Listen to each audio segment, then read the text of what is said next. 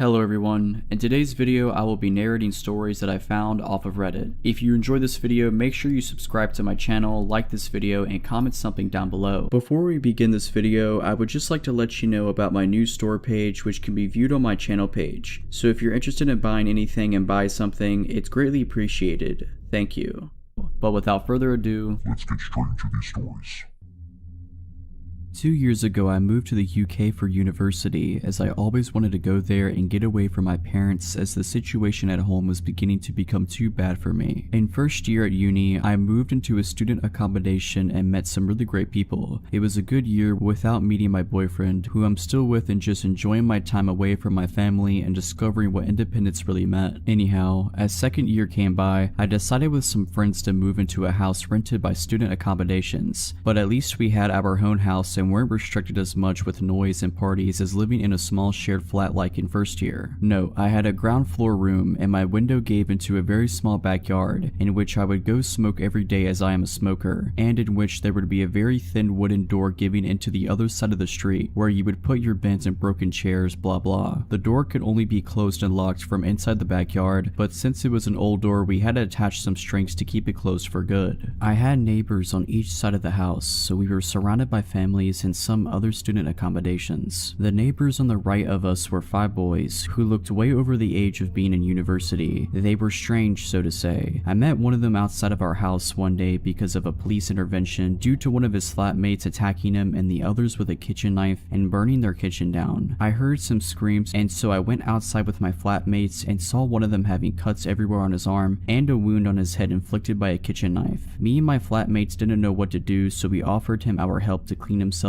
and gave him an old t-shirt to change out of his clothes. We then saw the guy who hurt these flatmates being escorted out by the police and into a van and driven off to be arrested. I don't know anything more about the story. The police didn't really tell us anything else. Anyway, the guy who we helped was quite weird. He said a lot of BS and kept trying to grab me and flirt with me, but we just wanted to make sure he was okay as we didn't know him. Then after some time had passed, I would go to uni and come back home and see him quite often in the street and just never said a word to him again. But one day he came up to me in the street while I went to the corner shop and started talking to me weirdly, and I didn't feel comfortable at all with that for some reason, so I just didn't respond to him. He then just said, "Oh, that's okay, I'll just wait in front of your house then and we can talk further." No need to say I was creeped out and just thought he was joking. So I bought my drink at the shop and headed back to my street, and as I turned into the street where my house was, I saw him with his flatmate sitting on my doorstep and waiting for me. So I went back to the corner shop and called my only guy flatmate to ask him to open the door and tell the guys to go away, but obviously he wasn't home and no one else was there either. So I literally just waited it out until they left about an hour later, and then sprinted back home and locked the front door. Note, my front door had a glass panel on it where you would be able to kind of make out who was standing in front of it. After this already pretty scary encounter, I just tried to avoid the guy and mostly succeeded for a while. But then one day, as I went smoking in the backyard, I noticed that the wooden door, which is always closed, was open, and the strings that were put there to keep it closed were cut off. For whatever reason, I didn't think anything of it and just closed the door again and put a new string on it, thinking it was one of my flatmates who took the bins out and just didn't tie it back. The weird neighbors would very often scream and yell and fight in their house, and it would take me and my flatmates up in the middle of the night, but we kinda just got used to it after a while. But one evening, my boyfriend slept over like he usually did, and he, who usually never ever wakes up because of a noise, woke up in the middle of the night because of a bang and some whispering. I was sound asleep, so he very silently woke me up, and we both just waited in the dark and listened for any other noises. Suddenly, we heard the wooden door just bang, just shot open, and some footsteps next to my window. I always have my window open because it would get really warm inside, so we both just froze. And then we heard the door leading to the backyard get shaken softly as if they were trying to get inside, and then they stopped. Luckily, we had the curtains closed so they couldn't see us, but we were ready to get dressed and get out of the room and lock them in if they came in from the window. Then we just heard my window move and get more open, and one of the guys saying something in a different language that we didn't understand and started hearing them trying to get in. My boyfriend and I just shot up out of bed, took my phone, and put clothes on and ran out of the room and out of the house. So I then called my flatmates and told them to lock themselves in their rooms, and then the police, who luckily came in less than 5 minutes as the headquarters were a couple of streets down from us. I don't remember anything after the police came. I think me and my boyfriend were in shock. They ended up catching one guy. The other fled and was later found a few streets up smoking weed. The police told us that they were inside of their house and found a lot of meth and heroin, and that they were carrying a massive kitchen knife with them. I was so confused as I've never done anything to offend or do anything wrong to my neighbors, so the idea of them breaking in with whatever knows what intentions with a kitchen knife terrorized me and my boyfriend. The two guys ended up being arrested, and one of them was put in prison for 2 years for carrying a weapon with intention to harm. I never heard anything else from the police, and I moved back home a few months later.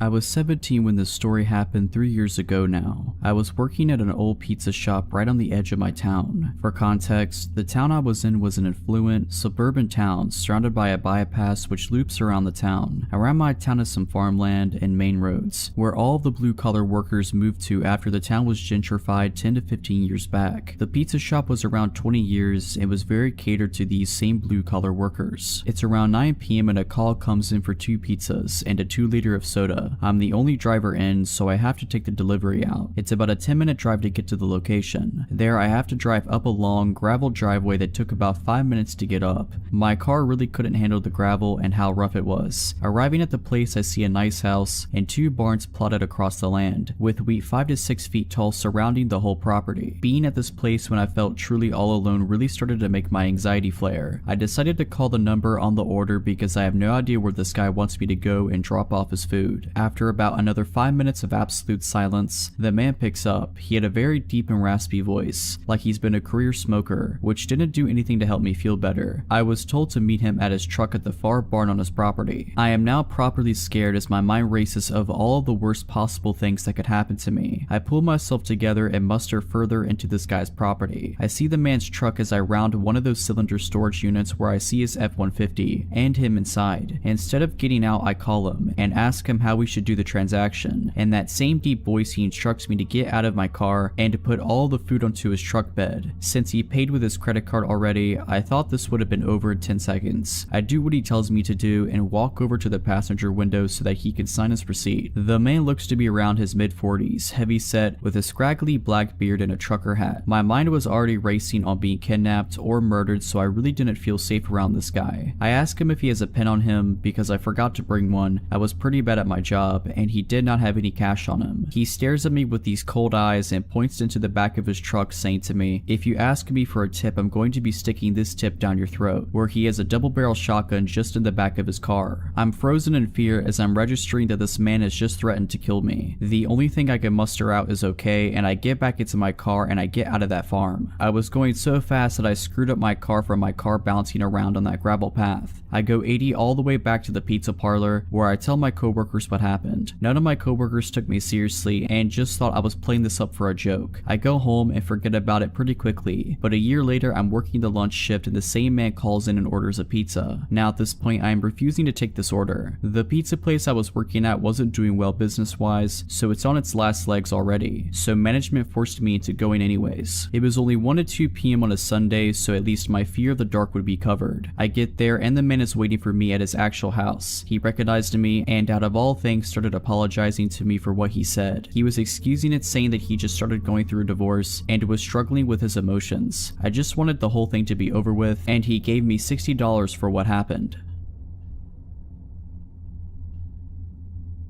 When I was 6 years old, I attended the elementary school which was located in our small town. My way to and from school was basically just 500 meters of main road before turning into the street where I lived. At the time, we're talking about the late 90s here. All the parents in the town were extremely adamant on telling their kids not to trust or follow strangers. Never get into anyone's car, even if they say they know your parents and are friends. The reason why: there was a murder 3 years back in the same town. A girl not even 6 years old was found dead in a field. The strange thing about it is, nobody knows how exactly she was taken, no signs of forced entry or anything, which implies somebody lured her somewhere without her suspecting a thing. The case still hasn't been solved more than 20 years later, so our parents were very afraid that their kid was going to be next, because kids can be really stupid and you can't watch them 24/7. Now onto what almost happened to me. I was walking home from elementary school. About halfway home, at the shadiest and mostly covered by trees and bushes area, a car pulled up next to me. A blonde, about 30-ish year old woman was the driver. She told me she could drive me home. She claimed to be going in that direction anyway, which was unclear to me at the time. Essentially BS, because once the road ends near my house, there is nothing but empty fields. Kid-like as I was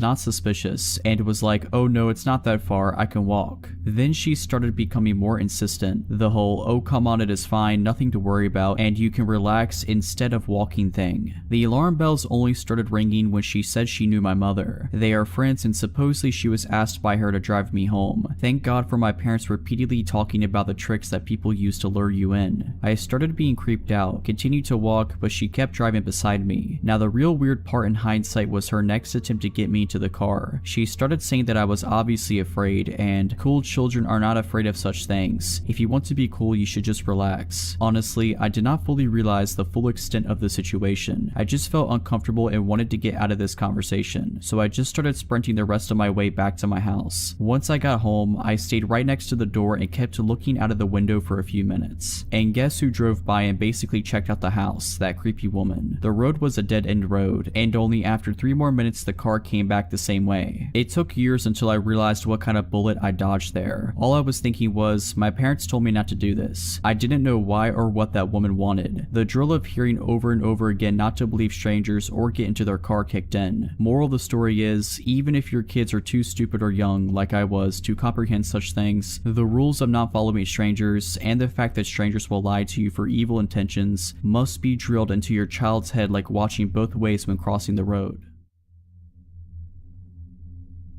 Last night, my 25-year-old husband woke me up at around 11:50 to tell me that someone has been knocking on our door and ringing our apartment doorbell for about 10 minutes on and off. He woke me so I could possibly ID the person. Once I looked out our upstairs apartment window, I saw the man walking to his car in our apartment parking lot, across the street from our unit. He was wearing blue jeans and a gray t-shirt. He was a medium build, possibly a 30-year-old blonde man. He wasn't covering his face or anything, but the thing is, he was carrying what looked like resistance bands or rope. He sat in his car for around 3 minutes while I was on the phone with dispatch. Then he came back to our door and knocked hard for another few minutes. Dispatch advised me that the police were on their way and they hung up. I started videoing the vehicle. I read out the tag number and make and model and just watched as he put his car in park in reverse over and over again. Out of seemingly nowhere, he backed out of the parking lot and started rushing away, but not before the officer arrived and pulled him over. My downstairs neighbor knocked on my door and told me that he had been peering into her little children's windows and was pounding on her door as well. She said that her husband had left only 1 minute before he started knocking at her door. She said he saw her children through the window and that's why he continued knocking. Our doors are right next to one another, so he probably didn't know what door he wanted opened. He was watching us as well through our upstairs windows, so I turned all the lights out and shut the blinds while I called dispatch. The police never contacted us for a statement. I've reached out to dispatch about an update and I'm waiting to see if any action was taken. We're keeping our eyes peeled to see if he's been following us. I'm replacing my porch light bulbs with motion detectors and putting bars in our window and door tracks. My neighbor and our families are panicked, to say the least.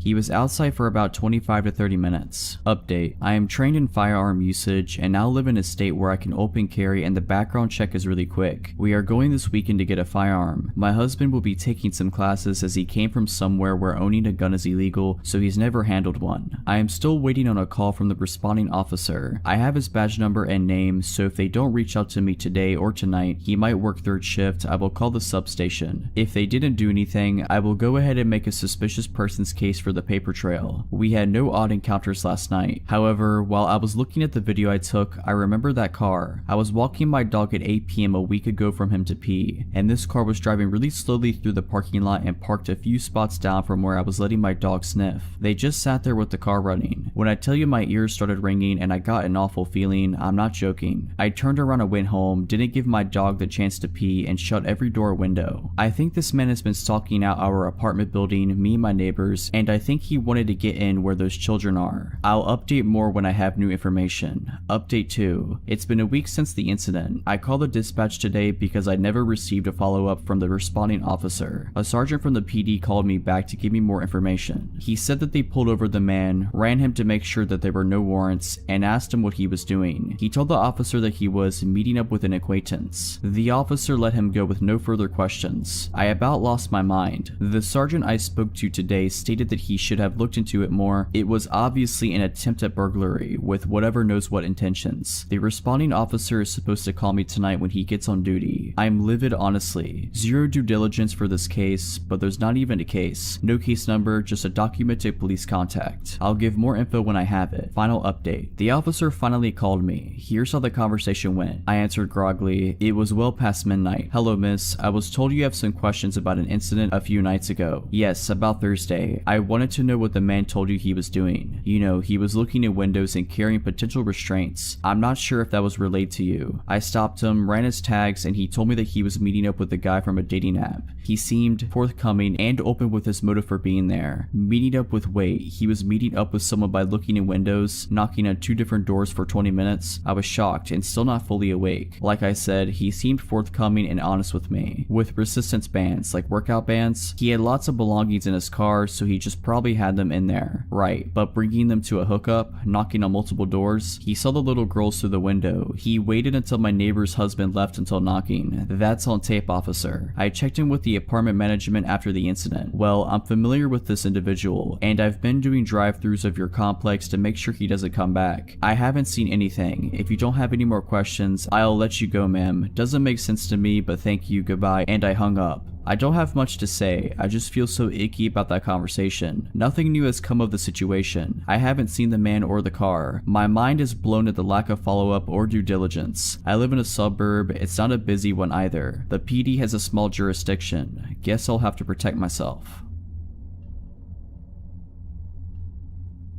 I was 24 at the time, working in a nightclub about a 10-minute walk from my home. I used to close on Tuesday nights slightly earlier than most nights, as it was generally our slowest night of the week, closing around 12 a.m. instead of keeping customers until 2:30 a.m. Usually I'd be the only one left as I start cutting staff as the night went on, and since it was a slower day of the week, we didn't have security on. About 2 months in of regularly closing at 12 a.m., I was walking home. I used to bring bulkier clothes to hide my figure when leaving alone, as I've been followed and chased multiple times before, and we'd often get men waiting after hours for us girls to come out, knowing we'd eventually come out after closing and didn't want to attract attention to myself. I also used to walk home as I didn't have a car and had a few terrifying experiences with Uber drivers not actually driving me home, turning out to be fake cab / Uber drivers or harassing me until I pretended to show interest or give them some way of contacting me, to which Uber would just give me a $5 coupon for the trouble. But that's a story for another time. The bar was located along a main road that was home to the majority of the other bars and restaurants in the city downtown. Often at this time I'd maybe see a handful of people, but the streets were generally empty. I'm walking and notice a parked car about a block away. The driver noticed me and U-turns around to be on the same side of the street as me. Now he's catcalling me and trying to get me to come into his car. I don't engage and keep walking. We're maybe a block or two past the initial spot I saw him, and he's been slowly driving alongside the sidewalk. I'd crossed the street but didn't want to get near his car. He keeps this up until about halfway mark when he takes off in his car, and I'm just relieved he's gone. He then comes blasting back down the road. Now my walk is turned into a light jog, which then turns me into full-on running. I'm running behind close bars and businesses, now trying to find a back route to get home without him seeing where I live. At one point, I'm running through bushes and mud. No matter what street I end up on, his car is waiting for me. Eventually, I run right in front of his car while it's parked on the side street beside my place and run into my house through the back entrance. The back entrance is obscured by plenty of trees and car, and the surrounding houses are multiple unit homes, so I was confident he didn't see what door I got in through. Fast forward to the following Tuesday, and I'm walking home. Guess whose car is parked at the halfway mark? This went on for the next 4 Tuesdays, except he started parking on the street street in front of my house, until I begged my manager to take me off closing that specific shift. The last time I saw him, one of the apartment buildings along the way had a few cop cars and cops standing around the entrance, and I stayed with them, which led them to drive off for the night. A week passes and I'm no longer on that shift. A coworker of mine sends me a news article via text. I open it and see that the man who's been following me was arrested for doing this to multiple girls in the city along the street my work was on and that I lived on. He got caught because he'd followed a university student up to her house and wouldn't drive away. She called the cops and he was still there by the time they came to arrest him. He got out the next day, I believe, and was arrested a few more times and was put on restrictions. Couldn't be out of his parents' house between certain hours unaccompanied by either parent before he was deported. I've also heard he didn't actually get deported, but I moved away shortly after and didn't keep up with the news on him.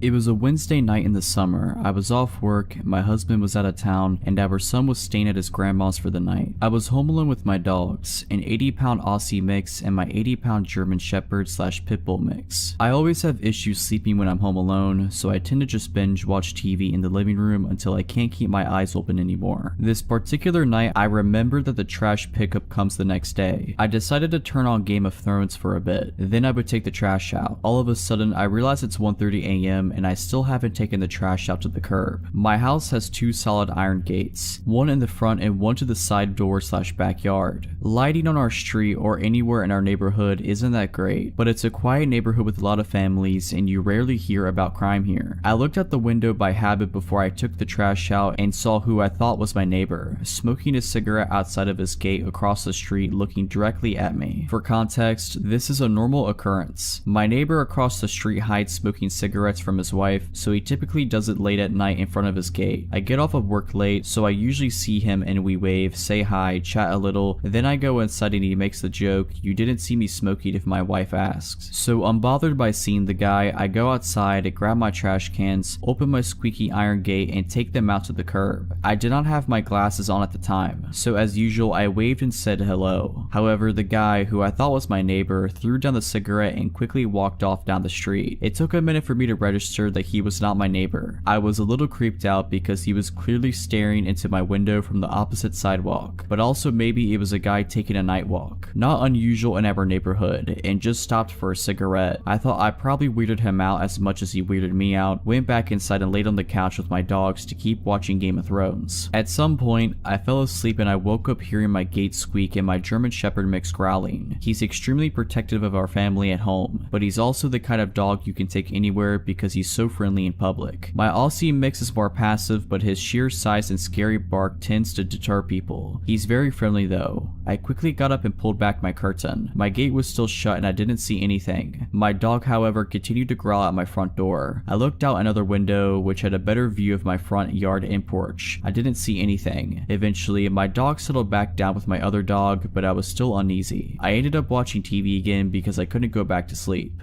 About an hour later, I definitely heard my gate squeak. We are the only ones with a heavy cast iron gate and the noise it makes is so distinct. So I look out the curtain while my dogs are continuing to softly growl. My gate is halfway open but I don't see anyone. At this point I'm panicking. In my panic I couldn't find my phone. I grabbed my wooden baseball bat out of our room, crouched down, and started going through the couch cushions to get my phone. My dogs are oddly still quietly growling instead of barking, so I assumed no one was there. The minute I find my phone, my front door handle starts shaking. I run to the side door to let my German Shepherd mix out. I know he'll protect me and he can jump the 6-foot back gate. My Aussie mix, going crazy, busts out of one of our door side lights. I heard the guys say, "Oh crap," and immediately I let out my German Shepherd mix. I jumped up to look out the window, saw my dog latch on the guy's hand. The guy starts screaming and takes off down the street, my dog chasing him. I then become terrified he'll hurt my dog, so I run out with my baseball bat, screaming my dog's name over and over. The next thing I know, my dog is prancing down the street back to me, happy with blood all over his face. I called the police. They took another hour or so to show up and didn't seem to take me too seriously. They said they'd call local hospitals, but I never heard back. I called my husband bawling and he got on the next flight home. I stayed at his mom's for a few days, too terrified to go home. I did buy my dogs giant ribeyes for being so good in saving me. I don't know what that guy wanted, but since then I've been trained in firearms and self-defense.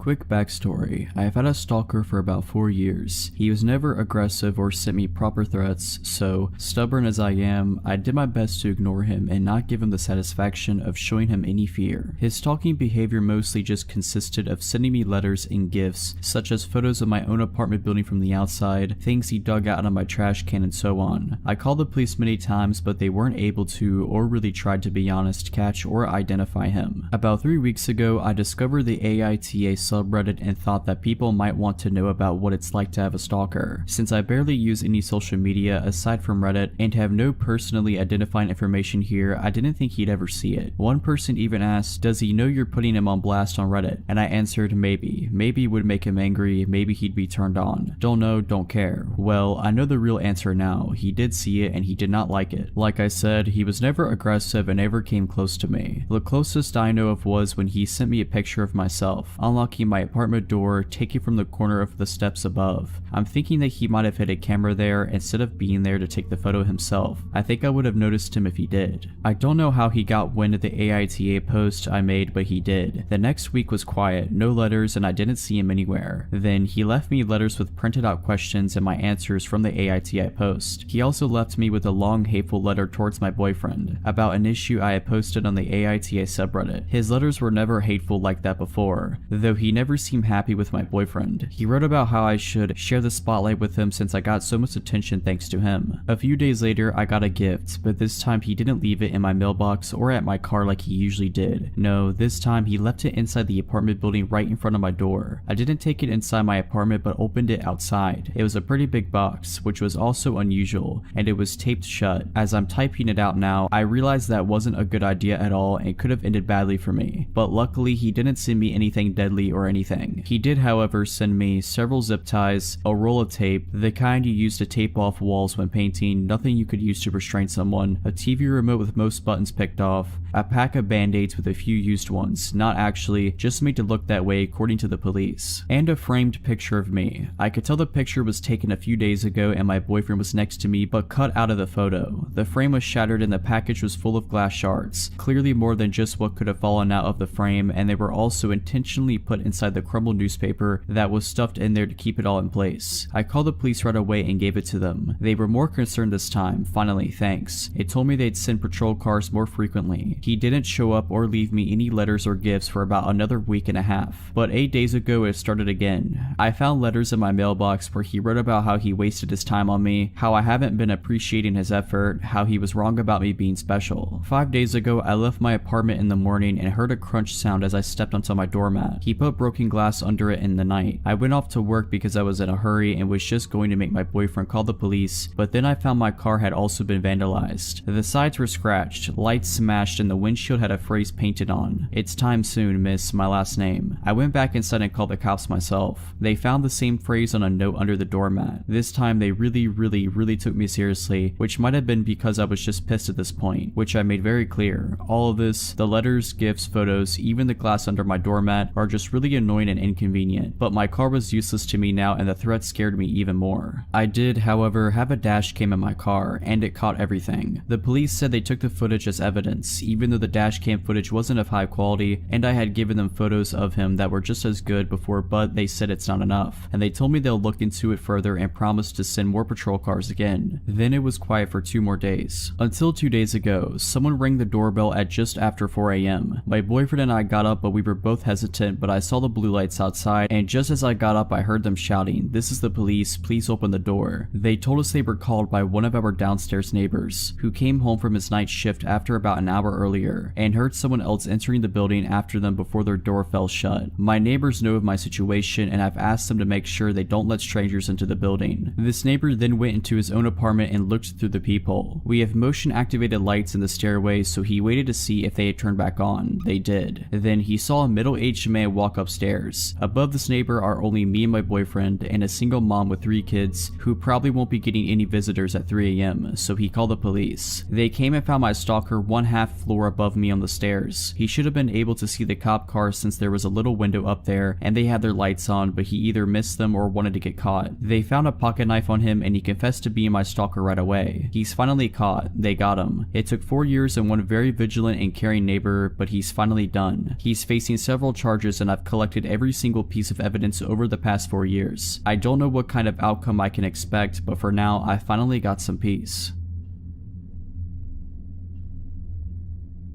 When I was a kid, my mom worked as a teacher and she was very close to a coworker of hers who had a son around my age and of whom I, as well, was very close. When my mom or her friend would head out for the night, the other would take care of both of us kids, and basically, it meant I spent half of my time over there and my friend spent half of his time at my house, which was perfect and fun for us. We lived in different cities, but since that kind of system had been going on pretty much forever since, I grew up knowing my friend's city just as well as mine. His mom was well aware of that, so that being said, whenever we were going on a walk in their area, she'd let us wander around because she knew we'd always find our way back to her. My mom though was more cautious and always kept an eye on us, as she'd walk behind us to make sure she always was able to see us. I just wish her friend would have done the same. One day, I had to be around 6 or 7, we were going on a walk with my friend Marcus and his mom Katie. It was a very sunny day and I was wearing a dress with embroidered flowers and I had my blonde long hair down. During that walk, Katie was walking ahead of us and I was chatting and just fooling around with Marcus when he suddenly remembered something urgent to tell his mom, as urgent as something can be for an 8-year-old boy. He ran up to her and left me strolling behind for a couple of minutes, just as it already had happened 100 times prior. That time though, we were circling around a big camping site and we walked by the white vans and camping cars. One of those vans had its back doors open and there was a man, probably in his mid-40s, smoking a cigarette and leaning on the vehicle. He locked eyes with me as I was approaching, then saw that Katie and Marcus weren't paying much attention to me as they were already a couple of meters ahead. Then he proceeded to pull me by my arm close to him, and so I found myself with my body touching his. So weirded out that I didn't even say a word, although I knew Katie would have heard me if I called for help. He leaned toward me as he was obviously much taller than I was, muttering something I didn't get, and he winked at me and kissed me on the lips and then pulled me to the open doors of his van. At this point, if he had pushed me just a little, I would have fell in the truck. At this point, I was just too scared to even lift a finger, and even though I didn't understand everything that was going on, I knew it wasn't okay. He put his hands on the door as to close the vehicle and I felt my heart sink. At that exact moment, some other man jogged towards us, in his 40s as well, waving hello to me and saying something along the lines of, "I lost sight of you for a bit, I was so scared." He had a very friendly look on his face and was staring at me with a great insistence and with a huge reassuring smile, and the van man awkwardly laughed and yanked me out of the way of the car, slamming the door shut. I ran to Katie as I heard the van go off and just acted as if nothing had happened. To this day, I never told that story to anyone, not to Katie or Marcus, not to my mom, nobody. I am 22 years old today.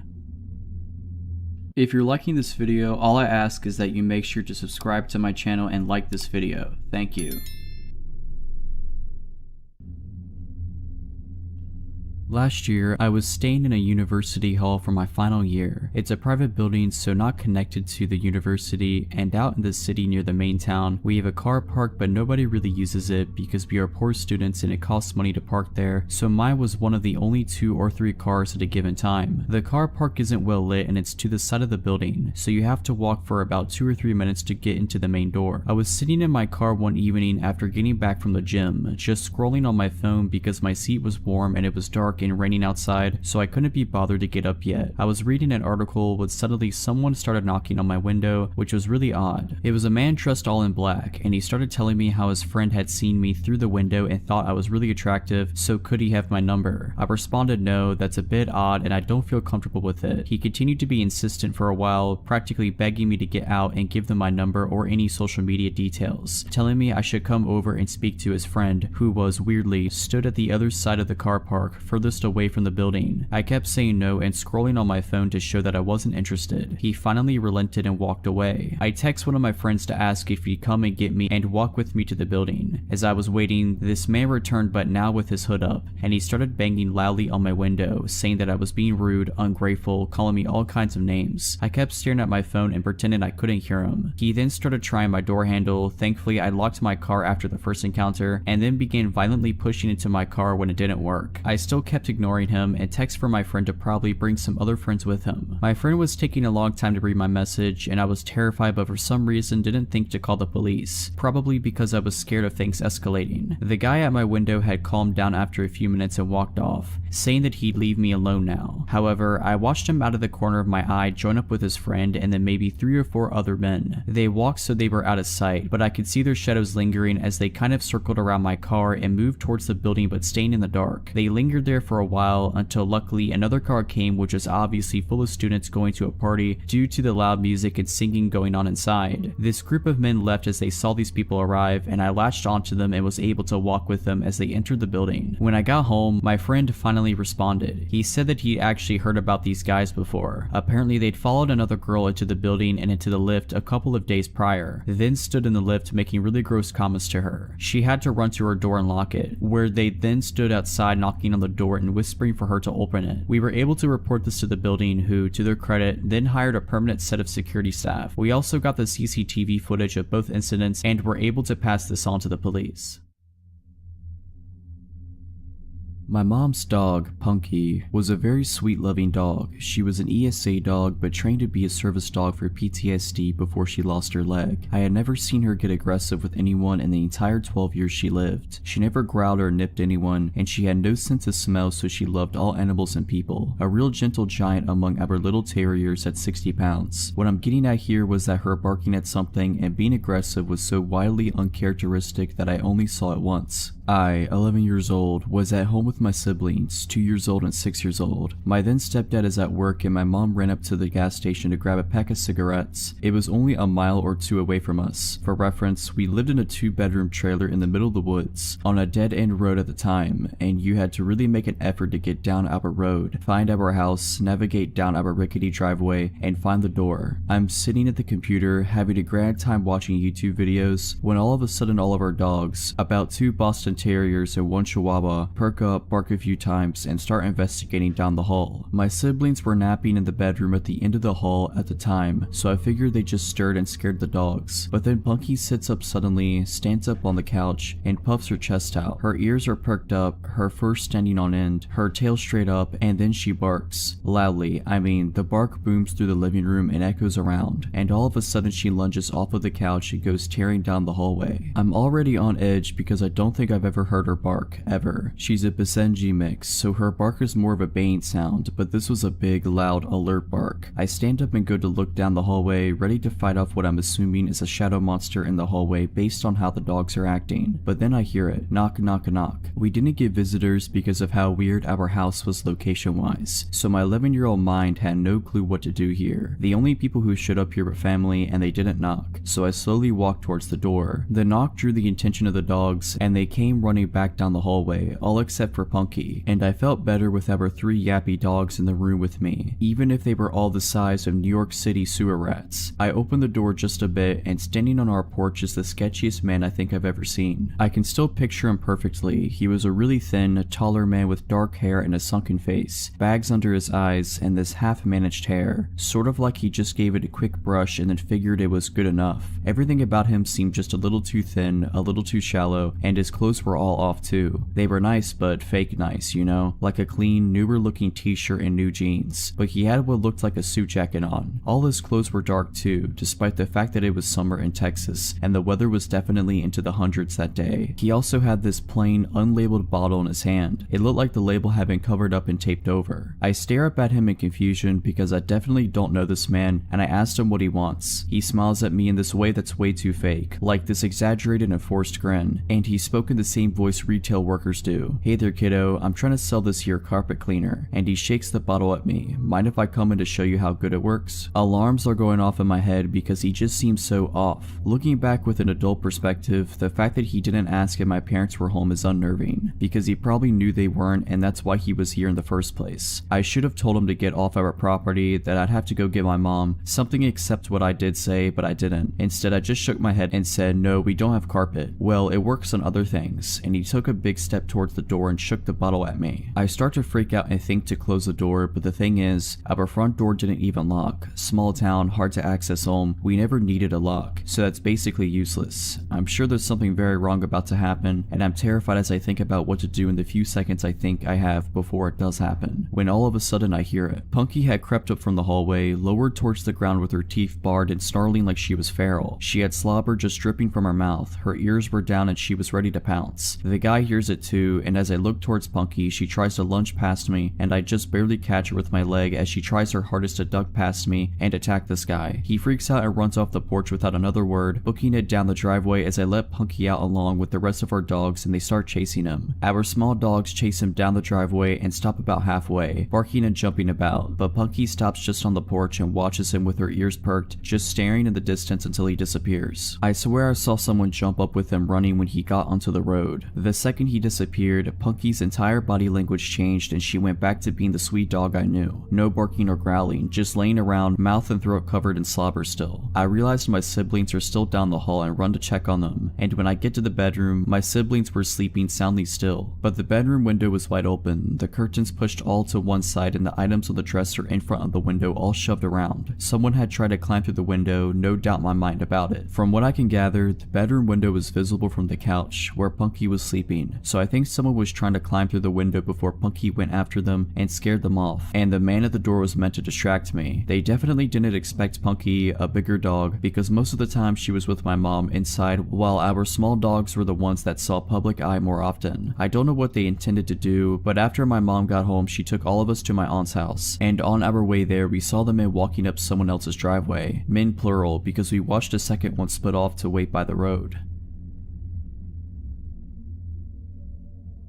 In 2014, I moved to England from Canada to gain work/travel experience and also to find myself. I ended up living in Essex with 3 other roommates. They were all women, all a bit older than I was. I was 24 at the time, Megan was 31, Cherry was 34, and Cassie was 38. Megan was from New York, Cherry from New Jersey, and Cassie from Poland. All 4 of us shared this 3-story flat. The back of our home was the living room and the kitchen. The back wall was complete glass that looked out into the garden, and the garden was completely fenced in. The house had an interesting dynamic to say the least. Tons of stories from that time in my life. I adored all of my roommates except for Cherry. After living with Cherry for 7 months, I was over her antics. One day I come home from work, I lock the door, make myself something to eat, and go up to bed. I brought some work home with me, so I am in my night tie with all these papers around me and my headphones on jamming out. I had headphones on because Cherry was out to dinner with work friends. That meant booze, and then soon after that a tantrum was surely to come. I just didn't want to have to listen to her crazy scream crying. I am working away, completely focused until I feel something. I look up to see a man standing over me. I don't register it right away and passively say, "Cherry's room in on the 2nd floor," and continue to work. Cherry regularly brought strange men home. He doesn't leave. Again, Cherry's room is downstairs. He then interrupts. I am not here for Cherry. A cold chill iced my veins. My fight or flight kicked in just then. I start surveying the situation. I look him up and down. He has a bottle of Prosecco in one hand and a knife in the other. He is about 5'10", wild muddy brown hair and black eyes. He has a light blue polo shirt on and one side of his collar is popped up in a distinct Manchester accent. Once I focused in, I realized his eyes were black because his pupils were completely dilated. I was in trouble. I needed an escape plan. Unfortunately, this man was standing in between me and my bedroom door. I needed to get downstairs, but I needed for him to think it was his idea. I decided to play along. Just then he uses his knife to pop the cork. Prosecco started flowing onto my carpet. I said, "Oh no, let's clean that up. I prefer to drink out of a proper bottle anyways." He nodded, replying, "Yeah, let's go." I try to act as natural as possible. I try not to show that I am shaking all over and try to gain control of my breathing. We take the long journey down to the main floor of my flat, all 3 floors. He has the back of my night tie bunched up in one hand and I could feel the point of the knife graze my back with his other. I was trying to playfully speak with him as we walked down the stairs. I couldn't tell you what I was saying. I was most likely rambling. I couldn't hear anything over my heart beating in my ears. We get to the bottom of the stairs and there is a hallway to my left that leads to the front door. On my right, which is much closer closer to us is the kitchen and living room. We make our way into the kitchen. I point to the cabinets that had the wine glasses. He said he knew where they were and started walking towards them. I now have the kitchen table in between us. It was time to run. I burst into a sprint down the hallway towards the door. My hands fumble over the lock, shaking and sweating. I swing open the door and see two men walking across the street. They must have been walking home from the train. There was a big train station in front of our home. I call out to them for help and suddenly I am flung onto the ground. Little pebbles piercing my skin sent sharp pains where they are jabbed. The intruder pushed me out of the way to run and escape. One of the men chased after the intruder while the other said for me to go inside while he surveyed my home and to call the police. I lock the doors and I call the police. While I am on the phone with dispatch, I manically run around the house to double check all the windows and doors. Suddenly, I hear a loud bang on my door. I inform the dispatch of the banging and she informs me that the police weren't there yet. I thought it might be one of the gentlemen who helped me. I go to look out the eye hole and it's him, the intruder. He came back. He's banging on my door screaming that I had his glasses and that he was not done with me. I absolutely freak out. The dispatcher attempts to calm me down, but I am losing my ever-loving mind. She then said, "They are pulling onto your street now. You should hear their sirens." I did. The intruder then blasts off. One officer jumps out of the passenger side while the car is still moving and chases after him. The second officer comes into my home, interviews me, and the two gentlemen collects evidence, takes photos. The next morning I am called in to identify a man they had in custody. I pointed him out. I go into a little room and the officer pulls out an evidence bag. He asked me if the items were mine. They were my underwear and photos taken from my home. The officer informed me that the intruder had been stalking me for some time now. He estimates 3 months. He had made a nest outside our home on top of a hill that overlooked into our living room and kitchen. He is a known offender and drug dealer. He then told me how lucky I was to get out practically unharmed. Others weren't so lucky.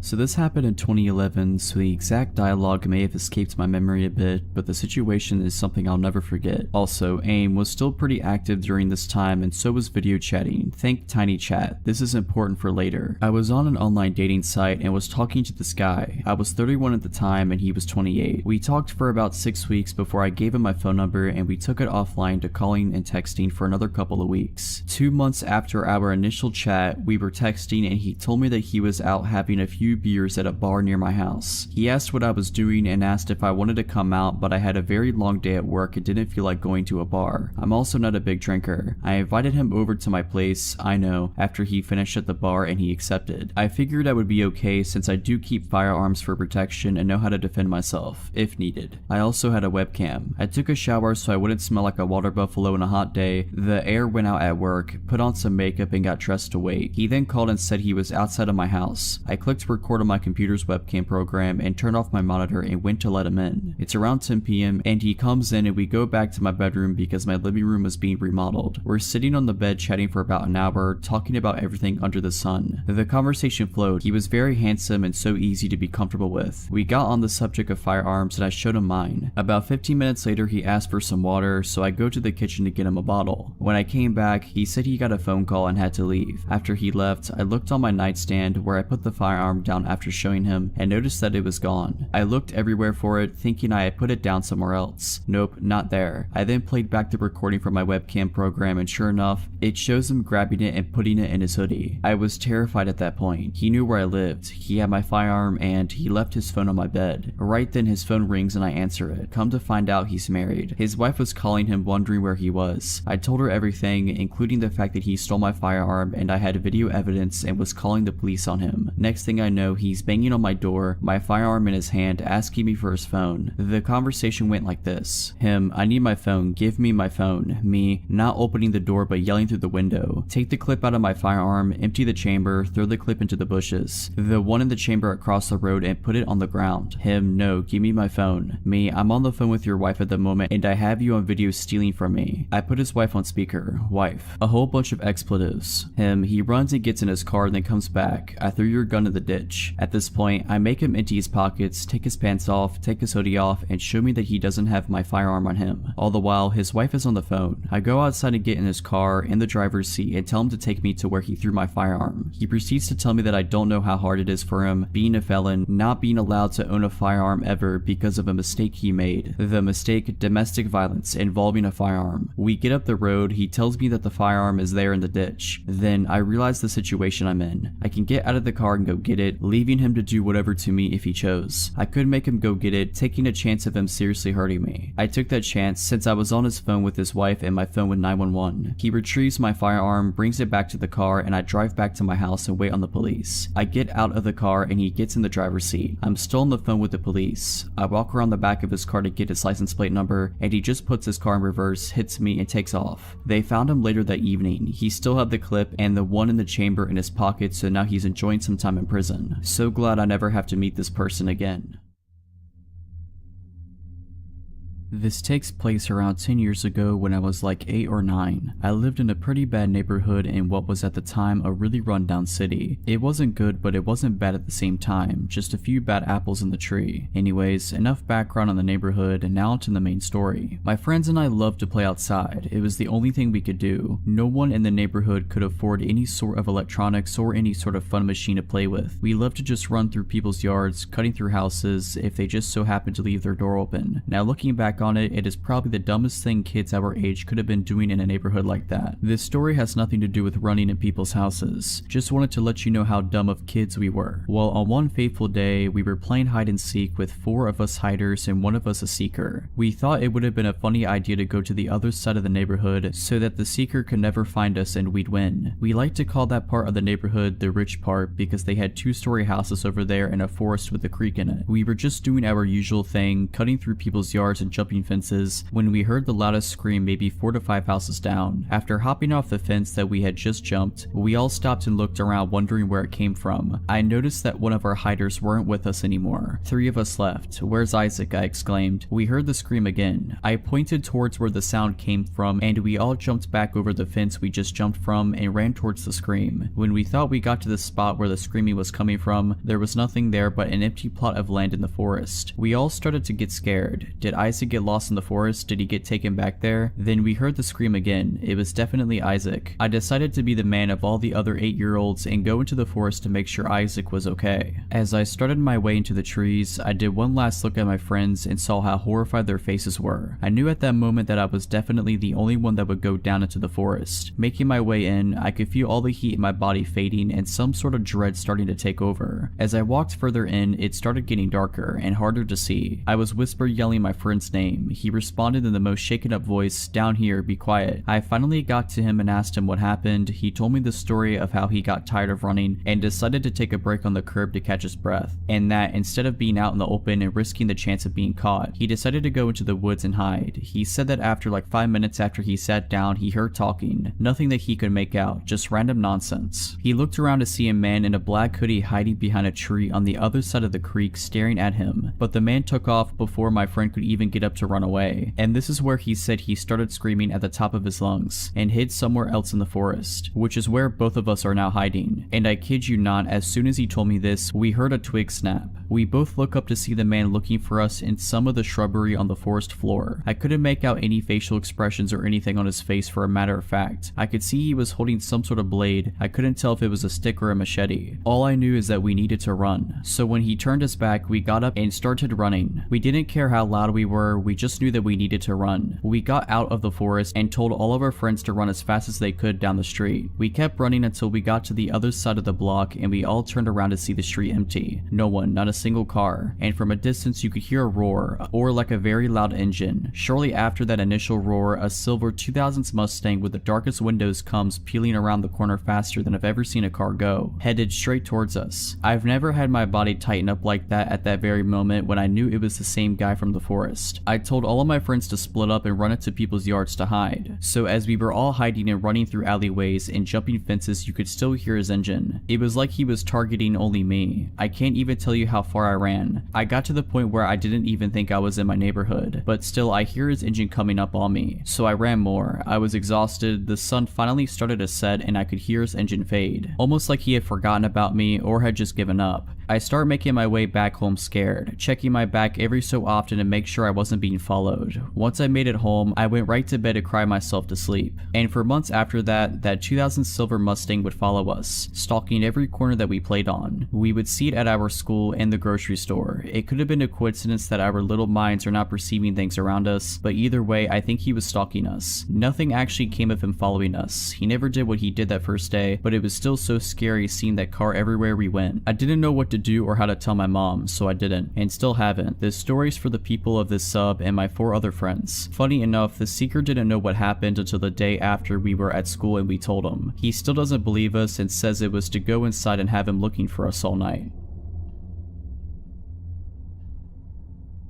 So for a bit of context, I am a college student. Without giving too many details, I am a woman on the smaller side of average female height. I currently do not have a car, so I use my bike, walking, and the bus to get around. My college has a transit service that allows you to scan in with a student boarding pass for free. Other non-students are allowed to ride the bus by paying upon entering or purchasing a ticket beforehand. I frequently ride the bus for various reasons, grocery runs, or treating myself to food. And yesterday, I had the idea of treating myself to a movie after all of the exams I have been having lately. I'm an avid horror fan and knew that Terrifier 2 was in theaters, so of course I wanted to see it immediately. One of my friends told me they found it funny and really enjoyed it, which was more than enough reason to go see it. I was looking at tickets the day before yesterday and trying to decide which time slot I wanted to see the movie in. Looking back now, something in my gut told me to choose the earlier time. I wish I had listened. Another detail I want to add is that there are 2 bus sizes, a large one and a small one. The bus I rode during the incident was the smaller one. The stop where I got on the bus is the beginning of the route. Unlike every other stop, the driver usually parks the bus here for 5 minutes and gets off to use the restroom or have a quick break before continuing with the rest of the route. Upon entering the bus, I noticed only 2 other passengers, another girl about my age and an older man. The girl was in the front of the bus on the right side and the man was in the second row on the left side. I sat on the right side, several rows back. I usually read something on my phone or listened to music on the bus, so I immediately got on my phone when I sat down. Everything was okay for a little bit until I looked up and noticed the man repeatedly staring at me and looking away before staring at me again. I was immediately apprehensive but just brushed it off. He started speaking aloud out of nowhere, saying things like "beautiful baby" and "so fine" while staring at me. I was frozen out of fear and could only keep looking at my phone and trying to ignore it. This continued until I worked up the courage to say, "Sir, would you please stop staring at me?" To which he claimed he was not staring and told me I was extremely beautiful. Unsure of what to say, I just stupidly thanked him and went back to my phone. He had his body slightly turned, but when I confronted him, he faced fully forward. The driver got back on and we started moving again, so everything was calm for a bit, though I was admittedly still shaken up. This calm did not last long. Obviously, this creep couldn't contain himself and just had to voice his opinions about me out loud. He started saying similar things again, but also added some new phrases such as, "gonna make you my wife," and by far the worst one, "I'm gonna get you pregnant." I was shaking at this point and was unsure what to do. I desperately wanted to sit next to the other girl, but did not want to pass by him to sit by her. We made it to the other 2 stops before the girl got off and said sorry before leaving. My heart dropped to my stomach. The last thing I wanted was to be alone with this guy. Luckily, more people got on at the stop. A middle-aged couple and a guy about my age. In a panicked voice, I sort of shouted and asked the guy my age if he would sit with me. He was a bit confused but came to sit by me and I immediately felt relief. The stress of the situation got to me and I broke down crying. I guess the creep took this as indication to leave because he swiftly made his exit after that. The kind younger guy who sat next to me and began to comfort me. I am so grateful he chose to ride the bus that day. The bus driver noticed the commotion and called me to the front to get information in order to make a report. He told me he couldn't hear anything but that buses have video and it would hopefully pick up what the creep was saying. He told me that the same man had recently been kicked off for a similar incident and that he would be reporting this immediately. For the rest of the ride, the younger guy and I talked about things like majors and other school related stuff. I want to go into the marine biology field and he is a graduate student in mechanical engineering. I made it to the movies, it was awesome, and back home safely, but I definitely learned a lesson. My boyfriend is going to help me look into some self-defense items and he taught me a few fighting tactics.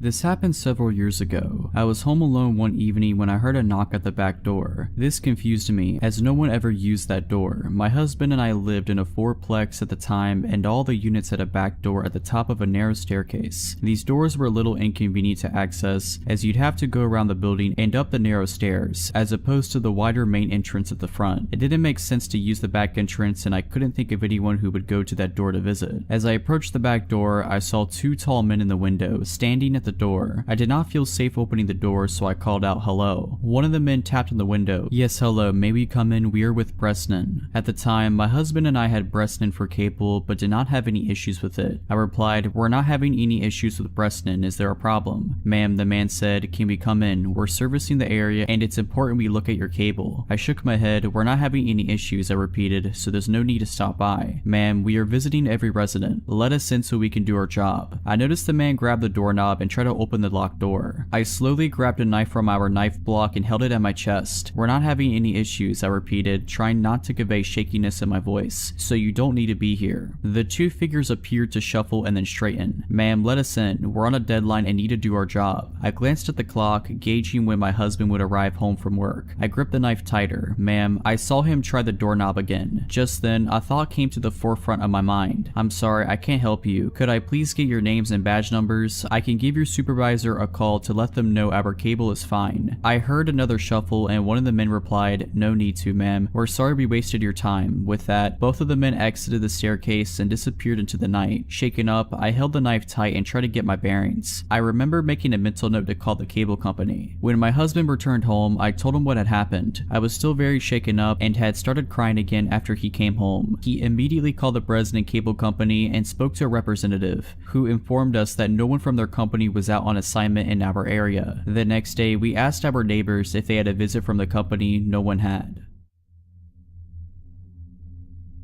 For the longest time, there was this man that would sit in his garage and watch me. He was an older man and he was very scrawny. He had patchy gray hair and a super gross beard. I never learned his name, so we'll call him Nick. He looked like a Nick to me. I moved into my classic suburban home before I was even born. I've been living here my whole life, and the first memory I have of Nick was when I was 10 and he gave me a small 2-finger wave as I walked back home after school. I had to see him every day since my bus stop was a few houses down and I walked like a block to get home. My mom said he dropped by after I was born, knocked on the door in the middle of the day, and rang the doorbell until someone answered. My mom finally answered. My 1-year-old brother attached to her leg and newborn me in her arms. She said his face lit up when he saw me. He smiled brightly and asked to hold me. She obviously denied, cause who comes to your house to hold your child when you don't know them in the slightest? She said he scowled at her before calmly walking back to sit in his garage to smoke a cigar. After my first encounter with Nick, I never stopped seeing him. Every day after school, every morning before school, every time I took my dogs out for a walk, every time I peeked out of my window at 3 a.m. I swear this guy never slept. I told my brother how it freaked me out and he said he was probably on house arrest and that was the only way he could get out. We learned that wasn't true when he knocked on our door. Small background for this bit. My mom is very weak. She has an autoimmune disease and her legs and feet will go numb randomly. She's doing a lot better now, but this event happened when she was pretty bad. She insisted she take the dogs out alone and I didn't want to argue, so I sat in the living room. After about a minute, I hear a knock. I yell out that the door's unlocked, thinking it's my mom, but there's a louder knock. I get up and go to the door. I open it and there he is, smiling at me. "Hey hun, your mom fell off the porch. You might want to help her," Nick states, giving me goosebumps. His voice was unreal, so raspy and sounded like he was in the process of choking. He leaves very quickly and I hurried to help my mom off the grass. Calling my younger brother to get the 2 dogs inside, I gave her the "I told you so" speech and she grumbled about it for weeks. My younger dog, a pit bull made of 98% muscle, got excited when she saw a bird. She pulled to get the bird and yanked my mom off the porch. She was standing behind a pot and tripped over it on her way down, making the fall hurt a lot more. She had a black eye and her legs were scratched up. The pot of flowers that she tripped over was smashed, but she was okay otherwise. Flash forward to my 13th birthday and my mom's in the hospital, so my dad goes all out, letting me invite a lot of my friends over for a sleepover, making us dinner and breakfast and just letting me have an amazing time. There's a park across from my suburb that I walk over to sometimes. I decided that I wanted to take my friends there to chill before before their parents picked them up. The night before, we were looking out the window and giggling about the man. I know it's creepy and we were 13, so they knew he was weird. I told them to ignore him if he talked to them, but I didn't take my own advice. "Hey Rosie," he said it so quietly I barely heard him. "My name is Rose, and Rosie is a nickname my grandfather often used. I never told this guy my name, neither did any of my family members." Hi," I replied, and my friends all scowled at me, knowing I screwed up. "How's your mom?" "She's fine." I go to leave before I pause. "How do you know my name?" "You told me, remember?" "No, I don't, because it didn't happen, but I wanted to get away, so I agreed." "Oh right," I chuckle. Me and my friends scurry off to the park. The next day, there's a box of chocolates sitting on the porch, a note with Rosie and Chicken Scratch writing on top of it. I pick it up and look over at the guy. He waves, and I can see that his left hand has disappeared into his pants. Gross. I leave the box out there and tell my dad. The next morning, me and my dad take our dogs out. No man. I figured he gave up after he saw me reject his chocolates. A few weeks later, a large family moves into the house, and I hadn't seen a trace of the man until yesterday. I'm 15 now, and the woman who lives in the guy's house comes over yesterday. "Does a Rosie live here?" she asks. I had answered the door, and my heart drops at the nickname from the stranger. "Yeah, why?" She hands me an envelope with my full name written on it. The guy who lived in the house before us said to give Rosie this on her birthday. It's not Rosie's birthday. I was trying to pretend I'm not Rosie. "Oh well, I just took a guess. He didn't give us a date. Have a good day." My dad opened the envelope wearing a mask because I quote, "What if he filled it with cocaine?" The note inside just said, "I love you," in his writing, red ink, my favorite color.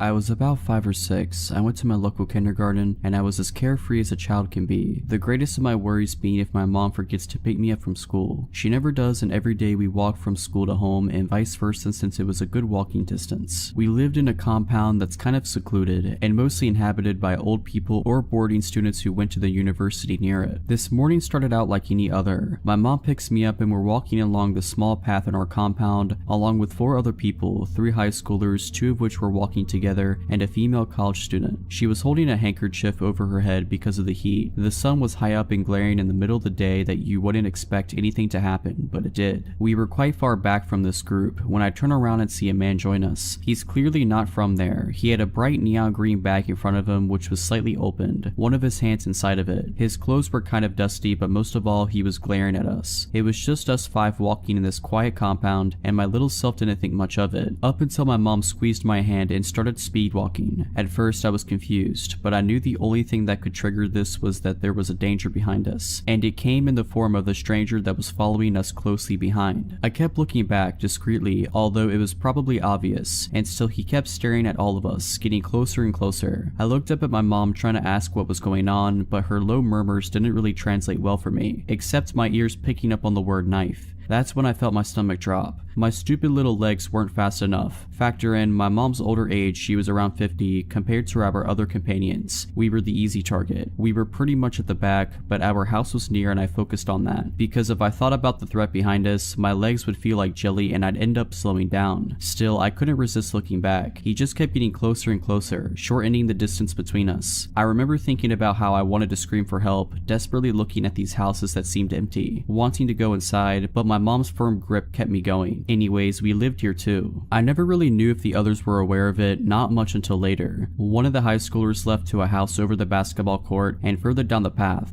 veered off to a different trail that led to the main highway, so it was just us and the female college student. Goody. At this point, the man was also speed walking and catching up, but our apartment was merely a few steps away, and my mom and I dashed towards it, up the stairs and into the comfort of our own home. The man gave us one last glare, but he continued to walk. My heart was pounding against my chest. My mom had left me to lock the door while she stared out the window. She kept repeating, "He has a knife, I saw it. He's holding a knife." I run towards the window and catch a glimpse of the girl, still clutching that handkerchief above her head, looking behind her in fear and alarm as the man continued to follow her, his bright neon bag in front of him, now wide open, his hand still inside, as he kept getting closer and closer. I don't really know what happened after, only of my mom's recollection of the events. She had noticed the man suddenly come up behind us too, and her suspicions were raised when he didn't try to walk past us like the others, but maintain a close distance between us. And then she saw the knife hidden in his bag, holding onto it as he stared at us. I hope that girl's okay and that man was detained or something, but it's been years now and I don't really know what happened to her. Don't really know if I'd like to. This happened about 5 years ago. I was around 16 to 17 years old. I always enjoyed walking. I would spend at least 1 hour a day walking the roads around where I lived. One day I was out doing my normal route, walking down my street that my house was on, taking a right out to the main street, and following it until I got to the end. There I would cross the crosswalk and retrace my steps to go home. On this particular day, I was about 20 feet from where I would leave the main road on my journey back home. I had my headphones in, blasting music as always, which can be a bad habit as I was young walking alone, but since it was daylight and the roads were pretty busy, I figured I was safe. But man, was I ever off with that assumption. As I was about to pass the entrance of a side street before leaving this main road, a black Ford F-150 pulled up. He stopped and gestures for me to walk in front of him, so I do so. I was about to go on my merry way when I barely heard someone trying to talk to me. I turned down my music, taking out my headphones as I looked to see the man in the black Ford still stopped at the entrance of the side road. I looked at him puzzled, trying to figure out if he was talking to me. I pointed at myself and he grinned, nodding. "What's a beautiful girl like you doing out here?" he asked. I laughed awkwardly. Walking," I replied, seeing as the answer should have been obvious. "It's a beautiful day for that," he commented, just seeming to make small talk. "Yeah," I stated before going to turn around and continue my route home. "Wait," the man called. I stopped and turned around, just trying to be polite. Even though the encounter was odd, I didn't see too many red flags yet. The man continued to compliment me. I grew incredibly uncomfortable at this point, seeing as this man had to be in his mid-40s. He had a bit of a receding hairline with black hair, a nose with a protruding bridge, blue eyes that were surrounded by slight wrinkles, and it was dressed in a dress shirt, so I instantly brought up my age. I was hoping saying this would get this fully grown adult man to back off, but he didn't. "Oh, that's okay, come on sweetheart, get in the truck." That's when I started panicking, red flags shooting up everywhere. Stranger danger. I laughed nervously, looking at the cars around me to see if anyone was noticing what was happening. Nobody did. "No, that's fine, my house isn't far." "No, really, get in the truck, I'll bring you home." "No." "Come on, just get in here with me," he called as I turned and started walking away. I was hoping he'd just drive off somewhere else, but he didn't. Instead, he drove extremely slow, following me, complimenting me, and trying to pressure me into his truck. I thought fast of multiple options for different scenarios, but I chose a simple one. I pulled out my phone, and while still walking, I lifted it up to my ear, pretending to loudly answer a call. "Hey dad, yeah no, I'm just on Interstreet name here. I'll be home in about 10 minutes. I stopped pretending to listen to her reply. "Okay, you're outside waiting for me? Awesome, yeah we can do that when I get back. Love you." After he heard me say that, he took off, tires screeching. I ran back home and made it back within about 6 minutes, actually calling my dad on the way, who made a call to the police, who showed up shortly after and took my statement and description. Turns out there was a man on the loose in my area who was exposing himself to kids and trying to pick them up. If you're liking this video, all I ask is that you make sure to subscribe to my channel and like this video. Thank you.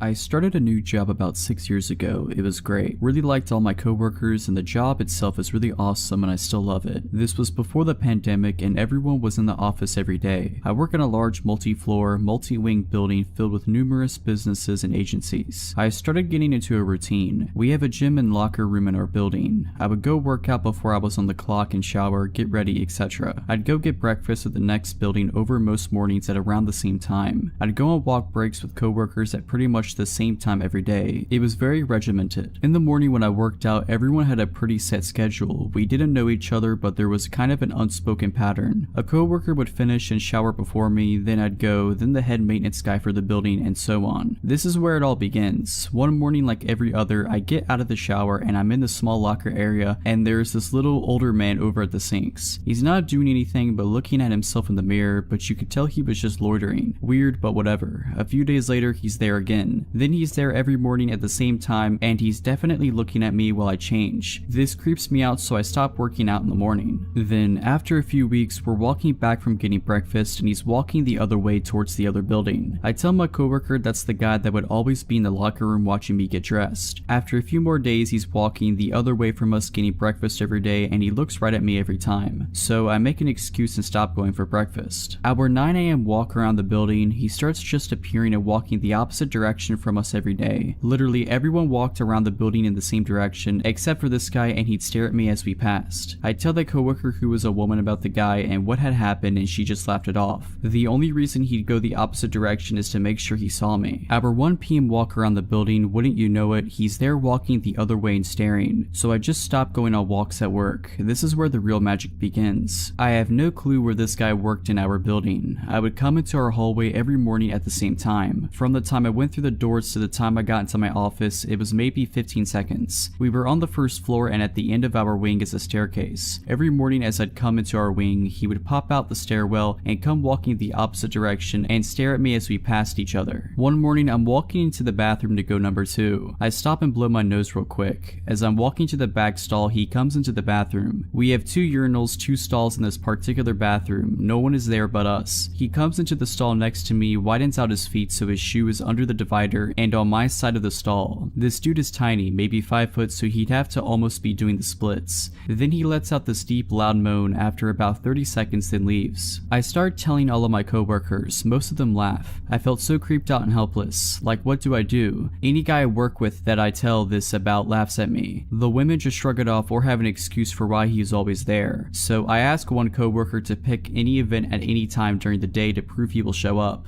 So we decide to go out for a walk at noon. After 5 or 6 days, there he is. Now she believes me. Everyone in the office knows now. I've told my wife all about this and she is supportive. She has had her share of workplace creepers as well. I get to read the texts and emails. My closest coworker and I decide to start working out at 1:30 p.m. every day. I want to get my gym time in, but I don't want to do it alone. After about a week and a half, guess who starts showing up every day? He'd just come in and loiter around. Mind you, the guy has never tried to talk to me before and vice versa. 2 guys lifting weights and this little old creepy guy just sitting there watching me. Here's where it hits the peak. My lifting buddy had to cut out early one day. My stalker is there with us. I was just going to leave, but screw that, I don't want to let this little weirdo control my life anymore. There is an elevated padded stretching platform on the weights side of our gym. He takes his shoes off, lays on his back and starts doing hip thrusts in the air and holding it while he stares right at me. I'm walking around trying to pretend I don't notice him while he follows me with his eyes, pelvis elevated in the air. After 20 minutes of this, he puts his shoes back on and goes into the locker room. I'm texting my lifting partner and wife the whole time telling them this is going on. My wife tells me to confront him, I don't. I get in the locker room to grab my bag and he's at the sink, the top couple buttons of his shirt unbuttoned, and he's rubbing water all over himself while looking at me in the reflection in the mirror. That was it for me. I started working from home almost exclusively after that, then the pandemic hit and I've been remote ever since.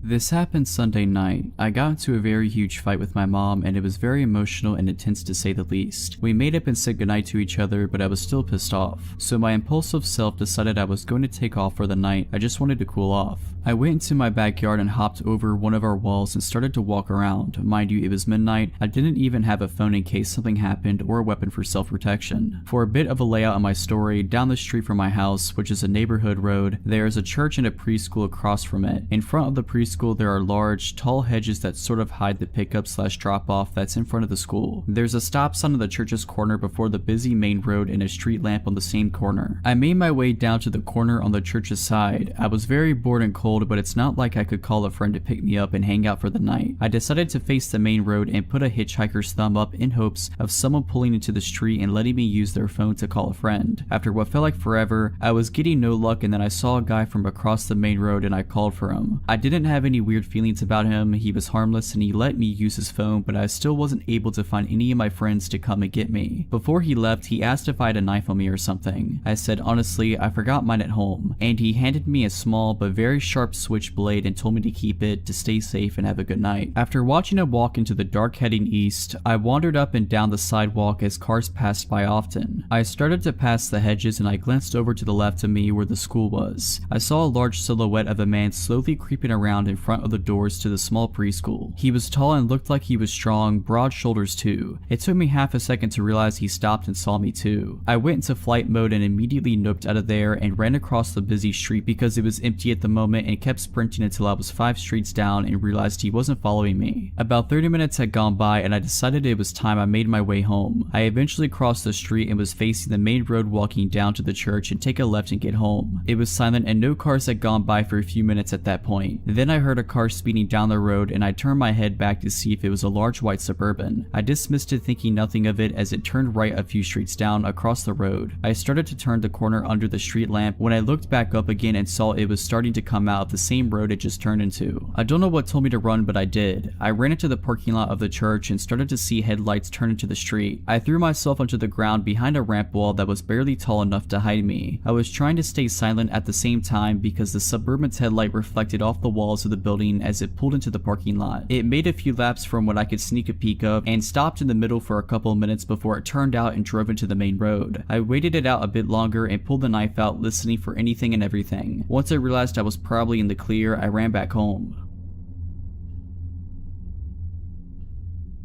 I'm a French student doing a master's in Amsterdam in the Netherlands. I live alone in an apartment in a building where there are only students. I'm 22, enjoying life peacefully. To give you a bit of context, I live in a calm, good neighborhood. The only noises I'd hear are the tram or parties in the building since a lot of students are there. One night around 10 p.m, I hear a knock on my door. I live on the 3rd floor, and to get to my front door, you have to open the main door, which needs a key. And then you need to open the door to my corridor with the same key. So people who want to come into my door must have the key, call me, or ring at the door so I could open the doors for them from my apartment. Nothing of this happened. I just heard a knock on my door. I usually open the door without a second thought, whether it's my landlord or a neighbor asking for something. As I told you, I feel pretty safe in the building, but this time, for some reason, I had a bad feeling about this. I didn't move at first. I thought the person would just leave. I'd finished my assignments. However, the knocking continued for 30 seconds. I said yeah in English. The person knocking doesn't say anything. I ask in English again, who is it? The voice answers in English, it's Uber Eats, which is weird because Dutch always speaks Dutch and I recognize the voices and accents of everyone on my floor who have the key to access the floor. So it wasn't a neighbor, it wasn't my landlord, it was somebody claiming to come from Uber Eats. But the issue is I didn't order anything from Uber Eats that day. The voice was unfamiliar. In case it's a prank or a neighbor pulling a joke, it was also a deep voice, at least 40 and probably a smoker. I replied that I didn't order anything, you must have it wrong. After a few seconds, the knocking continues and the same voice says, I'm pretty sure you did, I have an order under your name. I start panicking. I look around to pick up a knife in case he breaks the door because the knocking was getting a bit louder. I checked if my door is locked, it wasn't. I was literally 10 centimeters away from him. My front door was the only thing keeping him from me, and I'm glad it doesn't open from the outside. You need a key to open it even if it's not locked. I step back and I ask again, what's the name? He seems to be thinking for a few seconds, then a final knock occurs. It was loud and it translated some anger or frustration. Finally, I hear him going down the emergency stairs right next to my apartment. The steps were heavy and the person was clearly in a hurry. I don't know what he wanted or what would have happened to me if I had opened the door as I usually do. I still haven't understood how he got through the 2 doors, and why he did come specifically to the last apartment on the 3rd floor. Did he try others before? I posted a post about it on the WhatsApp group we have in the building. No one saw anything suspicious. No one opened the door for anyone.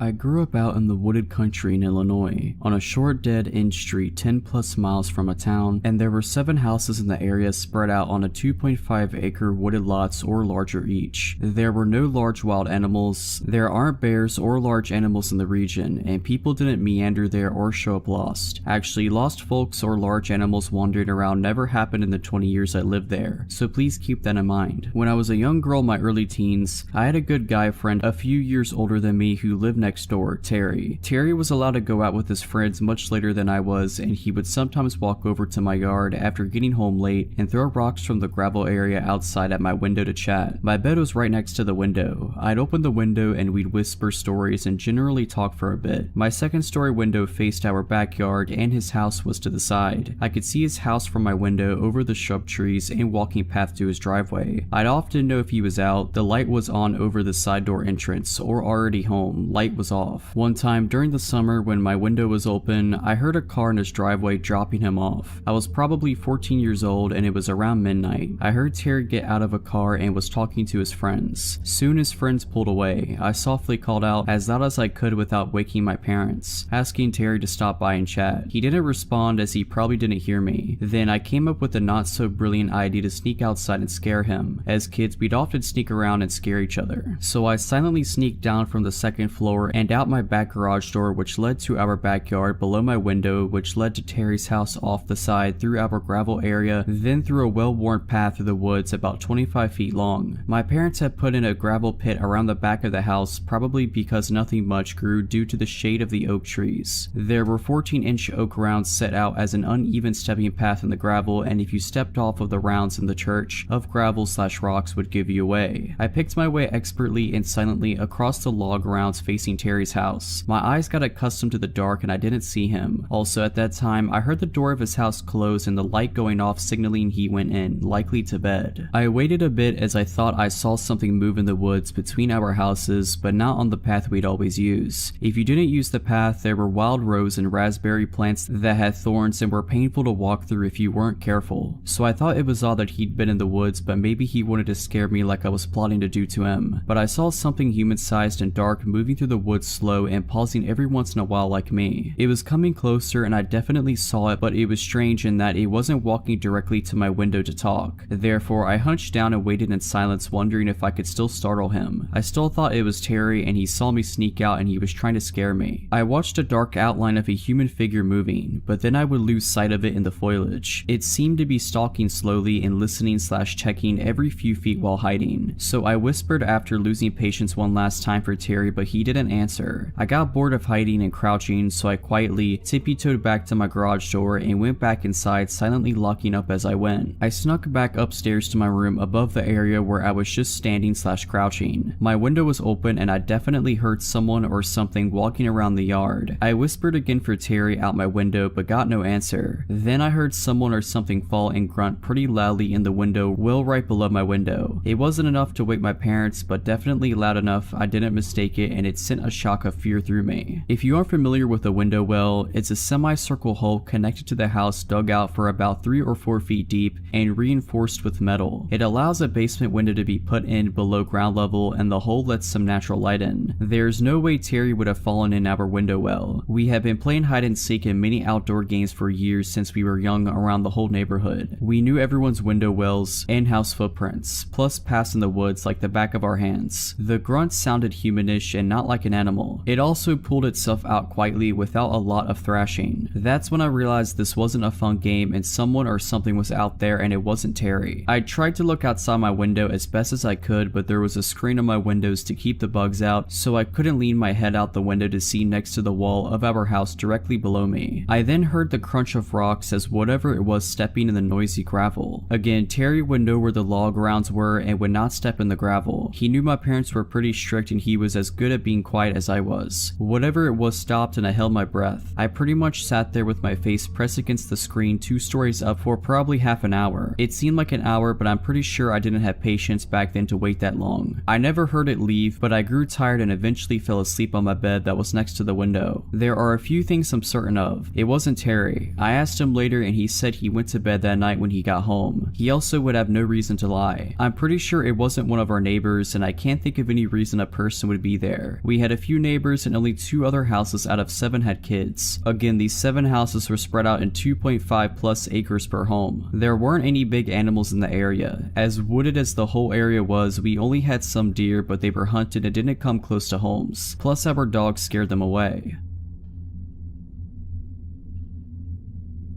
When I was 25, there was a short time I was staying at my aunt's. It was her, my 2 cousins, and I. She lives in a nice apartment complex and her unit is on the lower level. Her living room has a lot of windows that she keeps open for fresh air and for her cats to people watch. Her unit happens to be on the corner near a grassy courtyard path. When I had first moved in, I noticed a man who gave me an off vibe. My cousins and aunts said he lived upstairs and 2 units over, recovering from hard drugs that permanently messed him up. His parents paid for him to stay there as they didn't want him with them. They also said other than hearing him mumble and say weird things, no one ever had an issue. My aunt works nights and leaves at 3 a.m. My younger cousin works nights and leaves at 2 a.m. That usually left my same aged cousin and I the only 2 there until we leave for work around 8. For context, it is a very open living room to dining room plan. My aunt always has people staying over, so she has a second couch in the dining room in place for a table. This is where I slept. She stayed on the one in the living room. My aunt has also never been one to lock her doors until this incident. One night I'm on my phone trying to sleep at about 1 a.m. and hear a man yelling. He's yelling, "Don't shoot," and banging on the door to the right of ours. 2 male college students live there and just told him he had the wrong apartment and to leave. He says sorry and walks off. I am looking through the kitchen window, which is in direct line of sight from my couch bed, and it's the weird neighbor who sees me and grins. He then walks back to his home. I was unsettled but not enough to wake anyone else up over it. Told my family nonchalantly the next day in a LOL that was weird way. My cousin and I watch a movie and head off to bed. I have a very hard time staying asleep, but I woke up this time to the feeling of someone watching me. I check my phone and it's around 3:30 a.m., so I know it's not my aunt or cousin. I sit up and figure I'll go watch TV on my aunt's couch since she was gone already. The feeling gets stronger as I am in the living room. Then I see the shadow of a person standing still in the grass courtyard looking in. I froze. I immediately go back to my couch to get my phone. As I do, the person is gone. I am now trying to calm myself down and think of waking my cousin up when I hear the creepy man's voice. He is now at the kitchen window, which looks out directly in front of her front door. I drop to the floor out of his line of sight and start frantically trying to call my cousin. The man is now saying things to the window/front door like, "I'm going to hurt you," and "I'm unarmed," over and over again. His face is up against the window. Then he starts talking about wanting to pet the cats he saw through the window. I can't get a hold of my cousin. It's been about 20 minutes of this at this point. In this situation, I didn't have many options. I could jump up and run for a knife, but I need to go to the kitchen. I could try to respond and ask him to leave, but I've learned when you underestimate crazy, you lose every time. I now hear him knocking and knocking while repeating his nonsense. I'm doing that ridiculous looking army crawl snake slither across the floor down the hall now. I see the door handle start to turn. I'm about to jump up when my cousin bursts out of his room directly across from the front door. Now, he's not the biggest guy, but he was intimidatingly mad at the circus show taking place at his front door. He starts yelling at the guy that he needs to get off of his porch and that he's calling the cops. The man tries to say, "I'm unarmed. I'm not going to hurt you. Don't be afraid." My cousin goes off and yells, "That's dandy. It's 4 a.m. You need to leave or I'll call the cops." So this guy backs up with his hands in the air and leaves. Needless to say, we didn't go back to sleep.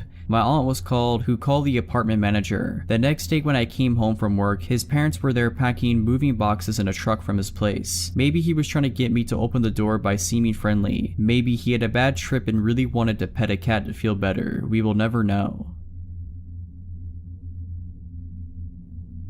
This happened over 20 years ago. I was driving back home with my girlfriend at the time. It was Christmas Eve and my mother's family used to hold a large celebration at my aunt's house in Estacada. This was my girlfriend's first time meeting with my extended family, but she got on quite well with them. We spent the majority of the afternoon and evening talking, playing poker, opening presents, and drinking an assortment of adult beverages. My girlfriend had been quite inebriated by the time we had to leave. Therefore, I'd be driving us home. It was around 11 p.m. or so. I was driving my girlfriend's car along Highway 211. Now, this stretch of road is surrounded by farms and dense patches of forest, and parts of it are unlit. But nothing to fear. I grew up in this area, so I knew this road like the back of my hand. The both of us were just driving and talking away, just two young lovers making the most of our moment together. There is a portion of the highway that descends down an enormous hill before crossing Deep Creek. Surrounding both sides of the road are thick forest. There are no lights. The only thing we could see was the area directly in front of our headlights. I drive down the hill, cross the bridge, and uphill through more forest. It's as the highway starts to flatten out that it happens. Something sprints across the road so suddenly that I almost hit whatever it was. I slam on the brakes. I turn to my girlfriend and ask her if she saw it. She confirmed that she had, but she couldn't make out what it was. Maybe it was a coyote, as they are a fairly common sight in this area, but something felt off about it. Whatever it was that ran in front of our car disappeared into the woods next to the road. Coyotes don't usually dart out in front of cars, not like that anyway. So for some reason, I decided to check it out. I turned the car around and switched on the high beams to better light up the forest in which this thing had vanished in. I step out of the car and walk towards the woods. I don't see anything, but now it feels like perhaps I'd made a grave error. Suddenly, the car's horn blasts. It's not a beep beep beep that you get if you'd say your driver or passenger wanted you to hurry up and get in the car. No, this was a long blaring beep. I walked back into the car and asked my girlfriend why she leaned on the horn like that. She said nothing. Instead, she pointed to a spot about 50 feet from where I was standing. I looked over in that direction and that's when I saw it. Surely this was the thing that ran in front of our car. It was a man. He was completely naked. His skin was covered in dirt and mud. He looked back at us and then he smiled and waved to us just before turning around and walking back into the forest. Needless to say, we got out of there. Once we were safely driving again, my girlfriend explained what had just happened. While I was trying to look for whatever was in the area that initially vanished in, he circled back around and came out from another spot in the forest, beyond my car headlights. My girlfriend had seen something out of the corner of her eye, and that's when she saw him. Before she honked the horn, he was walking towards me. We called the authorities once we got safely back home, but they never found anybody. The officer we spoke to assumed the man was probably on drugs. I moved back into the area recently, so I now drive that highway often. No naked man sightings yet, but I can tell you that I'm definitely extra vigilant now, especially near Deep Creek. If you're liking this video, all I ask is that you make sure to subscribe to my channel and like this video. Thank you. This happened like 12 years ago. I was 14 and my sister was 12. It was during summer vacation and we were hanging out, just the two of us outside, midday. We lived in a smallish town where during weekdays it was pretty empty because adults were at work. Anyway, we'd been messing around, picking flowers and other random stuff, when we decided to cut through a massive field of undeveloped land on the edge of our suburb. It was technically a shortcut to get home, but it wasn't the best idea because it was really bumpy, potted land that other kids and teens left all sorts of stuff laying in. Well, our bad decision came around and bit us. We hadn't made it very far in the field when my sister got two bad things at once. Some sort of twisted metal, maybe an old piece of tool, pierced right through her foam flip-flop and into her foot, and right after it happened she shrieked, jerked, and twisted that ankle on the uneven ground. She started crying and howling and I was worried. The metal hadn't gone too deep and I was able to stop the bleeding with the hem of my shirt, but she couldn't walk anymore obviously. Our parents weren't available, didn't know where we were, and this was before I had a cell phone. My sister was still on the ground crying and I was trying to calm her down when something made me feel like looking up. Y'all, it was the feeling of being watched. Out of the field, across the road, standing on the corner in the distance was some random guy watching us. He was too far away for me to see him clearly. All I could tell for sure was that he was blonde, probably adult, and dressed too warmly for July. He was all alone, stock still, just staring at us. I looked back at my sister and basically said to get on my back. I was carrying her home. We were leaving right now. Now, I had to carefully pick my way through this stupid field on my own bad flip-flops, with my crying sister on my back. Luckily she was tiny, but I was no linebacker either. It had rained a day ago and the field had puddles of water in the low spots. We were both kind of wet from her falling when she got hurt. I swiveled back to check if he was still watching us, and he was. Not only was he watching us, but he'd crossed the road and entered the field. Now he was standing stock still again and just watching. Ice in the veins doesn't describe it. One of the scariest moments of my life up to that point. My sister looked when I looked, saw my face, and started crying even harder. I just shook her a bit on my back and whispered something like, "Stop it. I need to concentrate on getting us home. Watch him and tell me if he starts following again. Just be quiet." So that's what we did. I started walking again as fast as I could without getting hurt. My sister watched him while I carried her. After less than a minute, she whispered to me that he was following again. How fast? Just walking. Is he watching us? Yes. I told her to tell me if anything changed and kept going. I stomped through puddles and I couldn't see into when I had to, hoping there was nothing sharp in them. I lost a flip-flop in the mud and just kept going. We were about 3/4 of the way through the massive field when my sister whispered that I at least wanted to hear. He was speeding up. I turned us right around, so we were facing him head on, and as loud as I could, I yelled something like, "Hey, we see you, leave us alone, I'll call the cops." Nothing. He'd stop again when I stopped, but gave no sign whatsoever he'd heard me. Just nothing. I turned us around again and kept going. My poor little sister was shaking like a leaf and just saying my name over and over again. It was awful, and there was nothing I could do but keep going. Eventually, he started following again, at a slow pace. I finally made it into our suburb, out of the muddy field and onto solid concrete. Told my sister to hold on as tight as she could and booked it. Started running with her on my back as fast as I could. We couldn't see him anymore, didn't know what he was doing or where he was. Every muscle hurt from carrying her so far. My bare foot was all scratched up from the road, but I didn't stop. I kept moving. With my sister looking out behind us, it felt like my heart was going to explode. After what felt like forever, I made it to our house, ran across the yard, up the drive, put down my sister, who started crying again. My hands were shaking so badly I could barely use my key. key. We made it in safely and called my mom. She had us lock every door and window and came rushing home, but nothing happened after that. He never found us, so we never saw him again.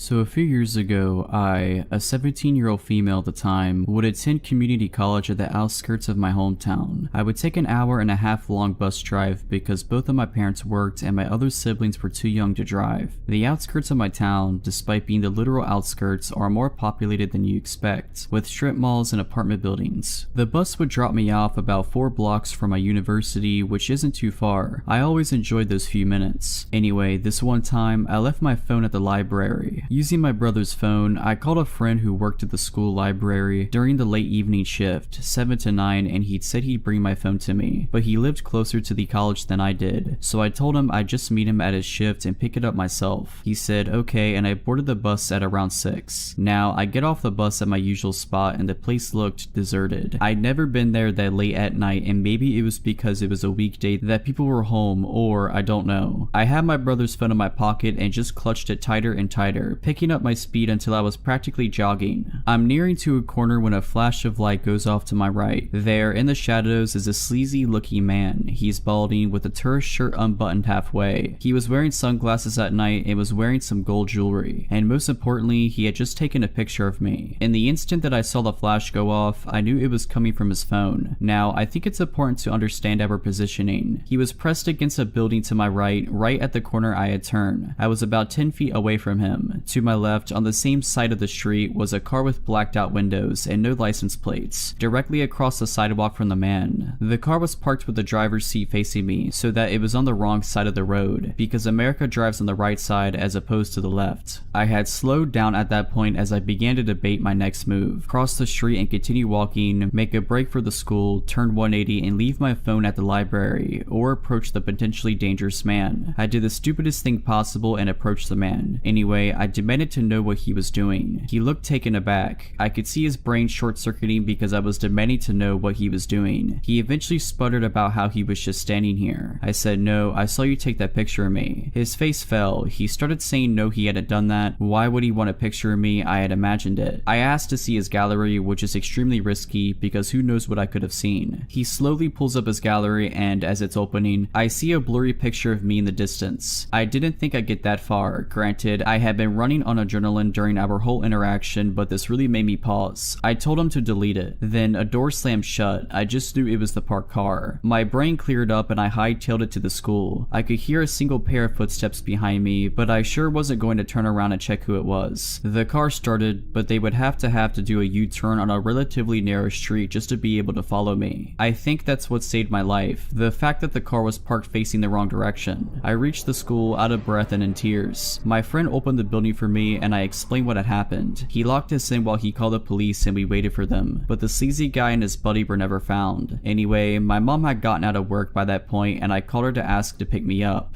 We waited with my friend till the end of his shift and drove him home too. Needless to say, I carry a mace with me everywhere I go now and I'm yet to find a police report stating a guy matching his description had been arrested. To be honest, I don't think the police believed me fully, but who knows. I'm a single male, 33 years old, who lives alone in Denver. My apartment complex is not what you would call a nice building. I'm on a road close to Colfax Avenue, which if you're familiar with the geography of this area is not the safest boulevard in town. I'm a few streets away from it, but close enough that I wouldn't consider this an up-and-coming neighborhood. This evening, I was watching Netflix on my couch. My 2 cats were cuddled up against me as I lay under a comforter. The night before, I had watched a horror movie that was scary enough to leave me in an unsettled mood, making it hard to sleep. So this night I decided to watch a stand-up special instead. Keep it light so I wouldn't have any trouble getting some shut-eye. I have classes early the next morning, so I was surprised when I made the conscious decision to turn on a second stand-up special and let myself fall asleep on the couch. I was just so comfy where I lay and didn't want to move, not even to turn off the several lights on throughout my apartment. I remember dozing off around 11 o'clock. It was effortless, which meant I was really snug under the covers with my cats flanking me on either end, creating a tucked in feeling. And all of a sudden, I'm not sleeping anymore. I am woken up by a knock at my door. Then a man's voice says maintenance. I just sat there, sitting bolt upright on my couch. I knew something was off. I looked at my phone, which was by my left hand, and the time was 2:15 a.m. I didn't move. The floors of my apartment are old wood and there are many creaky floorboards. I didn't want whoever was knocking to know someone was at home and awake, let alone alert to his presence. My cats got up and ran over to the door as they normally would, but I stayed still and listened. After a few minutes with no answer, the man walked away from the door and down the hallway to the stairs. A moment after that, I heard the back door to the building swing open and closed. I have one window where I have a partial view of that door, so I break my paralysis and race over to it. I saw an old looking green SUV sitting in the no parking zone just in front of the back door. It must have been running the entire time because I didn't hear it start up and the brake lights were glowing red. Someone, presumably the maintenance man, got in the car and it drove off. I don't know how this individual got into the building in the first place, as you would need a key to do so. I don't know what his intentions were, but no one knocks on someone's door at 2:15 a.m. claiming to work for the landlord with good deeds in mind.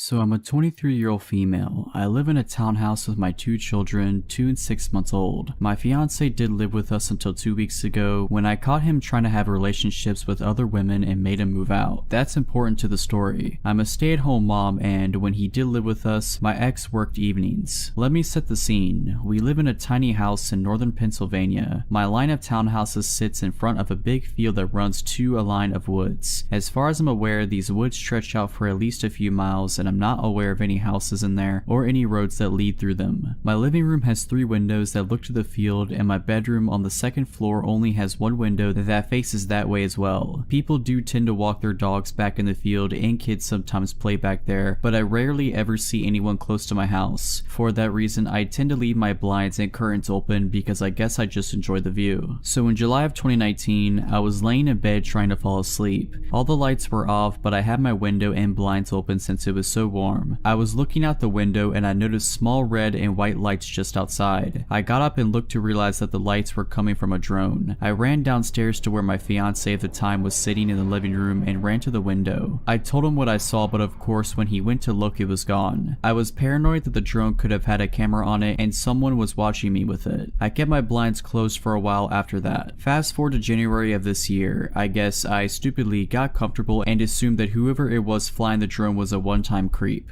My blinds were open and I had just gotten out of the shower. I was sitting on my bed pretty much naked except for my underwear, scrolling on my phone when out of the corner of my eye I saw lights again out of the dark window. It was that drone again. I ran out of the room and waited for a few minutes. I peeked back into my room and it was gone. I quickly shut my blinds and got dressed. Honestly, I felt sick at how stupid I was to leave my window open again, especially when I was practically naked. Now for the real disturbing part. My 2-year-old son and I were out in the field 2 weeks ago, 3 days after I kicked out my boyfriend playing ball. I had my 6-month-old strapped to me in a baby carrier. Probably about a half hour after we had been out there, I heard a slight whirring noise coming towards us. I looked up and saw the drone flying towards us. I looked around and didn't see anyone. It stopped right over us. I freaked and grabbed my son and dragged him into the house, looking back at the tree line every so often as we went. I knew they had to be hiding in there. I went inside, closed the blinds, and called my mom and told her about the situation. She told me just to keep an eye out. I said I would. My son likes to line his toys up against the window, so I figured it wouldn't hurt to open them up just an inch or so. A little while later, after we ate dinner and it was almost dark, I was feeding my 6-month-old and my son was playing. He was standing over by the window, lining up his toys. He started saying dada, dada. I assumed he was just missing his father and dismissed him by saying he was going to see him that weekend. He kept saying dada, dada, though. I looked up and saw him pointing to the window under the little gap the blinds didn't cover. I froze. I remembered that he calls any man with facial hair dada because it reminds him of his father, but there was no way someone would be bold enough to actually come up to my window. Not when my neighbors are literally right there. Anyone could see them, but there aren't any lights back there, so unless someone actually stepped out of their house, I guess nobody would see them. Maybe it was my ex, but he should be at work at that time. I ran to the window and moved my son. I didn't want to lift the blinds, but honestly, I was sure it had to be the person who had been creeping on me for the past year, and I wanted to see who it was. I pushed pushed the blinds up and was looking at a man who I definitely had never seen before, crouching in front of me. He was bald with a mustache and goatee. I have no idea how old he was. He could have been anywhere from 30 to 50. When he saw me, he smiled and stood up. I yelled and told him to screw off and that I was going to call the cops. He just stood there, smiling at me like some freak. I was about to close the blinds again when he said something I couldn't hear. I told him to leave again and he said, louder this time, "I just want to talk to you." I shook my head no and yelled the same thing to him. He started slapping his hands on the window, yelling no no no over and over. I grabbed my phone, scared he was going to try to break in. I dialed 911. My kids were crying from the yelling and I felt on the verge of tears. I told the operator what was going on. The whole time I was on the phone, the man was pounding on my window, screaming now. He was yelling all kinds of nonsense and I only caught some of it. He said he's been watching me for months. I'm beautiful. He wants to come with them. He'll kill my children if I don't. The operator told me to go into an upstairs room and hide until the police arrive. My town doesn't have a police department, so we rely on the state police. She said it would be about 20 minutes, but to stay on the phone with her. The man was practically punching my window now and was just screaming like a maniac. I was about to grab my kids and run upstairs when I heard someone else screaming. The man bolted. I looked out and saw my neighbor and his girlfriend. I opened the window and my neighbor said that he heard the man, so he ran around the building. He said when the guy heard him, he ran back to the woods and disappeared in the tree line. They said they also called the police. I thanked them 100 times. The police arrived 10 minutes later. They did a quick search around the buildings and found the man and arrested him. I don't know why that guy targeted me or why he waited so long to do something. I'm just happy my neighbors were there to intervene, or who knows what would have happened.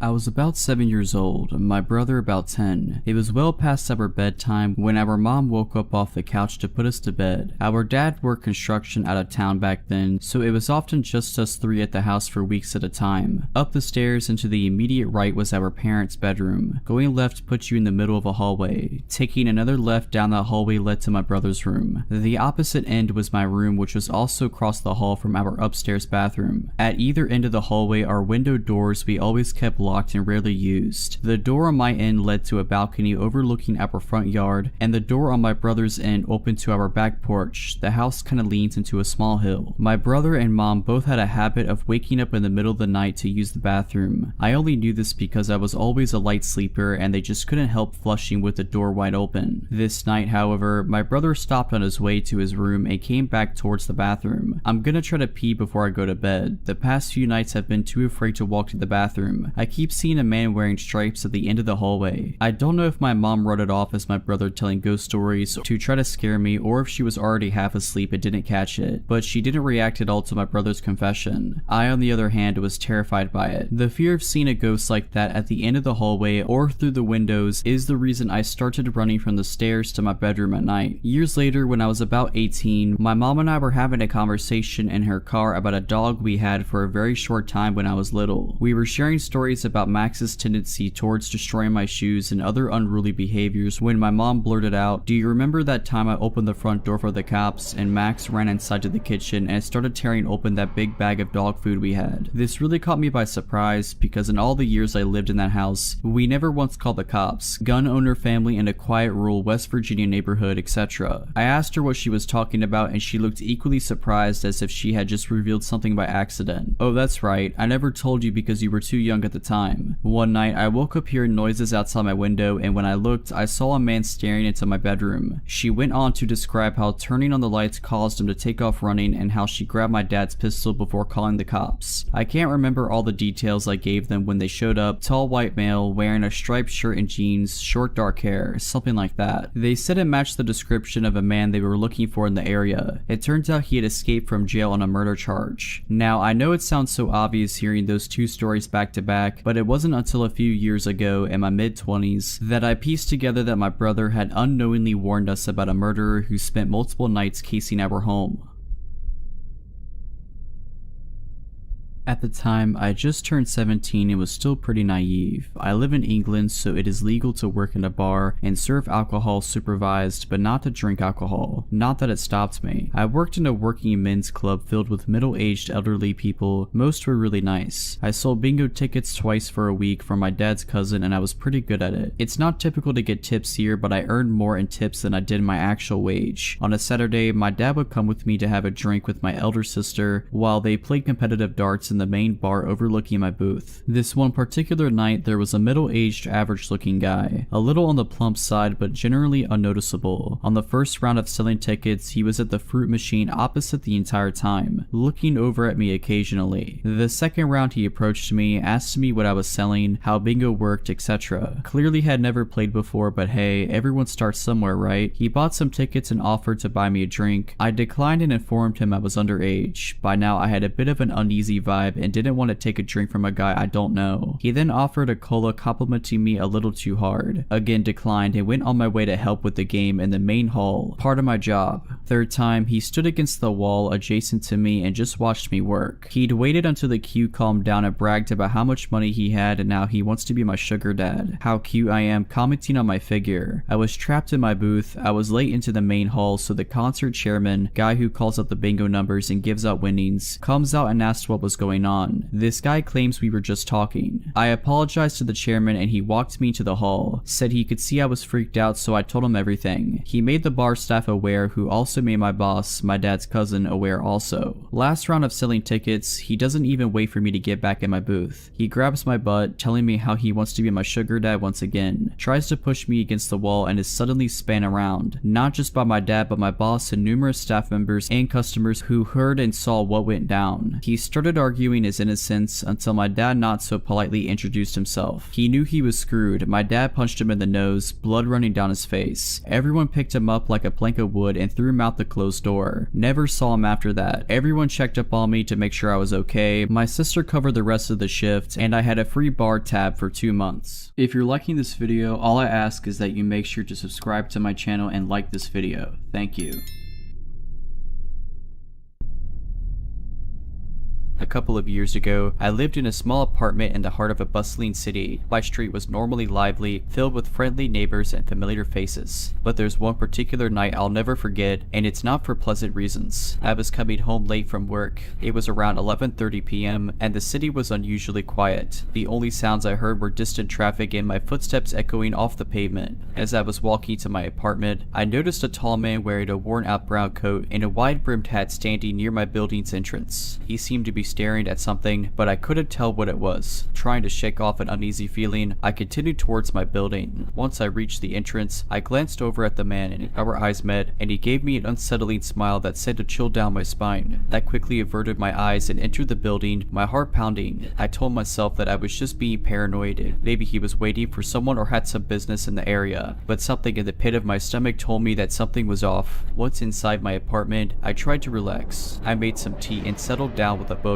but the image of that man's eerie smile lingered in my mind. About an hour later, I heard a noise coming from the hallway. I froze, straining my ears to hear better. It was a faint shuffling sound, like someone dragging their feet. I peered through my peephole but saw nothing. I tried to convince myself that it was just a neighbor coming home late, but the uneasy feeling refused to go away. I double-checked my door's lock and decided to call it a night. As I lay in bed, I heard the noise again. This time, it was more pronounced. I got up, heart racing, and looked through the peephole once more. There he was, the man in the brown coat, standing right outside my door. Panicked, I grabbed my phone and dialed 911, explaining the situation in hushed tones. The operator assured me that officers were on their way. I sat in the dark, phone in hand, listening to the man's shuffling footsteps. It seemed like hours passed before I heard the police arrive. When they got there, the man was gone. The officers searched the building and the surrounding area but found no trace of him. They took my statement, but there wasn't much they could do. Over the following weeks, I kept a watchful eye, always looking over my shoulder, expecting to see the man in the brown coat, but he never returned. I eventually moved out of that apartment, unable to shake the feeling of being watched. The image of that eerie smile and the sound of shuffling feet outside my door still haunt my dreams. What was the man doing there? What did he want? I'll never know, and maybe that's for the best. What I do know is that his presence that night left me with a lingering sense of dread that I've never been able to shake. Months had passed since the incident with the man in the brown coat, but I couldn't shake the fear and anxiety that it had instilled in me. I moved into a new apartment, started a new job, and even adopted a dog for both companionship and protection. His name was Max, a loyal German shepherd who became my shadow. Despite the changes, I was still haunted by the memory. Nightmares would wake me up in a cold sweat, with the echo of shuffling feet in my ears and the image of that haunting smile in my mind. One day, as I was walking Max in my new neighborhood, something caught my eye. It was a glint of metal reflecting the sunlight. I approached, and to my horror, found a worn-out brown coat and a wide-brimmed hat hidden in the bushes. My heart stopped. mind. The memories came flooding back. I hurriedly dialed the local police, who arrived promptly to investigate. The officers took the items and promised to look into it, but something told me that they didn't fully believe my story. After all, there were no witnesses, no evidence linking the coat and hat to my previous encounter. I became even more cautious. Every creak, every shadow, every stranger seemed like a potential threat. Max seemed to sense my anxiety, always alert and watchful. One night, as I was locking up my apartment, Max began to growl at the window. I looked out but saw nothing unusual. Still, his behavior put me on edge. I triple-checked the locks and settled down to watch some TV, Max by my side. Hours later, I was awoken by a soft scratching sound at the door. Max was up, ears perked, eyes fixed on the entrance. My heart was in my throat as I approached the door and peered through the peephole. The corridor was empty. I called the police again, but they found nothing amiss. I knew they were beginning to doubt my sanity, and truth be told, I was beginning to doubt it too. Days turned into weeks, and the anxiety was wearing me down. I decided to consult a therapist to help me deal with the lingering trauma. During our sessions, we explored my feelings of fear and paranoia. Slowly, I began to regain control over my life. The nightmares lessened, the anxiety waned, and I started to feel like myself again. Then, one day, I received a call from the police. They had identified the owner of the brown coat and hat. The man was a known criminal with a history of stalking and harassment. He had been caught in another city, wearing a different coat but carrying a photograph of my old apartment building. Suddenly, everything made sense. My fears were justified. The man had been real, and he had been watching me. The police assured me that he was in custody and that I was safe.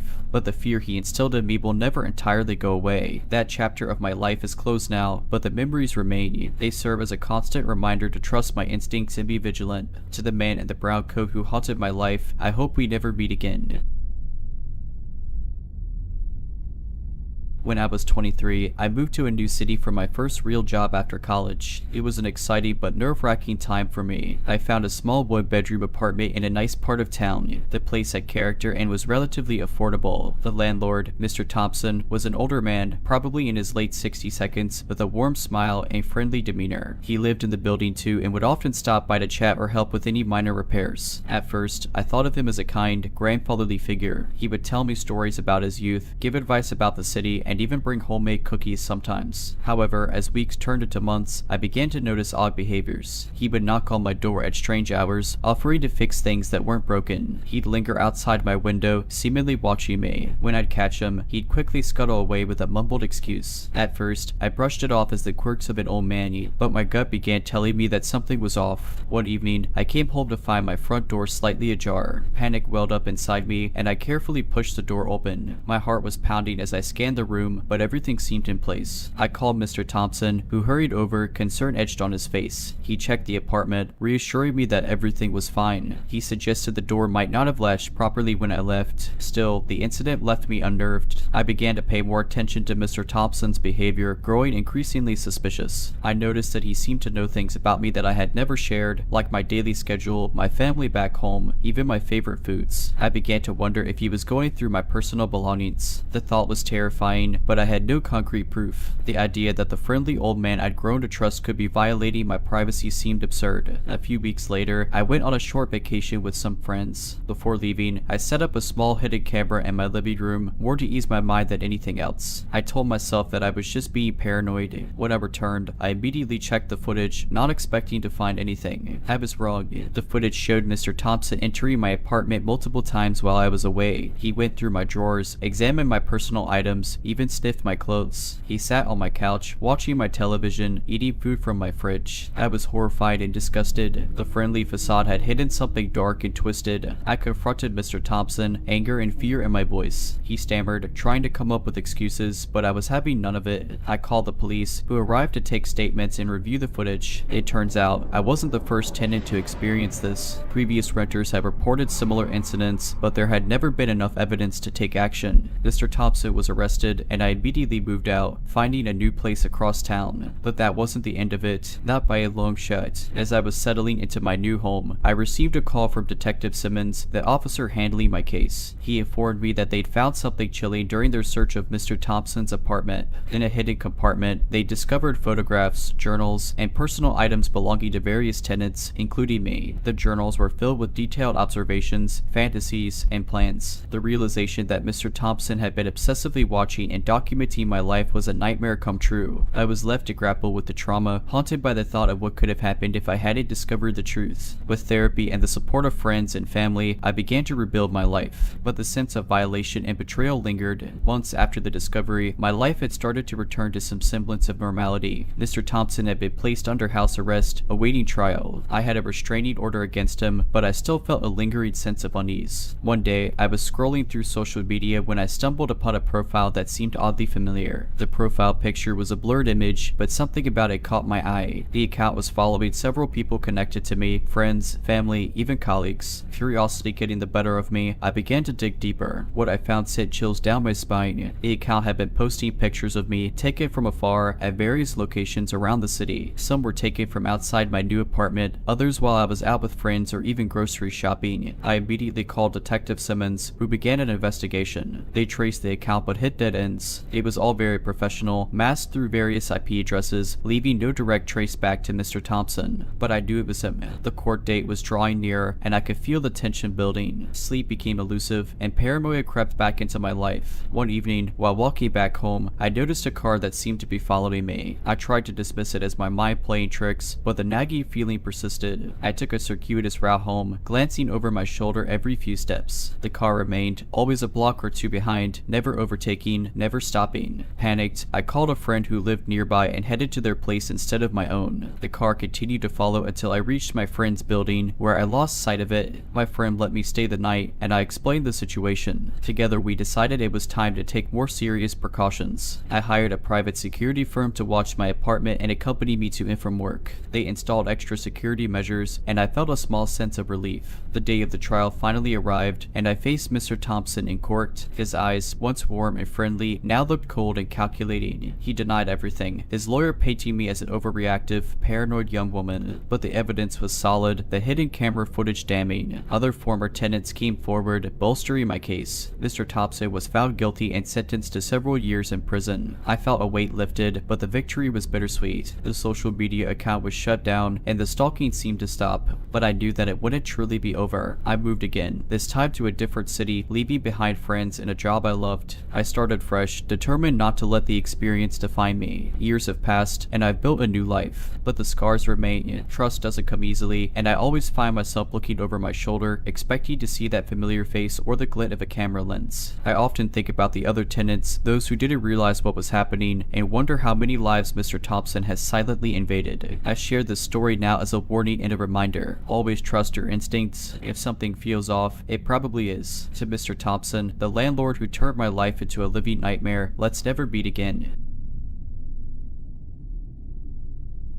I never thought I'd find myself typing out this story, but the events of last summer still haunt me. I need to share this experience with someone, and I hope it serves as a warning to others. I live in a medium-sized town where everyone knows everyone else. It's a safe community, and crime is rare. I work as a nurse in the local hospital, and the night shifts often have me driving home in the early hours of the morning. It was a humid summer night when my life took a chilling turn. I had just finished a particularly draining shift, and all I wanted was to get home and collapse into bed. As I made my way to my car, I noticed a man standing near the hospital entrance, watching me. His gaze was unblinking, and he seemed out of place. I shook off the uneasy feeling, attributing it to exhaustion. I got into my car and drove off, paying no further attention to the man. The next day, I had almost forgotten the encounter until my neighbor, Sarah, mentioned seeing a strange man walking around our street. I felt a pang of anxiety, but brushed it off. It's a free country, after all. Days turned into weeks, and life went on as usual. But then, something strange started happening. I began noticing a black sedan following me. At first, I thought it was a coincidence, but the pattern became clear. The car would be there when I left work, keeping a distance but always in my rearview mirror. I never got a good look at the driver. I decided to tell my brother, James, who's a cop. He told me it was probably just my imagination playing tricks on me, but promised to keep an eye out. One evening, as I was heading home, the black sedan was there again. Panic set in, and I decided to drive to the police station instead of going home. The car followed me all the way but abruptly turned away as I pulled into the station. I reported the incident, and the police took it seriously. They sent a patrol car to follow me home that night, but the black sedan was nowhere to be seen. Weeks passed without any incident, and I started to feel silly for being so paranoid. Maybe it was just my imagination. Then one night, everything changed. I arrived home after a long shift, feeling utterly drained. As I approached my front door, I noticed it was slightly ajar. My heart dropped into my stomach, and I immediately called the police. They arrived quickly and searched the house. There was no sign of forced entry, but my bedroom was a mess. Clothes were thrown everywhere, drawers were open, and personal belongings were scattered. Nothing was missing, except for some photographs of me. The police took the incident seriously and started an investigation. They advised me to stay with family, but I couldn't leave my home. I had worked hard for it, and I wouldn't be chased away. I installed a security system, adopted a large dog named Max, and took self-defense classes. But the fear was always there, lurking in the back of my mind. Weeks turned into months without any new incidents, and life began to return to normal. Then, one day, I received a letter in the mail. No return address, just my name written in shaky handwriting. Inside was a single photograph of me taken from outside my bedroom window. On the back, written in the same shaky handwriting, were the words, "I'm still watching you." The police were called again, and this time they managed to find some fingerprints on the envelope. After some investigation, they matched them to a man who had been arrested years ago for stalking. His name was Thomas, and he had just been released from prison. They brought him in for questioning, but there wasn't enough evidence to hold him. I was terrified, knowing that my stalker was out there, still watching me. But then, something unexpected happened. Thomas was found dead in his apartment, an apparent suicide. The police concluded their investigation, and the case was closed. After moving to a new town, I found myself in a peaceful community nestled between beautiful mountains and serene lakes. I loved my new job, my new friends, and for the first time in a long time, I felt a sense of peace. Max, my faithful dog, was with me every step of the way, providing comfort and a sense of security. But that nagging fear never entirely left me. I began volunteering at a local support group for people who had experienced stalking or harassment. Sharing my story with others who had been through similar ordeals helped me, and I became passionate about helping others heal. Months went by, and I was finally starting to feel like my old self. I even began dating a wonderful man named Mike, who knew my past and was incredibly supportive. Life was good. Then one day, while sorting through some old boxes, I stumbled across a newspaper clipping that my brother James had sent me after Thomas's death. I had never really looked at it closely before, but something caught my eye. There was a picture of Thomas, but standing next to him was a woman I recognized. A chill ran down my spine as I realized it was Sarah, my former neighbor. Memories rushed back, and pieces of the puzzle began to fall into place. Sarah had mentioned seeing a strange man in our neighborhood. She was the one who had first alerted me to the possibility of someone watching me. My hands were shaking as I called James. I explained what I had found, and he promised to look into it. Days turned into weeks as James dug into Sarah's background. What he uncovered was terrifying. Sarah had been Thomas's accomplice. They had met in a support group for people with mental health issues. Together, they developed an obsession with me for reasons I still don't fully understand. But Thomas's death, the police had closed the case. But now, with this new information, they reopened it and immediately began searching for Sarah. She had moved, changed her name, and seemingly vanished. But I knew that she was still out there, and the fear returned with a vengeance. Mike was my rock during this time, always there to comfort me and keep me sane. But even he couldn't chase away the nightmares that plagued me. Months went by without any news, and I began to lose hope that Sarah would ever be found. Then, one day, a call came from James. They had found Sarah. She had been living in a small town, not far from where I had moved. When they arrested her, she had photographs, letters, and even personal belongings of mine in her possession. The trial was a blur. Sarah was found guilty of stalking, harassment, and conspiracy. She was sentenced to a lengthy prison term, but even with her behind bars, the scars remain. I've continued to work with the support group, turning my experience into a force for good. I've become an advocate for victims, pushing for stronger laws and support systems. Life has moved on, and I'm stronger for having gone through this nightmare, but I know I'll never forget. I share this story as a warning and a plea. Trust your instincts, be aware of your surroundings, and never underestimate the importance of personal safety. And to Sarah, the woman who betrayed my trust and turned my life upside down, let's never meet again.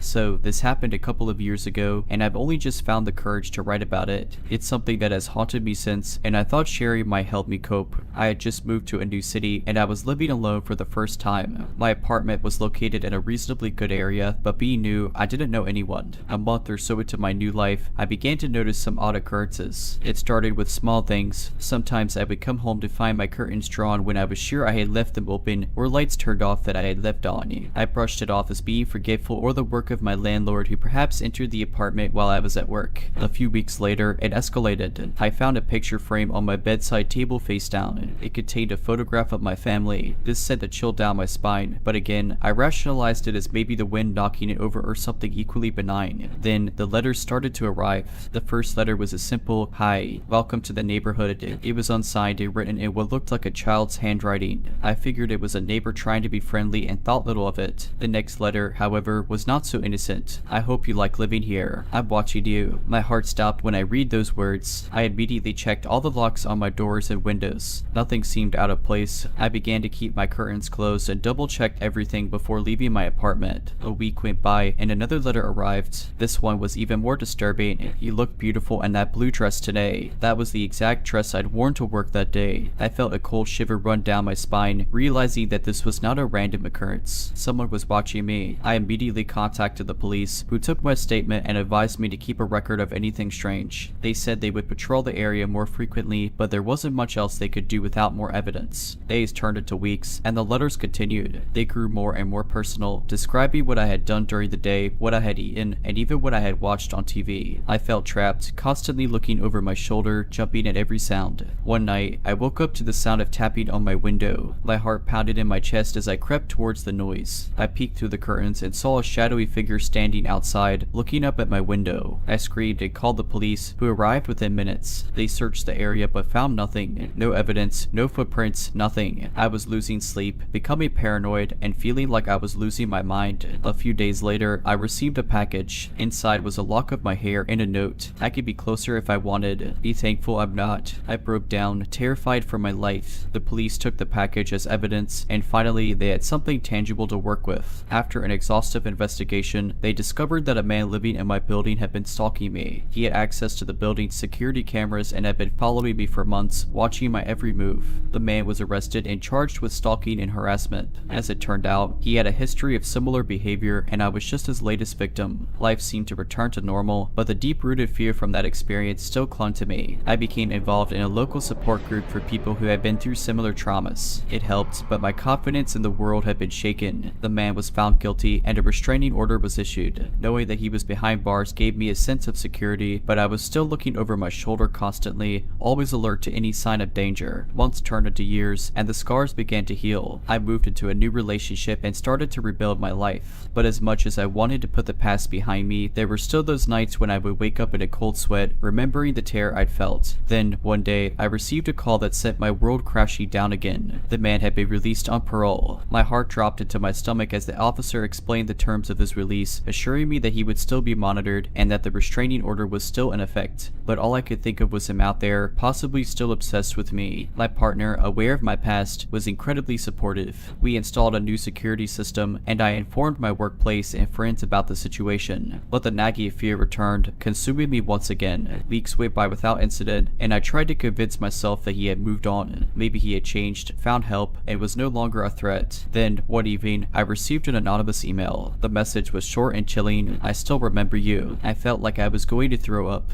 My hands trembled as I showed the email to my partner. We contacted the police immediately, but without concrete proof that it was him, there wasn't much they could do. I changed my email address, deleted my social media profiles, and once again became a prisoner to my fear. Days turned into weeks, and nothing else happened, but the damage was done. I felt his presence in every shadow, saw his face in every crowd. The life I had rebuilt was unraveling once more. I decided to take control of the situation. I hired a private investigator to watch him, to ensure that he wasn't violating the restraining order. The information came back clear. He had a job, was attending therapy, and seemed to be leading a normal life. But I knew better. One night, after months of restless anxiety, I made a decision. I couldn't live like this anymore. I packed my bags, sat down with my partner, and explained that I needed to leave. I needed a fresh start, far away from the city that held so many painful memories. He understood and supported me, promising to visit and keep our relationship alive. I moved across the country, found a new job, and began to rebuild once more. Slowly but surely, the fear began to subside, replaced by a newfound determination to live my life on my terms. Years have passed since then, and I have found peace at last.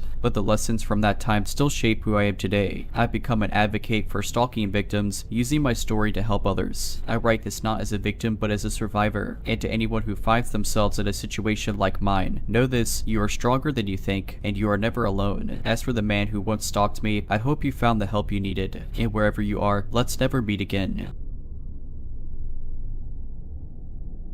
Living in a small town, you never really think that anything dangerous could happen to you. That's why, on a beautiful summer evening, I decided to take a stroll to a nearby park. I often went there to read a book, watch the sunset, and enjoy some peace. On this particular day, I noticed something unusual: a white van parked at the edge of the parking lot. It didn't look like any service vehicle I had seen before. It had no windows, and there were no logos or business markings. Something about it sent a chill down my spine, but I shrugged it off as my imagination playing tricks on me. As I settled into my favorite spot under a large oak tree, I pulled out my book and began to read. The park was quiet, and I was lost in my thoughts. But then, out of the corner of my eye, I noticed movement near the van. A man was standing there, looking directly at me. He was tall, had a scruffy beard, and wore a stained red baseball cap. Our eyes met, and I felt my heart skip a beat. He didn't look away. I tried to return to my book, telling myself I was overreacting, but the feeling of being watched wouldn't leave me. After a few minutes, I looked up again, and the man was gone. Relief washed over me, but it was short-lived. I heard footsteps. Glancing around, I spotted him again, now walking towards me, his eyes still fixed on me. My instinct screamed at me to leave, and I didn't hesitate. I quickly gathered my things and began walking towards the exit, never looking back. I could hear his footsteps getting closer, so I broke into a run, my heart pounding in my chest. I made it to my car, locked the doors, and sped away. Looking in the rearview mirror, I saw him standing in the middle of the road, watching me drive away. I got home, locked all the doors, and called the police. They took my statement, but said there was little they could do without more evidence. Sleep didn't come easily that night. The next day, I spotted the white van again, this time parked near my workplace. Panic set in, but I told myself it was a coincidence. Days turned into weeks, and I kept seeing the van outside my house, near my gym, always lurking. I never saw the man's face again, but I knew he was there, watching. I reported each sighting to the police, but they were never able to catch him in the act. My friends and family were supportive, but I could tell they were skeptical. I began to feel like I was going crazy. Then, one evening, everything changed. I was leaving a friend's house, and as I walked to my car, I saw the van parked across the street. Fear gripped me, but I was tired of running. I pulled out my phone and began recording. I approached the van, my hands shaking. I could see movement inside, and as I got closer, I realized the door was slightly ajar. I was about to call the police when I heard a whimper. My blood ran cold as I approached the door, my mind racing with what I might find. The whimper turned into a cry, and I knew I had to act. I pulled open the door and was met with a sight that will haunt me forever. Inside were several children, bound and gagged, their eyes wide with terror. I immediately called 911, my voice trembling as I described what I had found. The operator told me to stay put, but I knew I had to get those children to safety. I quickly untied them and led them to my car, all the while looking over my shoulder for the man. The police arrived within minutes, and the children were taken to safety. An investigation was launched, and the man was eventually caught. He was part of a human trafficking ring that had been operating in the area for years. I was hailed as a hero, but I didn't feel like one. The trauma of what I had experienced and what I had seen stayed with me. I moved away from that town, needing a fresh start, but I know I'll never forget what happened. I'll never forget those children's faces, the terror in their eyes, or the man who stalked me. Months had passed since the harrowing encounter with the man in the red baseball cap, and I had settled into my new life in a different town. I was seeing a therapist to help deal with the trauma, and things were starting to feel normal again. But deep down, I knew I couldn't just move on. The experience had changed me, awakened something in me that I couldn't ignore. I became involved in advocacy work, volunteering with organizations dedicated to combating human trafficking. I shared my story at seminars and workshops, hoping to raise awareness about this heinous crime that lurked in the shadows of our communities. One day, I was approached by a detective named Sarah who was working on human trafficking cases. She had heard my story and wanted my help. At first, I was hesitant. The memories were still fresh, and the idea of getting involved in a real investigation terrified me. But Sarah was persistent, and I realized that I had a unique perspective that could make a difference. I agreed to help.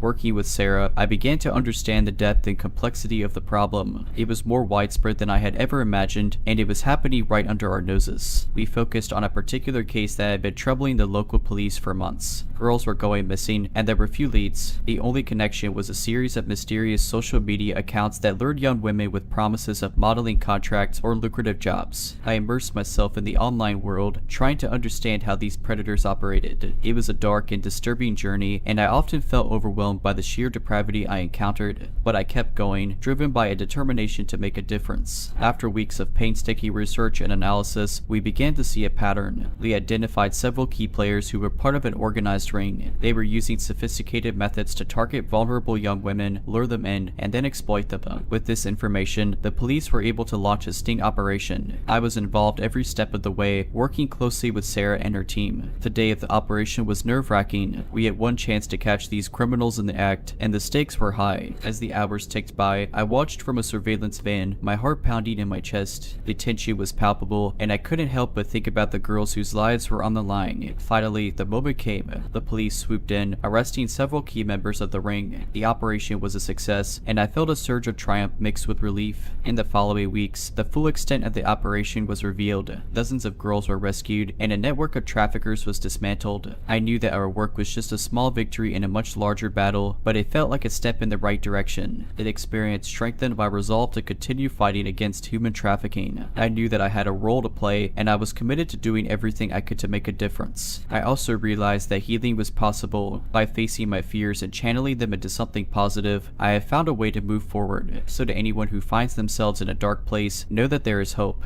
There is a way out, and you are stronger than you think. And to the man in the red baseball cap and all those like him, know that there are people out there who won't stop fighting. We won't back down, and we won't be silenced. Let's never meet again. If you're liking this video, all I ask is that you make sure to subscribe to my channel and like this video. Thank you. I live in a relatively quiet suburban neighborhood where everyone knows each other and we all get along just fine. Well, that's what I used to think. At least 3 years ago, I moved into my dream home. It's a quaint 2-story house with a white picket fence and a spacious backyard where my dog, Rufus, loves to play. The neighborhood seemed perfect, the neighbors friendly, and everything was going well. But then something strange started happening. It began with the mail. I noticed that letters were arriving open and some packages seemed to have been tampered with. At first, I thought it was just the postman being careless, but it kept happening. Then there were the phone calls. I would pick up the phone and there would be silence on the other end. Sometimes I could hear breathing, but they would always hang up before I could say anything. I started feeling uneasy and I couldn't shake the feeling that I was being watched. I would see shadows moving outside my windows at night and hear strange noises coming from the yard. I reported these incidents to the police, but without any concrete evidence, there was little they could do. So I decided to take matters into my own hands. I installed security cameras around the house, hoping to catch whoever was messing with me. I even bought a new, stronger lock for the front door and started being more vigilant about keeping all the windows locked. Weeks went by without any further incidents, and I started to feel safe again. But then, one night, everything changed. I was lying in bed, reading a book, when I heard a noise coming from the living room. It sounded like a soft thud, like something had been knocked over. My heart started pounding, and I grabbed the baseball bat I had started keeping next to my bed. I tiptoed down the stairs, trying to make as little noise as possible. As I reached the bottom, I could see that the front door was slightly ajar. I felt a chill run down my spine as I realized someone had been inside my house. I quickly searched the rooms, but there was no one there. Nothing seemed to be missing, but I knew something was off. I immediately called the police, who came and searched the house as well. They found nothing but promised to keep a closer eye on my property. The next day, I reviewed the footage from the security cameras, and what I saw made my blood run cold. There, clear as day, was a man I had never seen before, wearing a hooded sweatshirt and gloves, lurking around my house. He had been watching me through the windows, and then he had tried the front door. Finding it unlocked, he had entered. He spent less than a minute inside, glancing around the living room before leaving the way he came.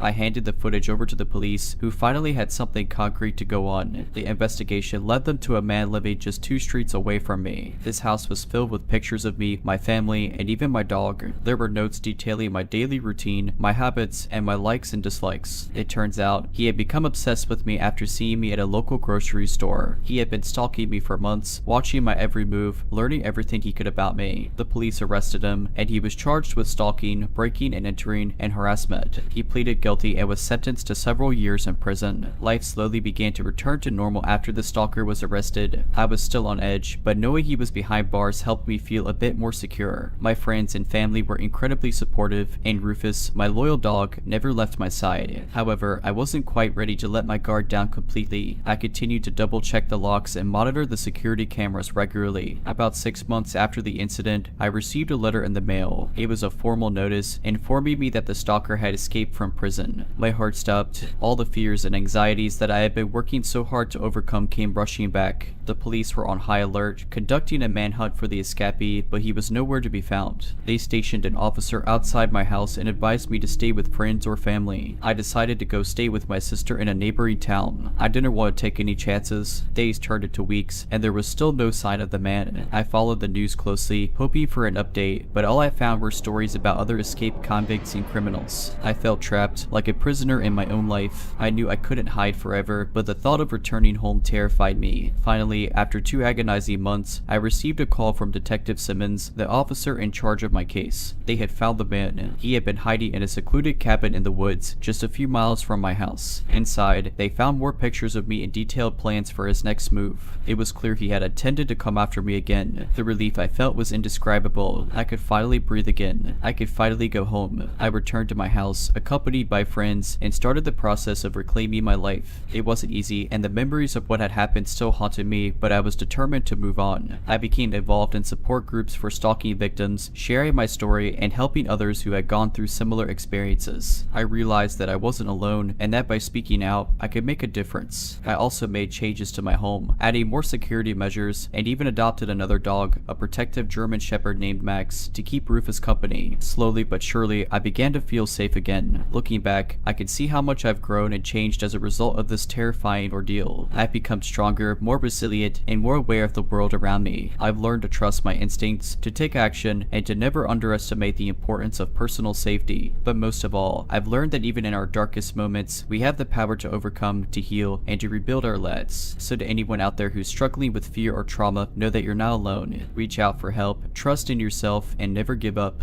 And to the man who stalked me, who invaded my life and my home, let's never meet again. I'm moving on, and I'm leaving you behind. I've always enjoyed walking through the park in the evenings. The way the trees would catch the light of the setting sun and the distant laughter of kids playing always filled me with a sense of peace. That is until one summer evening, something happened that I'll never forget. It started as a regular walk through my local park, a big open space filled with trees and small walking trails in the suburbs. On that day, I decided to explore a path I'd never been down before. I figured it would be a nice change of pace, and besides, I was in the mood for some adventure. I started down the narrow trail, flanked by tall, whispering trees. The path was less maintained, with overgrown grass and bushes scratching at my legs. The deeper I went, the quieter it became, the only sound being my footsteps on the worn path. I was about halfway down the trail when I heard something that sent a chill down my spine, a faint rustling in the bushes behind me. I paused and turned, scanning the trees, but saw nothing. It must be a squirrel or a bird, I told myself, and continued on my way. But the rustling persisted, always seeming to be just a few steps behind me. It grew louder and more deliberate, and a sinking feeling settled in my stomach. Something was wrong. I quickened my pace and pulled out my phone, ready to call someone if necessary. My heart was pounding in my chest, and every instinct told me to run, but I forced myself to stay calm. The rustling grew closer, and I knew that I was not alone. I made it to the end of the trail, which opened into a small clearing. I glanced behind me one more time, and that's when I saw him, a man dressed in tattered clothing, his face obscured by a hood. He was lurking at the edge of the trail, watching me. His eyes, pale and wild, were fixed on me, and they filled me with an indescribable terror. I've never run so fast in my life. I sprinted back down the path, not daring to look back, all the while hearing his footsteps chasing after me. My mind was racing, adrenaline pumping through my veins. I knew I needed to find a way out, to get back to the main park area where people would be. The man's footsteps were relentless, always just a few steps behind me. I could hear his heavy breathing and feel his presence like a dark shadow. Finally, I saw the familiar trail that led back to the park.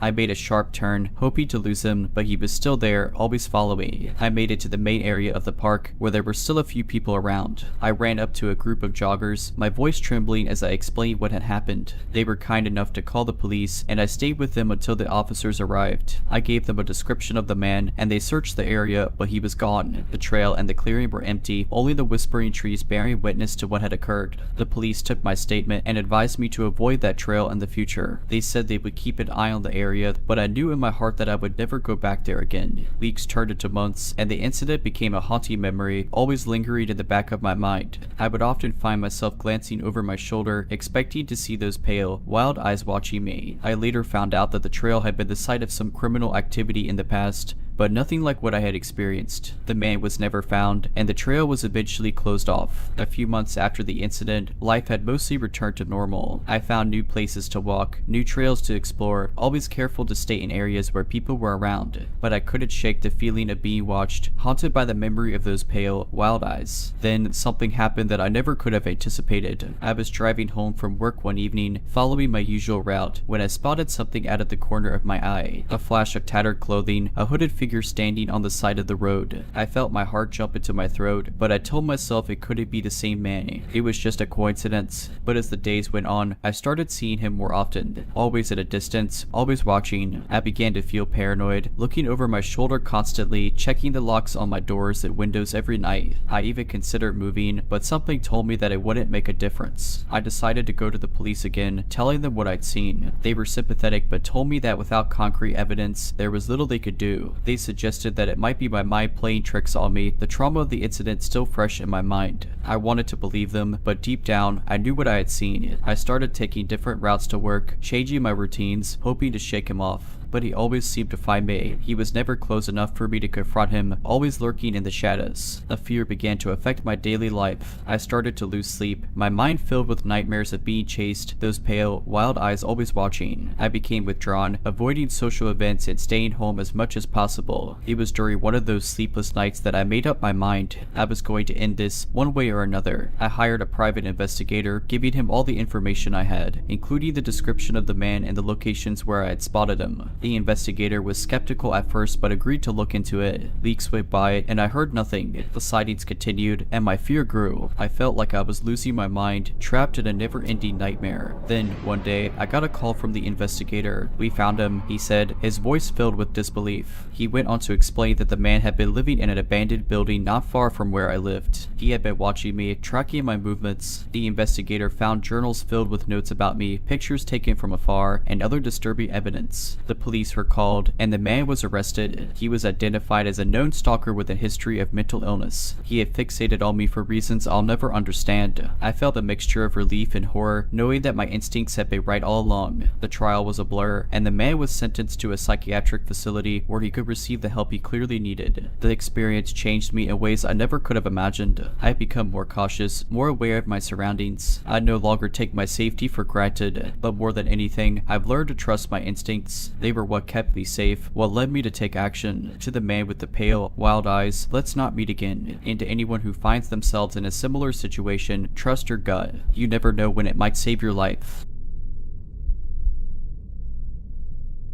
It was the summer after my sophomore year of college when I took a job as a delivery driver for a local pizza place. The job was simple: take orders, load up my car, and drop off the food. I figured it would be easy money, but there was one delivery that changed everything. It started on a regular Friday night. The place was buzzy with calls, and the ovens were working overtime. Around 8:30 p.m., an order came in for a delivery to the outskirts of town, an area I wasn't very familiar with. The instructions were specific: leave the pizza at the back door, ring bell 3 times, cash under the mat. Strange, I thought, but nothing too out of the ordinary. I took down the address, grabbed the order, and headed out into the night. My old car's headlights illuminated the dark roads as I made my way to the edge of town, guided by my GPS. The house was nestled at the end of a long, winding driveway, surrounded by overgrown trees and bushes. The whole place had a neglected look about it, with peeling paint and windows that were too dark to see through. I parked my car and grabbed the pizzas, my mind on the cash tip waiting for me under the mat. As I approached the back door, I noticed how quiet it was. There were no lights on in the house, no sounds of people inside, just the distant chirping of crickets and the rustling of the wind. I placed the pizza boxes by the back door as instructed and rang the bell 3 times. As I reached under the mat for the money, something caught my eye. A glimmer of light from a window, a shadow moving inside. I froze, a chill running down my spine. Who was watching me? I grabbed the cash and hurried back to my car, my heart pounding in my chest. As I pulled out of the driveway, I glanced back at the house one more time. The front door was open. I didn't waste any time getting back to the pizza place, my mind racing with questions. Who lived there? Why did they want the delivery at the back door? And what was that shadow? When I got back, I told my manager about the strange delivery. He laughed it off, telling me I was letting my imagination get the best of me, but I couldn't shake the feeling that something was off. Over the next few weeks, I continued my regular deliveries, trying to forget about that night. But then, the calls started. At first, they were just hang-ups. I'd answer the phone, hear a breath on the other end, and then silence. But they grew more frequent, always coming from the same number. Then, one night, the caller spoke.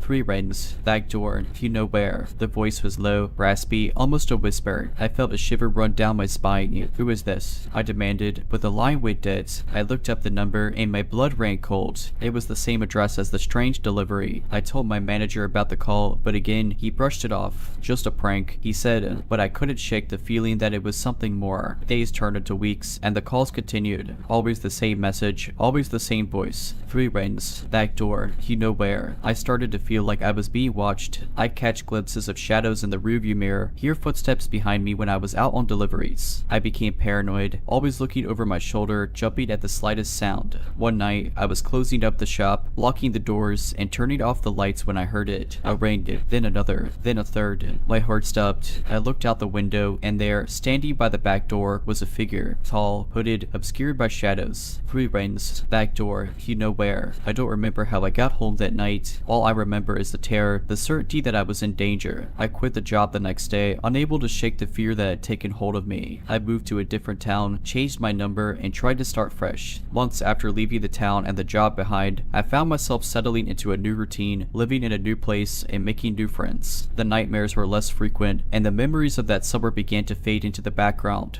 But something about it still nagged at me. The voice, the shadow, the rings, they were all connected somehow, and I couldn't shake the feeling that I was missing something. One day, while browsing online, I stumbled across a news story that made my blood run cold. A house on the outskirts of my old town had burned down. Firefighters had discovered the charred remains of an old man inside. The report said he was a recluse, rarely seen by neighbors, living alone in the decaying house. It was the same house I delivered the pizza to. I felt a chill run down my spine as I read further. The investigators had found something strange in the wreckage, a room filled with photographs, maps, and notes. All of them were of me. The realization hit me like a punch to the gut. The man had been stalking me, watching my every move, tracking my routines, even calling me to taunt me with his cryptic messages. I couldn't breathe, couldn't think. All I could see were those pale, wild eyes watching me from the shadows. The article went on to say that the fire had been ruled an accident, but something about it didn't sit right with me. The timing, the location, the eerie connection to my own experiences, it all pointed to something more sinister. I began to dig deeper, scouring online records and newspaper archives, driven by a need to understand what had really happened. What I found was a dark web of secrets, lies, and obsession. The man had been a notorious criminal in his younger days, known for stalking and terrorizing his victims before striking. He'd been caught and imprisoned but had been released on parole years before I'd ever set foot in that town. The more I learned, the more horrified I became. His obsession with me had been no accident. He'd chosen me, targeted me for reasons I'll never truly understand. His notes were filled with twisted fantasies, plans for what he wanted to do to me. The calls, the rings, the shadow in the window, they were all part of his game, a way to draw me into his web. The fire, I realized, had been no accident. It had been a cover-up, a way to erase the evidence of his obsession. I went to the police with what I'd found, but they were skeptical. The fire had been ruled an accident, they said, and the case was closed. But I knew the truth. I knew what the man had planned, what he'd wanted to do to me. I've moved on since then, building a new life in a new place, far away from the memories of that summer. But I'll never forget the fear, the terror, the knowledge that I'd been targeted by a madman. I still find myself looking over my shoulder, still hear the ring of the bell in my ears. 3 rings. Back door. You know where. To the man who stalked me, who planned to make me his victim, let's not meet again. And to anyone who reads this, trust your instincts. If something feels off, if you feel like you're being watched, don't brush it off. You never know when it might save your life.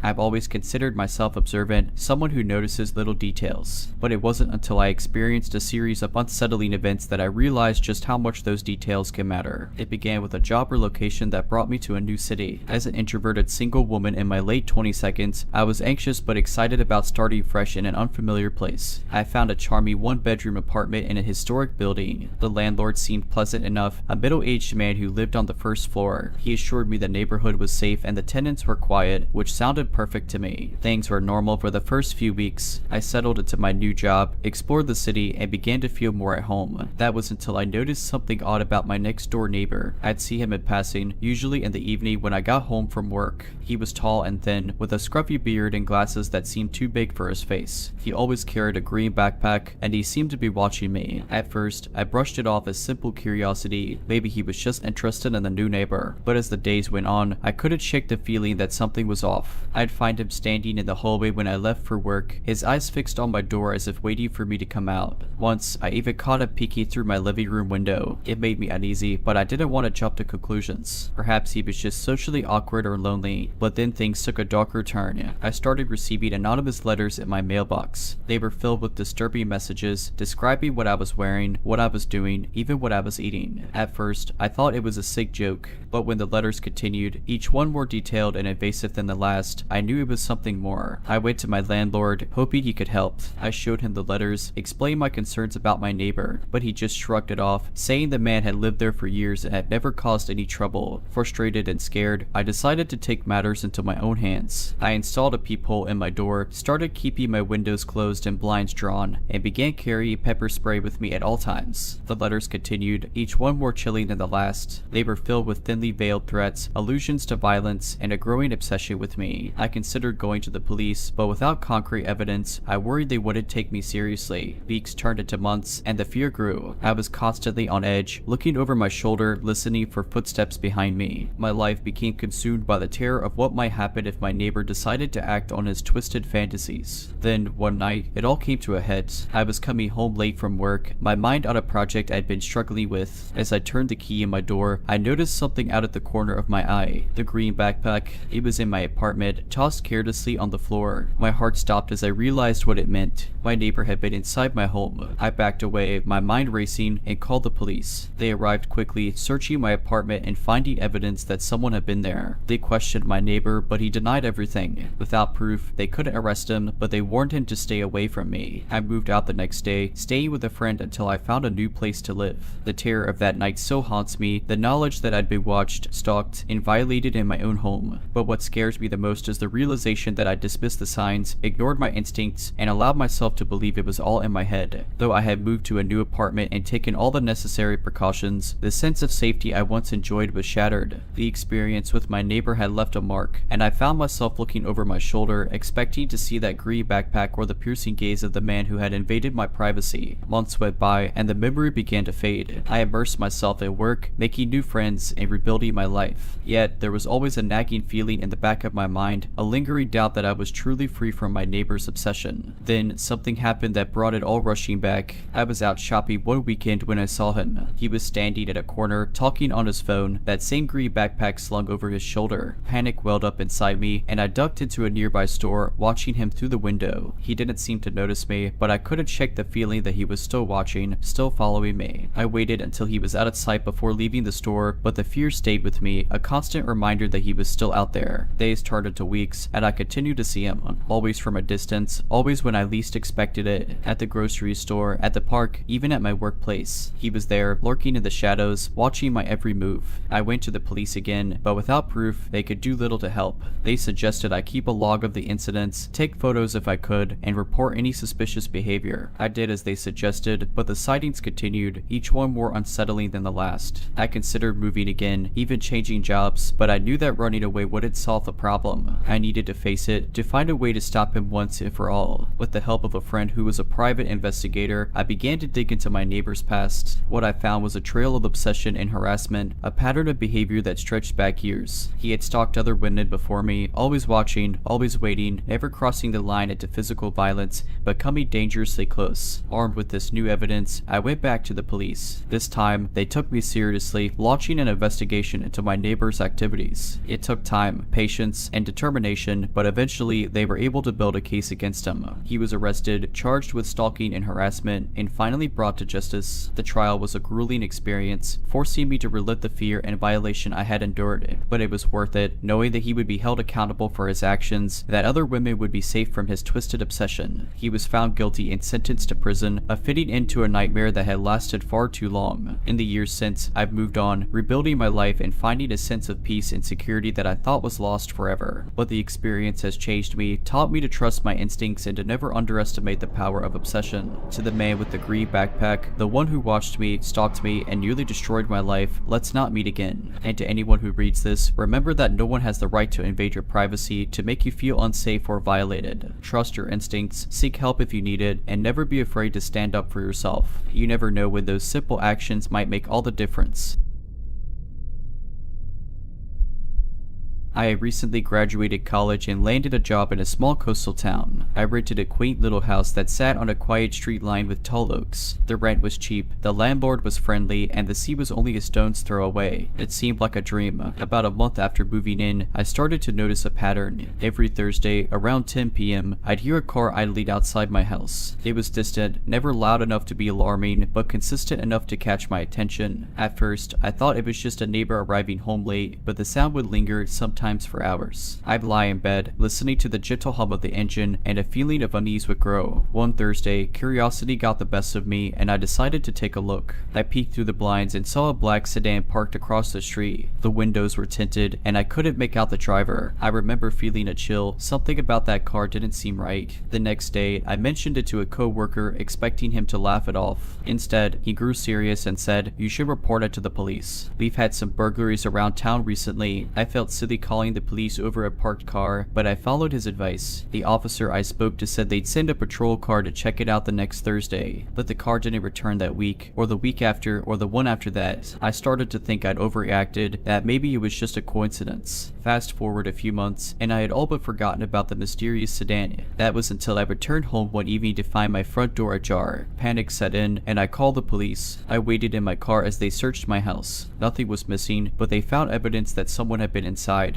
They asked about the black sedan, but I hadn't heard or seen it in weeks. I was rattled, and the police suggested I stay with a friend for a few nights. I followed their advice, and a co-worker kindly offered his couch. A week passed, and I started to feel safe again. That's when the phone calls began. The first call came on a Thursday. I picked up, and there was silence on the other end. Thinking it was a wrong number, I hung up, but the calls kept coming, always on Thursdays, always silent. I reported it to the police, but there was little they could do without more evidence. I changed my number, but the calls continued. By this point, I was genuinely scared. I knew I was being targeted, but I didn't know why or by whom. I began to take precautions, installing security cameras and keeping my doors and windows locked at all times. Another month went by, and I started to receive letters. They were anonymous, filled with cryptic messages and veiled threats. The handwriting was shaky, and the words were chilling. The police were more involved by now, and they began to investigate seriously. They traced the letters and the calls, but hit dead ends each time. I was living in a state of constant fear, knowing that someone was watching me, stalking me, but unable to stop them. Then, one Thursday night, I received a call that was different. The voice on the other end was raspy, and the words were slow and deliberate. "You can't escape."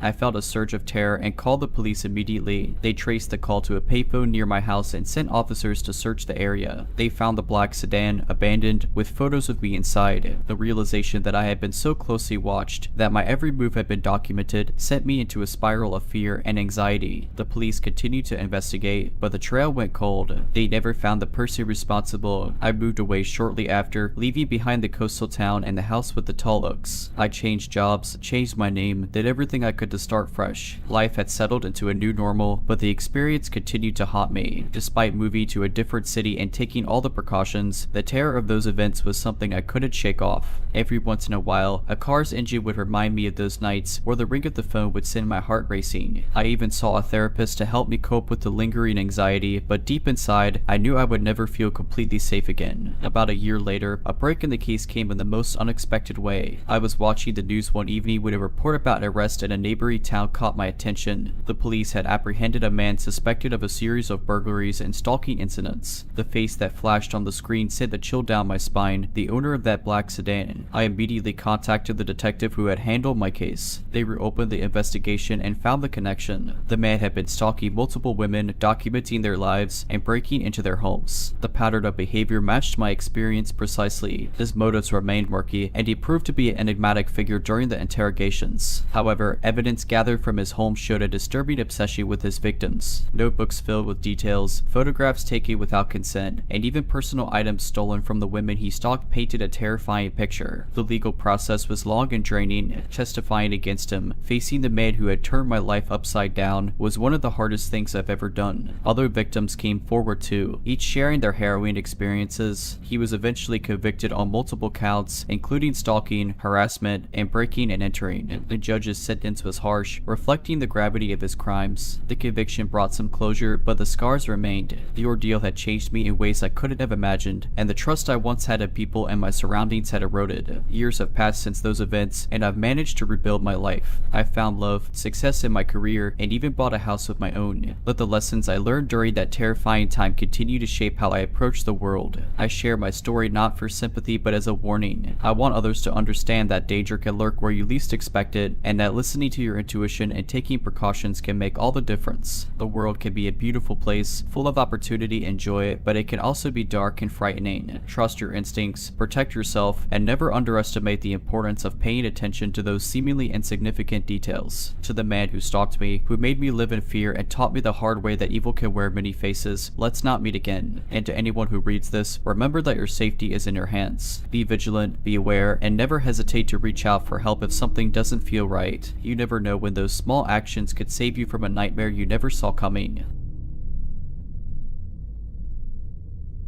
A couple of years ago, I was living in a small town that was a blend of suburban and rural environments. The people were friendly, but like any place, it had its quirks and stories that the townsfolk liked to share. There was this one particular street that was always spoken of in hushed tones. Evergreen Lane. Evergreen Lane was an old, windy road flanked by thick woods on either side. Some houses were scattered along the stretch, each one seemingly older and more worn than the last. People said it was haunted or cursed, but most dismissed those stories as mere urban legends. I didn't believe in those stories either, not until one chilly evening. I was driving home from work, tired and just wanting to get into my warm bed. My usual route was closed due to construction, so the detour took me through Evergreen Lane. It was dark, and the thick trees seemed to swallow up the beams of my headlights. Halfway down the road, my car sputtered and died. I tried not to panic. I told myself it was just a coincidence, not some curse of Evergreen Lane. My cell phone had no signal, which was common in this secluded area. The only solution was to walk to the nearest house and ask for help. I began my trek down the dark, lonely road, every noise amplifying my growing unease. Then, in the distance, I saw a dim light from a window. It was a house, old and seemingly abandoned, but the light was a welcoming beacon. As I approached the house, I noticed that the light was coming from a candle in the window. The door was slightly ajar. My gut told me something was off, but the cold and my desperation pushed me forward. I knocked softly and called out, "Hello? My car broke down, and I need some help. Can I use your phone?" No response. I knocked again, louder this time, but still no answer. I pushed the door open slightly and peered inside. It was eerily quiet. The house was furnished but looked like it hadn't been lived in for years. Against my better judgment, I stepped inside. The floor creaked under my weight, and I could feel the air thick with something I couldn't describe. I found an old landline and picked it up, but there was no dial tone. That's when I heard it, a faint whispering sound coming from upstairs. My heart started to pound, and a chill ran down my spine. I knew I should leave, but something drew me towards the noise. I crept up the stairs, each step seeming to echo through the house. The whispering grew louder, and I could almost make out words, but they were in a language I didn't understand. I reached the top of the stairs and saw a door slightly ajar, the same faint candlelight flickering from inside the room. I pushed the door open, and what I saw will haunt me forever. An old woman, her back to me, was chanting in front of a strange symbol drawn on the floor. Her voice was hypnotic, her words unintelligible. Around her were pictures. Some of them looked like people from the town, and others were unfamiliar. I must have made a noise because she suddenly stopped and turned. Her eyes were black, completely devoid of color, and they bored to me with an intensity that froze me in place. "You shouldn't be here," she rasped, her voice like the wind through dead trees. I couldn't move, couldn't speak. I could only stare into those soulless eyes. "You've seen too much," she continued, her voice growing stronger. "You'll never leave Evergreen Lane." I don't know what broke the spell, but I suddenly found the strength to move. I turned and ran, my only thought to get away from that house and the terrifying woman. I stumbled down the stairs and out the door, never looking back. I ran until I reached my car, my breath ragged and my body trembling. Somehow, my car started right up, as if nothing had been wrong with it. I drove away from Evergreen Lane, vowing never to return. I never spoke of what happened that night. The memories were too raw, too terrifying, but I know that something unnatural resides on Evergreen Lane, something that defies explanation. The terror of that night haunted me for years, and the unease never really left me. It was a chapter of my life I wanted to forget, a road I never wanted to revisit. But fate, it seems, had other plans. A few years later, I found myself returning to that small town for a family gathering. My parents still lived there, and they insisted on seeing me after all the time that had passed. I agreed to come, promising myself that I would steer clear of Evergreen Lane. The reunion with my family was pleasant, filled with shared memories and laughter, but there was a cloud hanging over me, a weight pulling me back to that dark chapter. One evening, as my father and I were sharing drinks, he began to talk about the town and its history. The stories of Evergreen Lane came up, and I felt my heart pounding in my chest. "You know, son, those stories about Evergreen Lane are all made up," my father said, looking at me intently. I tried to laugh it off. "Oh, come on, Dad, it's just an old road with creepy trees. Every town has one." He shook his head, his expression serious. "No, I'm afraid it's more than that. Did you ever hear about that old woman who lived there?" I felt a chill run down my spine, but I tried to keep my composure. "An old woman? No, I never heard about her."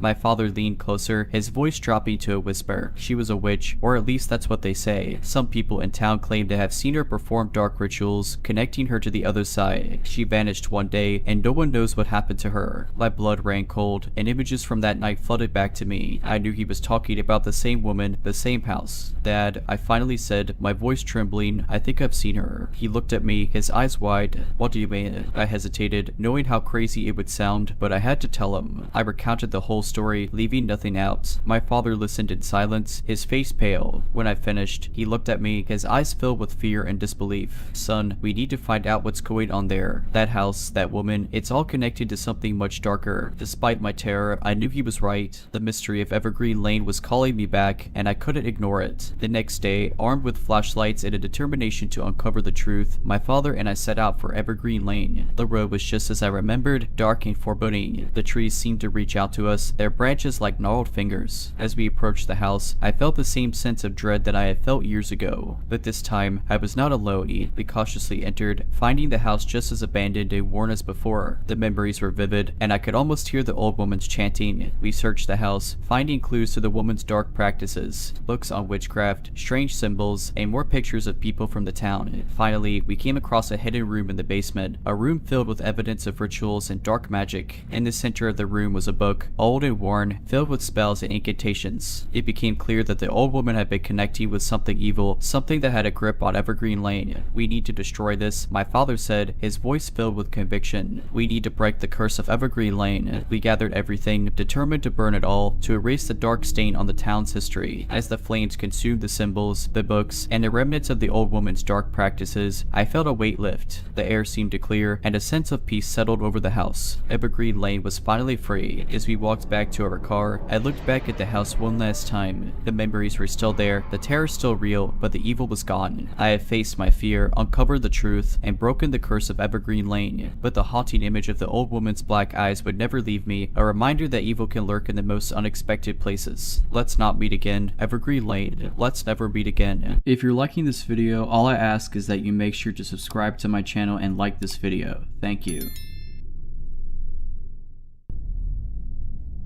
When I first moved to the city for my job, I was excited. The tall buildings, the constant hum of activity, and the promise of new experiences were alluring. I found a cozy apartment on the 15th floor of a high-rise, offering a panoramic view of the cityscape. Little did I know, this view would become the backdrop of my nightmare. It started innocuously enough. I began receiving small gifts at my doorstep, a bouquet of flowers, a box of chocolates, and sometimes handwritten notes. The notes were always unsigned, filled with compliments about my appearance or what I had worn that day. Initially, I thought it might be a secret admirer or a neighbor trying to be friendly, but as days turned into weeks, the gifts became more personal. A scarf in my favorite color, a book by an author I loved, and even a CD of a band I had casually mentioned liking to a colleague. week. Concerned, I mentioned this to my friend, Lisa, who lived a few blocks away. She suggested it might be someone from work or a friend playing a prolonged prank. To ease my mind, she offered to stay over for a few days. One evening, as we were watching a movie, Lisa pointed to a building opposite mine. Do you know that from here, if someone had a good enough telescope, they could see right into your apartment? I looked out, realizing that my large windows, which I loved for the sunlight they let in, also made my life visible to anyone interested in watching. A shiver ran down my spine. The next day, I invested in curtains. But the gifts didn't stop. They became more frequent, and the notes more intimate, detailing things I had done in the privacy of my home. I loved how you danced in your living room last night. One read. Another said, the spaghetti you cooked looked delicious. I reported this to the police, but without any tangible evidence or threat, they couldn't do much. They advised me to keep a record of everything I received and to install security cameras. The cameras were my next step. I installed them inside and outside my apartment. For a week, nothing unusual happened. But then, one morning, I found a note on my doorstep. Cameras won't help you see me, but I can always see you. Terrified, I reviewed the footage, and there it was. In the middle of the night, a figure in a hooded mask, leaving the note at my door. The cameras inside my apartment showed nothing. This person had never entered, yet they knew everything I did. Lisa suggested I stay with her for a while. Gratefully, I accepted. A few days turned into weeks, and during this time, no gifts or notes appeared at my apartment. I started to relax, thinking maybe my unseen observer had lost interest. One evening, as Lisa and I returned to her place after dinner, we found her door slightly ajar. Cautiously, we entered. In the middle of her living room was a pile of photographs. They were all of me, taken from a distance, capturing my daily routines. But the most chilling were the ones taken inside Lisa's apartment, showing me sleeping, cooking, or chatting with her. The realization hit hard. This person hadn't lost interest. They had merely shifted their location. They had been watching me from somewhere close, even at Lisa's place. The police were involved again, and this time they took it more seriously. They started by investigating the building I had initially spotted from my apartment. On the topmost floor, in a rented storage room, they found what can only be described as a shrine dedicated to me. Photographs, personal items I had discarded, and a logbook detailing my daily activities. The tenant renting the space was a man named Eric, a freelance photographer. He had become infatuated with me from afar and had started his silent observation. The police arrested him, and he confessed to stalking me for months. He claimed he loved me and believed we were meant to be together. The trial was swift, and Eric was sentenced to several years in prison and mandatory therapy. I moved out of the city, seeking solace in a quieter, more private place. After the trial, I found it hard to return to any semblance of normalcy. The city, once a symbol of opportunity and excitement, now felt like a vast expanse of potential threats. Every stranger's glance felt like a piercing gaze, every unexpected noise a potential danger. I decided to move to a smaller town, hoping the change of scenery would help me heal. The town I chose was the polar opposite of the city, nestled in the mountains. It was a place where everyone greeted each other by name and where community events were the highlight of the week. My new home was a cottage on the outskirts, surrounded by trees and overlooking a serene lake. The first few months were peaceful. The natural beauty of the place and the kindness of the locals were therapeutic. I took up gardening, spent hours reading by the lake, and even adopted a dog, Max, who quickly became my loyal companion. However, the scars of my past experience ran deep.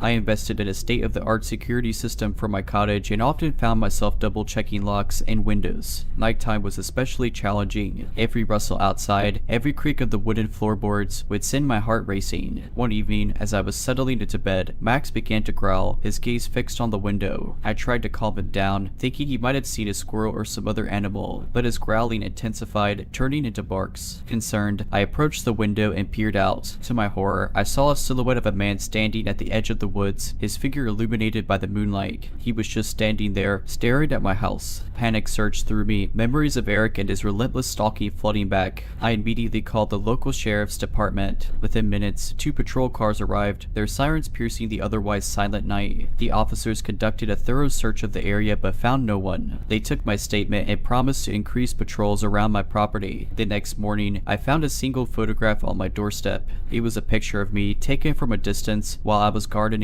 On the back, written in a familiar handwriting, were the words, "New place, same us." I handed the photograph to the police. They confirmed my worst fears. Eric had been released on parole for good behavior behavior and had somehow managed to track me down. The police immediately issued a warrant for his arrest and provided me with round-the-clock protection. Days turned into weeks, and there was no sign of Eric, but the fear was ever present, the feeling of being watched never leaving me. One evening, as the storm raged outside, there was a knock on my door. Max immediately went into guard mode, his growls echoing through the house. I approached the door cautiously, peeping through the peephole. It was one of the officers assigned to patrol my house. I opened the door, relief washing over me, but as I greeted him, I noticed his uniform was drenched, not from the rain, but in blood. Before I could react, he lunged at me, a deranged look in his eyes. We struggled, Max barking and snapping at him. In the chaos, I managed to hit him with a vase, knocking him out. The police arrived shortly after, having received a distress signal from the officer's car. It turned out that Eric had ambushed the officer, taken his uniform, and tried to get to me. He was arrested and sent back to prison, this time with no chance of parole. The ordeal was a stark reminder that the past can come back to haunt you, no matter how far you run. But it also taught me the importance of resilience and the will to fight back. With the support of the community and therapy, I began to rebuild my life, determined not to let fear define me. Today, I'm an advocate for stalking victims, using my experience to raise awareness and help others. The journey has been long and challenging, but I've learned that with determination and the right support, one can overcome even the darkest of shadows.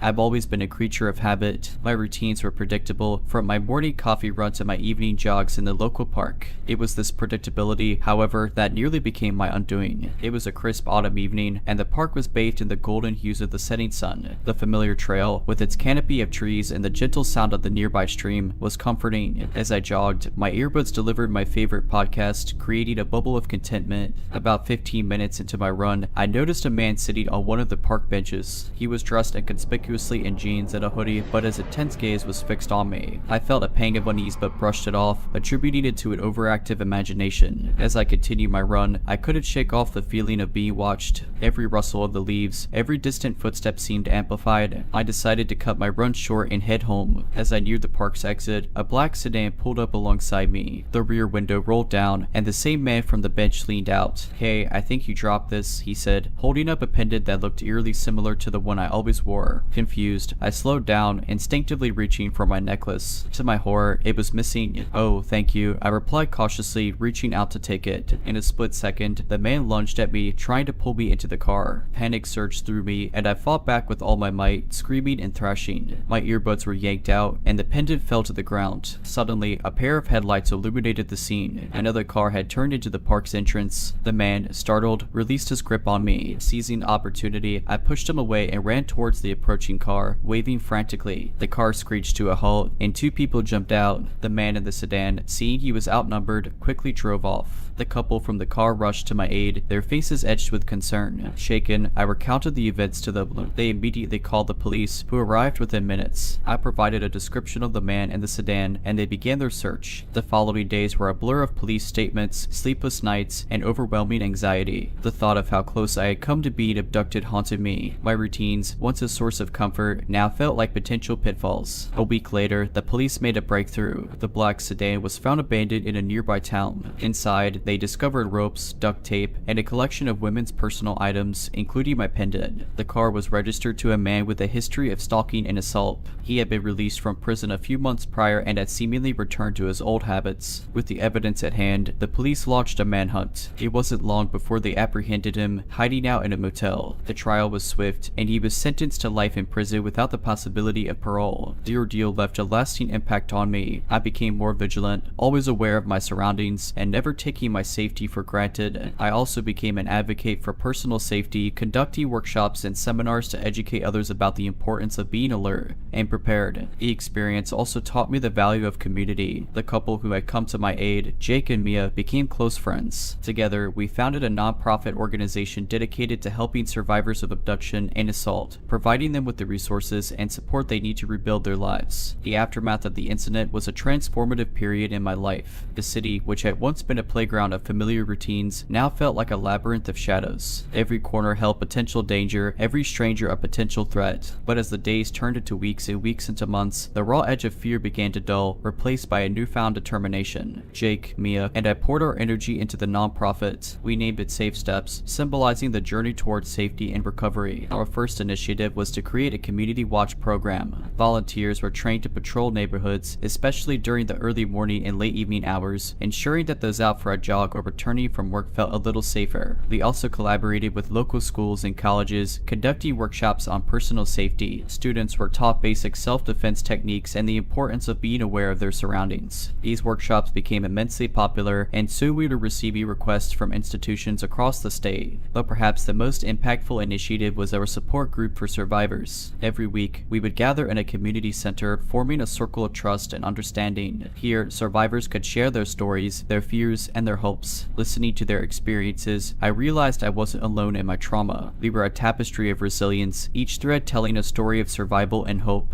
One evening, after a particularly emotional support group session, a young woman approached me. Her name was Clara, and she had been attending our sessions for a few weeks. With tears in her eyes, she handed me a small package. Inside was appended, identical to the one I had lost. "I wanted you to have this," she whispered. "Your story, your strength, gave me hope. This is a small token of my gratitude." I was moved beyond words. It was moments like these that reaffirmed my belief in the path I had chosen. From a victim, I had become a beacon of hope for others, turning my traumatic experience into a force for positive change. Years passed, and Safe Steps grew from a local initiative to a national movement. We received endorsements from celebrities, partnered with major corporations for funding, and even collaborated with the government on policy changes related to personal safety and victim support. As I sit in my office today, surrounded by awards and accolades, I often find myself reflecting on that fateful evening in the park. It was a moment that could have broken me, but instead, it became the catalyst for a journey of empowerment and advocacy. Life has a way of throwing curveballs, testing our mettle and resolve. But it's in these moments of adversity that we discover our true strength, our purpose, and with the right support and determination, we can turn our darkest hours into our most defining moments. The quaint town of Elmridge was the kind of place where neighbors knew each other's names, children played freely in the streets, and doors were often left unlocked. It was this sense of security and community that drew me to Elmridge after years of living in the bustling city. I found a charming two-story house on Willow Street, complete with a white picket fence and a sprawling backyard. The previous owners had maintained a beautiful garden, and the large oak tree in the corner provided a canopy of shade. It was idyllic, a place I could finally call home. The first few weeks were filled with the excitement of settling in. I got to know my neighbors, the elderly Mrs. Thompson to my left, who had lived in Elbridge her entire life, and the young Martins family to my right, with their two boisterous kids. One evening, as I was arranging my bedroom, I noticed something odd. The window facing the backyard had a small, almost imperceptible scratch on the glass, forming a circle about the size of a quarter. I dismissed it as wear and tear, making a mental note to get it fixed. A few nights later, as I was drifting off to sleep, I heard a faint noise coming from the backyard. It sounded like the soft crunch of leaves. I sat up, straining my ears, but the sound had stopped. Thinking it might be an animal, I went back to sleep. The next morning, as I was watering the plants, I found footprints near my bedroom window. They were fresh, indicating that someone had been there the previous night. A chill ran down my spine. I immediately reported it to the local police. Officer Daniels, a stout man with a kind face, arrived shortly after. He examined the footprints in the scratched window. "It looks like someone's been peeping," he said gravely. "We've had a few similar reports in the area recently. We're doing our best to catch this individual." He advised me to be vigilant, to keep my windows and doors locked, and to report any suspicious activity. The news was unsettling. The sanctuary I had found in Elbridge felt tainted. That evening, I installed motion sensor lights around the house and set up a security camera facing the backyard. I also informed my neighbors about the incident, urging them to be cautious. Days turned into weeks, and there were no further incidents. The sense of unease gradually faded, replaced by the routines of daily life. But the illusion of safety was shattered one evening. I was in the living room, engrossed in a book, when the motion sensor lights suddenly turned on, and I froze, my heart racing. Grabbing my phone, I accessed the live feed from the security camera. To my horror, I saw a man standing near my bedroom window, his face obscured by a hood. He was holding something small and shiny, which he was using to scratch the window, creating the same circular mark I had noticed earlier. I immediately called the police, keeping an eye on the intruder through the camera feed. He seemed unaware of the lights or the camera, completely completely engrossed in his active voyeurism. Within minutes, I heard sirens in the distance. The man, hearing them too, began to panic. He looked around frantically, finally noticing the camera. Our eyes met through the lens, and for a brief moment, I saw a look of sheer terror on his face. He bolted just as Officer Daniels and his team arrived. They gave chase, and after a brief pursuit, the man was apprehended. He was identified as Tom Mitchell, a resident of Elmridge with a history of voyeuristic behavior. The small shiny object he used to scratch windows was a ring, a twisted trophy of his escapades. The news of his arrest sent shockwaves through the community. People were horrified that one of their own could commit such acts. The scratched windows, his signature, were found in several homes, revealing the extent of his voyeurism. In the aftermath, the community came together, holding meetings to discuss safety measures and offering support to those affected. I, too, became an active participant, sharing my experience and advocating for increased vigilance. The weeks following Tom Mitchell's arrest were a mix of relief and introspection for the Elmridge community. The town meetings became more frequent, evolving from discussions about safety to broader topics like mental health and community support. It was clear that while Tom's actions were inexcusable, there was a collective desire to understand the underlying causes and prevent such incidents in the future. Mrs. Thompson, who had lived in Elmridge her entire life, shared stories of a younger Tom, a boy who had faced challenges from a young age. Abandoned by his parents, he had grown up in foster care, often feeling isolated and misunderstood. While this didn't excuse his actions, it painted a picture of a troubled individual who had slipped through the cracks. Inspired by these discussions, the Martins family took the initiative to start a community outreach program. Their aim was to identify and support individuals in Elmridge who were struggling, whether it be with mental health issues, financial difficulties, or feelings of isolation. I joined the program, seeing it as an opportunity to turn a negative experience into positive action. Our first project was to set up a community center, a space where residents could come together for various activities, workshops, and support groups. We organized fundraisers, and the response was overwhelming. People from all walks of life contributed, from teenagers hosting bake sales to local businesses donating supplies. The Elmridge Community Center, as it came to be known, quickly became the heart of the town. We offered after-school programs for kids, counseling services, job training workshops, and even art and music classes. It was a place of healing, learning, and connection. One of the most impactful programs was the Mentorship Initiative. Adults in the community volunteered to mentor young individuals, providing guidance, support, and a listening ear. The idea was to ensure that no one felt alone or unsupported, as Tom had. As months turned into years, the ripple effects of the community center became evident. Elmridge saw a decrease in crime rates, an increase in school performance, and most importantly, a stronger sense of community. Neighbors looked out for each other, and the bonds formed in the center spilled out into the streets, parks, and homes. On a personal level, the experience was transformative. The trauma of that night with the peeping Tom had left scars, but working with the community, channeling my energy into positive change, was therapeutic. I formed deep friendships, especially with Mia from the Martins family. Together, we spearheaded many of the center's initiatives, drawing strength from each other. One evening, as we were wrapping up a workshop at the center, Mia handed me a letter. It was from Tom Mitchell. With trepidation, I opened it. The letter was a heartfelt apology, expressing remorse for his actions and gratitude for the changes the community had implemented. He wrote of his time in therapy, the revelations he had about his behavior, and his hope for a second chance. While the letter didn't erase the past, it was a testament to the power of community intervention and support. Elmridge had turned a dark chapter into a story of hope, resilience, and collective growth. Today, as I walk the streets of Elmridge, I'm filled with pride. The town, with its vibrant community center, active outreach programs, and tight-knit residents, stands as a beacon of what's possible when people come together in the face of adversity. It's a reminder that even in the darkest moments, there's always a glimmer of hope waiting to be ignited. It was a typical Thursday evening. I had just returned from a long day at work, and the only thing on my mind was to kick back, watch some TV, and maybe indulge in a glass of wine. My apartment was on the 3rd floor of an old building, and while it wasn't the most modern or luxurious, it was home. The creaky wooden floors and the old-fashioned radiators added a certain charm that I had grown fond of. I settled into my couch, remote in hand, when I heard a faint noise coming from the hallway. It sounded like footsteps, but I brushed it off as one of my neighbors. The walls were thin, and I had grown accustomed to hearing the occasional noise from the hallway or the apartment next door. A few minutes passed, and I heard the noise again. This time, it was closer, almost right outside my door. I muted the TV and listened intently. The footsteps were soft, deliberate, and eerily quiet. It was as if someone was trying their best not to make a sound. My heart began to race. I lived alone, and the thought of an intruder was terrifying. I tiptoed to the door and peered through the peephole. The hallway was dimly lit, but I could make out the silhouette of a man standing just a few feet away from my door. He was tall, tall, wearing a dark hoodie and a mask. He seemed to be listening, waiting for something. I held my breath, praying he wouldn't notice me. Suddenly, he began to fiddle with the doorknob. Panic surged through me. I hadn't locked the door when I came in. I quickly turned the lock, but it was too late. The door creaked open slightly, and the man's eyes met mine. For a split second, we both froze. Then, without a word, he pushed the door with force. I stumbled back, trying to find something to defend myself with. The intruder was now inside my apartment, his eyes scanning the room. I grabbed a vase from the coffee table and hurled it at him. It missed, shattering against the wall, but it bought me a few precious seconds to run to my bedroom and lock the door. I fumbled for my phone, dialing 911. My hands were shaking so badly I could barely hold onto it. The operator picked up, and I whispered my address and the situation. She assured me that the police were on their way and told me to stay on the line. The intruder was now banging on my bedroom door, shouting threats. I could hear the wood splintering, and I knew it wouldn't hold for long. I quickly opened my window, which led to the fire escape. Without a second thought, I climbed out, praying he wouldn't follow. I made my way down the metal stairs as quickly as I could, my heart pounding in my chest. When I reached the ground, I ran to the street, looking for help.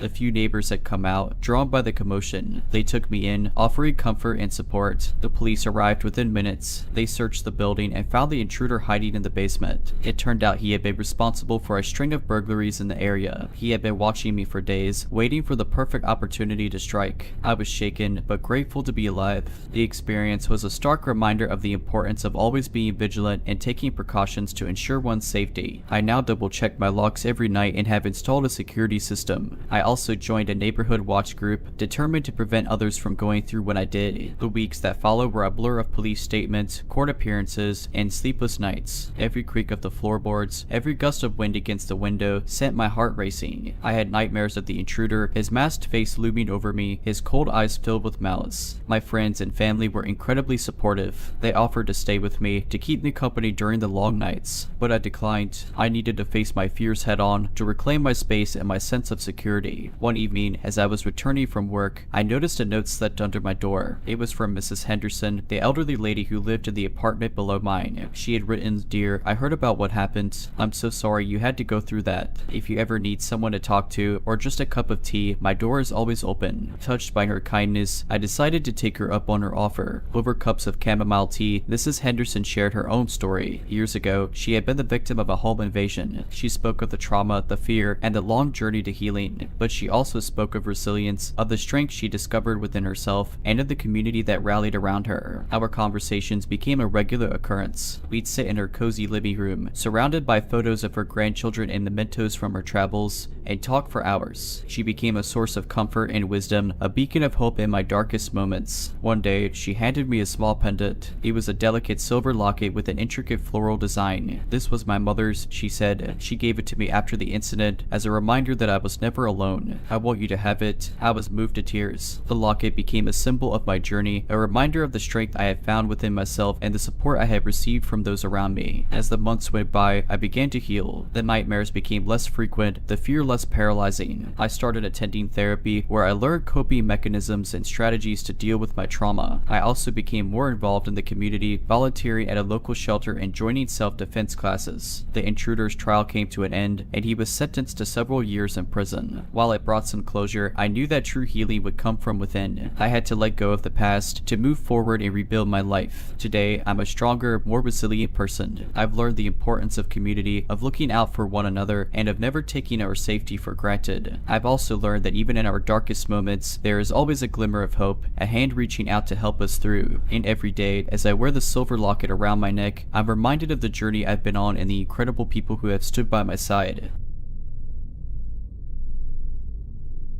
I've always been an avid hiker. The feeling of being surrounded by nature, the chirping of birds, and the rustling of leaves underfoot is therapeutic for me. I've hiked countless trails, from the well-trodden paths of national parks to the lesser-known local trails. But there's one hike I'll never forget, and it's not because of the beauty of the trail. It was a warm summer evening, and I decided to take a hike in a forested area about an hour's drive from my home. I had been to this forest a few times before, but I always stuck to the main trail. This time, I wanted to explore a bit, so I decided to venture off off the beaten path. About an hour into my hike, I stumbled upon a clearing. The sun was setting, casting a golden hue over everything. I decided to take a break and enjoy the view. As I was sitting there, I heard faint voices in the distance. Curiosity got the better of me, and I decided to follow the sound. The voices grew louder as I approached, and I soon realized they were chanting. I treaded carefully, making sure not to make any noise. As I got closer, I saw a group of about 20 people, all dressed in long, dark robes, standing in a circle around a large bonfire. They were chanting in a language I couldn't recognize. I hid behind a tree, trying to make sense of what I was seeing. The group seemed to be performing some sort of ritual. In the center of the circle, there was a large wooden statue, crudely carved to resemble a humanoid figure. The statue was surrounded by various objects, including animal skulls, candles, and what looked like bowls of liquid. Suddenly, one of the robed figures stepped forward, holding a live chicken by its legs. The chanting grew louder and more intense. The figure raised the chicken above his head and then swiftly brought it down, cutting its throat with a sharp knife. The blood was collected in one of the bowls. I felt a wave of nausea wash over me. I had seen enough. I slowly began to retreat, making sure not to alert the group to my presence. But as I was backing away, I stepped on a twig, which snapped loudly under my weight. The chanting stopped abruptly. All eyes turned in my direction. My heart raced as I realized I had been spotted. Without thinking, I turned and ran as fast as I could, not looking back. The forest was dark now, and I could hear the group chasing after me. Their chants had turned into angry shouts. I ran blindly, tripping over roots and branches, but the adrenaline kept me going. After what felt like hours, I finally reached the main trail. I didn't stop running until I reached my car. I fumbled with my keys, my hands shaking uncontrollably. I started the car and sped away, not daring to look in the rearview mirror. When I finally reached home, I locked all the doors and windows. I couldn't shake the feeling that I was being watched. I didn't sleep that night or the next. The following day, I reported the incident to the local police. They searched the forest but found no trace of the group or their ritual site. They told me it was probably just a group of kids playing a prank, but I knew what I saw was real. A few weeks after the incident, I tried to put the whole thing behind me. I focused on work, spent time with friends, and even took up a new hobby, pottery. Anything to distract myself from the haunting memories of that evening in the forest. But the universe had other plans. One evening, after a particularly long day at work, I returned home to find a small package on my doorstep. There was no return address, just my name written in a hurried scrawl. Curiosity piqued, I opened it. Inside was a small, hand-carved wooden figurine. It bore an uncanny resemblance to the larger statue I had seen in the forest clearing. My heart raced as I turned the figurine over in my hands. Tied around its neck was a note that read, "We know where you live." Panic sudden, I immediately called the police, who took the package for examination. They advised me to stay somewhere else for a few days, just to be safe. I decided to stay with my sister, who lived in a neighboring town. The next few days were a blur. The police couldn't find any fingerprints on the package or the figurine. They patrolled my neighborhood but found no signs of suspicious activity. They suggested it might be a prank, but I wasn't convinced. One evening, as I was leaving my sister's house to grab some takeout, I noticed a car parked across the street. It was an old, beat-up sedan with tinted windows. I didn't think much of it at first, but when I returned, the car was still there. And the next morning, and the next evening, it was always there, watching. I reported it to the police, who sent a patrol car to check it out.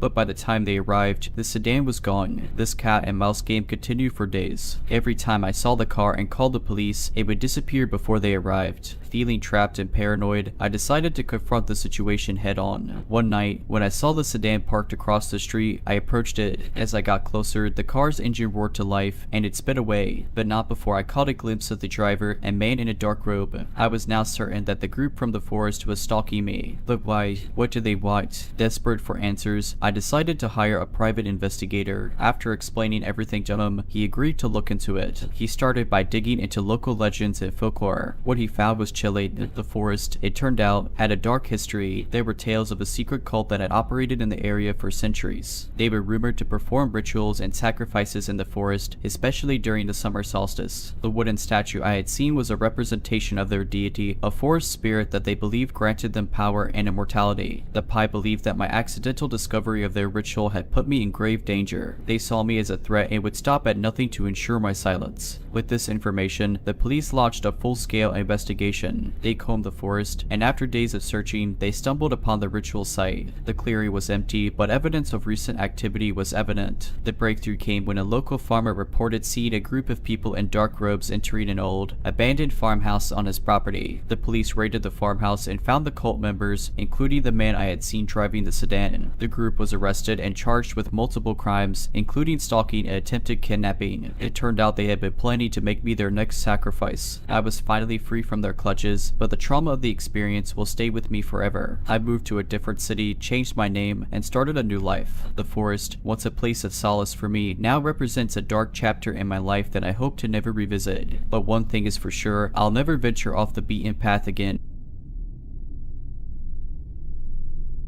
When I first moved into my new apartment, everything seemed perfect. It was a quaint 2-bedroom unit in a quiet suburban neighborhood. The rent was affordable, and the location was close to my workplace. I was thrilled to have found such a gem. The first time I met Mr. Thompson, my next door neighbor, was on a sunny Saturday morning. I was unloading boxes from my car when he approached me with a wide grin. He was an older man, probably in his late 60s, with thinning gray hair and deep-set blue eyes that seemed to always be observing. "Welcome to the neighborhood," he said, extending a hand. "I'm Harold Thompson, but you could call me Harry." I shook his hand, introducing myself. He offered to help with the boxes, but I politely declined. There was something about his intense gaze that made me slightly uncomfortable. Over the next few weeks, I settled into my new home. I'd occasionally run into Mr. Thompson in the hallway or the parking lot. He was always friendly, often striking up conversations about the weather or local news. But I couldn't shake the feeling that he was watching me a bit too closely. One evening, as I was cooking dinner, I heard a knock on my door. I opened it to find Mr. Thompson holding a plate of freshly baked cookies. "Just a little welcome gift," he said with a smile. I thanked him, albeit hesitantly, and closed the door. The cookies looked delicious, but I couldn't bring myself to eat them. Instead, I threw them away, feeling a pang of guilt for being so suspicious. A few days later, I came home to find a note slipped under my door. It was from Mr. Thompson, inviting me over for dinner. I pondered the invitation, torn between wanting to be polite and my growing unease. In the end, I decided to decline, citing a prior engagement. That's when things started to get strange. I began to notice Mr. Thompson more frequently. He'd be outside watering his plants when I left for work and would still be there when I returned. He'd often be in the hallway, seemingly waiting for me, and on more than one occasion, I caught him peering into my windows. I tried to brush it off, telling myself I was being paranoid, but the incidents kept piling up.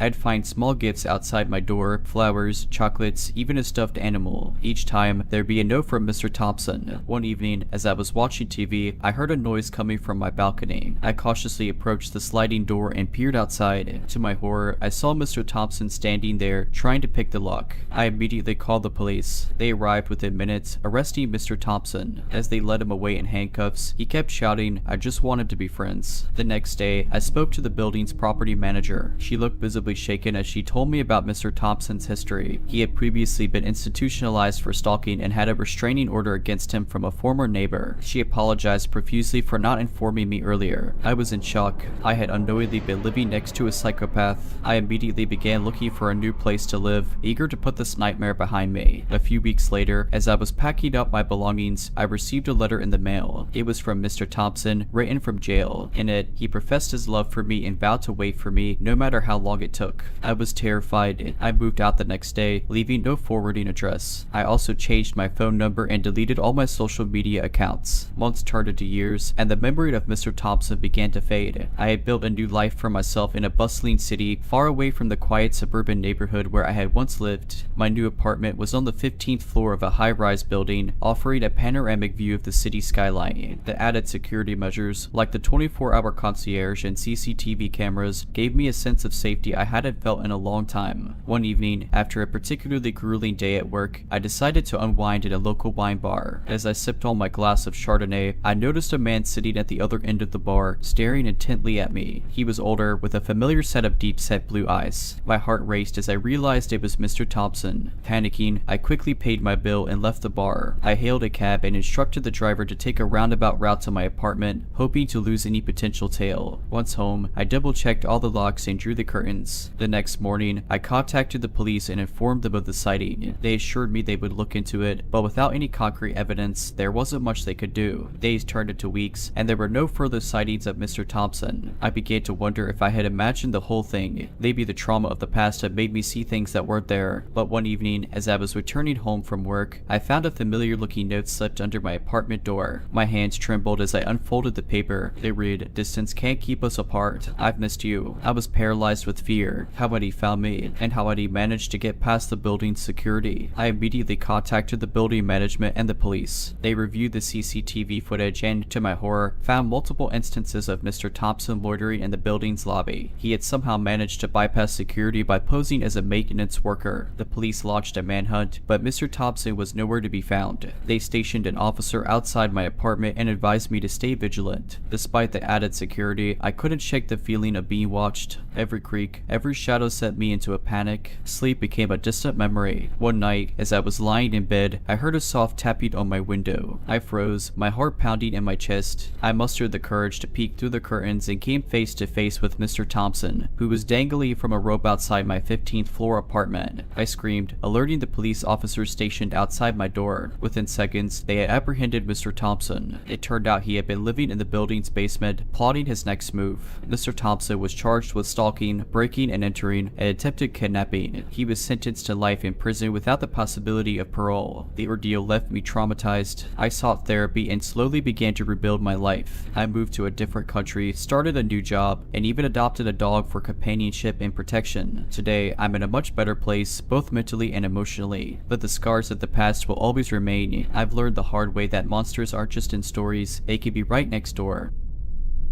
If you're liking this video, all I ask is that you make sure to subscribe to my channel and like this video. Thank you.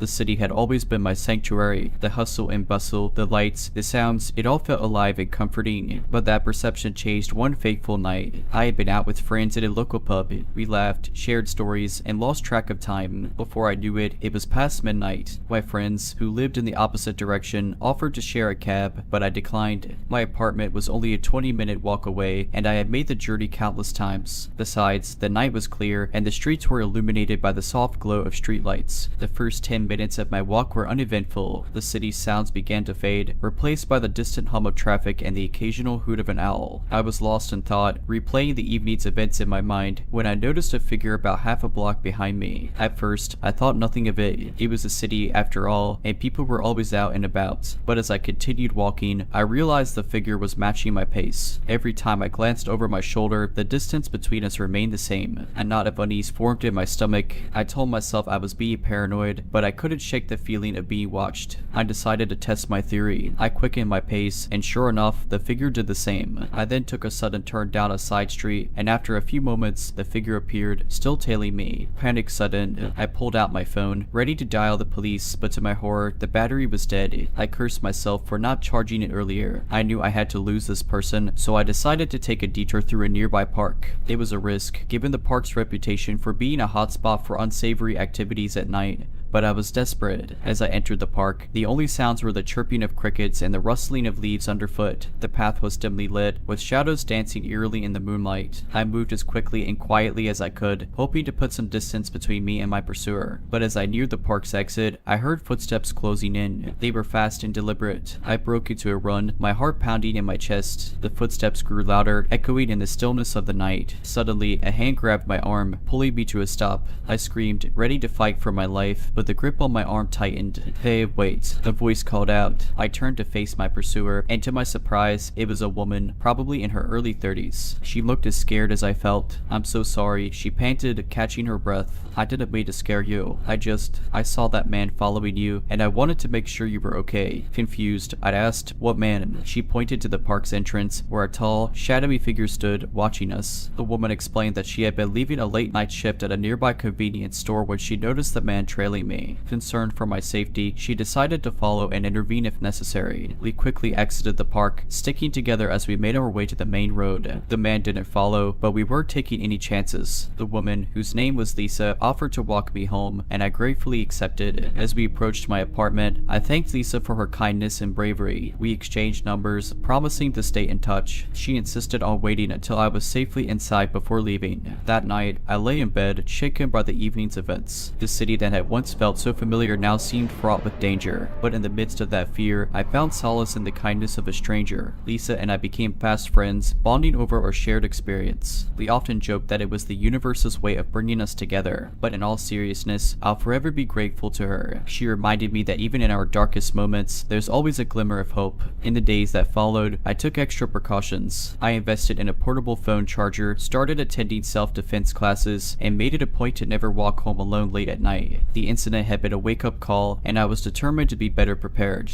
Lisa and I grew closer, often meeting up for coffee or a movie. We became each other's confidantes, sharing stories of our past, our dreams for the future, and everything in between. It was refreshing to have someone who understood the trauma I had experienced and who had been there to help me through it. One evening, as we were leaving a local cafe, Lisa's face turned pale. She grabbed my arm, her grip tight. "It's him," she whispered, nodding subtly towards a man sitting a few tables away. He was engrossed in a newspaper, but there was no mistaking him. It was the man from that night. We quickly left the cafe, trying to remain calm. Once we were a safe distance away, Lisa revealed a chilling detail. She had seen the man several times since our encounter in the park, always lurking in the shadows, watching from a distance. She had even received anonymous phone calls in the middle of the night, with nothing but heavy breathing on the other end. We decided to go to the police. They took our statements and promised to investigate. A few days later, they called us in for an update. The man, whose name was Robert, had a history of stalking and had served time in prison for similar offenses. He had been released on parole a few months before our encounter. The police issued a restraining order against Robert and warned him to stay away from both of us. But the damage had been done. The feeling of being constantly watched, of never truly being safe, weighed heavily on us. Lisa and I leaned on each other for support. We installed security cameras in our homes, joined a support group for stalking victims, and even started a neighborhood watch program. We were determined to reclaim our sense of security and help others do the same. As the months went by, there were no further incidents. Robert seemed to have gotten the message and disappeared from our lives. But the experience had changed us. We became more vigilant, more aware of our surroundings, and more appreciative of the simple joys of life. One evening, as we sat on my balcony watching the sunset, Lisa turned to me with tears in her eyes. "You know," she said, "as terrifying as that night was, I'm grateful for it. It brought us together and showed us how strong we truly are." I nodded in agreement, squeezing her hand.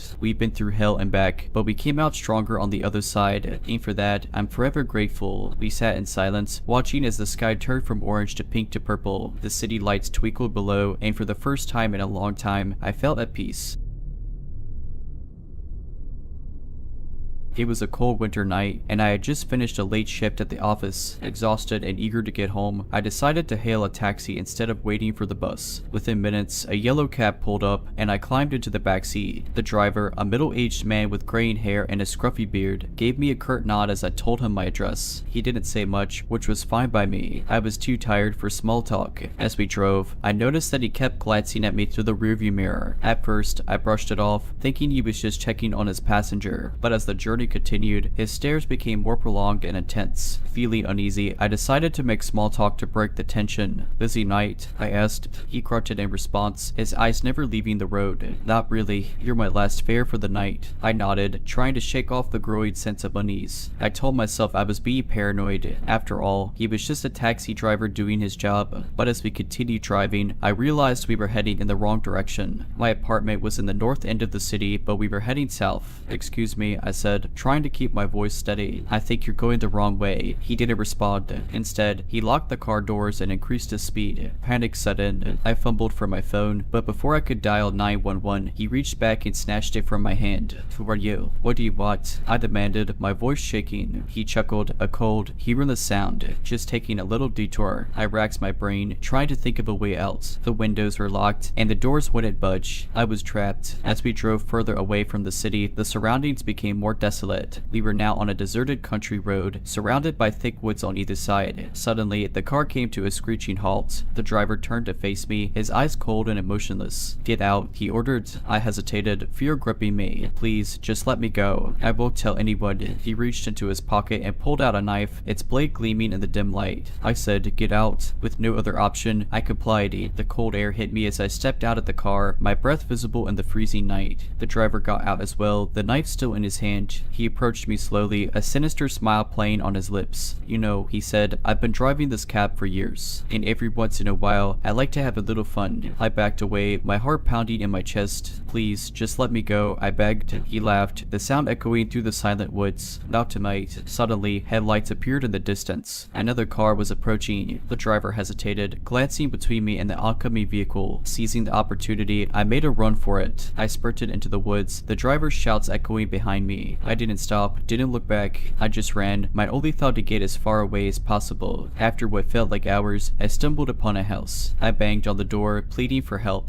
An elderly couple answered, their faces filled with concern. I quickly explained what had happened, and they immediately called the police. The officers arrived within minutes, taking my statement and launching a search for the taxi driver, but he was nowhere to be found. The only trace of him was his abandoned cab, parked on the side of the road. The police later informed me that the taxi was stolen, and the driver had a long history of criminal activity, including assault and robbery. They believed he had targeted me for a potential robbery, but his intentions had changed when he realized I was alone. I was shaken by the ordeal but grateful to be alive. The elderly couple, Mr. and Mrs. O'Brien, kindly offered to let me stay with them for the night, and I gratefully accepted. The next day, I returned to the city, determined to put the traumatic experience behind me. But the memory of that night haunted me. I became wary of taxis, opting to walk or use public transport instead. Months went by, and the police were unable to locate the driver. I began to lose hope that he would ever be brought to justice. But then, one day, I received a call from Detective Martinez, the lead investigator on my case. We got him, he said, his voice filled with relief. He was picked up in a neighboring state for a different crime, but we were able to link him to your case through fingerprints found in the stolen taxi. I felt a wave of relief wash over me. Justice had finally been served. The aftermath of that night changed my life in more ways than I could have imagined. The trauma lingered, manifesting in nightmares and a constant state of alertness. I sought therapy, which helped me process the events and rebuild my sense of security. One day, while attending a group therapy session for trauma survivors, I met Anna. She had been through a similar ordeal, having narrowly escaped an attempted kidnapping. We bonded over our shared experiences and soon became close friends. Anna introduced me to a non-profit organization she had started aimed at helping women learn self-defense and personal safety techniques. She believed that empowerment was the key to overcoming trauma. Inspired by her passion and determination, I joined her mission. Together, we organized workshops and seminars, teaching women how to protect themselves and be more aware of their surroundings. The response was overwhelming. Hundreds of women attended our sessions, eager to learn and share their own stories. As the months went by, our organization grew. We received funding from local businesses and even partnered with the police department to offer advanced self-defense training. The community rallied around us, and we became a beacon of hope for many. One evening, after a particularly successful workshop, Anna and I sat down for a cup of coffee. We reflected on our journey and how far we had come. You know, Anna said, sometimes I think that everything happens for a reason. As terrible as our experiences were, they led us to this moment, to this mission. I nodded in agreement. It's amazing how something so traumatic can lead to something so positive. We've turned our pain into power. Anna smiled, and we're just getting started. Over the next few years, our organization expanded beyond our city. We opened branches in other states, reaching thousands of women and making a real difference in their lives. But despite our success, I never forgot that fateful night. It served as a constant reminder of why our work was so important.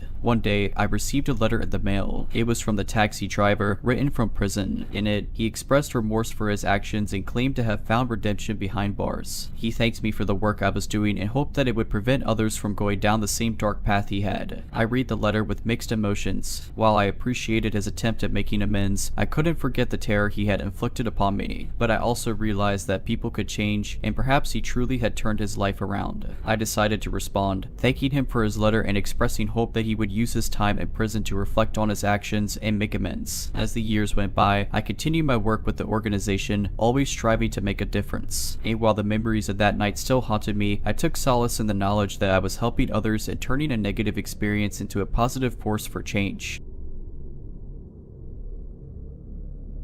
The city's subway system had always been a marvel to me. The intertwining tunnels, the rhythmic clatter of the trains, and the diverse sea of commuters, it was like a pulsating vein of the metropolis. But one late night, my perception of the subway shifted from wonder to wariness. I had been working late at the office, trying to meet a deadline. By the time I packed up, it was well past midnight. The streets were deserted, with only the occasional car passing by. I decided to take the subway home, as I had done countless times before. The station was eerily quiet. The fluorescent lights flickered overhead, casting long shadows on the platform. I could hear the distant hum of a train approaching. I waited alone, lost in thought, until the train pulled up with a screech. The carriage was almost empty, save for a few late-night travelers. I took a seat near the door, plugging in my headphones and settling into my music. A few stops later, a man boarded the train. He was tall and lanky, with unkempt hair and a scruffy beard. His clothes were tattered, and he carried a large duffel bag. He took the seat across from me, and I couldn't help but notice that he was staring intently in my direction. time. I tried to brush it off, telling myself I was being paranoid, but as the journey continued, his gaze never wavered. Every time I looked up, our eyes would meet, and he'd offer a chilling, toothless grin. Feeling uneasy, I decided to move to another carriage at the next stop. As the doors opened, I quickly made my exit, slipping into the adjacent car. I took a seat near the back, hoping the man wouldn't follow, but to my horror, as the train pulled away from the station, I saw him enter the carriage, his eyes scanning the rows of seats until they landed on me. He began to make his way towards me, his steps slow and deliberate. Panic set in. I considered pulling the emergency brake, but I was worried about the consequences. Instead, I decided to get off at the next stop and wait for another train. As the train approached the station, I stood up, ready to make a quick exit, but the man was faster. He blocked the aisle, his duffel bag acting as a barrier. "Where do you think you're going?" he asked, his voice raspy and cold. I tried to keep my composure. "Please, just let me go," I pleaded. He chuckled, a sound that sent shivers down my spine. "Not so fast." Suddenly, the train jolted, throwing us off balance. I seized the opportunity, pushing past the man and sprinting towards the door. I could hear him shouting behind me, but I didn't stop. I ran out of the station and into the night, not looking back until I was several blocks away. Out of breath and shaken, I hailed a cab and made my way home. I locked all the doors and windows, double-checking every room to ensure I was alone. The next day, I reported the incident to the police. They took my statement and promised to investigate. A few days later, they called me in for an update. The man, whose name was Victor, was a known criminal with a history of assault and robbery. He had recently been released from prison and was believed to be living in the subway tunnels. The duffel bag he carried contained stolen goods from a recent burglary. The police arrested Victor and recovered the stolen items. He was charged with multiple offenses and sent back to prison. I was relieved to know he was off the streets, but the trauma of that night stayed with me. I avoided the subway for months, opting to walk or take cabs instead. Months turned into years, and while the memory of that night never truly faded, I learned to cope and move forward. The city, with its endless possibilities, was still my home, and I wasn't going to let one traumatic event define my experience. One evening, after a particularly grueling day at work, I decided to face my fears head on. I descended into the subway station, the familiar hum of the trains and the chatter of commuters filling the air. My heart raced as I boarded the train, memories of that night flooding back,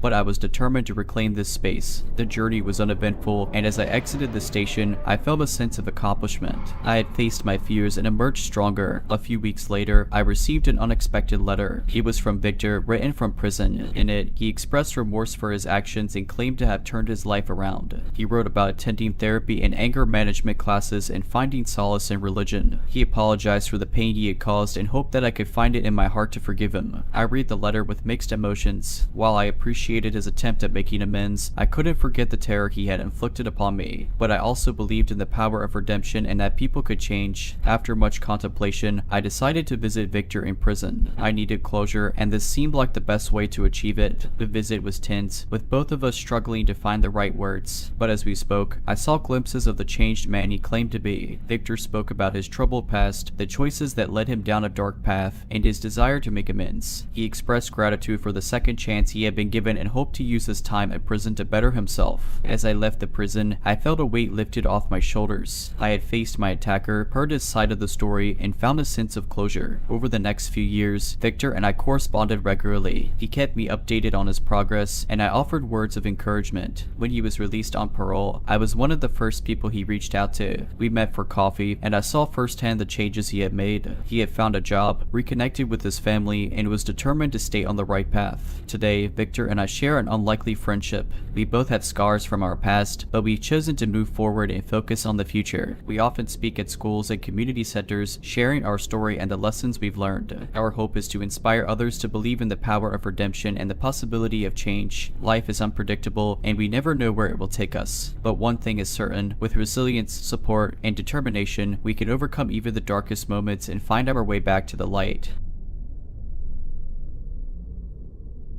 This city had always been my home, a bustling metropolis filled with life and energy, but sometimes the noise and chaos became too much, and I sought solace in the local park. It was a sprawling green space, dotted with ancient trees and serene ponds. By day, it was filled with families and joggers, but by night, it transformed into a quiet oasis. One evening, after a particularly grueling day at work, I decided to take a walk in the park. The sun had set, and the park was bathed in the soft glow of the streetlights. The air was cool and crisp, and the only sounds were the distant hum of traffic and the chirping of crickets. I followed the windy path, losing myself in the beauty of nature. The trees cast long shadows on the ground, their leaves rustling in the gentle breeze. I felt at peace, the stresses of the day melting away. As I walked deeper into the park, I noticed a figure up ahead. It was a man, standing by the edge of a pond. He was tall and lean, dressed in dark clothing. His face was obscured by the shadows, but I could see that he was staring intently at the water. Feeling uneasy, I decided to give him a wide berth. I veered off the path, making my way through the trees. But as I did, I couldn't shake off the feeling that I was being watched. That quickened my pace, my heart pounding in my chest. Every rustle of the leaves, every snap of a twig sent a jolt of fear through me. I tried to convince myself that I was being paranoid, but the feeling of dread only grew stronger. Suddenly, I heard footsteps behind me. They were soft and deliberate, echoing in the stillness of the night. I dared not look back, fearing what I might see. Instead, I broke into a run, my only thought to get out of the park as quickly as possible. The footsteps grew louder, matching my pace. I could hear the man's ragged breathing, a chilly reminder that he was closing in on me. I pushed myself harder, my lungs burning and my legs aching. Up ahead, I saw a bridge that led to the park's exit. I sprinted towards it, praying that I would make it in time. But as I reached the bridge, I felt a cold hand grab my wrist, pulling me back. I screamed, struggling to break free. The man's grip was like iron, unyielding and relentless. He pulled me closer, his face inches from mine. His eyes were cold and emotionless, devoid of any humanity. "Where do you think you're going?" he whispered, his voice dripping with malice. I tried to respond, but fear had rendered me speechless. I could only stare into his eyes, praying for a miracle. Suddenly, a bright light shone in the distance. The man turned to look, momentarily distracted, and I seized the opportunity, using all my strength to break free. I ran towards the light, not looking back until I was safely out of the park. The light came from a police car, patrolling the area. The officers had heard my screams and had come to investigate. They quickly took my statement and launched a search for the man, but he had vanished without a trace. The police informed me that there had been several reports of a man stalking women in the park. They believed he was a serial predator, preying on lone women. They advised me to avoid the park at night and to always be aware of my surroundings. I was shaken by the ordeal, and it took me a long time to come to terms with what had happened. I sought therapy, which helped me process the trauma and rebuild my sense of security. I also joined a self-defense class, determined to never feel helpless again. Months after the incident, the park became a focal point for community action. News of my encounter spread, and soon, other women came forward with similar stories of being followed or approached by a mysterious man during their evening walks. The community rallied together, demanding increased security measures and better lighting in the park. Local businesses and residents raised funds to install surveillance cameras at key points throughout the park. The city council also increased police patrols during the evening hours. A neighborhood watch group was formed, with volunteers patrolling the park in shifts, ensuring that no one was ever truly alone. One evening, as I was attending a community meeting about the park's safety initiatives, a woman named Maya approached me. She was in her early 30s, with a determined look in her eyes. She revealed that she too had had a close encounter with the mysterious man, but had managed to fend him off using self-defense techniques she had learned. Inspired by our shared experiences, Maya and I decided to start a self-defense workshop for women in the community. We partnered with local martial arts instructors and organized weekly sessions in the park. The response was overwhelming. Women of all ages attended, eager to learn how to protect themselves and reclaim their sense of security. As the weeks went by, the park began to transform. The once eerie silence of the night was replaced by the sounds of laughter and camaraderie. Women jogged, practiced yoga, and even organized nighttime picnics, refusing to let fear dictate their lives. The police continued their investigation, and with the help of the newly installed cameras, they were able to identify the mysterious man. He was arrested and charged with multiple counts of stalking and attempted assault.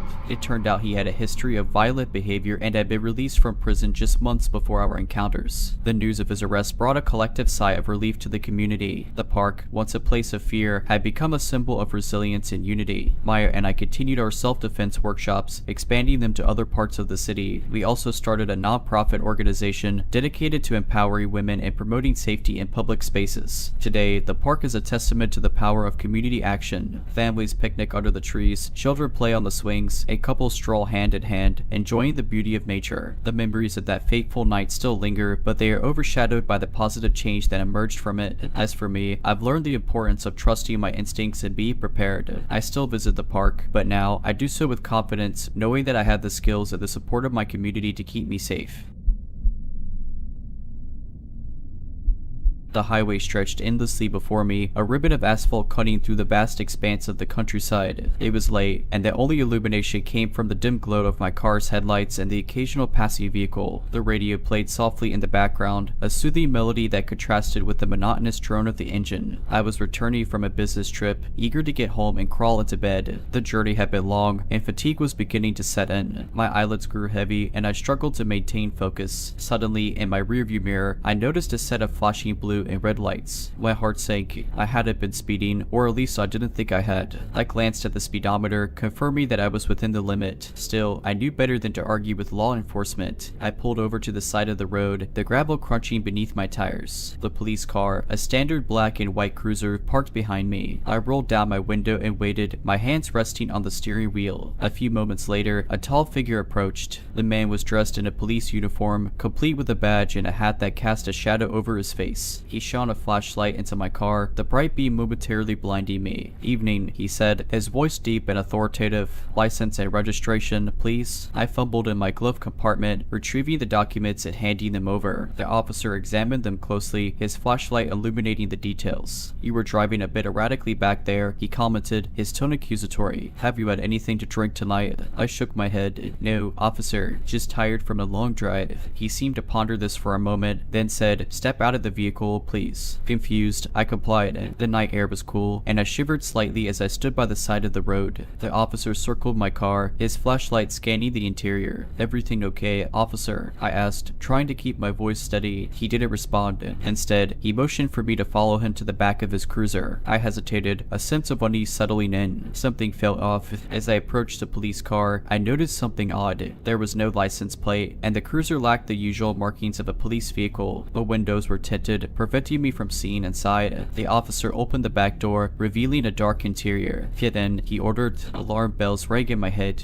This wasn't standard procedure. Why would he want me to get into the back of his car? "I'd rather not," I replied, trying to sound confident. "Is there a problem?" The officer's demeanor changed instantly. His friendly facade dropped, replaced by a menacing glare. "Get in the car, now," he growled. Theo gripped me. I realized that this man wasn't a real cop. I was in grave danger. Thinking quickly, I reached into my pocket and pressed the panic button on my car keys. The car's alarm blared, its lights flashing wildly. The fake officer was momentarily startled, giving me the split second I needed. I bolted, running as fast as my legs could carry me. I could hear the imposter shouting behind me, his footsteps echoing on the asphalt, but I didn't look back. I ran until I reached a nearby farmhouse, pounding on the door until the startled occupants answered. They quickly let me in, and I explained the situation. They called the real police, who arrived within minutes. The fake cop was nowhere to be found, having fled the scene. The police launched an investigation, and it was discovered that the imposter had been involved in several other incidents, posing as a cop to rob and assault unsuspecting motorists. The cruiser he had been driving was stolen, and the uniform was a convincing replica. In the weeks that followed, my story became a cautionary tale that spread throughout the community. Local news outlets picked up on it, and I was interviewed multiple times, recounting the harrowing experience. While reliving the ordeal was emotionally taxing, I felt it was essential to raise awareness about the dangers of fake officers. The police department, in response to the incident and the growing public concern, initiated a campaign to educate the public on how to identify genuine officers and the correct protocol during traffic stops. They emphasized the importance of looking for authentic badges, proper vehicle markings, and always asking for an officer's identification if something feels off. Community meetings were organized where officers demonstrated the differences between real and fake uniforms, badges, and equipment. They also provided tips on what to do if one suspects they're being pulled over by an imposter, advising to drive to a well-lit,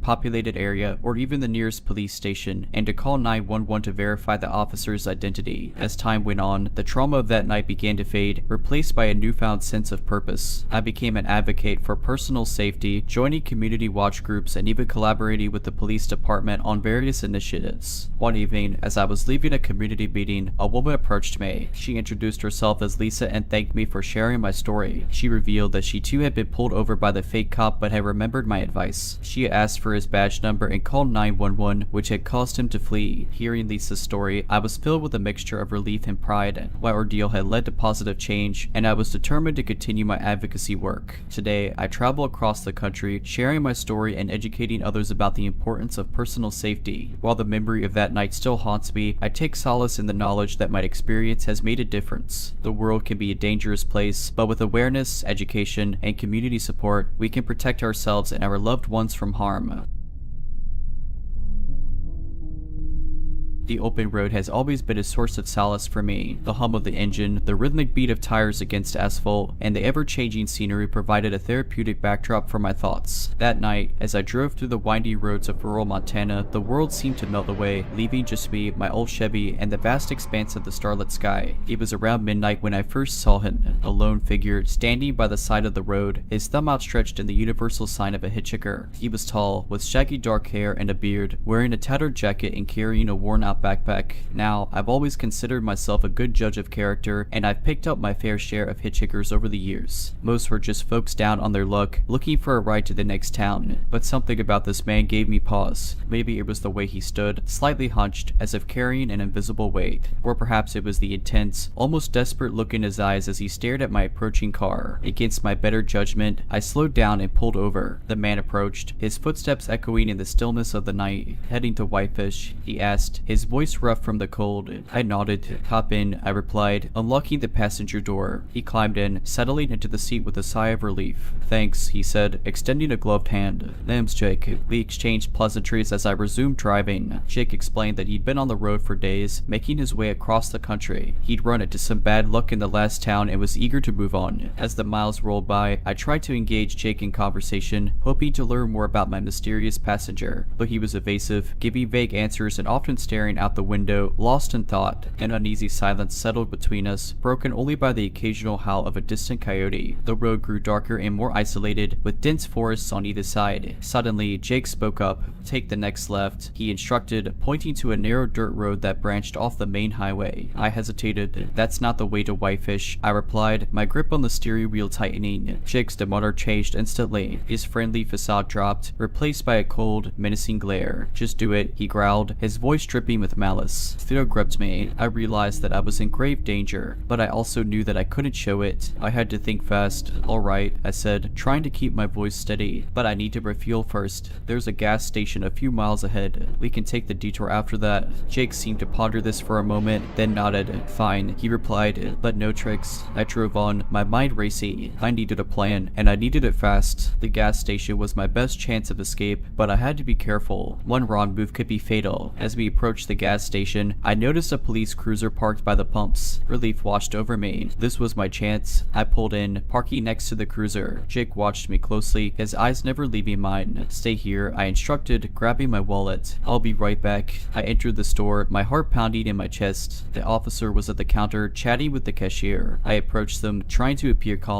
Excuse me, officer, I began, my voice shaking. I need your help. I quickly explained the situation, glancing out the window to make sure Jake hadn't noticed. The officer's face hardened, and he reached for his radio, calling for backup. They formulated a plan. The officer would approach the car, posing as a friend I'd run into. This would give me the opportunity to get away from Jake and ensure my safety. The plane went off without a hitch. The officer engaged Jake in conversation, allowing me to slip away. Within minutes, backup arrived, and Jake was taken into custody. It was later revealed that Jake was a wanted fugitive, responsible for a string of robberies and assaults across the country. The police believed he was heading to Whitefish to lay low and evade capture. I was shaken by the ordeal but grateful to be alive. The experience served as a stark reminder of the dangers of picking up strangers, no matter how harmless they may seem. Today, I'm more cautious than ever. I still enjoy the open road, but I no longer pick up hitchhikers. The memory of that night will forever be etched in my mind, a chilly reminder of the thin line between trust and danger. If you're liking this video, all I ask is that you make sure to subscribe to my channel and like this video. Thank you. I was about 21 or 22 when this happened. I was in the military at Fort Sill and didn't know it, but Desert Storm was right around the corner. At the time, I lived in south central Oklahoma on the outskirts of a small town called Duncan. I was helping a friend round up some cattle that got out because someone had run across a T-section and went through their fence. It tore 2 posts down and left a 30-foot section open for the cattle to get out. We'd already found most of the cattle and we were missing another 3 or 4, so we were out at 1 a.m. on dirt bikes trying to find them before someone hit one of them and sued his father. My friend and I went east and the other guys went north and south. One thing you need to understand about Oklahoma is that most of it is farmed, either cattle or crops. It is also divided into 1-mile sections for the most part. In other words, the roads all run north and south or east and west and intersect at 1-mile intervals. If you ask directions for something out in the country, you're more likely than not to get instructions that include go 3-mile sections north and then 2-mile sections west. The area at this time was sparse and there weren't many homes. We didn't know how long the hole had been in the fence. My friend's father only checked the fence because he was missing livestock. They owned the entire mile section and a good portion of the adjoining mile section. The hole in the fence was on the east side of their land at the furthest distance from their house. They checked the fence for such holes on a weekly basis, so the hole could not have been more than 2 days old. James and I were riding on these old dusty dirt roads with battery-powered spotlights to both show the way and to search for cattle. We'd stop at any of the million small wooden bridges and look to see if there were any cows down by the water. Our plan was to go out 10 miles and then go over a mile section and drive back 10 miles until we'd gone a total of 10 miles out and 10 miles over. Then we would do it all over again, but on the north and south roads instead of the east and west roads. If you were to plot it a map, it would be a 10 by 10 grid. We had been at it since before 9 p.m., just as it was getting dark and we'd already gone 10 miles out and about 3 miles over. I need to mention at this point that there are some mile sections that are not divided by roads and you have to turn one way or another at a T intersection. If that happens, we always took the road that went in our general direction of travel. If we were traveling east and came to a T and we'd already checked the road north of us, then we head to the south a mile and then head east again. Occasionally, an old farmer would pass away and leave his land to relatives who had no interest in farming, and the land would be up for sale or just left alone for years. When this happens, and the roads aren't used as much, nature reclaims them and you're usually left with a dirt road with weeds and grass growing on it, or you're left with little more than an improved trail, usually 2 ruts with overgrown weeds and Johnson grass and occasionally a tree. We were on one of those rutted roads, headed south to the next intersection where we turned east again. The land here was too hilly for cultivation and had been left alone for at least the last 30 years. We were both familiar with it and we hunted and fished there. This mile section and the next 2 were basically wild. At the end of the dirt trail would be a T intersection, but the west side was fenced and the only option was to turn east again. At the end of this mile section, the road was a dead end, but we had to check it and then double back. We just made the turn back to the east when we saw something burning over the next rise. Grass fires are extremely dangerous and can get out of control in minutes. As we topped the rise, we saw the fire was actually in the middle of the dirt road. When we got to it, we found that it was a recliner that was burning, a blue Lazy Boy recliner. We stopped and threw some dirt on it and finally got it extinguished. James and I were wondering what kind of an idiot would do this and how strange it was to be in the middle of the road just burning. Satisfied that the fire was out, we got back on our bikes and idled past the recliner toward the end of the mile section, still a quarter of a mile in the distance. We found one of their cows at the bottom of the rise, about 100 feet down the road. It was laying in and half out of the road. Its throat had been cut and it was laying there with its eyes open and tongue hanging out. There was blood everywhere. As we were looking at it and trying to figure out what happened, James said, "Hey, look at this." It showed me where the blood had dripped from the cow to about 10 feet away from it. There were shoe prints of blood in the road. It was just part of a shoe print, but you could tell that was a shoe print. We found 2 more when we looked more diligently. At this point, the hairs on the back of my neck were standing up and it was suddenly a very cool evening. I looked at James and his eyes were as big as saucers. He thought something spooky was happening too. We talked about going back, but we knew that we'd be shamed if we didn't see if there was anything else. We finally decided to walk the bikes the rest of the way to the dead end just in case there was someone there. We didn't want them to hear the engines. We began walking the last quarter mile or so to the dead end. It was at the base of the last hill and we just started heading up onto the other side. My heart was going at about 200 miles per hour and I had cotton mouth so bad that it was almost impossible to swallow. Then I noticed that someone had stuck paper plates to the barbs of the wire on the fence. We looked and there were plates stuck to the top strand of a wire on both sides of the road. It started about 50 feet behind us, it continued up and over the hill. They were evenly spaced about 5 feet apart. As our gaze followed the row of paper plates up the top of the hill, James suddenly said, "There's another fire," and it was at that moment that I could smell it. But what I smelled wasn't that normal smoky smell. It was as though someone had added incense into it. I asked James if he could smell that and he could. I told him that I didn't like this at all. I was okay with losing face in front of our friends, and his dad and brothers. I was ready to go. He agreed with me but said that we had to see what was burning. We were both whispering and we were both shaking so much that our voices quivered. We started up the hill again and I was thinking with every step that we were going to be seriously killed or worse. As we got to the top of the hill, one of the paper plates blew off the fence and skittered behind us, making both of us jump, and it was all I could do to not scream. After I saw what it was, I started to laugh it off, but James shushed me and told me to listen. We could hear voices. As we topped the hill and were able to see the bottom where the road stopped, we saw a group of about 10 people all standing around another recliner that was burning. They had their backs to us and they were passing a big picture around. From our vantage point, we couldn't actually see what was in the picture, but the slit throat of the cow haunted my thoughts. They would each take a mouthful and spit it into the fire. This went on until the picture was empty. The entire time, they were all saying something in unison. We could only understand an occasional word. They changed their tones in a rhythmic manner with an emphasis on the last word. I can remember hearing here and there and beseech and father. James and I stood there on top of the hill like a couple of idiots, our mouths hanging wide open and actually scared stiff. After a minute or two, they would repeat whatever it was, all the while passing around that pitcher and spitting it into the fire. There was a small camp table set up on the side and a little behind them. After the last of the liquid was gone, a man turned and sat the pitcher on the table and picked up what looked like a large loaf of bread. Just as he was turning back to the fire, he evidently saw us. I am sure that we made a nice silhouette sitting there at the top of the hill. He screamed, "Hey!" and dropped the loaf of bread and started running in our direction. The others turned and immediately followed him. That was all the encouragement that we needed. It was time to go. We turned our bikes around. James got his started on the first kick, but I somehow managed to get myself off balance, and when I kicked, the bike fell on its side with me. By this time I was near panic and was breathing in raspy, short breaths. I picked the bike up again and tried to start it, but it didn't start. I thought about running, but we were out in the middle of nowhere. I finally started pushing the motorcycle down the other side of the hill and jumped on it. It seemed like it took forever to get enough speed, but I popped the clutch and it started. James was waiting at the corner of the intersection to make sure that I was coming, and we were headed for his house, going way too fast for safety, especially in the dark. When we finally got back to his house, we told his dad what we'd seen. His dad called a couple of friends, and they all loaded up in their trucks with enough weapons to start a small war.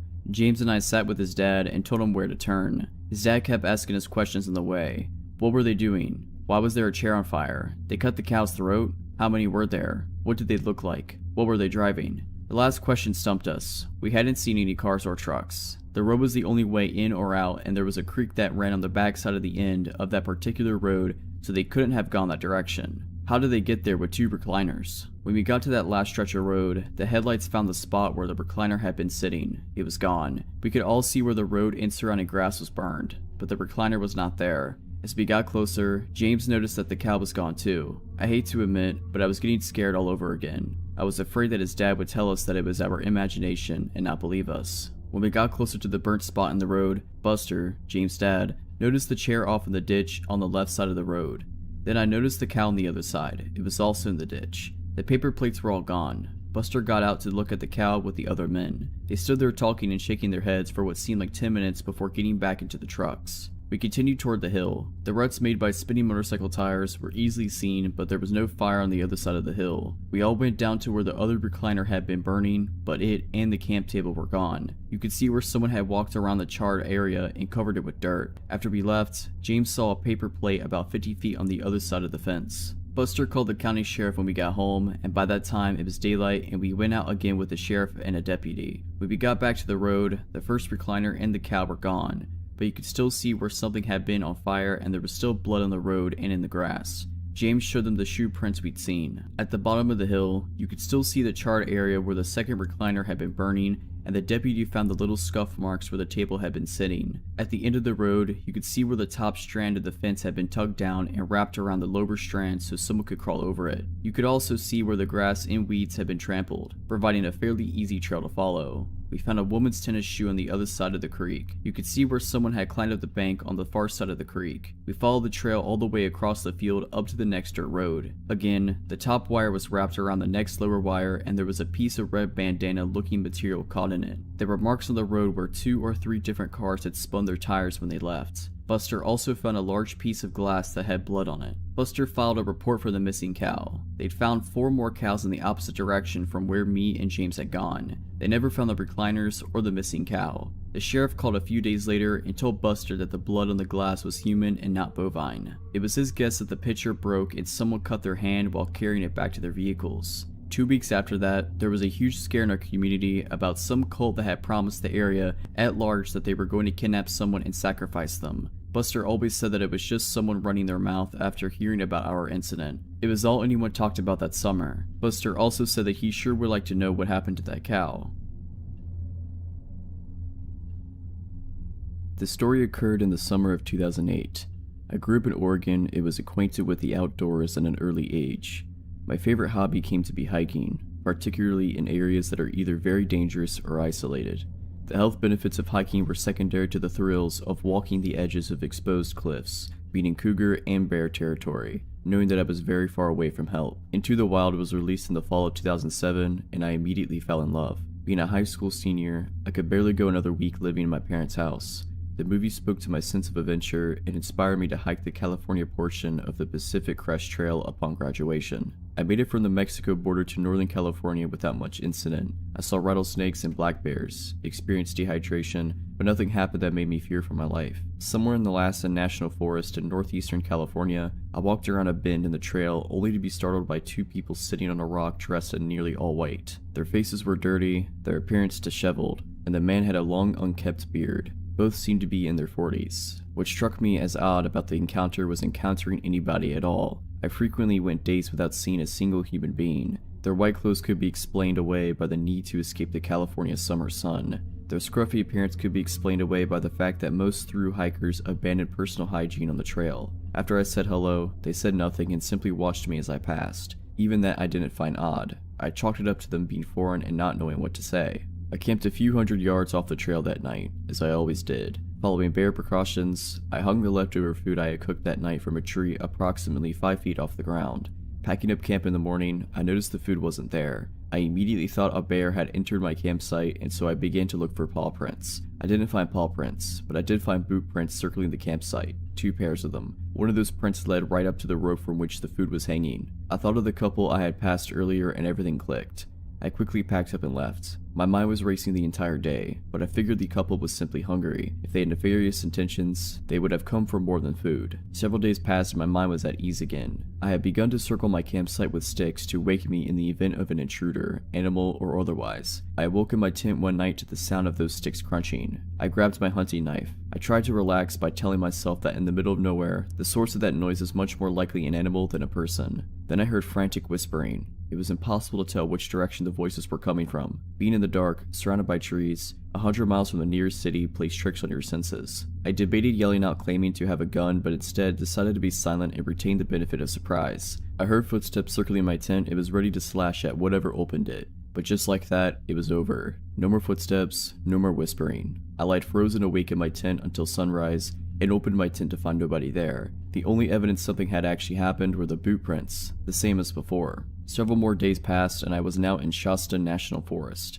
probably 50 to 70 miles from where I first encountered the couple. The trail became more or less a goat trail. Being on the side of a mountain and above the tree line, I could see the trail winding for miles in front of me and behind me. I stopped for water in the rare shade and noticed 2 hikers miles behind me. All I could see were 2 white dots moving along the mountainside. I immediately said out loud, "Screw this trip is over." I pulled out my map and looked for the nearest town, which appeared to be Castella, located off I-5. The only problem was that it was 25 miles away. I hiked well into the night trying to gain as much ground as possible. I kept losing the trail and decided to set up camp, this time far off the trail and into the forest. I got in my tent and tried to sleep, but every little noise kept me awake. After a few hours in my tent, I heard the telltale signs of another bad night. The footsteps, the whispering, the sticks breaking. Sounds travel far in the absence of other sound. I knew they were close, but wasn't sure how close. All I could think was, this is screwed up. This is so screwed up. Finally, a flashlight hits my tent, lights up the entire thing, and goes dark. I unzipped my tent and climbed out carrying my knife, yelling nonsense into the dark. Then I heard footsteps running towards the tent and barely made out a figure moving in my peripheral vision. I turned and ran deep into the forest. I tripped several times and ran into several trees. After running for approximately 5 minutes, I tripped, rolled, and came to rest next to a downed tree. I got under the tree trunk and laid still. I saw the flashlight moving around in the distance. I laid under that tree for hours. I was certain they were gone, but I didn't move. Eventually, birds started chirping and I knew sunrise would come soon. Once it did, I made my way back to the trail, abandoned my campsite, and walked the rest of the distance to Castella, where the Pacific Crest Trail crosses I-5. I hitchhiked my way to the town of Mount Shasta and spoke with the police and Forest Service. They put me in a motel for the night, and my parents drove from Oregon to pick me up the next day. I followed up with the police and Forest Service months later, who told me there had been similar reports of items disappearing from campsites throughout the surrounding national forest. However, there have been no other reports of the terrorizing that I experienced. As far as I know, nothing ever came of the couple. This happened in the fall of 1993, when I was 20 years old. In the interest of context, this was before I started college, and I was working in the material prep department of a plastics factory on the night shift. I was the only woman in the department, and my male coworkers were initially skeptical that I could handle the job, but I proved myself and earned their respect. It was hard work, but on the plus side, it also put me in the best shape of my life. I had just gotten off work, and it was about 1:30 a.m. My car was running on fumes, so I stopped at a local gas station to fill up. While I was pumping gas, a woman about my age approached me looking nervous and scared. She said that she had been at her boyfriend's house and they had a fight. She'd walk up to the gas station to use the payphone and call her to pick her up. On her way to the station, our car pulled up as she was walking and the guys inside started catcalling and harassing her. With a slight moving of her head, she indicated a car that was parked off to the side by the gas station dumpsters. I saw a large light green car, like a Caddy or a Lincoln, with at least 2 or 3 shadowy figures inside. She said they threatened her and she was too scared to call her friend and wait. The woman was neat, well dressed, and didn't seem high or drunk or anything like that. She just seemed really nervous and freaked out, so I didn't even hesitate. I finished pumping my gas and told her to hop in the car, then I'd take her home. At that time on a weeknight, there was little traffic, so I booked it right out of the gas station and asked her where she lived. She kept twisting around in the seat to see if the car was behind us, and when I asked her to put her seatbelt on, she ignored me and kept looking for the car. I assumed she was just scared. A few blocks down the road, however, I noticed she was looking around the car, and she started asking me about the money. "Where's your purse? Where's your bag? I need money. You need to give me some money." My stomach sank. I have this woman in my car and now she's gonna rob me. But when I thought about it, robbery just didn't make much sense. I was driving a 1985 Chevette and was wearing my work clothes, a ratty t-shirt and jeans with combat boots. I did not look like a person with a lot of cash, primarily because I wasn't a person with a lot of cash. She twisted around in the seat again and started yelling, "There they are, there they are." She didn't sound scared anymore. I checked the rear view and sure enough, the light green car is right behind me. She started cackling and bouncing up and down in the seat. "My boys are gonna screw you up. They're gonna screw you up." She's laughing like crazy, opening the glove box, looking in the back for a bag or purse, telling me all the messed up things these guys are planning to do to me. Now, if I had been smart, I would have just driven to the police station. Actually, if I had been very smart, I would have just called the cops from the gas station and waited with her until they arrived. That would have been the intelligent thing to do. Unfortunately, none of this crossed my mind until later. In the moment, I just got really angry. I realized 3 key things all at once. There was an intersection up ahead, with cars on either side waiting to cross, and the light had just turned yellow. I had a spare box cutter that I kept for work in the driver's side door compartment. The lady still had it put on her seatbelt. I didn't think. I floored it and passed under the yellow light just as it turned red. I glanced back to see if the green car was still behind me, but the cross traffic at the intersection had started to move, and they had it caught up. The woman started yelling. I slammed on the brakes and she hit the dash and windshield with a solid and viciously satisfying crack. When she rebounded to the passenger seat, I had the box cutter in her face and was screaming some serious stuff.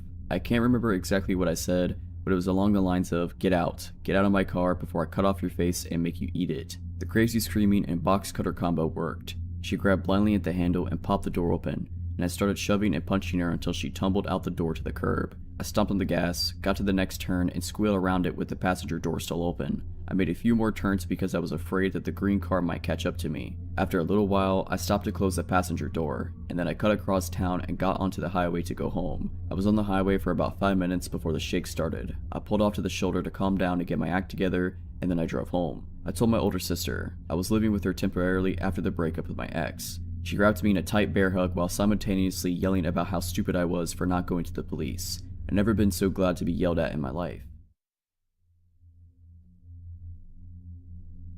I've lived most of my life way out in the valley countryside of Ontario. Given it's not a whole lot for an 18-year-old, but for me it's the only place I can call home, and I like to think that I know the entire area, as far as sprawling that is, like the back of my hand. Adventures across the long, cross-crossing roads, pastures, in woods that made up the skeleton of my village were a common venture in my childhood. As a young kid, I had a habit of biking extremely far out in hopes of finding new places, and sometimes my dad or one of my friends' parents would toss out bikes in their pickup and take us way out into a back road and let us explore for a few hours. This was how a lot of us first found that on one of these bad gravel roads, surrounded by thin woods, was a worn down old shack sitting just about 20 meters off of the path. Honestly, I never thought anything of it, except for the fact that it was creepy. It had no windows to see inside, and I never went anywhere near it. But one of my friends at the time said that her older sister had tried to go in it and that the door was always locked. We all had better things to do than to be curious about that at the time anyway, so I quickly moved on and became nothing more than a mundane landmark of that area. Honestly, I had completely forgotten about it for a few years now. Except last Tuesday. I was coming home from one of my very late classes at my university, and I usually take the back routes I used many years ago, as they're more straightforward and never have any sort of traffic. As I drove down the gravel path that would wind along the side of the country and eventually take me to the next street I needed to turn onto, I noticed a faint glinting coming from within the trees up ahead, maybe about 100 meters from my car. A flashlight? I thought, but as my car came closer, I realized what I was really seeing. The light inside of the shack was on. I should mention now that in all of the nearly 13 years I've spent living in my area, I have never seen that door open, and I've never seen a light on inside of that shack, ever. Not even once. I must have driven past that shack probably almost 100 times in my life, but this was the first time I'd ever seen any sign of a person's presence having been anywhere near that thing. That, coupled with the fact that it was 10 o'clock at night and pitch black outside aside from my own headlights, and the faint glow lighting up the door frame up ahead, immediately filled me with what I can only describe as a weird sense of dread. Fortunately, while my car approached the light, I was curious enough that despite the feeling in my stomach, I slowed down as I was about to pass, hoping that I could see what was going on inside, and this is probably the only reason I managed to spot the dark shape that burst out of the foliage on the side of the road, directly into my path. I wasn't going very fast at that point, but I still pounded the brakes rather hard in alarm, so my car came to a crunching stop on the gravel. For a moment, I was just really confused and freaked out. What was that? Had I almost hit a deer or something? This far out in the country, a deer would have been the most likely and most reasonable assumption, but in the beams of my car, I could see what had stopped me. A very tall, a very lanky old man with scraggly and balding gray hair. He looked dirty and unkempt, and as his clothes hung off of him, I felt extremely unsettled over what this guy could be doing way out here, and why he had walked out in front of my car. As I sat there confused, the old man came around to my window and knocked on the glass. I rolled down the window just a crack, only enough for someone to be able to hear me and for me to hear them. I was already creeped out enough as it was. Immediately, I had to say what I was thinking. What are you doing out here? In my peripheral vision, I could still see the light from the shack, but in my mind's eye, I wasn't really registering it anymore. Stupid, I know. I should have made the connection immediately, but I was still kind of shaken by the fact that I could have run this guy over if I hadn't been able to stop in time, and being a new driver and all, the thought of that was terrifying. After a small pause, the man started talking to me. He had a thick, croaky sort of voice, and he spoke very slowly. "My truck, it's broken," he explained. "Oh, okay." I was also getting the feeling that he wasn't really all there, mentally. I didn't have to look around to notice there wasn't any truck on the side of the road, but I did anyway, turning my head around to confirm what I already knew. There was definitely no truck. Had he somehow driven it into the trees or something? As far as I could remember and see, there wasn't enough space anywhere in them for a truck to fit through. What was the man talking about? While I was looking, it was honestly as though I could feel that he was watching me, and when I turned back, he was still leaning down to peer inside of my window at me. Where? I don't see it. I was definitely distrustful of this guy already. At first, he didn't respond, and my nerves were only getting worse the longer we were alone out here. Then he replied, "It's just up the road," he said, turning just to point with his finger in that general direction. The lights on my car aren't exactly the greatest, but I could still see far enough that I really couldn't imagine where on earth this truck was supposed to be. I couldn't spot the faintest sight of it. While I squinted up ahead, he continued, "I'll show you where, if you come." At this point, I really had no idea what this old man was thinking I could do to help. I'm just an 18-year-old girl. I don't exactly look like the type of person who knows a lot about cars or how to fix them. And for the record, I'm really not. But I was tired from a long day at school, so I absolutely was not at my brightest. And for some reason, a part of me felt guilty about leaving him out here alone if his truck really was broken. "Okay," I said, and I reached to my gear shift to start driving slowly up the road. But as soon as he saw my hand, he shook his head. Just walk, it's not too far. What? Excuse me, but no thanks. How was I going to see anything in the dark if I got out of my car and followed him anyway? There was no harm in driving wherever he was trying to lead me.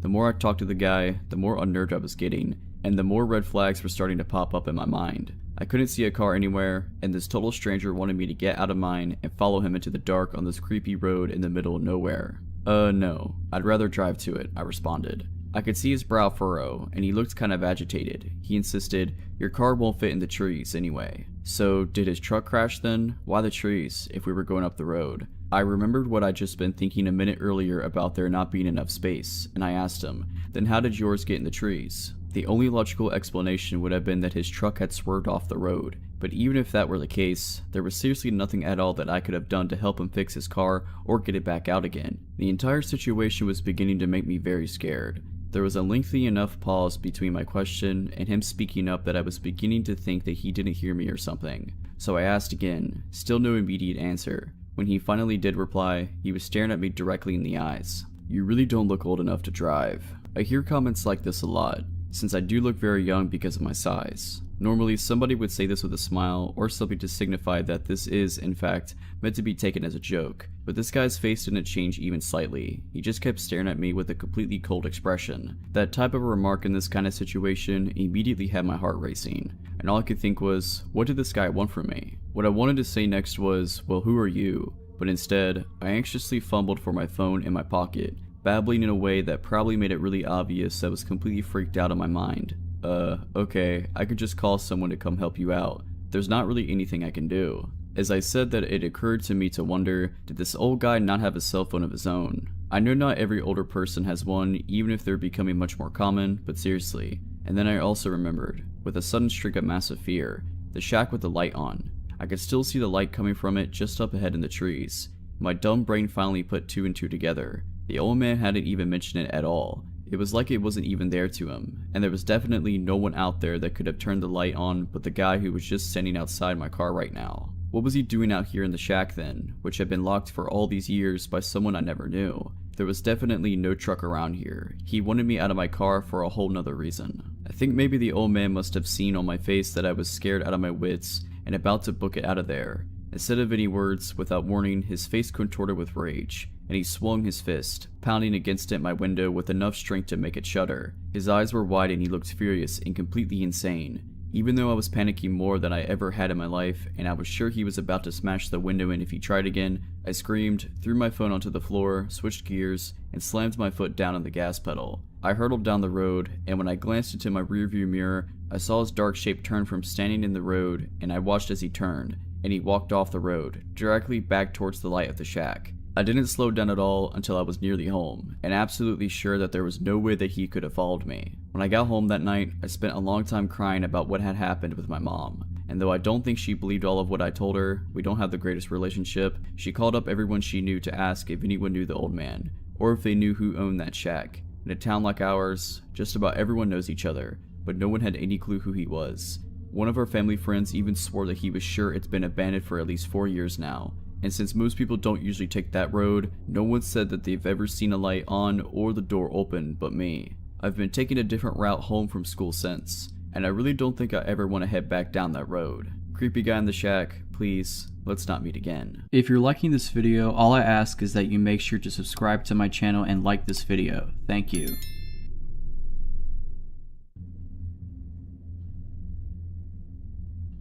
This happened when I was in college. I lived in Isla Vista, the student community at UCSB, notorious for being a party school. It fully lived up to its reputation. I liked to party, but wow, these people were off the wall. As such, there were a lot of people who put themselves in dangerous situations, drinking to excess, not being careful, not locking doors, etc. It had a very isolated and insular vibe, and anyone who was hanging around who wasn't college-aged immediately looked out of place and strange. One night after having a few drinks, I came home to my small house where I lived with 2 other girls, probably around 2:30 a.m. We were all serious students. I was probably the least serious actually, and we partied, and it was not your typical UCSB mega rager, more like a small get-together with friends. We would often have a few people spend the night, sleep in our furniture, or in our beds as this case may be. That night, my roommates had a few people over who I didn't know, and I saw when I returned home that one of them had opted to sleep on the couch from the shadow that I saw there. I didn't turn the light on so I wouldn't wake anyone up, but as I was passing the couch to enter my bedroom, I noticed that the figure was lying very stiff. He just had this weird energy to him. He was lying down, but it was like he was putting all of his energy into lying as still and rigid as possible. I paused, and the guy quickly jerked his head to face me, without moving his limbs. So quickly that it startled me. I could see his wide open eyes glinting in the dark. Figuring that I'd startled him, or that he was drunk, or maybe on some kind of stimulant and unable to sleep, I just hurried past into my bedroom and locked the door. The dude made me so nervous, and I wasn't taking any chances. I fell asleep. At 4:30 a.m., I woke up. There was a strange sound at the door, almost like somebody was drumming their fingers against the wood very quietly. I lay still and listened. There were more quiet sounds like someone scratching the door with their fingers, which got louder and louder until it was clear that he was using both hands and scratching as fast and as hard as possible. It created an extremely loud and intimidating sound that filled me with fear. I got my cell phone and texted my roommate because I was afraid to make a sound. "Your friend is freaking me out. Is he coked out? Can you talk to him? He's banging and scratching on my door." She didn't text me back, probably because she was asleep. I texted my other roommate to the same effect, covering all of my bases. Keep in mind that the scratching has been going on at this point for a couple minutes. I have no idea how he could have sustained it. Scratching a wooden door with your fingernails can't feel good. He also grabbed at the knob and jiggled it super forcefully. Because neither of them answered, I decided to call and really wake them up, though I was scared to make a sound. I know it sounds stupid, but there was something seriously horrifying about being teased like this through the door. I knew that he was trying to terrify me. I felt like a little kid, but I could tell this guy was screwed up or something, and maybe the police needed to be called, and I wanted to loop my roommates in since it was one of their friends. The scratching stopped abruptly, and I called my roommate, who answered sleepily. "Yo, your friend is messed up. Can you please deal with it? Do we need to call the cops? He's seriously scaring me and he was scratching at my bedroom door. He's really weird." She didn't say anything for several seconds, and when she did speak, her voice had no sleepiness in it at all. "What friend?" she said. "That guy that was sleeping on the couch," I said. She was quiet again. "We didn't have any guys over," she said. "Call the police."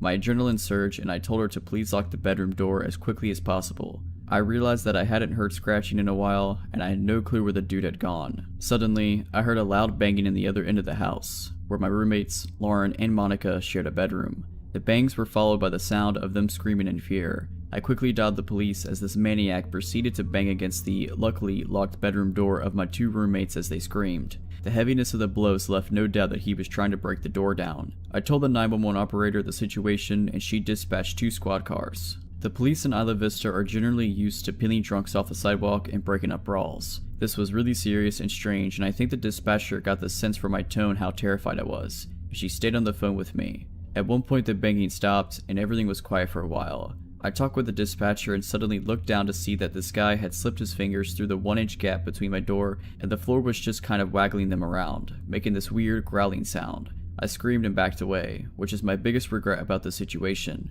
since when I look back at it, it would have been so awesome to just stomp his fingers and hear the guy howl in pain. When the cops rolled up, I heard running and the sound of our sliding glass door opening and closing, and then he was gone. The cops never caught him. He had broken in through our side door by jimmying the lock somehow. My door was covered in what turned out to be huge gashes he'd made using a pair of scissors, which he discarded on the ground before he left. What terrifies me the most about this was that I walked right past him. I looked him right in the face. I realized now that he was not trying to sleep or on drugs, but was lying so stiff like that because he was hiding. He probably heard me open the door and freaked out because he hadn't realized there was another girl living there and tried to blend into the couch in the darkness. This story takes place in August of 2013 in the mountains of southern Oregon.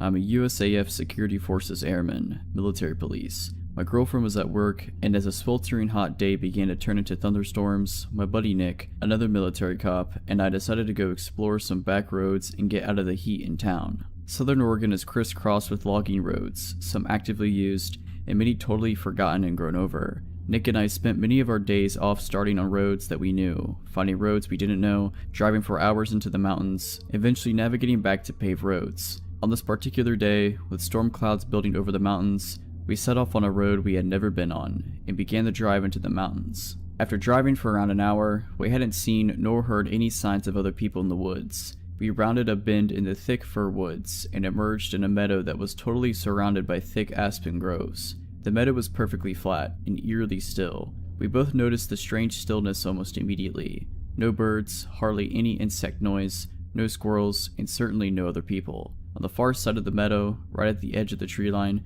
there was a picnic table. The table was very odd, however. It was painted a bright orange. It was much larger than a typical picnic table in a park. Remarking on this, Nick drove through the meadow to get a closer look. I remember being apprehensive as we approached. The whole scenario was exceptionally strange. The overall silence of the aspen grove was unsettling. Also, it was nearly impossible to see far into the trees as aspens grow extremely close together. When we parked by the table, I hopped out of the passenger seat of the truck to check it out. I'm not very tall, only about 5'5". Regardless, the table was ridiculously oversized and practically unusable. The seats were nearly at chest level, meaning I would not have to climb up to even sit on them. As I was looking at the table, Nick called me over to the truck, and I noticed he was looking back into the aspens. At first, I couldn't see what he was looking at, but then I noticed a splash of color that was completely out of place in the thick trees. A small one-man tent was set back in the trees, about 50 feet from the strange table. I had an initial feeling of dread, and felt certain that there was someone in the tent,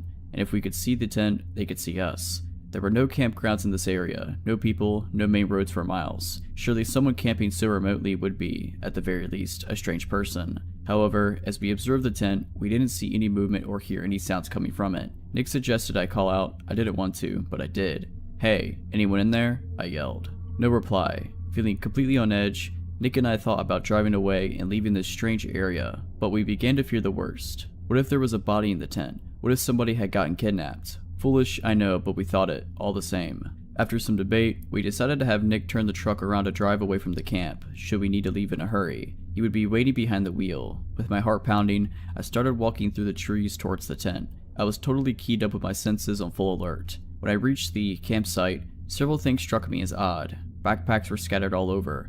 No fire had been built, no wood collected. The tent was literally full of backpacks and women's clothing. Full of dread, I turned to leave and tell Nick what I had seen. As I left, I heard Nick start yelling, "Let's go, let's get out of here." Not knowing why he was yelling, I ran back to the truck. When I broke out of the trees, I saw a beat-up old Ford Taurus on the road, blocking us from leaving the meadow. I immediately leapt into the passenger seat and Nick floored the gas pedal. The car was occupied by 2 men. A third person was laying against the window in the back. As we drove across the meadow, the driver attempted to block us from the road, but Nick drove around them and accelerated the way we had come from. I looked back and saw the car attempting to turn around on the narrow road. Nick drove like a madman, and though I was honestly terrified that they would catch up, we hit the highway without seeing the car again. I called the state police, and they promised to send a trooper out to check out the scene. However, I received a call the next day from a trooper stating that the campsite, the backpacks, and the women's clothing were all gone, though he could tell people had been in the area. The strange table was still by the thick aspen grove. I have not returned to the area and do not intend to.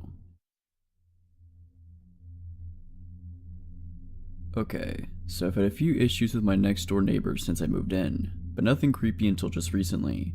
There is a man, a woman, and at least one boy living there, and I mostly just avoid them. The man seems okay but a bit weird, and the boy just keeps to himself, and the woman is quite a bit off. Not long after we moved in, she left a note in my mailbox. Our mailboxes are up beside each other, between our houses. Anyway, I stood at the mailbox reading the note. She thought that my dog was using the bathroom in her yard. It was possible, as our fence had some holes in it, that our dog had gotten out then, but those holes had been fixed a long time ago. Still, no big deal, except I noticed her standing in her driveway, just staring at me, and the note was very long. I just kept reading it. The more I read it, the crazier it got, and the weirder her behavior in my peripheral vision became. Apparently I was entitled. She seemed to think I was somehow instructing my dog to use the bathroom in their yard. Her note went on a tangent about how awful dogs are. She was also 100% convinced it was my dog, even though there are always tons of loose dogs, cats, and wildlife wandering around and no doubt traveling through her unfenced backyard. In my peripheral vision, she got into her SUV, backed out of her driveway, then parked it along the street directly behind me and just idled there, staring. The note then went on a weird, long tirade about the previous family to live in my house, saying I was Antherdeb, as if I'd have any idea at all what that is even supposed to mean, then concluded in some odd insults and some implied not quite threats. This is the closest thing we ever had to a conversation at this point. I can understand not wanting a dog using the bathroom in her yard, but this was a bit of an extreme reaction, as this was literally the first time I'd even heard of there being a problem. A simple note would have done, but this note was insane. She was still staring behind me. I decided to try to ignore her and just go to my house. That's when she shouted out her window, "Are you playing a game?" That reaction made no sense. "Are you nuts?" I replied, as I officially ran out of patience. She shouted more nonsense and insults at me while blocking my driveway, which was right next to the mailboxes, with her vehicle, while I repeatedly told her to leave before I called the cops. This went back and forth like this for a while, but she eventually sped off when I pulled my cell phone out. Later, my boyfriend, who had not been home at this time this happened, had a chat with the neighbors. He said they seemed agreeable and reasonable and basically dismissed me of just being dramatic. The woman told a very different version of events, of course. I was annoyed that my boyfriend wasn't taking me seriously, but let it go. I think he just wanted to keep getting along with the man next door, as they sometimes borrow tools. They speak to him a lot differently than how they speak to me. They don't do anything rude to me while he's around. In fact, they don't speak to me when he's around at all. They always wait for him to be away. Anyway, I mostly just avoid them. Sometimes, the woman stares at me, but I just ignore her.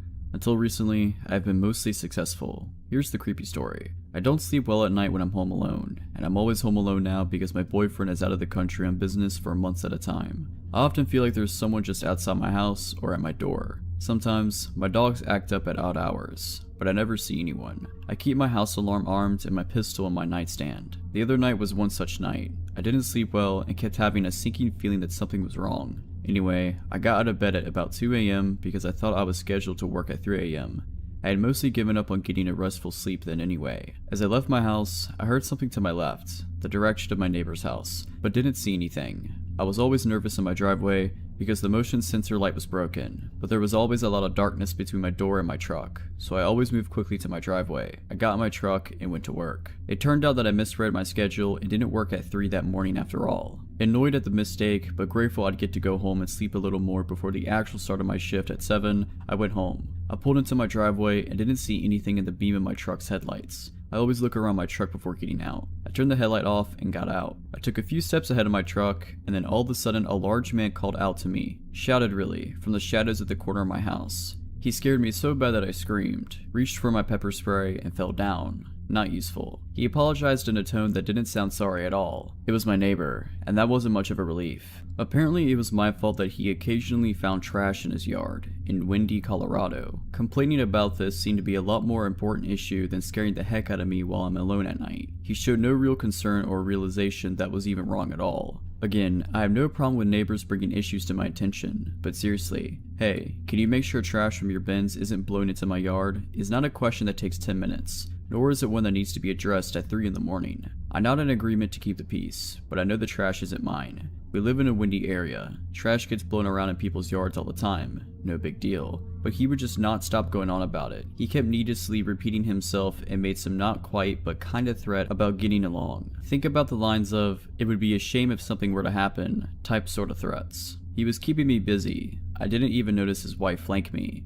Before I even knew she was there, she appeared from the shadows by a tree. She wanted to yell at me about some eggs. A few weeks ago, I found a bunch of eggs smashed on the road near our shelved mailbox. As the carton was right next to them, I thought the carton had obviously just been dropped, not that someone was trying to egg anything. I assumed my neighbor had dropped the eggs on her way to get the mail and just left them. She denies this, but I still think that's the most likely explanation because no one else has any reason to be out at our mailbox with eggs. But I didn't care enough to say anything to her about it at the time, so I just let it go and forgot all about it. Now she was accusing me of leaving eggs around. Again, inexplicably expressing the grievance at 3 a.m. Weird that she hadn't brought it up weeks ago when it happened, but I know why she didn't. My boyfriend was still here then. My boyfriend has been away on business for several weeks now, long enough for them to have noticed his absence. They were also probably aware that my motion sensor light was out. They sure seemed to know how to avoid my headlight beams. Being surprisingly patient, I explained that I knew nothing about the eggs. I mentioned that I later found a lot of the shells in my yard and figured a squirrel must have carried them there. She proudly informed me that she tossed them onto my yard herself. Apparently she thought that was okay, but someone dropping them in the first place isn't. Anyway, this is where I started to get over my shock a bit and started getting pissed. Initially, I had been somewhat relieved that the man in the shadows had been my neighbor, not some random crazy person, but now I was pissed. I had now been outside with them for like 20 minutes, while they accused me about stupid stuff. While I tried to be polite and agreeable even though I had nothing to do with it, but now everything wrong with the situation had just kicked in. I eventually remembered that I don't actually have to put up with any of this and cut her off mid-rant and said, "It's 3 a.m, I'm going home, good night," and turned on my heel. I heard her say something in an unkind tone as I left, but didn't catch what it was. They had staked out my house, waited for my boyfriend to leave, and long enough to be sure he was gone, all to complain about some insane stuff long after it supposedly even happened. If they have concerns, surely there are better times to address them than at 3 a.m. What were they doing out at 3 a.m. anyway? And that man had totally purposely hidden a shadow at the corner of my house where he could avoid my headlights, and didn't reveal himself until I was out of my truck and exposed. And shouldn't the woman have walked up beside her husband, not gone around while I was distracted? They kept doing odd behavior, never enough that they're doing anything illegal or anything to report the police. But none of this is normal behavior. Honestly, I think these complaints are just excuses and they're really just taking the opportunity to intimidate me. I think they're messing with me on purpose. Then again, I could be wrong. Either way, I will be installing a motion light soon. I was so shaken up and had my adrenaline so high from someone scaring me from a blind spot by my house. Because seriously, that could have been someone else and a whole lot worse.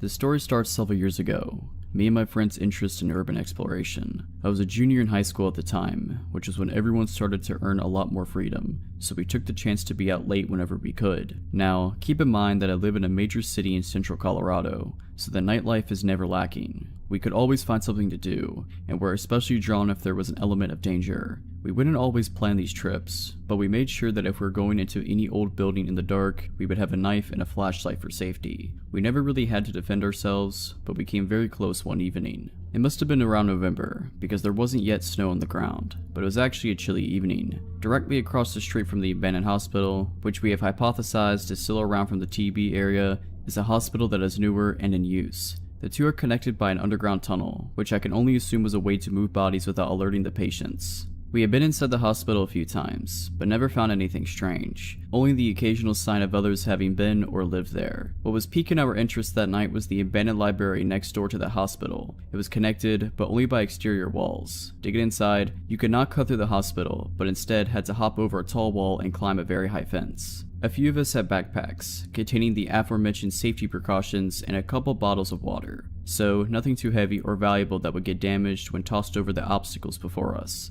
A little ways off the road, it was dark if you clung to the buildings. We did for a while before stepping behind a small patch of shrubbery, which we determined was an easy way over the first wall since the other way around to gain access was by a chained, unclimbable gate at the bottom of a set of stairs facing away from the ledge. Both were parallel with the library, so when tucked back in that corner behind the bushes, no one could see us from the street. I don't believe I went first, but I did not remain behind to be last over that wall. It was too high up for me to jump and haul myself over, so I resorted to stepping on a pipe jutting out somewhere lower along the wall. It gave me a bit of a needed boost, and soon I was up and over, moving into the library's courtyard. Another girl and I waited for our 2 other girlfriends to join us. Upon an initial glance over at the courtyard, there was no obvious way in. To our right was a dilapidated fountain, which I took joy in imagining springing forward a spray of water from its detailed stonework in the brighter summer months. People laughing and talking with the surrounding trees bringing them shade. Now, however, it had been in long disuse, and the earth at our feet was cold and hard. There were no signs of another soul for years, save the 15 chain link fence directly in front of us separating the courtyard in half. I could tell it hadn't seen the same weather as the rest of the courtyard, because the metal showed no signs of rust. That must be our way in, we agreed, because with a fence like that, someone obviously wanted to keep us out. We hurled our bags over the fence, hearing them clank on the ground rather silently due to their lightness. I was the third over, because I have a slight fear of climbing and it took me a bit to mentally prepare myself. I made it to the top of the fence in short time, then sat at the top straddling it with a leg on either side. I had 2 girls on the other side in front of me, and one behind me who was telling me to hurry up. I spent a good couple minutes up there doing another mental preparation and some deep breathing, then climbed down to wait for the last girl. At the time, I was thinking that had been one of the scariest things I've done in a while, because I tend to avoid climbing at all costs. Of course, this is an irrational fear, as I have never fallen, but that phobic fear didn't even compare to what happened next. The last girl's feet hit the ground and all 4 of us split up into the smaller half of the courtyard, looking for any kind of entrance. We decided that breaking a window would be too loud and draw unwanted attention, not to mention we could really get cut up, so that wasn't an option. Searching for a little longer, we didn't find anything that looked remotely plausible, until we found a grate near the base of where two walls met. I couldn't believe we hadn't noticed it before, and upon closer inspection, the grate was already moved slightly from its resting place, so it would be easy to lift the rest of the way. The smallest and least fearful of our group went first. After moving the grate, there was a small drop down. It was no more than 3 feet down and 2 feet wide, but inside there was another drop down where we could see into the library basement. She hopped down into the small, square landing, only to almost immediately freeze. We looked amongst ourselves, wondering what was wrong. "There's a guy down there," she said. "What? Where?" "I could see his outline," she said. I leaned forward and tried to make out a shape, but it was further down than my line of sight and it was too dark. "Hello?" she called out. He responded the same, asking who we were. "Just a couple of chicks," she spat out bluntly. What he said next sent chills down my spine. It was as if I could feel the darkness radiating out of the hole in the ground. All of a sudden, it was very still and quiet, like the darkness had spilled out and weighed all of us down in that gloomy courtyard. He said in what I can only describe as a lustful tone gripping with ill intent. I'm addicted to following the sound of women's voices. My friend looked over at us blankly, but there was nervousness underneath. Unease. Something in his voice sounded like it wasn't an empty threat. Like he wasn't just saying something creepy to get us to leave. She looked back to where he was and said slowly, "That's not cool." The man under that dark earth began laughing maniacally, and not in the kind of way a really good actor does, in the way that we could feel his utter insanity hit us like stale air. We looked at each other for what felt like hours in that gloomy courtyard, but I knew it was only a couple seconds, because we all exchanged without even speaking that we had to get out of there. And now, I was not about to risk some crazy guy coming after us, even if we did outnumber him. The friend scrambled up out of the landing, and I was never over a fence faster in my life. 15-foot potential fall, and I didn't even have time to think about it. We didn't stop running until we were on the street and halfway down the block out of breath. So guy that was down there, let's not meet again. It was 2012 and my best friend Hannah had convinced me to join her on a weekend trip up north. She had, after searching for the longest time, found her dream car and was planning on traveling the 900-kilometer to the very north of Sweden to buy it. It was a second-hand door Suzuki Vitara in a purplish kind of color, and I must admit I didn't share her obsession with it. But with her being the closest thing to a sister that I will ever get, I was happy to join her nonetheless. Hannah and I have always had each other, from the cradle and onwards. Sharing each other's love for adventure, we have traveled the world together. At the time this happened, we were both 21 and had recently returned from a trip in Asia. The man who was selling her the car had agreed to meet us at the small airport in Umeå when we arrived shortly before lunchtime and it started to snow heavily. The first snow of the season, no less. The parking lot was almost empty, and when I saw the man standing outside the Vitara, I felt immediately concerned. He was dressed like a hunter. A lot of people in this area of the country live a lifestyle with hunting and fishing, so nothing strange with that really. But still, there was something about him that made me uneasy. He was nice though, smiling and waving to us, shaking hands with us both before walking us around the car and pointing all the tiny little flaws. He showed us the work he had done on the car and showed the paperwork from the recently done engine repairs. He made the impression that he didn't want to hide anything. On the contrary, he made a show out of being very forthcoming and honest. The snowing had now intensified and we were getting cold. He opened the car door for us and said, "I got the paperwork at home. Let's close the deal over some coffee." Against all my instincts, I climbed in after Hannah, both of us now trapped in the back seat. I had no reason to feel threatened by this man who had been nothing but pleasant to us, other than the alarm bells going off inside my head. I can't tell what it was that made me feel that way, but there must have been some sign that something was wrong, something that my subconscious tuned to. The man was constantly talking. He showed the stereo, told us about the features of the car, about the places we drove past, about the wildlife and the nature. There was not a silent moment. After about 20 minutes, I started to notice that we were in no way moving in the direction of civilization. Instead, it seemed we were driving further and further into the vast wilderness. It struck me that he had us in the back of a two-door car, diving us into unknown territory, and no one knew where we were. I looked at Hannah, who was happily listening to the man telling stories about the area, and I noticed she didn't look at all worried. Maybe I was totally overreacting. We drove past a group of people standing by the side of the road, hunters planning their day or taking a break maybe. This truly is very different Sweden compared to the city. The car finally stopped outside a small wooden cottage with no neighboring houses, apart from a small cabin that we drove past a few hundred meters down the road, but it had looked empty. We followed the man inside. He was still talking non-stop and continued to do so until the moment the door closed behind us. Hannah kept asking things about the car, and I could sense that her voice had a new undertone now, a thin, sharp tenseness that made me wonder if she too had started to feel that something wasn't right. "I'll put the kettle on," he said, and as he passed us to go into the kitchen, he let his hand touch Hannah's hair and he smiled smugly. "May I use the bathroom?" I asked politely and made my way to the door with a little red heart on. I was washing my hands when I saw something in the stained bathroom mirror. Something was behind the water cistern. I pulled out a rolled up plastic folder, and as I turned the pages, I felt my blood run cold. It was very violent pictures that looked like had been cut out from magazines, and they were glued to the paper, surrounded by cut up pieces of handwritten text. Put it together made a horrifying story about how a woman was lured into a car with the promise of getting to buy the car cheaply, and then it quickly turned into a horror story. I know this will sound silly, but when we traveled together, Hannah and I had a code word for whenever we felt it was time to get out of a situation. We had never needed to use it, just joked about it, but now it came in handy. I walked out of the bathroom and looked at Hannah and said, "Potatoes. We forgot to buy potatoes. And that's too bad, because we really need some." The look on my face must have told her that the situation was no joke, and she said, "Oh, should we get some as soon as possible?" "The sooner the better," I replied. Hannah, always pretty and charming and capable of great acting, casually walked over to the man in the kitchen, tapped his shoulder and said, "Excuse me, but I was wondering if I can go have a quick look at the cam belt." He huffed something about it being in good shape and handed over the keys. We got into the car and speeded off faster than the weather strictly speaking allowed. We left the car at the airport and hoped we hadn't made a terrible mistake. What if he reported it stolen? It would be embarrassing to explain to the police. But nothing happened. He didn't follow us, didn't report it. We had to take the train since we had no plane tickets. The original plan had been to take the car home, and we didn't want to linger closer to the airport in case he came looking for us. Later, Hannah asked what made me use the code word, and I told her about what I had found. It might have just been a fantasy, a sick game, and maybe he would never done anything to us. But right then and there, I was convinced we would have died if we didn't get out. I'm glad Hannah didn't need any convincing or proof, just the code word. I truly think that if we hadn't talked about it so many times before, about how we would handle a situation where we need to get out fast, things would have ended differently. Both of us knew that either of us ever used the code word, it's time to get out, no questions asked, just move. If you're liking this video, all I ask is that you make sure to subscribe to my channel and like this video. Thank you.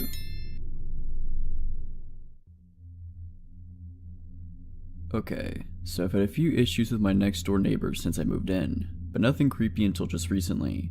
There is a man, a woman, and at least one boy living there, and I mostly just avoid them. The man seems okay but a bit weird, and the boy just keeps to himself, and the woman is quite a bit off. Not long after we moved in, she left a note in my mailbox. Our mailboxes are right beside each other, between our houses. Anyway, I stood at the mailbox reading the note. She thought that my dog was using the bathroom in her yard.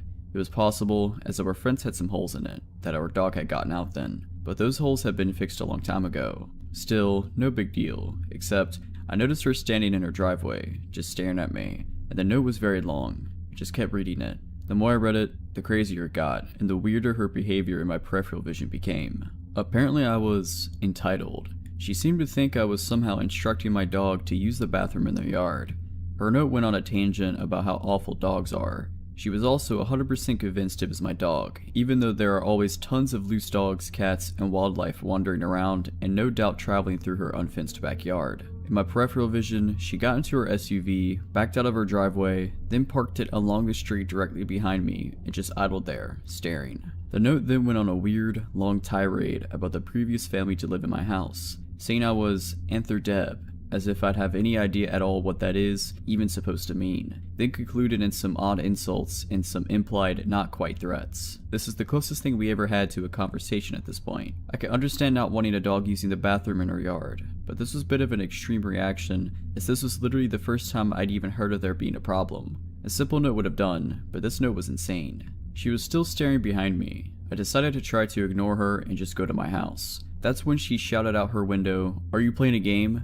The reaction made no sense. "Are you nuts?" I replied, as I officially ran out of patience. She shouted more nonsense and insults at me while blocking my driveway, which is right next to the mailboxes, with her vehicle, while I repeatedly told her to leave before I called the cops. This went back and forth like this for a while, but she eventually sped off when I pulled my cell phone out. Later, my boyfriend, who had not been home at this time this happened, had a chat with the neighbors. He said they seemed agreeable and reasonable and basically dismissed me of just being dramatic. The woman told a very different version of events, of course. I was annoyed that my boyfriend wasn't taking me seriously, but let it go. I think he just wanted to keep getting along with the man next door, as they sometimes borrow tools. They speak to him a lot differently than how they speak to me. They don't do anything rude to me while he's around. In fact, they don't speak to me when he's around at all. They always wait for him to be away. Anyway, I mostly just avoid them. Sometimes, the woman stares at me, but I just ignore her.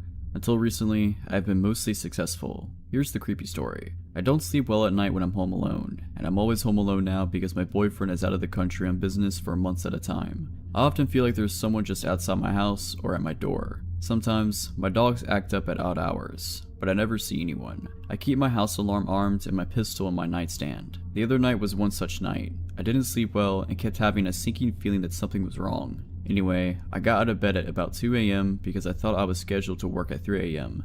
I had mostly given up on getting a restful sleep then anyway. As I left my house, I heard something to my left, the direction of my neighbor's house, but didn't see anything. I was always nervous in my driveway because the motion sensor light was broken, but there was always a lot of darkness between my door and my truck, so I always moved quickly to my driveway. I got in my truck and went to work. It turned out that I misread my schedule and didn't work at 3 that morning after all. Annoyed at the mistake, but grateful I'd get to go home and sleep a little more before the actual start of my shift at 7, I went home. I pulled into my driveway and didn't see anything in the beam of my truck's headlights. I always look around my truck before getting out. I turned the headlight off and got out. I took a few steps ahead of my truck, and then all of a sudden a large man called out to me, shouted really, from the shadows at the corner of my house. He scared me so bad that I screamed, reached for my pepper spray, and fell down. Not useful. He apologized in a tone that didn't sound sorry at all. It was my neighbor, and that wasn't much of a relief. Apparently it was my fault that he occasionally found trash in his yard, in windy Colorado. Complaining about this seemed to be a lot more important issue than scaring the heck out of me while I'm alone at night. He showed no real concern or realization that was even wrong at all. Again, I have no problem with neighbors bringing issues to my attention, but seriously, hey, can you make sure trash from your bins isn't blown into my yard? Is not a question that takes 10 minutes. Nor is it one that needs to be addressed at 3 in the morning. I nod in agreement to keep the peace, but I know the trash isn't mine. We live in a windy area. Trash gets blown around in people's yards all the time. No big deal. But he would just not stop going on about it. He kept needlessly repeating himself and made some not quite but kinda threat about getting along. Think about the lines of, "It would be a shame if something were to happen," type sort of threats. He was keeping me busy. I didn't even notice his wife flank me. Before I even knew she was there, she appeared from the shadows by a tree. She wanted to yell at me about some eggs. A few weeks ago, I found a bunch of eggs smashed on the road near our shelved mailbox. As the carton was right next to them, I thought the carton had obviously just been dropped, not that someone was trying to egg anything. I assumed my neighbor had dropped the eggs on her way to get the mail and just left them. She denies this, but I still think that's the most likely explanation because no one else has any reason to be out at our mailbox with eggs. But I didn't care enough to say anything to her about it at the time, so I just let it go and forgot all about it. Now she was accusing me of leaving eggs around. Again, inexplicably expressing the grievance at 3 a.m. Weird that she hadn't brought it up weeks ago when it happened, but I know why she didn't. My boyfriend was still here then. My boyfriend has been away on business for several weeks now, long enough for them to have noticed his absence. They were also probably aware that my motion sensor light was out. They sure seemed to know how to avoid my headlight beams. Being surprisingly patient, I explained that I knew nothing about the eggs. I mentioned that I later found a lot of the shells in my yard and figured a squirrel must have carried them there. She proudly informed me that she tossed them onto my yard herself. Apparently she thought that was okay, but someone dropping them in the first place isn't. Anyway, this is where I started to get over my shock a bit and started getting pissed. Initially, I had been somewhat relieved that the man in the shadows had been my neighbor, not some random crazy person, but now I was pissed. I had now been outside with them for like 20 minutes, while they accused me about stupid stuff. While I tried to be polite and agreeable even though I had nothing to do with it, but now everything wrong with the situation had just kicked in. I eventually remembered that I don't actually have to put up with any of this and cut her off mid-rant and said, "It's 3 a.m, I'm going home, good night," and turned on my heel. I heard her say something in an unkind tone as I left, but didn't catch what it was. They had staked out my house, waited for my boyfriend to leave, and long enough to be sure he was gone, all to complain about some insane stuff long after it supposedly even happened. If they have concerns, surely there are better times to address them than at 3 a.m. What were they doing out at 3 a.m. anyway? And that man had totally purposely hidden a shadow at the corner of my house where he could avoid my headlights. It didn't reveal himself until I was out of my truck and exposed. And shouldn't the woman have walked up beside her husband, not gone around while I was distracted? They kept doing odd behavior. Never enough that they're doing anything illegal or anything to report the police. But none of this is normal behavior. Honestly, I think these complaints are just excuses and they're really just taking the opportunity to intimidate me. I think they're messing with me on purpose. Then again, I could be wrong. Either way, I will be installing a motion light soon. I was so shaken up and had my adrenaline so high from someone scaring me from a blind spot by my house. Because seriously, that could have been someone else and a whole lot worse. The story starts several years ago. Me and my friend's interest in urban exploration. I was a junior in high school at the time, which was when everyone started to earn a lot more freedom, so we took the chance to be out late whenever we could. Now, keep in mind that I live in a major city in central Colorado, so the nightlife is never lacking. We could always find something to do, and were especially drawn if there was an element of danger. We wouldn't always plan these trips, but we made sure that if we were going into any old building in the dark, we would have a knife and a flashlight for safety. We never really had to defend ourselves, but we came very close one evening. It must have been around November, because there wasn't yet snow on the ground, but it was actually a chilly evening. Directly across the street from the abandoned hospital, which we have hypothesized is still around from the TB area, is a hospital that is newer and in use. The two are connected by an underground tunnel, which I can only assume was a way to move bodies without alerting the patients. We had been inside the hospital a few times, but never found anything strange, only the occasional sign of others having been or lived there. What was piquing our interest that night was the abandoned library next door to the hospital. It was connected, but only by exterior walls. To get inside, you could not cut through the hospital, but instead had to hop over a tall wall and climb a very high fence. A few of us had backpacks, containing the aforementioned safety precautions and a couple bottles of water, so nothing too heavy or valuable that would get damaged when tossed over the obstacles before us. A little ways off the road, it was dark if you clung to the buildings. We did for a while before stepping behind a small patch of shrubbery, which we determined was an easy way over the first wall, since the other way around to gain access was by a chained, unclimbable gate at the bottom of a set of stairs facing away from the ledge. Both were parallel with the library, so when tucked back in that corner behind the bushes, no one could see us from the street. I don't believe I went first, but I did not remain behind to be last over that wall. It was too high up for me to jump and haul myself over, so I resorted to stepping on a pipe jutting out somewhere lower along the wall. It gave me a bit of a needed boost, and soon I was up and over, moving into the library's courtyard. Another girl and I waited for our two other girlfriends to join us. Upon an initial glance over at the courtyard, there was no obvious way in. To our right was a dilapidated fountain, which I took joy in imagining springing forward a spray of water from its detailed stonework in the brighter summer months. People laughing and talking with the surrounding trees bringing them shade. Now, however, it had been in long disuse, and the earth at our feet was cold and hard. There were no signs of another soul for years, save the 15 chain-link fence directly in front of us separating the courtyard in half. I could tell it had seen the same weather as the rest of the courtyard, because the metal showed no signs of rust. That must be our way in, we agreed, because with a fence like that, someone obviously wanted to keep us out. We hurled our bags over the fence, hearing them clank on the ground rather silently due to their lightness. I was the third over, because I have a slight fear of climbing and it took me a bit to mentally prepare myself. I made it to the top of the fence in short time, then sat at the top straddling it with a leg on either side. I had two girls on the other side in front of me, and one behind me who was telling me to hurry up.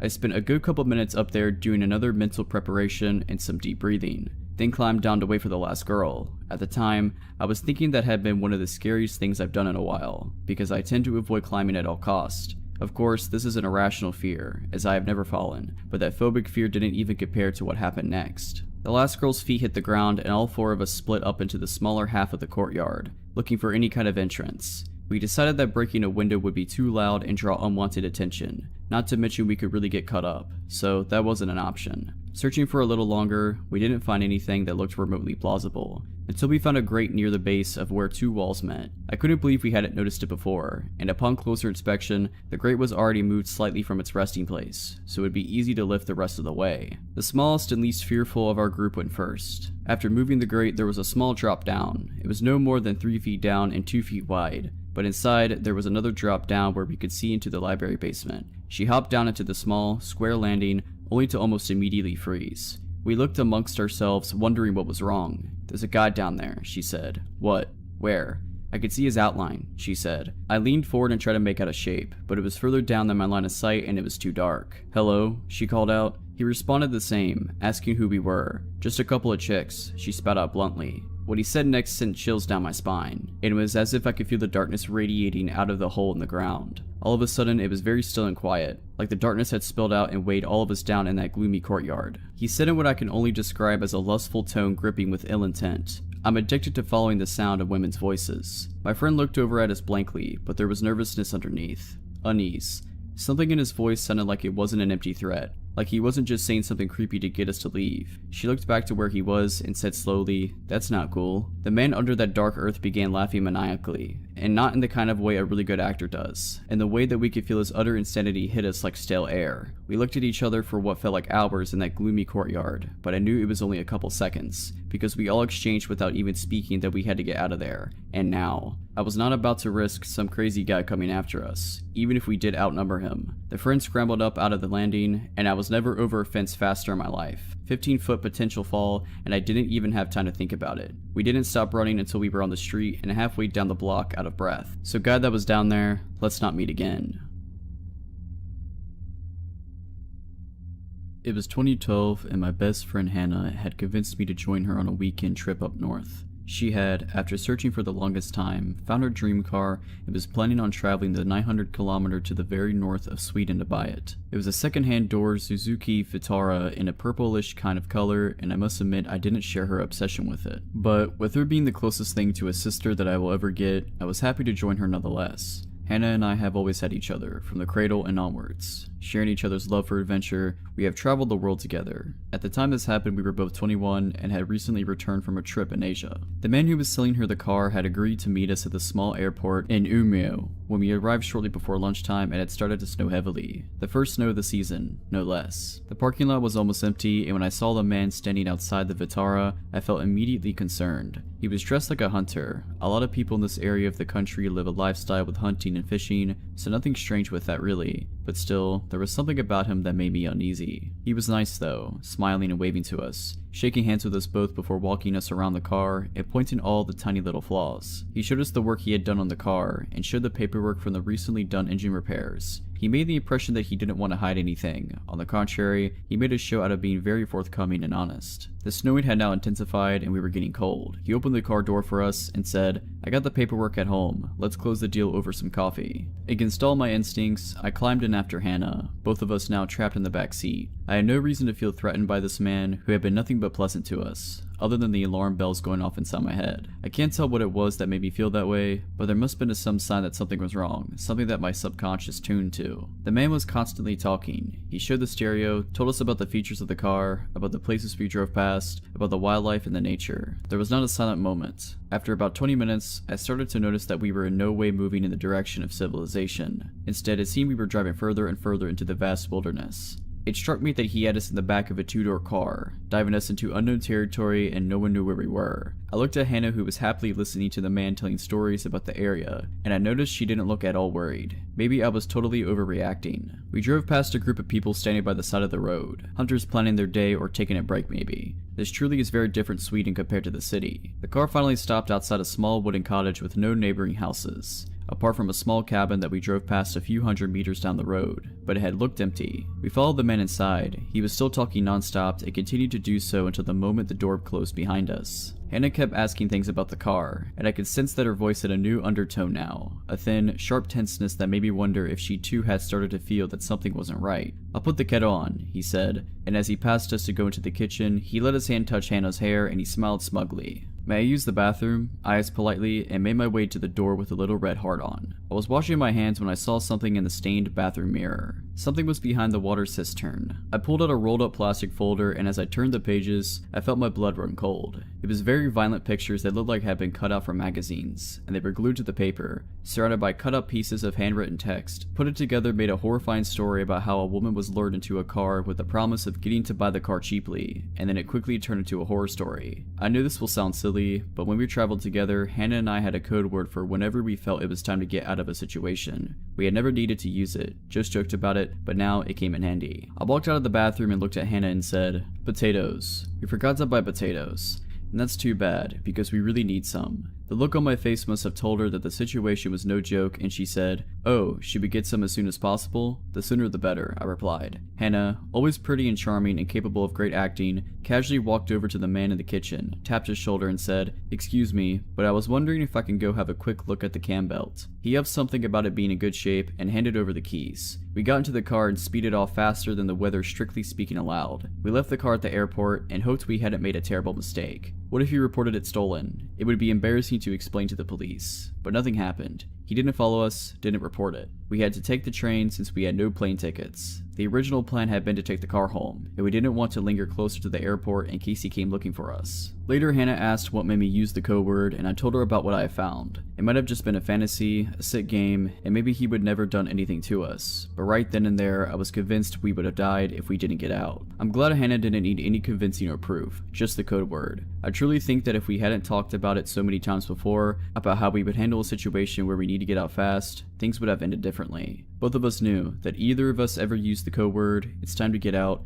no questions asked, just move. This happened to me 2 years ago. It was my first month on the job, and I worked night security at this pretty interesting place. I'm a 38-year-old male. I've worked security jobs most of my life, and the graveyard shift. I was an event security guard for various well-known concert venues for years. So, I've seen my fair share of strange things and crazy people. The place I currently work is a resort-style apartment complex. To get the layout, there are 3 floors of apartments with 50 units on each floor. This place takes up one city block with a golf course in the back, indoor swimming pools, hot tubs, and a small movie theater. You name it, this place has it. Most of the residents are retired doctors, lawyers, and otherwise rich.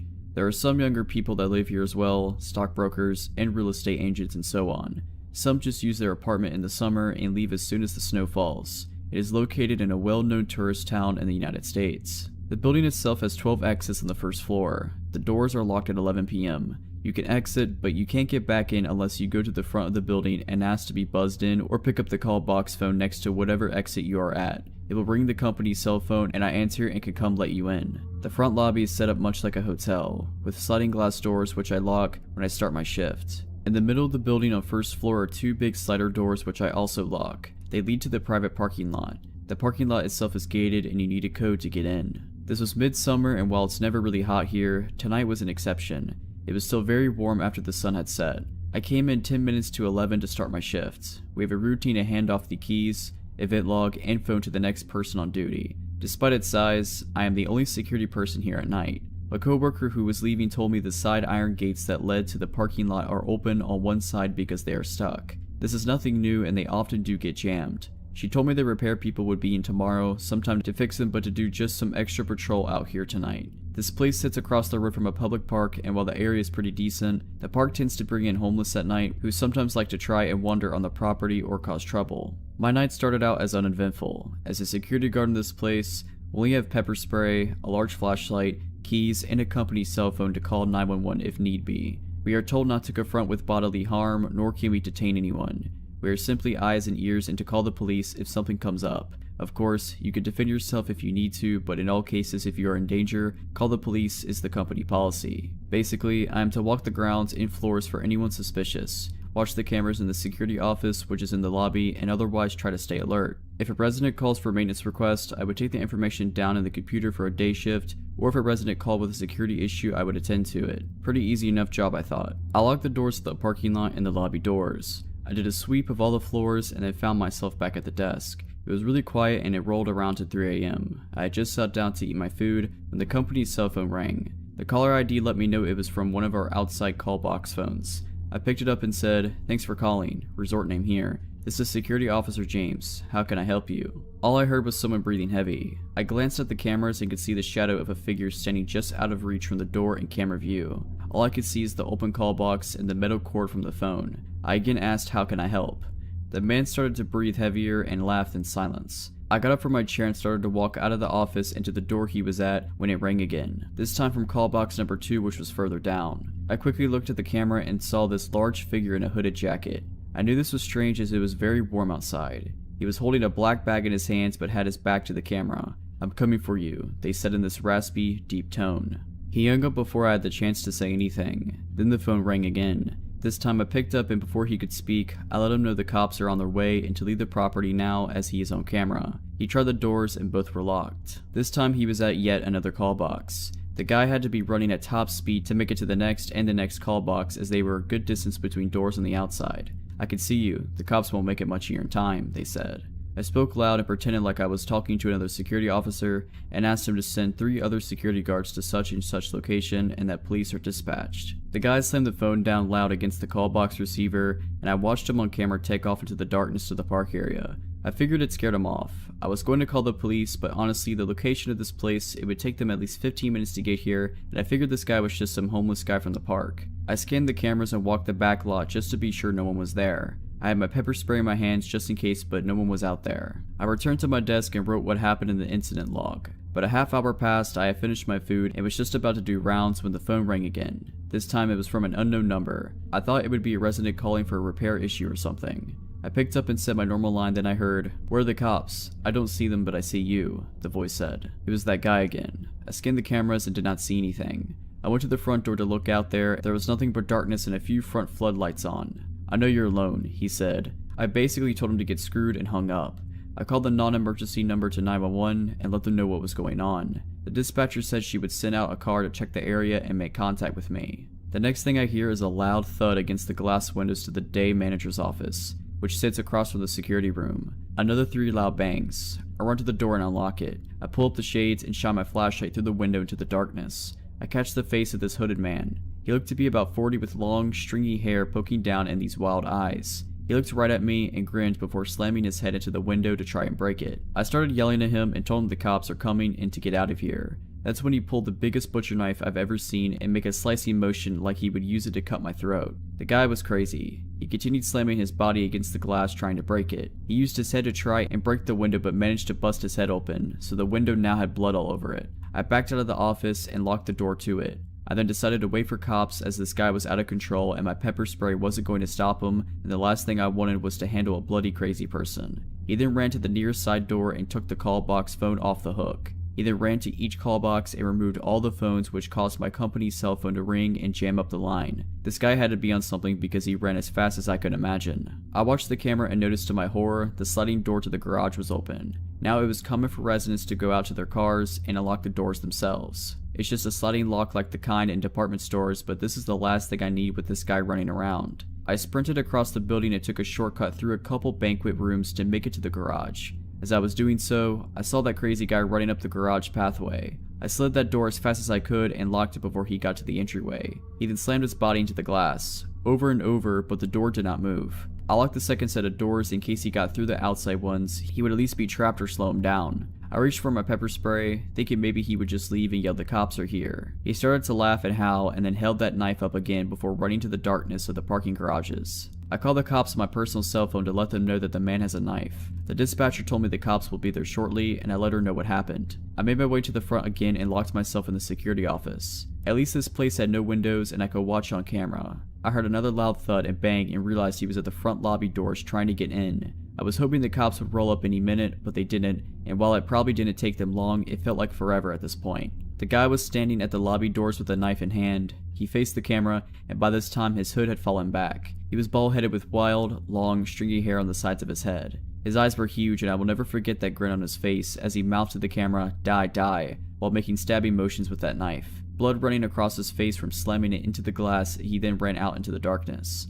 About 5 minutes later, the cops show up. They sent one officer.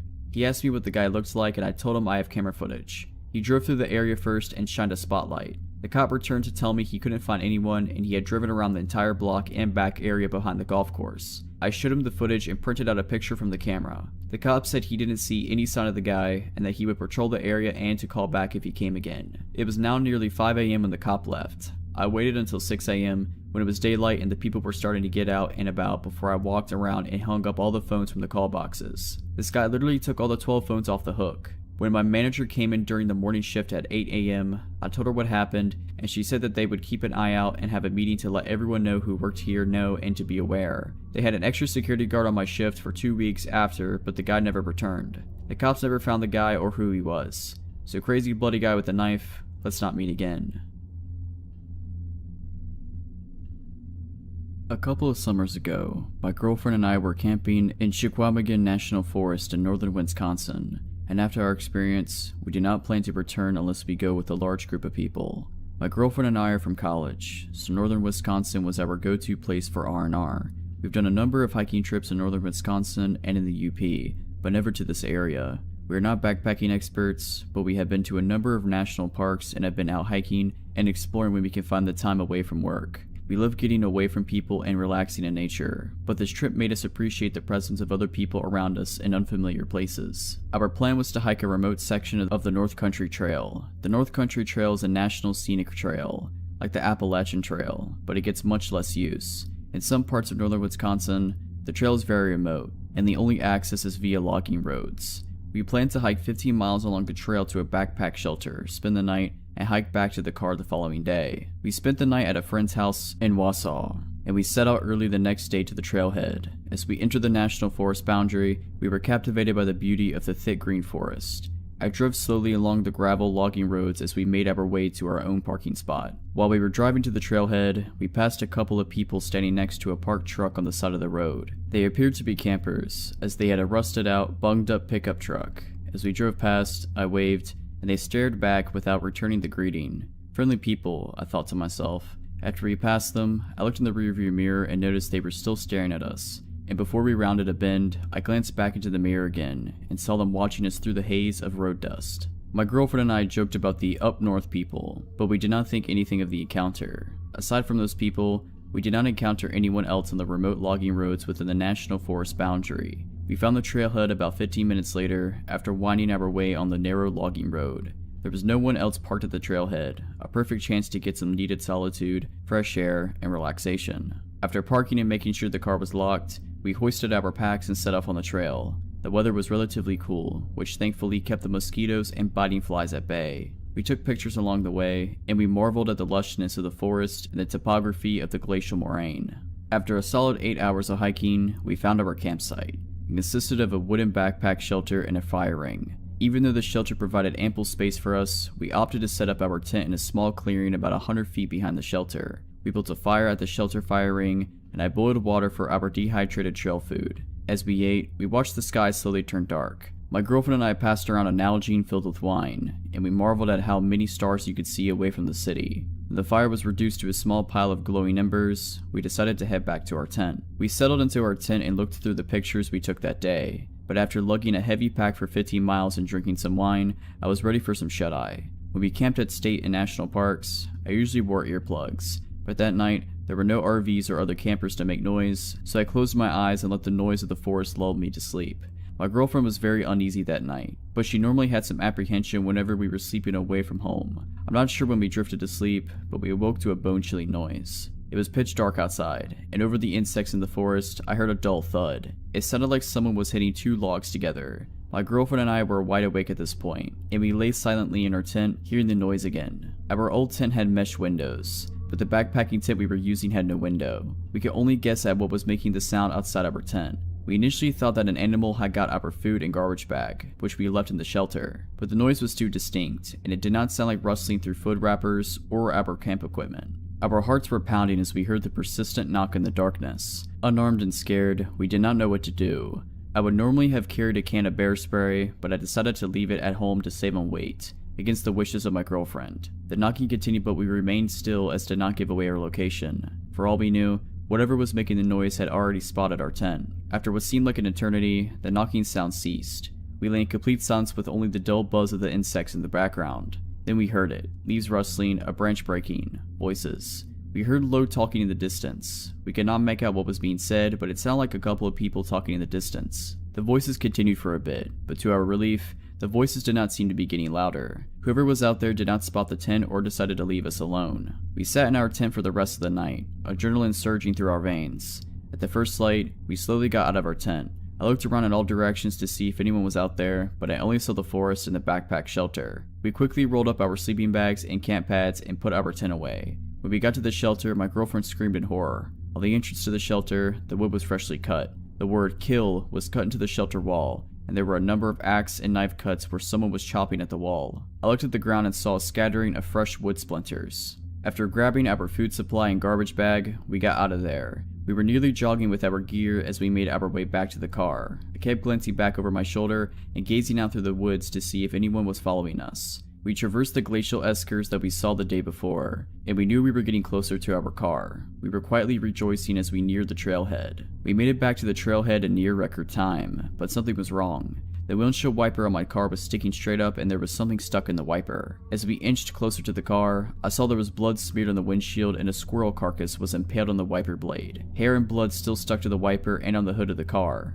I didn't bother cleaning off the car. We threw our gear in the trunk and I sped off without removing the animal from the wiper blade. As I sped down the gravel logging road, I kept glancing in the rearview mirror, but I could not see anything through the cloud of road dust behind the car. When we got to a gas station by the nearest town, I removed the carcass with a wad of newspaper, and I tried to remove as much dried blood as I could. I filled up on gas and we didn't stop until we made it to Milwaukee. This was the last trip I took to the woods of northern Wisconsin. If you're liking this video, all I ask is that you make sure to subscribe to my channel and like this video. Thank you.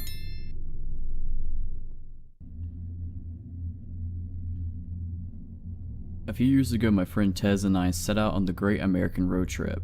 We were going to drive from New York to Los Angeles, zigzagging through the country for 6 weeks. We were both in our early 20s, pretty broke, and as my mom had been a long-haul trucker, I suggested that to save a ton of money, we would sleep in the back of our hatchback. It was a pretty cozy setup. We bought some blankets and sheets at Goodwill and cut one of them up to make curtains. By the end of the first week, we gotten so we could set up camp in about 10 minutes. Luggage moved to the front, curtains up, bedding laid down and out for the night. We slept in parking lots, free campsites, rest areas, basically anywhere it seemed safe and semi-legal. There was never a night after the first night where we felt scared until the last week of the trip in Arizona. We were near Flagstaff and had gotten pretty used to our routine. We didn't go on a set schedule and would never drive more than 3 or 4 hours a day. No destination really in mind, outside a few must-see landmarks. We drive to places we found the night before on Google and take suggestions from other campers, locals, and people we met. We'd also gotten very good at making friends. We went to Denny's with a group of people we met at a campsite in the back of their pickup because I got hungry and overheard them saying they were going to go. We met an 80-year-old cowboy who took us out drinking and taught us to line dance at a country bar, played the guitar with some musicians in the middle of a thunderstorm, got fed breakfast and dinner by tons of campers who invited us to hang out with them, spent the 4th of July with a family who basically adopted us into their campsite. Basically, every encounter we had with a stranger was a positive one. This night didn't look out to be any different. We found a free campsite on Google and drove up into the woods, following our GPS. We were pretty far out of town and something seemed a little bit off when we pulled up to the campsite. There was one RV parked and 2 cars further up in the trees. We pulled up near the RV and a man opened the door. Tez waved hello and he just stared at her. His expression was completely blank. Then, as if she hadn't said anything, he just slowly closed the door again, staring at us the entire time. Figuring he just wanted some privacy and thought we'd be obnoxious, we pulled further down the road and found a flat spot to park the car. Instead of our usual routine of setting up camp immediately while it was still light out, we goofed around for a while, smoking and laughing and taking dumb photos of ourselves. Tez pointed out a campfire further down the campsite and we decided to go be friendly. We'd met some pretty cool people in the previous 5 weeks by just going up and offering beer or just chatting, so we wandered over. Near the campfire there were 2 men, the owners of the cars we'd seen earlier. They seemed friendly and we sat down to chat with them. They were drinking and smoking and we sat down and had a beer with them. One of the men seemed pretty off, and we came to find out that the 2 of them didn't actually know one another. The older man was definitely on some sort of drugs. He was spinning in circles and talking about UFOs. However, he seemed harmless. This left us chatting with the younger man, who claimed to be a former park ranger. He was handsome and easygoing, and we spent several hours just chatting up about our trip, families, everything. Then he started talking about the bear. He'd seen a bear earlier in the forest. Tez didn't believe him and he pulled out his camera to show her photos of the bear. It was very close to the campsite, and we both were a little freaked out. It wasn't unheard of us for one of us to go get up to the bathroom in the middle of the night, so the idea of a bear hanging around in the night spooked us. The ranger just laughed, and then his expression changed completely. It's hard to describe, but his voice seemed somehow cold. He said, "If you get out of your car in the middle of the night, it's not a bear you should be worried about." I kept waiting for the laugh, or for him to nudge Tez with his elbow. Jokes on the foreigner and the city girl, right? He never did. I laughed awkwardly and made a dumb joke about serial killers in the woods. My friend laughed as well and joked about Texas Chainsaw Massacre. We moved on to another subject, but within 5 minutes, the ranger had come back to it and was talking about how something grabbing us from our car in the middle of the night. No matter how we tried to steer the conversation away from serial killers, he kept latching back on. The older man was high as a kite at this point and was staring at the stars, not talking. We would just awkwardly laugh and sip our beer and try to get the conversation going somewhere else. Then the ranger stood up and walked towards the cooler to get another beer. At this point, it's pitch black out, and I can't see anything outside the circle of light from the campfire. The beer cooler was outside of that circle. Suddenly, there's a red dot in the darkness, and it took a moment for me to realize that it's a camera. The ranger is holding a camera. He had taken a photo of us. I could see the screen of the digital camera lit up. Now, it wasn't odd for people we met to ask to take pictures with us. It was an entirely strange thing to have this person taking a photo of us without asking or even indicating that that's what he was doing. We were both staring at him like deer in the headlights at this point, but instead of realizing what he was doing was a bit weird, he checks his camera, adjusts some things, and takes another photo, this time with the flash. No asking us to smile, no proposing a group photo, and no explanation. After this photo, he comes back to the fire and sits down, not a word said about the photo. At this point, me and Tez are mutually freaked out. We make some BS excuse that we need to go set up our campsite and nope the heck out. When we stand to leave, the UFO guy smiles and says to have a good night. Ranger, however, looks at us with a smile that doesn't reach his eyes and says, "Be careful out there. There's more than bears in the woods." Every hair on my body stood on end. I wasn't alone in my discomfort either, because Tez laughed a response out and pulled me away from the campfire towards our car. We rushed back to the car, which we only found in the dark by referencing the RV, and jump in the front seats. My friend Tez is all but hyperventilating. Why did he take pictures of us? I was shaking. I responded, "I read that serial killers sometimes warn their victims." She stared at me for a second and locked the car doors. "Do you think he just took victim photos of us?" We both freaked out. She's in a full panic and turns the headlights on in the car. I immediately yell at her to turn them off, because now he knows exactly where our car is. That is the only night we not set up camp. We didn't need to tear anything down, so we just put the car in drive and floored it out the campsite. As we got into the dirt road, Ranger was walking towards our car with that same cold expression. "Ranger, let's not ever meet again." This happened on a Sunday night when I was about 10 years old, in the mid-90s. My family house was on a short street, a dead end created by a railroad track. We had a 3-story house, which was the farthest from the tracks, with windows on every floor, 2 in the basement. The stairs from our bedrooms upstairs led directly to the front door, which connected to a closed-in mudroom/porch, which also had a screen door and a glass door that only locked from the inside. Even friends and extended family would wait outside to be let into the porch, as that's where the doorbell was. From inside the porch, you could see right up the stairs through the window in the door. Across the house, parallel to the front door, was the back door. Both had a large window in them. It must have been June because my older brother had a soccer game, and I only had a week of school left. I personally found watching him struggle on the field and being forced to cheer while being eaten by bugs really boring, and I just gotten a box set of books I desperately wanted to be alone with. After about an hour of reasoning and pleading, I finally convinced my parents to let me stay at home alone for the first time while they went to the game. They were only going to be gone for a few hours, and although we didn't live in the best neighborhood, our neighbors were close family friends. I'd be fine. Mistake. Usually before a game we'd all go out and eat together, but since I was staying home, they ordered a pizza from down the street, my brother's favorite. I'd already been face deep in the first book for half an hour when the doorbell rang. Pizza.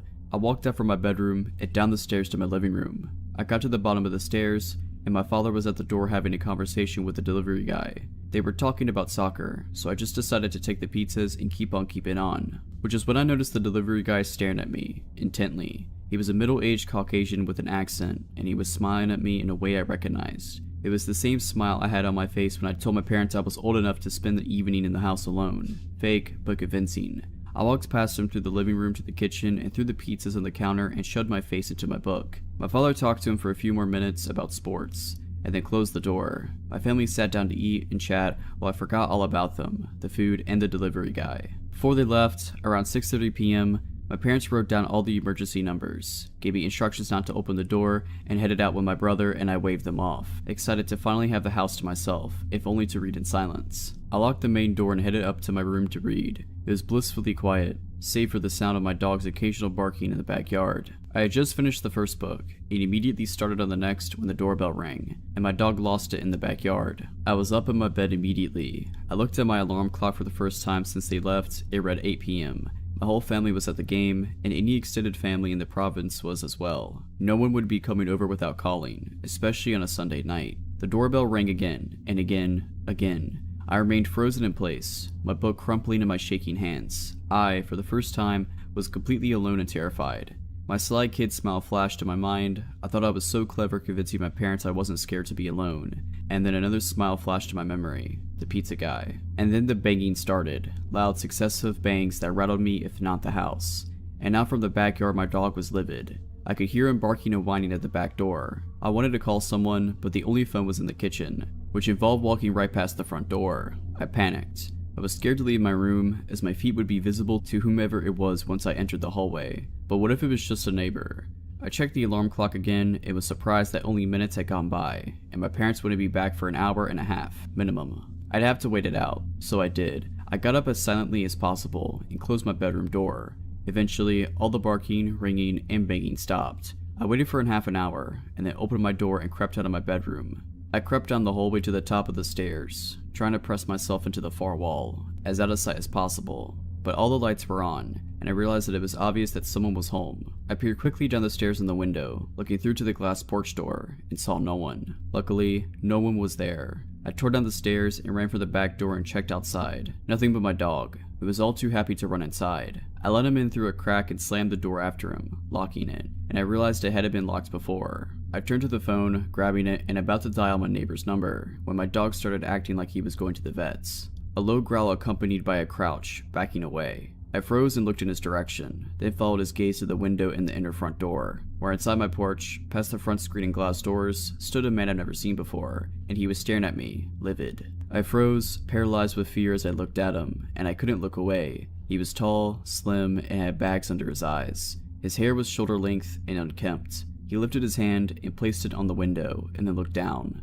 as he tried to turn the knob, twice, but it was locked. I came out of my paralysis the second his eyes left mine, and I moved quickly to the side of the wall that led to the basement stairs. It blocked us from being able to see each other. Hiding felt good. My dog, still in the corner, inched towards me, low to the ground and still growling. I couldn't breathe, my heart was pounding. This couldn't get any worse. Wrong. I saw you, boy. I saw you. Open the door. My stomach nestled in my throat. I started crying. I've never really had a flight or fight moment. Only flight or flight. But there was nowhere to go. Back upstairs led right past him, and going down into the basement seemed even more terrifying, as I'd have to walk past the window in the middle of the staircase that looked out into the alley leading to my backyard. I saw you. You can't hide forever. You have to pay. You have to pay. He screamed through the door window, shaking the door as he pulled on it. I thought he would just break the window and unlock the door, so I descended slowly down to the steps to the basement, going just halfway to put some distance between us. I stood still, waiting, and then silence. For a minute, nothing, and then the sound of the glass door and screen door to the outside opening and slamming. More silence. My dog straightened out, walked over to the top of the stairs, and then looked right past me, and started growling. I can still see you. I see you. I see you, boy, and you have to pay. I jumped and turned my head, and through the window to the alley, I saw his face. He was laying on the ground, staring at me. I see you. I know you're home. I see you. I bolted up the stairs to the inner front door, ripped it open, and then locked the glass door to the porch, and backed up into the living room, closing the main door behind me, locking that too. I ran to the kitchen, grabbed the phone, and unplugged it, and turned back around. He was at the door again, this time outside the porch. I steered myself and ran up the stairs with the phone, dog in tow, to my parents' bedroom, which was the only room with a working phone jack and a lock on their door. And then the doorbell started to ring. I closed and locked their door behind me, left their light off, and plugged in the phone. I dialed my neighbors and got their answering machine. I dialed again, no answer. Every ring of the phone was matched by a ring of the doorbell. I called them over and over, finally whispering a message. Tom, it's Kevin. I managed trying to get into the house and I'm alone. I peered out of my parents' window and looked down into the front yard. He was still there, pacing, walking up and down the stairs, looking in the windows, walking out of sight as he entered the alleyway, and then back into the front. I noticed my neighbor's car wasn't there. They weren't even home. And it still hadn't occurred to me to call 911, so I hunkered down and waited for my dog, watching from the corner of the window. He walked back up the porch, tried the door, and then the doorbell went off a few more times. And then he walked down the stairs and headed back out into the street. He walked a bit down the sidewalk away from the dead end, towards the main road, and then stopped, and turned around, walking back towards the house. He stopped again and looked up, directly at the window I was looking through, but the room was dark. He couldn't see me. Instead of turning back around, he continued walking down the street, and crossed the street when he reached the train tracks. He walked back up the other sidewalk, staring at my house all the while, and kept going until he reached the main intersection, and turned the corner. I stood in the corner of the window, watching the street for what seemed like hours, until my parents' car pulled up in front of the house, along with the neighbor's car. They all got out and my mother headed towards the house while my father started chatting with the neighbor's husband. I unlocked the door and booked it downstairs, instantly crying with relief as I unlocked the inner door, and then the glass porch door. I recounted the night's events to my parents in the kitchen through tears, and they had just started to calm me down. And that's when the doorbell rang. I started to shake and cry again, and my father burst out of his seat and barreled towards the door and swung it open. And there he was, the man. He stood there smiling a disgusting smile, and I immediately took off down into the basement. My mother was right behind me. I heard my father and him arguing loudly for a few minutes, and then my father slamming the door. My father called my mother and I back upstairs, and then after I made him promise the man was gone, I walked up into the kitchen. My father sat me down and explained the situation. Earlier, my father hadn't had enough cash on him for the pizzas. He had told the delivery guy that he would be back in 4 hours, but had to make the game and didn't have time to get more cash. The delivery guy agreed, wished my brother good luck in his game, and then had passed the message on to the guy who would be working the closing night shift. The delivery guy had misunderstood, thinking that he was to return immediately and collect payment. He explained it all to my father as if he had rang the doorbell a few times, and then had left. Not that he had been circling the house terrifying me for over an hour. He told my father he wasn't sure if anyone was home, so he looked around back, but only saw my dog, so he left, only returning, coincidentally, minutes after my parents returned, armed with a convincing story. Kids have such an imagination. Sorry that I frightened him. Suffice it to say, but I brought my books with me to every soccer game after that. This happened a couple weeks ago.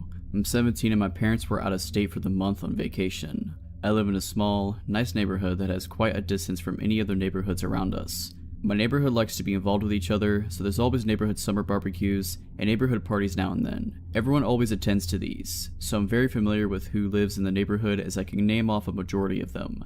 My neighborhood is always dead quiet after 9 p.m. as the kids are inside by then and families are usually heading off to bed. I meant to spray paint art and I decided I wanted to work on a painting in my garage at around 10 p.m. because it was cooler by then. Mind that the garage door is fully open. I'm setting out a tarp so I can start painting when I hear someone walking on the sidewalk. I look up expecting to say hi to a neighbor going on a late night walk around the neighborhood. Instead, it's a man I thought I couldn't recognize at first glance due to it being dark and the only distant light source around was from the garage. He was at least 6'3", lanky, and looked completely normal from what I could see. The man stood at the end of my driveway facing me. With the little light stretching across the driveway hitting his face, I didn't recognize him. I live in a very friendly state where we're usually nice to strangers and make conversations. I thought nothing suspicious as he could have been just a neighbor I wasn't familiar with, so I just struck up a conversation like I usually do. Hi, how's it going? Hi, it's going good so far. Sorry, I don't really recognize you because it's so dark. Oh, I'm Xavier. I don't think I've ever met you before. Did you just move into the neighborhood or something?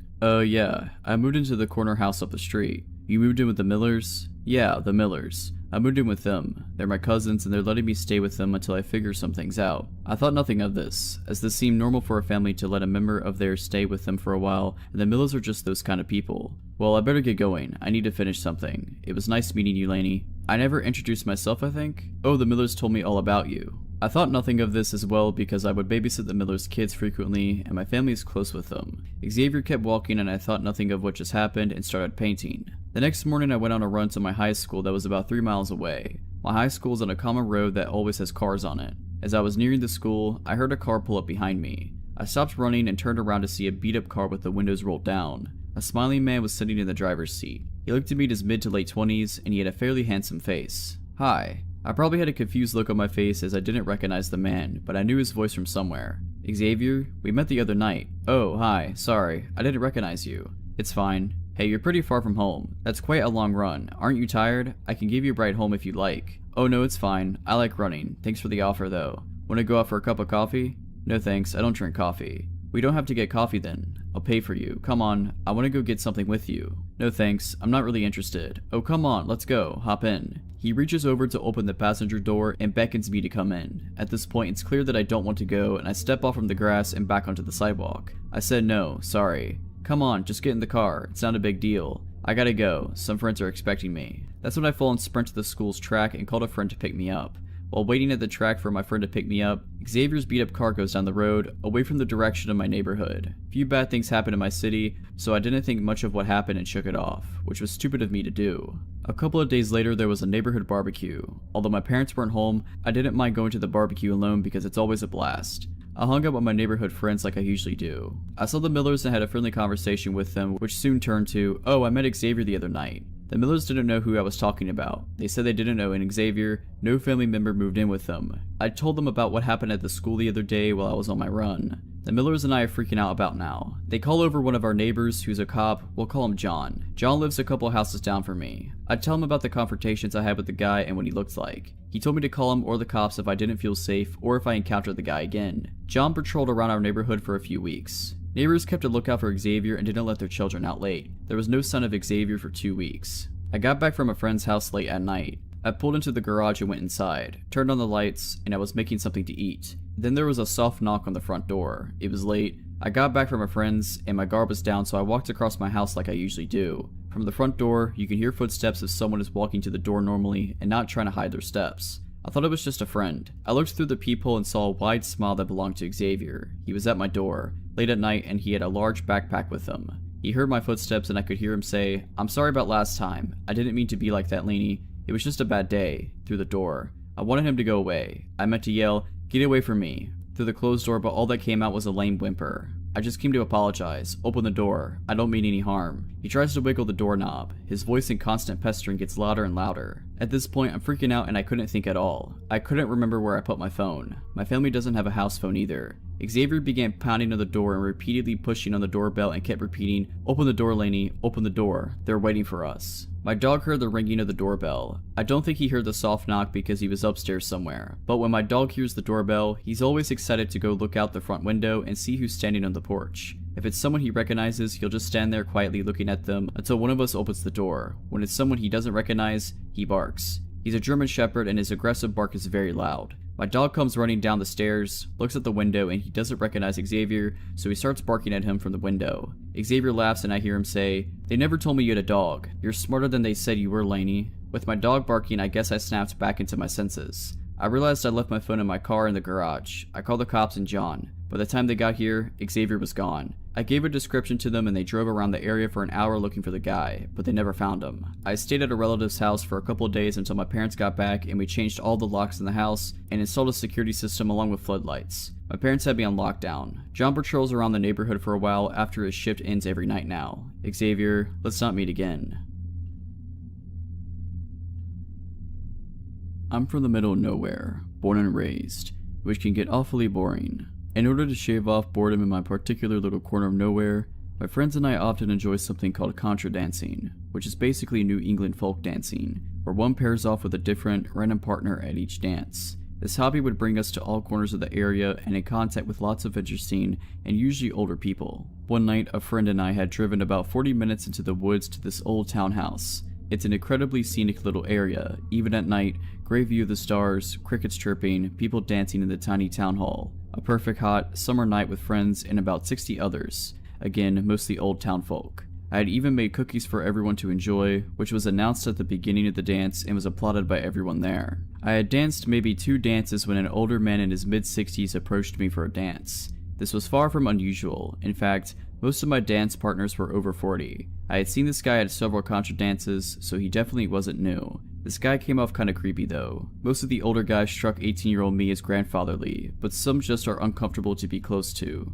I refused him, saying I promised my friend a dance. He insisted that I dance the dance after with him. Not wanting to be rude, I agreed, trying to be as perky as possible so he didn't know he was making me uncomfortable. "You look so beautiful tonight," was the first thing out of his mouth when we paired up for the dance. I kind of just smiled and nodded. I didn't want to be encouraging. He was sweaty, had a walrus mustache, and was bald except for a crown of gray hair. The dance was a particular extravagant one, with a move called a gypsy, when the partners staring into each other's eyes while circling around each other into a swing. He started making remarks under his breath during this move, such as, "Get over here," and "Can't get away from me," while pulling me closer. Gross, but nothing too bad. "I heard you made the cookies. They were delicious. I'll have to get the recipe out of you, or just make you my wife. Then I have them all to myself." I almost stopped the dance to get away from him, but I shut down and refused eye contact and conversation. I was sufficiently grossed out, but it was nothing too bad. I pulled my friend aside after and told her about him, and then enjoyed the rest of my night. After summer dances, the young people often drive down to a small pond and swim to get off the sweat and grossness of the dance.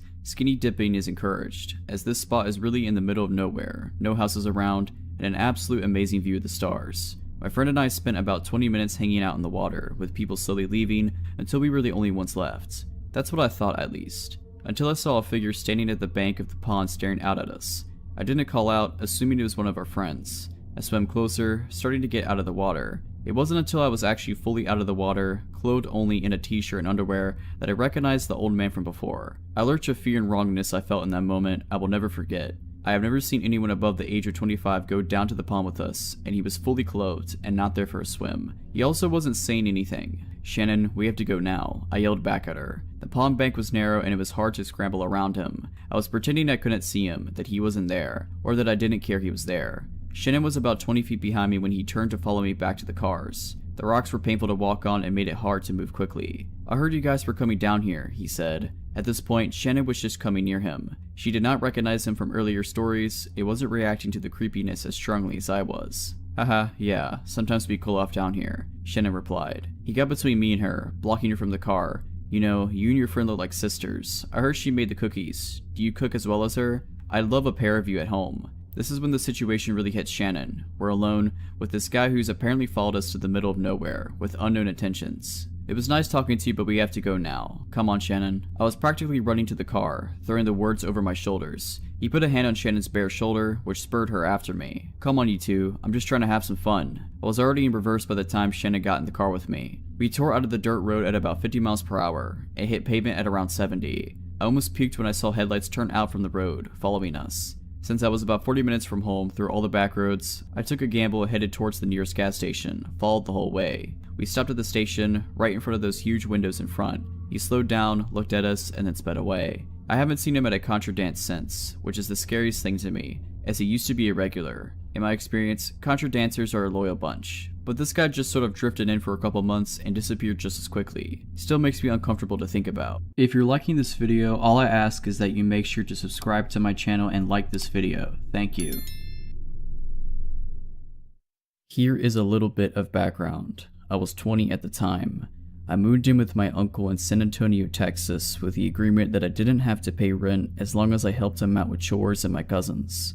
I got a job at a super known coffee chain downtown close to the touristy part of the area. We had a lot of regulars and a lot of homeless coming in and out. I felt relatively safe though because I got to know the people there and it was almost always a lot of foot traffic. I used to even take walks after work in the area, especially since I was super close to the Riverwalk. Skip to a couple of months into the job and I was friends with everyone I worked with. We were all super close. On this particular day, it was one of my co-workers' last day. There was about 3 guys who had been in there almost all morning. They hadn't bought anything and were just hanging out, which was not unusual for my location. On my break, I decided to walk down to a nearby drugstore so I can get a farewells card and maybe a small gift for said coworker. I walked out and put my earphones in, and before I could press play, I hear the door open behind me and footsteps following behind. Whoever it was caught up to me and started walking beside me, matching my pace exactly. I turned to look and it was one of the guys that had been there all morning. He was a bit taller than me. He tried to ask for my number and I kindly told him no. He persisted to deny with a short temper, told him to screw off. He stopped and stared at me in surprise. He stood there as I walked away and by the time I went back they were gone. I proceeded to tell my coworkers about the encounter and we laughed it off. I thought that would be the end of it. I was wrong. Every shift after that he would already be there just hanging out or would walk in mid-shift. Sometimes with somebody else and sometimes by himself. I assumed he was just another homeless person because how else was he always able to be around? My shifts were sporadic. Some days I opened, some days I closed, some days I worked mid, but it didn't matter, he was always there. At that point I started feeling paranoid. I would always catch him staring in my direction. He never ordered anything, never talked to me, and luckily wouldn't follow me. He would just sit there, watching me. I started mentioning it to my coworkers and they started noticing it too. One of my team leaders would help me out by sending me to wash dishes in the back or organize the cooler. My coworkers would also try and place themselves to try and block me from his view. I started feeling uncomfortable at work. Sometimes when I closed, a coworker would walk me to my car before heading home themselves. Or if I didn't close, they would walk me to my car and turn around and head back to work. Then one day of him just staring, I was working the register that day. He walked up and ordered a water. I asked for his name for his order. I now had his first name just in case. He took his water and sat down. I had mentioned him before to my manager, but because he hadn't really done anything, we couldn't do anything beside note it in the manager book. The next day I worked with my manager. It was him, 2 other co-workers, and me. I told him I had to go to the bathroom real quick. There were 2 bathrooms right next to each other, but sort of hidden from the coffee bar and register, and they weren't gender specific. I walked around the bar to the lobby area. I had to pass his table and walk down the lobby to get to the bathrooms. I noticed him get up before going inside the bathroom. I sat down to do my business when someone rattled the knob. I shouted out that it was occupied, but whoever it was kept rattling the door until I finished.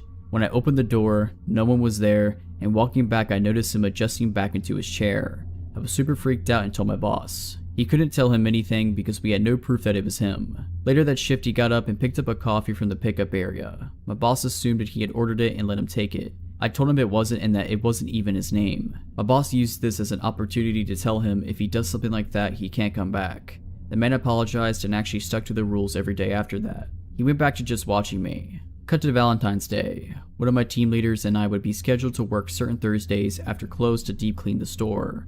We would stay until 1 AM. This was one of those Thursdays.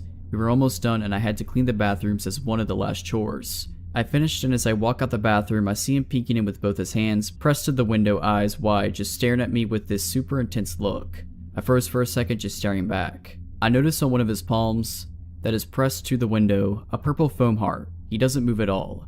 I freak out and run back into the bathroom. I shout, "Hannah, Hannah, he's here, he's back." She barely hears me through the music we were blasting. Hannah was the team lead who would help me hide me from him, so she knew the huge fear I had towards him. She walks towards the bathroom shouting back, "What are you saying? What's going on?" As soon as she gets close, she sees him. I told her again, "He's here, he's watching me." She started shouting through the window, "You need to leave. If you don't leave, we're calling the police." I step out a little to see if he'll leave, and he's ignoring her and his eyes were fixated in my direction. I step back into the bathroom and my lead continues to shout at him to leave and threatens him with the police. About 5 minutes pass and he realizes that I'm not stepping out until he leaves, so he does.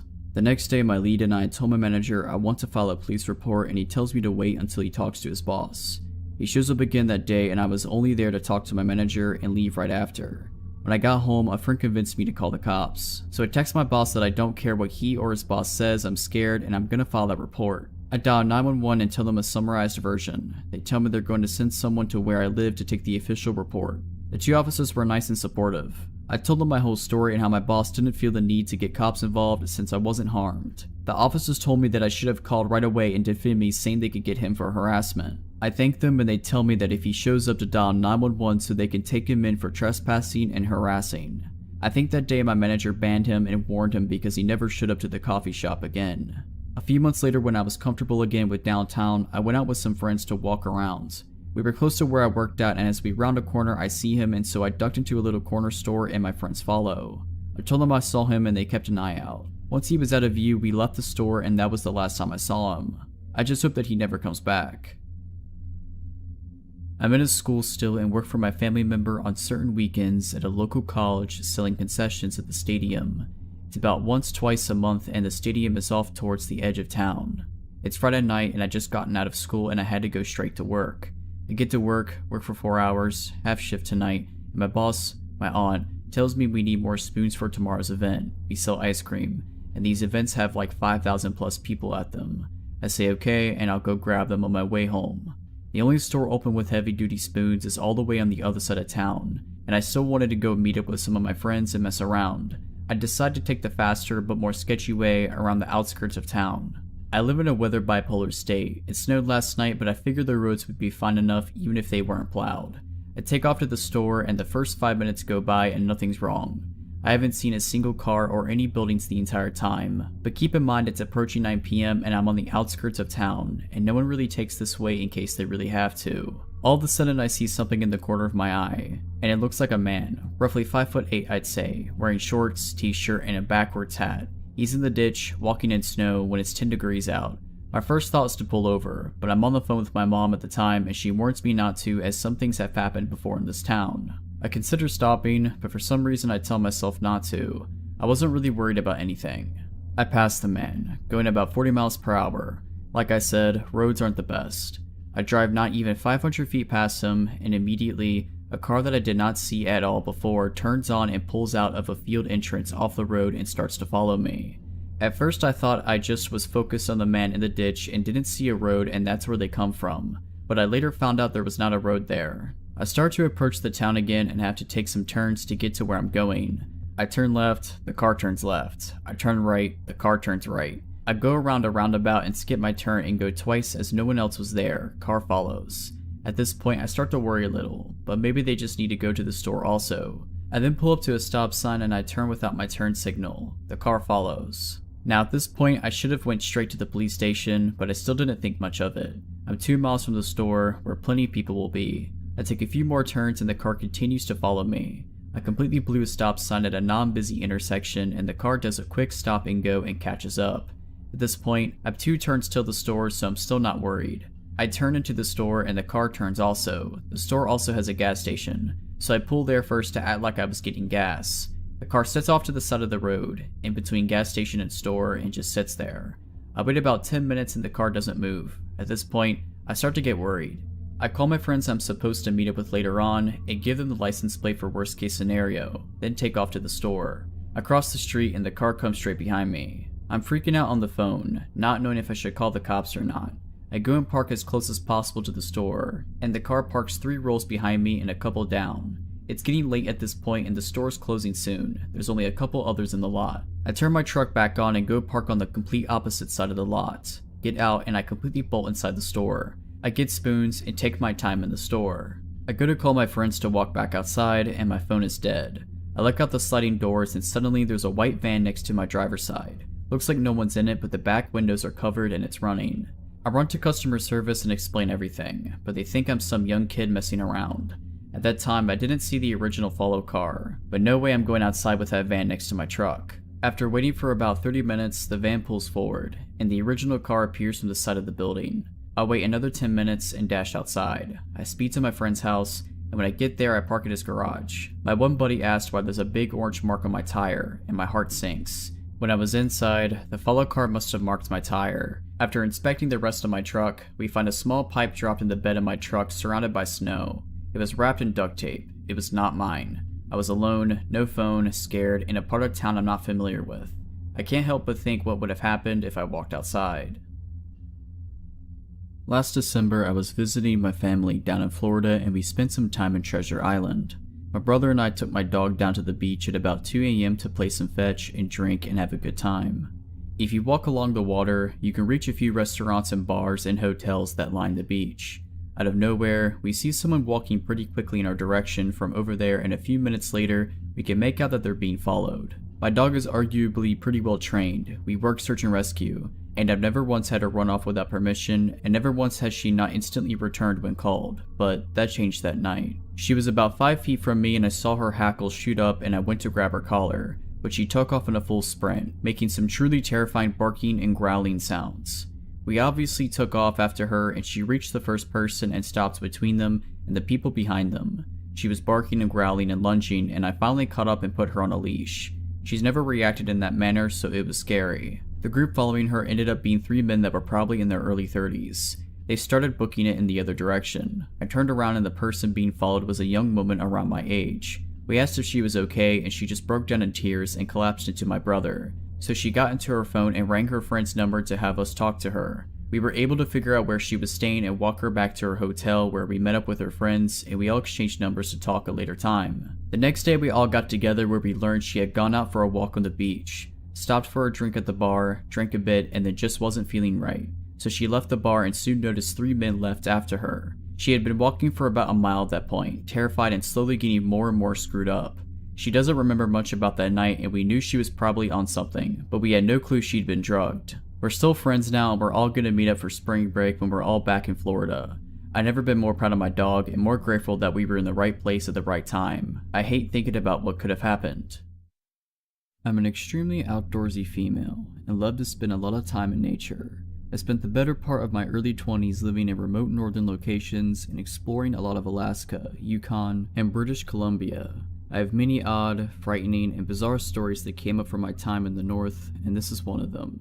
In the summer of 2012 when I was 22, I'm 26 now, I was living and working in a pretty remote town in northern British Columbia from May to September. The place I worked at was a campground in the provincial part of the Alaskan Highway, 4 hours north of Fort Nelson and 2 hours south of the Yukon-British Columbia border.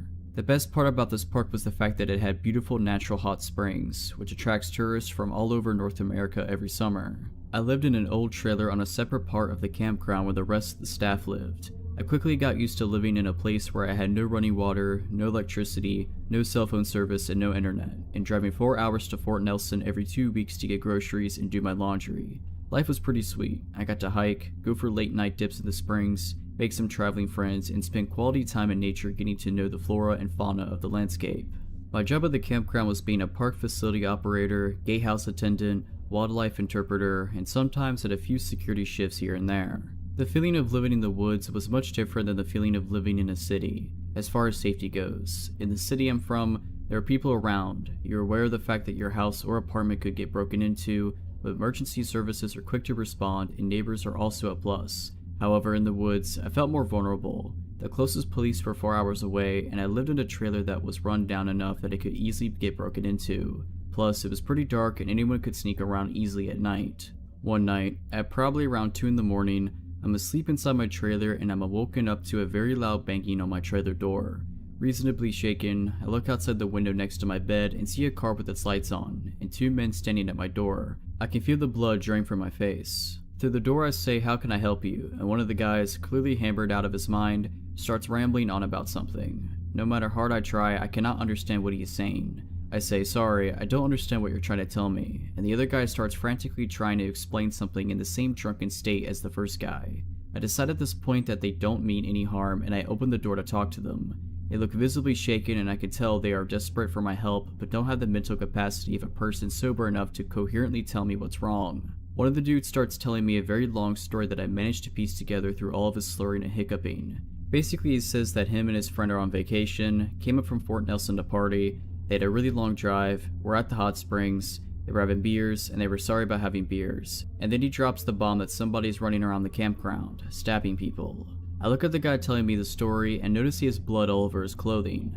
I say, "Someone is going around stabbing people?" And he replies, "Yes, someone's running around stabbing everybody." Then the other guy yells, "Come on, let's go," and they hop into the aforementioned car and speed off before I can question them any further. Now I'm standing at my trailer door, in the darkness, alone, thinking there's a maniac running around wielding a knife. I have no phone and I know that the only person who has a phone is the ranger, and his cabin is about a 5-minute walk away from my trailer. I remember that I have a radio, so I run inside my trailer, lock the door, and try to get the ranger on the radio. His radio is off, of course. The only thing I can do at this point is go to the ranger's cabin and notify him of the situation. I get to the ranger's cabin and pound on his door. He answers within a few minutes, visibly sleep deprived. And I tell him the whole story. While I'm there, he calls the police and they tell him that they are on the way and they will be there in 4 hours. The ranger grabs my gun, walks me back to my trailer and says, "Don't let anybody in." I stay up the rest of the night, listening for any sort of disturbance around me, the intense kind of listening where you're concentrating so hard on any external sounds that might be made that you almost feel deaf from the silence. After about 2 hours of doing this, my trailer starts rocking back and forth. I freeze. My heart drops. I can hear the sound of someone breathing extremely heavily and I'm thinking, this is it. I'm just sitting there on my bed in my trailer as it's rocking, waiting for the maniac to stop tormenting me and just break the window and stab me. I'm still listening intently to the heavy breathing and that's when I hear a grunt, a very non-human sounding grunt. I get a feeling that it's not what I think it is and I peer out the window of my trailer and a bison is scratching its back on the side of my trailer, causing it to rock back and forth. The RCPM get there at around 6:30 a.m. and proceed with their investigation for 10 hours. They close off the springs and the entire campground. We don't hear anything about what took place during the night until the investigation is over. Apparently there was a guy at the springs who made a lewd comment about one of the females in another group, which resulted in an argument. The guy disappeared and returned an hour later with a knife, stabbed 2 of the guys in the group and booked it back to Fort Nelson, not before stopping at my trailer with his buddy to tell me about the incident, of course. Yeah, one of the guys at my trailer, he was the dude stabbing people. My guess is that him and his friend stopped by my trailer to try to make it seem like they were innocent. Drunken logic. The 2 guys that were stabbed survived, which is good. I just hope that I never have to wake up to someone like that at my door again. A couple of years ago, I was still adjusting to the adult dating scene. I was using Tinder, and though I had been on a few dates and had a few hookups, it was mostly just situations where I either wasn't that interested in the guys, or it was strictly a one-night stand. It was a college town, not where I went to school, about 45 minutes from my parents' house, and I went on a few dates there. It's a cool city to hang out in, so it was always worth the journey even if a date didn't work out. I started chatting with this guy who I matched with on Tinder. He wasn't exactly my usual type, but he was charming enough. He was a little bit of the stoner/alternative type. He was funny and confident over the phone as well. I usually made it a rule for myself to chat on the phone at least once or twice before meeting up with guys, even just to gauge if we would be able to carry a conversation. It's not the same when you're only texting. We hit it off over the phone well enough to the point where I felt we should give hanging out a shot. We talked about how I went to karaoke night often at a local bar close to where I attended school. He said he and his friends liked going to karaoke too. Great. He lived in the previously mentioned college town and I agreed to attending karaoke night with him and his friends. He said they were hanging out at a local coffee shop near where he and his roommate lived, and I could meet them there. A girl he knew worked there as well, and he said she'd give me a coffee on the house. Before leaving, I texted one of my friends where I was going, just to be safe. When I arrived, I could clearly see into the coffee shop. I could see a group of 4 scraggly looking dudes, and one girl behind the counter. As soon as I pulled up, I got a nagging bad feeling in my stomach. As soon as I got out of the car, the guy I'd been chatting with left his group and came out. He said they were leaving right now, so we should just go. Not that I really cared about the coffee, but what happened to the coffee I was promised? I asked exactly what the plan was, and he said they were going to head back to his place before heading to karaoke. He didn't ask if I wanted anything from the shop, and didn't even ask if I wanted to come in. By this point, his friends came out and they all got close to my car. I was getting pretty bad vibes at this point. He isn't acting charming or funny like before on the phone. Everything felt forced. There was an air from the group that they were only pretending to be friendly. Nobody introduced themselves, but they just kept saying how awesome karaoke at the bar was. The girl inside at the counter had gone in the back of the shop, and because she was friends with him, I didn't know if I could trust her. Thinking quickly, I said the plan sounded great and I could drive and meet them there, that I didn't want to leave my car there. This apparently was a problem. The one car in the parking lot, which I assumed was one of theirs, was the girls. They said they walked there, but it would be a lot better and faster if I just drove them back to the house.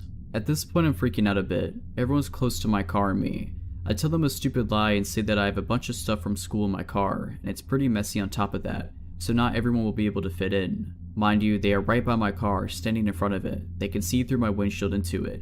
It's got like a backpack in it, and that's just it. I just lie and say I'm kind of embarrassed because the floor is messy. I'm saying anything I can get to get out of this. I tell them I'm really sorry, but if they order an Uber, I could just meet them at their place. I'm not budging on not letting them get in my car. The guy I'm supposed to be on a date with tells the other guys to head back inside the coffee shop, and now I'm alone with him. He asks why I can't just drive everyone. He tells me it's not a big deal, and that it's just easier if I just drive everyone there. I stand firm that there's not room and my car's messy. I tell him I promise to meet him at his place if they order an Uber or walk, just text me his address. He says that it'll take too long to get back to his place, so I should just meet them at the bar instead. He won't give me his address. He texts me the address to the bar, and I apologize about the car thing. I tell him I'm so excited for karaoke and I'll meet him there. I smile and act as naturally as possible, and then I get in my car and try to drive normally while in view. As soon as I'm out of sight, I take off and just drive in different directions haphazardly before heading back home. I was constantly watching in my mirrors to see if anyone followed me, and thankfully nobody did. Not long after arriving home, I got multiple texts from him. He told me I was just another girl pretending to be nice and I deserved to die. Clearly I made the right call. I blocked his number and blocked him on Tinder. I never heard from him again, and I hope it stays that way. This happened to me when I was about 10 years old, but even now as an adult in my 30s, I remember it like it was yesterday. My parents had taken my sister and I out to a movie, and then to get ice cream in celebration of my older sister getting straight A's on her report card.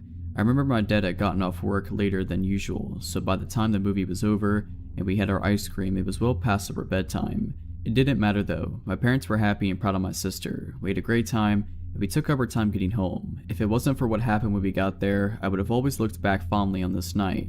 We got home at around 10:30. Bedtime was usually 10, so I went straight to my room to put my pajamas on while my sister went to brush her teeth. I remember thinking that it seemed a little more chilly in the house that night, but that's the only thing out of the ordinary I can recall from when we first walked in.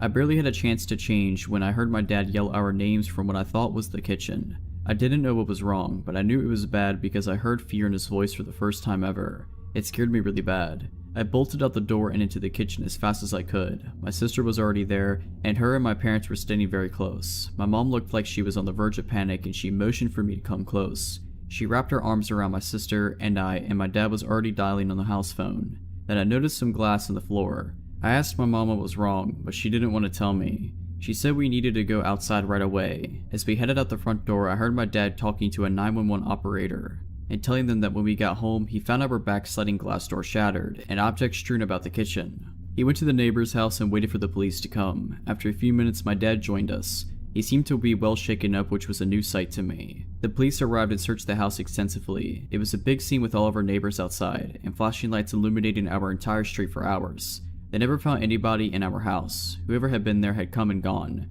The thing that gets to me is that nothing was stolen. Whoever it was didn't want any of our possessions. What they did take was our canned food out the pantry and stacked them into small pyramids on our kitchen counter. They also turned on the TV in the basement and moved a few random objects to different parts of the house. It was like someone had been in our home and did things for reasons that only made sense to them. As the police were finishing up and ready to leave, I heard one of them ask my mom a question. They talked quietly, and I'm sure they thought I didn't hear. I pretended not to be listening, but I heard everything. We kept magnetized letters on our fridge, and we used them to leave each other messages for fun sometimes. The cop was asking my mom if the message on there that night was done by any of us. It wasn't. I watched my mom turn pale when we told her what it said. It still makes my skin crawl to this very day. It said, "Always watching." The police didn't find any fingerprints. They said the intruder had to be wearing gloves. For the next few days, the entire family was extremely uneasy. Within a few months, we decided to move. It was all just too scary for us to stay in that area. We moved to a house several miles away. We were never bothered again, but I do still think about it. This happened many years ago, but the hairs on my neck still stand up sometimes to this day. I just wish that we never experienced something like that again. If you're liking this video, all I ask is that you make sure to subscribe to my channel and like this video. Thank you. In April of last year, my boyfriend and I were walking home from our friend's house, and I had just finished my first year at college and we wanted to go out and celebrate and have some fun. We live in a rural town and our friend lived on the far side of it, so our walk was about a half an hour or so. I had a drink or two and smoked some of the joint they had rolled. Smoking makes me paranoid, and this night was no different. Anyway, we left at maybe 10 or 11 p.m. and everything was perfectly normal until we got to the end of the long street that would eventually lead to my house. This street always feels so long to walk on, like hours can pass and you can barely make a dent in the amount of steps made. The street we turned onto this road was maybe 10 blocks from my house. A few minutes after we turned onto this road, I felt like something was off, but my boyfriend said that I was stoned and reassured me that it was just that. This white pickup truck that was parked in front of some house turns on and begins to drive slowly away and would then park. I watched it to see if it was just me being paranoid or not, but it proceeded to stop a couple houses down and sat there with the car still on. As soon as we get close, it would drive away, parking a little further away. This continued on until we got to the end of my street. At this point, I kept telling my boyfriend that I'm not paranoid and that this truck was screwing with us and he had gone quiet. A couple houses down from mine, this truck drives to the end of the street, my house on the corner. There's a dead end by my house because we live near a river. It stops for a moment at the dead end and proceeds to turn on their high beams and begin to slowly drive towards us. My boyfriend sticks his arm out in front of me, stopping me from walking any further as this truck continues to approach. My house is so close, yet so far. This truck slowly drives by us. The windows are tinted, but we can see two silhouettes. And because they had blinded us, we didn't think to look at the license plates or even the model of the truck. My boyfriend, being pretty quick on his feet, waited until the truck disappeared from sight and took my hand before racing to my house and locking the door. He had thought about turning down one of the other streets so we could try to lose them, but he figured he'd wait until they were out of sight to book it to my house so they wouldn't see which house we went in. We looked out one of the front windows very carefully and saw this truck come back into view and began to drive around the block. I'm assuming looking for us. This went on for about 10 minutes. I called the police to inform them that we had been followed, but without the license plates or model, they could only keep their eyes open for suspicious white trucks. I was adamant that these people had to know one of us, if not me, because they drove until they were beside my house. Whether they actually knew it was my house or not, I don't know. My boyfriend tries to insist that it was probably a bunch of kids trying to mess with us, but I don't believe that. A few days later, we heard that someone was picked up and was last seen in a white truck. Since this night, there have been stories in the paper and online that people have been grabbing people and these people were trafficked in the area. I'm still seeing reports even today.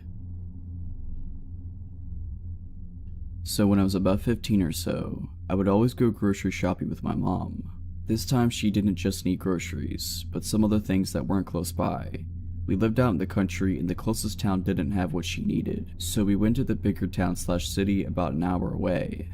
Our last stop was the grocery store, as my mom didn't want to leave a bunch of groceries in the car on a hot summer day while she got whatever else she needed. While we were there, I noticed an older man, tall, skinny, semi-ill looking, that was paying a lot of attention to us. I also caught him talking to himself a lot. I almost ran into him when we were switching aisles and I said sorry, and since then I had seen him like 5 times and every time I felt a shudder and I looked around and he would be somewhere staring at me. I told my mom and she said we were almost done. A few minutes later, we got distracted talking about ice cream. I was telling her about this ice cream brand that my brother, who's a health nut, told me about, and that it was supposed to be a lot better for you than well-known name brands. We started searching for it. I was on one end of the aisle and she was on the other. I ended up finding it and reached into the freezer to grab it. When I turned around, the old man was right behind me, like way too close. He said something like, "You're too pretty to be eating that. It'll rot your teeth." And I freaked out. I pushed past him and ran back to my mom and said, "Found it, let's go." And she saw the look on my face and looked past me and saw the man. We headed quickly for the registers, and unfortunately we had a lot of groceries and the old man got in the line next to us and only had a few things. He kept talking to himself. I was keeping a very close eye on him and was relieved when he exited the store, but unfortunately that wasn't the end of it. When we left the store, I noticed him sitting in his car outside the doors. He sat there and watched us put the groceries in the car and got behind us as we went to go leave the parking lot. I was freaking out. My mom told me it would be okay and that she was right there with me. We ended up taking some back roads home. My mom thought maybe he would get lost. As I said, we were about an hour away from home, and the back roads made it even longer. We were about 5 to 10 minutes away from home and he was still following us. When I asked my mom if I should call the cops, she said, "No, call your dad and tell him what's going on. Tell him to be waiting outside with the shotgun." So I called my dad and told him what was happening, and he had an idea. Since we lived way out in the country, my parents' neighbor was about half a mile down the road from us. They had a long driveway that you can't see their house from the road. He told me to have my mom go there instead so that the guy wouldn't know where we lived. My dad got there first, told the neighbor what was going on, and they both grabbed their shotguns and waited outside for us to pull up. The guy followed us down the long dirt driveway, and as soon as he got to the clearing with the house and saw my dad and our neighbor with their guns out, he threw his car into reverse and hightailed it out of there. So far since that incident, my family nor I have seen that man again, and I hope it stays that way. This happened a few years ago in my old one-person flat. I had a strange feeling that something wasn't right for a few days. Like I was sure that food in the fridge was less than I put back the last time, I found pills for my couch on the floor, stuff like that. I lived alone back then, so there wasn't anyone else with access to my flat, or so I thought. Well, one night I woke up around 1 in the morning sweating from a nightmare. Since I was drenched in sweat, I decided to take a shower. So I put my phone up in the bathroom for music, turned on the water, and enjoyed my shower. A few minutes in, I heard the door move. I never close it, but it still never moves. I took a look at the shower curtain and saw a shadow against it, and a look at my phone confirmed someone was there, since I could clearly see a reflection on my screen that showed someone was standing next to the shower curtain. It took me a lot not to scream and to keep acting like I didn't notice anything, while silently taking the shower head off the holding and turning the water all the way to hot. Our water got really hot when you cranked it all the way to hot, and a few seconds later steam was raising and the water hurt my feet flowing to the drain. I turned around, ripped the shower curtain open, and held the shower head right at the person behind. It was a woman and she screamed in pain. I whacked her in the face with the shower head and jumped out the shower and ran to the door, taking the key out of the lock and locking it closed behind me. A little later she started to bang on the door, but the door didn't give. I called the cops and went to the kitchen to get my big kitchen knife, just for safety. I felt like my throat was closing up when I saw it missing and realized there was only one place where it could possibly be right now. The police came and arrested the woman, who turned out to have been the former person living in the flat and was evicted after not paying rent. Seems she made a copy of the key and came into the flat when I was at work and sometimes at night. I just hope that I never have to experience that again. This happened 5 years ago. I was 25 and used to live alone in a small flat in England, about an hour south of London. It was a medium-sized town well known for being a good place to live, with excellent schools, low crime rates, and minimal unemployment. The kind of place where people didn't panic if they left their front door unlocked when they left for work. My flat was on the first floor above pavement level, midway down a hill. There was nobody underneath me. My flat was a kind of bridge with a footpath below it, and my kitchen window was directly over a pavement on a fairly busy road. The flat had a small galley kitchen, a living room, and an upstairs bedroom. There was nobody beneath or above my flat, and because of the hill, my kitchen window was literally face on with the pavement and where people walked. There was a printing company opposite that went out of business and then just grass.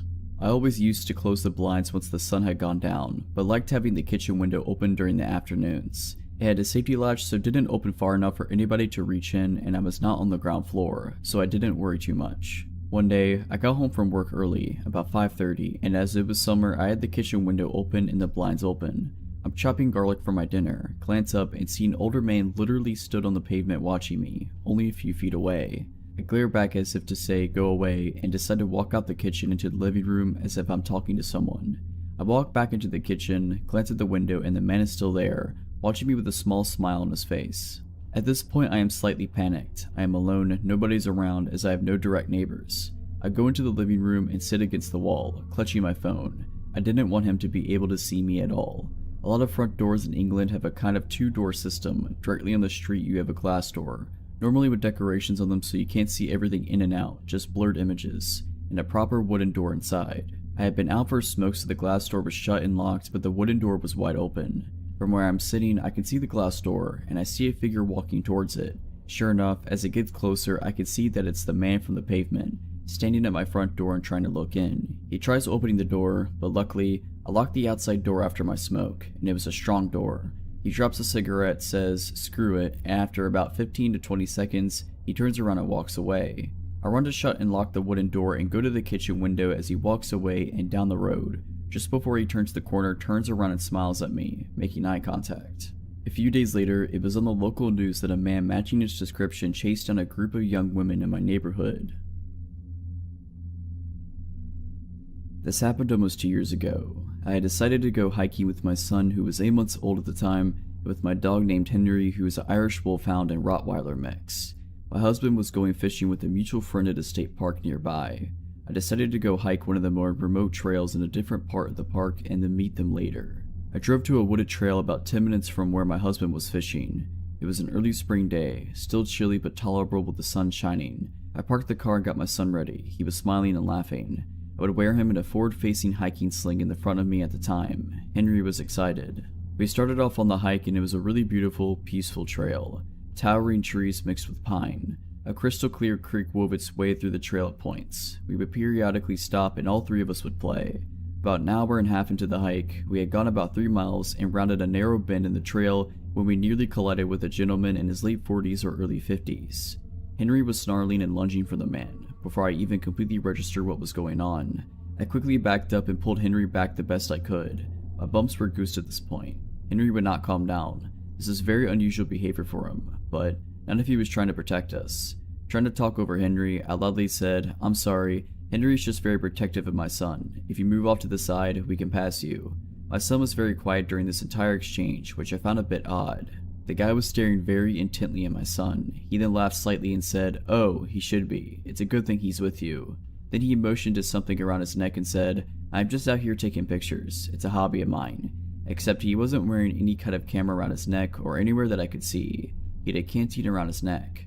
I politely asked him again to step aside so that we could pass. At this point, Henry was sitting down but growling still. Henry would not take his eyes off this guy. I have no doubt that Henry would have eviscerated this man if he had tried anything. I am positive this guy felt that. The guy looked at Henry for a few seconds, then at my son again. He took a few steps off trail so there was room to get by and so that Henry couldn't reach him when we went by. As I warily walked by him, he was like 10 feet to my left. He muttered something about how he used to be able to see his kids. I kept looking back as we walked away to make sure he wasn't turning around to walk our way. He did continue to stare after us for several minutes though until I could no longer see him. We kept hiking and eventually came to an opening point where cars would park. There was no one there and luckily I still had cell phone reception. I called my husband. He and his friend came to pick us up right away and they took us back to my car. There was no sign of the guy we encountered. We went home after that. Henry has since passed away and I am sad that my son doesn't get to grow up with him. He was really the best dog ever. So thanks Henry for being gentle yet fierce. I hope I never have to see that photographer ever again. This story happened about 2 years ago when I was 19 and my foster sister, Kira, was 16. It was the summer before I was going to college, and I mostly lived with my mom and Kira except for every other weekend, where I'd stay with my dad. Now, summers where I am can get really hot and humid, so we had a habit of waiting to walk the dogs until 6 or 7 p.m., because that's when it'd be cooler but still light outside. On this particular evening, Mom wasn't going to be home until late, so it was up to me and Kira to walk the dogs by ourselves, unless we wanted our younger dog, Samson, to throw tantrums due to pent-up energy. Even though we lived in the countryside and could have walked them down our street, Kira and I decided to drive out 20 minutes to a park instead. At around 7:30 p.m., Kira and I harnessed our 2 dogs, packed them up in the car, and drove them to the park. Let me quickly explain the layout of the park so that's easier to understand why we get nervous halfway through our walk. This park isn't very big, but it's popular because of its loop. The entire park is surrounded by a mile-long looping road with its attractions, like playgrounds, ponds, and a small country hall, spaced about in the inner side of the loop. The outer side is just grass, trees, and one playground at its end. Thus, it's common and expected to pass people walking the loop at least 2 times if you're walking in opposite directions, but not if you're walking in the same direction. Any cars on this road can only drive in one direction because it's a one-way road. At first, everything about this walk was normal. I parked the car, we clipped our dogs to leashes, and we started on the loop. Every so often, we'd stop so I could take pictures of our good boys, particularly of Kira trying to wrangle Samson, who pulls like his life depends on it and weaves around because he wants to smell everything. It was while I was taking one of these pictures that the first encounter happened. A man, who looked to be in his 40s, walked past us, walking the same direction we were, up towards the playground on the outer side of the loop. He smiled at Kira, nodded, and said, "Hello, you have cute dogs," and kept walking. I honestly didn't think anything of it. We're at a park at a time of day where it's common to walk around due to the cooler temperature, and people where I'm at are generally friendly. We smiled back and said hi and thanks, and that was that, or so we thought. This man passed us again only 10 minutes later, directly across from where we'd seen him previously. Just like he did before, he smiled and said hi. This time, Kira and I looked at each other once he was ahead of us and shared the, well, that was weird, expression. Just 10 minutes earlier, he had passed us walking up towards the playground and subsequently broke off from the loop, and he'd been walking in the same direction as us. This time though, he cut in front of us and he did it in a way where we had to stop to avoid running into him. He nearly touched Kira with how close he was walking. That was already weird in and of itself. The other weird part was him cutting past us in the opposite direction. It came off almost like he wanted to walk by us again, but just like before, Kira and I brushed this weirdness off. The guy could have been enjoying a rambling stroll and doing his own thing for all we knew. Not even 5 minutes later, the same man passed us again, once again cutting so close past us that he nearly brushed shoulders with Kira. Again, this time he walked up behind us, then did this weird directionally slant walk to cross the street and go in the opposite direction, cutting us off again. I told Kira to hustle so we could get to our car and get out instead of doing a second loop. When we were almost to our car, we noticed a car creeping along behind us. We pulled to the side and stopped to let it pass, but for a second it stopped too. We figured whoever was in the car was getting ready to park, so we started walking again. The car started creeping along behind us soon after we did, so we stopped again and the car stopped with us. This was when Kira got nervous. We hadn't seen the middle-aged guy since the third cutoff, so we figured I had overthought the whole thing, but here we were, with this tinted windowed car acting weird. Was it the same guy, back with his car? A different guy? We couldn't tell. Before anything could happen though, another car idled up to the one next to us, and whoever it was sped up to the expected 5 miles per hour. We got to our car pretty fast after that and practically picked up the dogs to get them inside of it. We got in and got out of there. My mistake, however, was neglecting my rearview mirror and the well-advised rule not to drive straight home if you're worried a stranger's taken too much interest in you. We got home at around 8 something. The sun had finally disappeared behind the horizon. Mom wasn't home yet, so we got the dogs some water, locked the doors, ate a late dinner, chilled in the living room, and talked about things that didn't really matter. It was almost 9:30 when the scariest part of this whole ordeal happened. There Kira and I were, sitting on different couches, talking about something, when we noticed the ceiling briefly light up over where Kira was sitting. Due to our long, slightly curvy driveway, it's common to see headlights stream through the window, light up the ceiling, fade, then intensify. It means someone's just come home, so when the ceiling above Kira lit up, we thought nothing of it, assuming Mom was finally coming back from wherever she went that night. Mom has a habit of pulling in then checking her phone for whatever knows how long before coming inside. After a couple of minutes, I noticed the small, motion sensor light Mom set up on a table on the porch light up.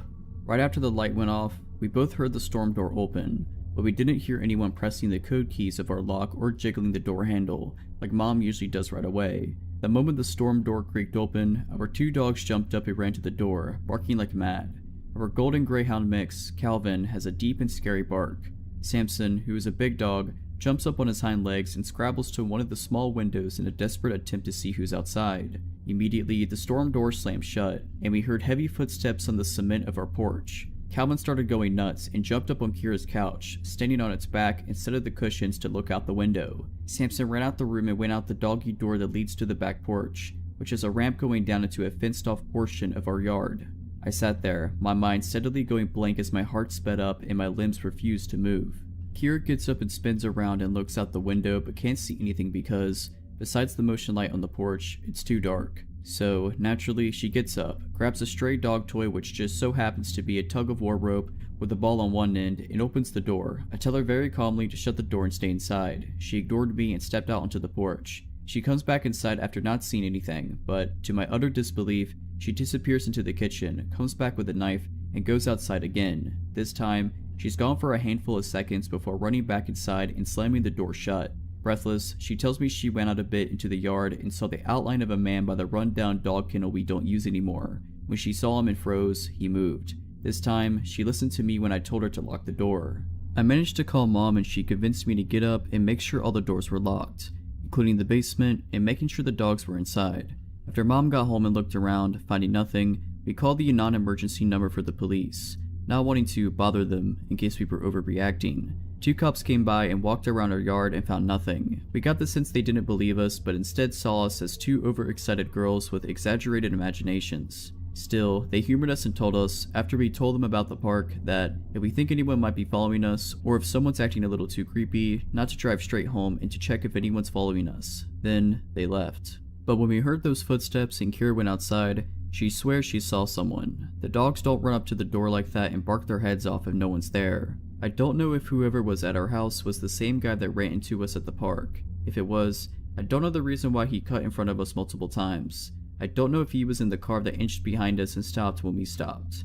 I don't know what would have happened if Calvin didn't have a scary and manic bark.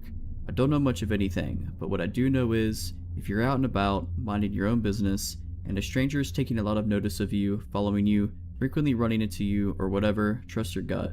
Don't drive or walk straight home, meander, get to a public space, or just take your time. Pay attention to your surroundings. You never know who is watching you. This happened a few years ago when I was an 18-year-old girl in high school. I worked at a store in the mall of my mid-sized Midwestern city, and that evening, I worked a closing shift. I was walking back to my car in the snowy darkness when a black SUV pulled up beside me. A woman opened the window and yelled, "Hey, excuse me, I need your help."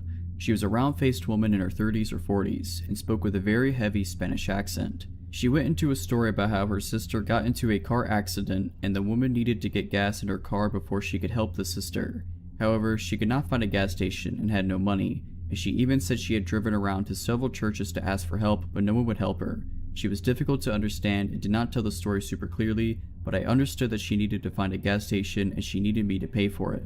She told the story between sobs and she seemed so desperate that I was moved to help her. I told her that she could follow my car to a gas station that was just across the highway and that I would buy her some gas. At the gas station, I parked in front of the store and was surprised when she did not pull up to a gas pump, as I had expected. I got out of my car and said, "Okay, don't you want me to buy and pump gas for you?" She then said something like I had misunderstood her first story. She didn't need gas. She needed money to give to her sister, and added a bunch of other facts I don't remember to continue the story. Her accent and changing story was difficult to understand. I said, "Well, I don't have cash on me, only my card. I mean, I suppose I could see if there's an ATM inside?" She immediately replied that she knew there was, which definitely is suspicious in hindsight, but I didn't pick up on it at the time.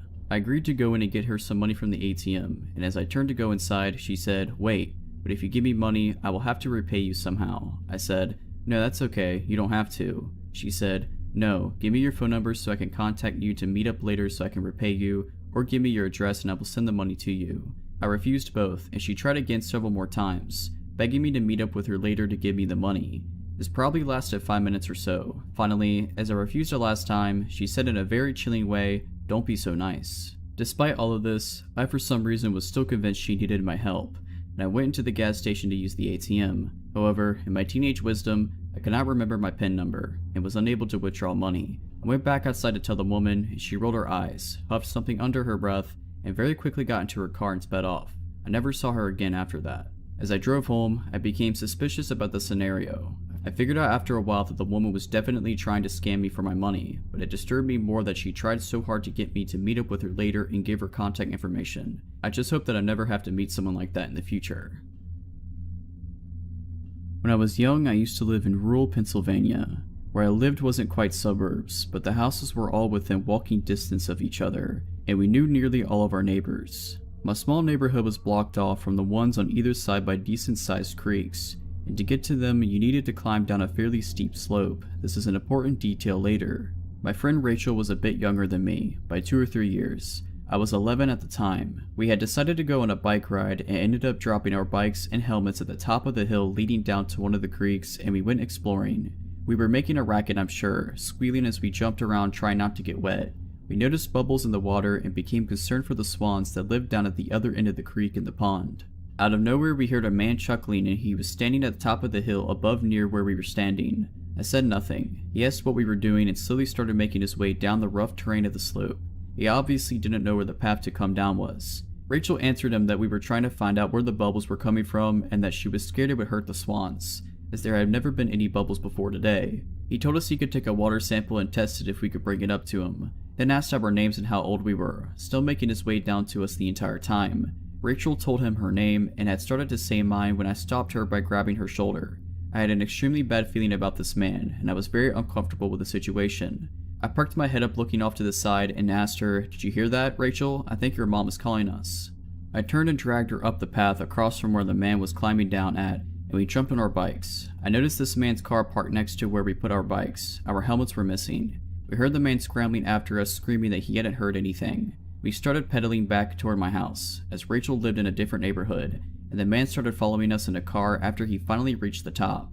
The man was still trying to get us to talk to him, so I turned off into my uncle's yard where I saw my cousin out cutting the lawn and started yelling for him. He was a big dude, 16 or so at the time, and the man in the car burnt rubber speeding off when he saw we were no longer alone. We ended up calling the police, and we were not the first girls that had the same issue with a man of that description and that car that day. So whatever that man's intentions were, I'm just glad that Rachel and I didn't have to experience them. If you're liking this video, all I ask is that you make sure to subscribe to my channel and like this video. Thank you. This was my very first apartment and I was so excited to be in it. My freshman year I lived in a dorm on campus, and before that I just lived with my mom, so I had never lived on my own before. The apartment was a 2-bathroom and 2-bedroom, and I shared it with my friend who I had known since we were 13. I had just turned 20 when all this happened. Josh was my friend and it was his first year at the university, so naturally I showed him around. We did pretty much everything together. Fast forward to the homecoming football game. We attend a university that's crazy into football and we're actually a pretty good team, so the homecoming game is a big deal to everyone. Josh was so excited to go out because it was his first homecoming game. He was going to go with this boy he started flirting with and he wanted me to come along. I don't really remember why I didn't want to go, I just didn't. Josh got mad at me, we said dumb stuff to each other and he left, so I was alone for the rest of the night. I had, still do, a small dog, Poppy, who lived with us. She was around a year old at the time. We actually had a pretty relaxing night in the beginning. I took a shower and put on face mask, and Poppy and I watched TV in bed and stuff. I remember listening to a song on repeat the entire day because that's what I do when I find a new song that I like. To this day, I still can't listen to it without being reminded. We went to sleep around 10 p.m. I think. I wasn't keeping up with what was going on with the football game, so I really have no idea if it was just ending or whatever. But I knew not to expect Josh home early because he was going out with the guy he was seeing, Dylan, afterwards. There is a strip of bars along one of the main roads running towards campus, and that's where they would be. That's where everyone would be after the game ended. I don't know what time it was, but I woke to cabinets being slammed and really loud noises. It was really dark in my room and the only thing I could see was that the kitchen lights were on. I saw the light coming through the bottom of the door. It sounded like people were going through our kitchen cabinets one by one.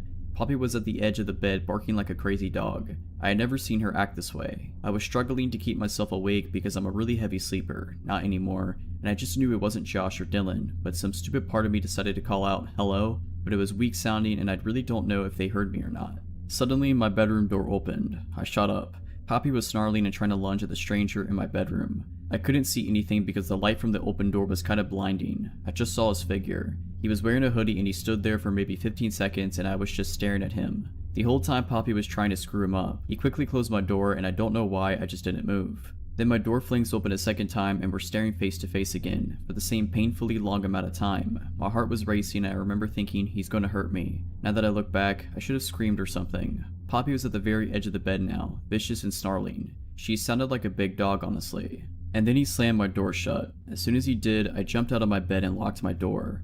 I heard them take my car keys. I was terrified they would find my car and steal it since I had just parked directly outside. I frantically called 911 and was sobbing the whole time.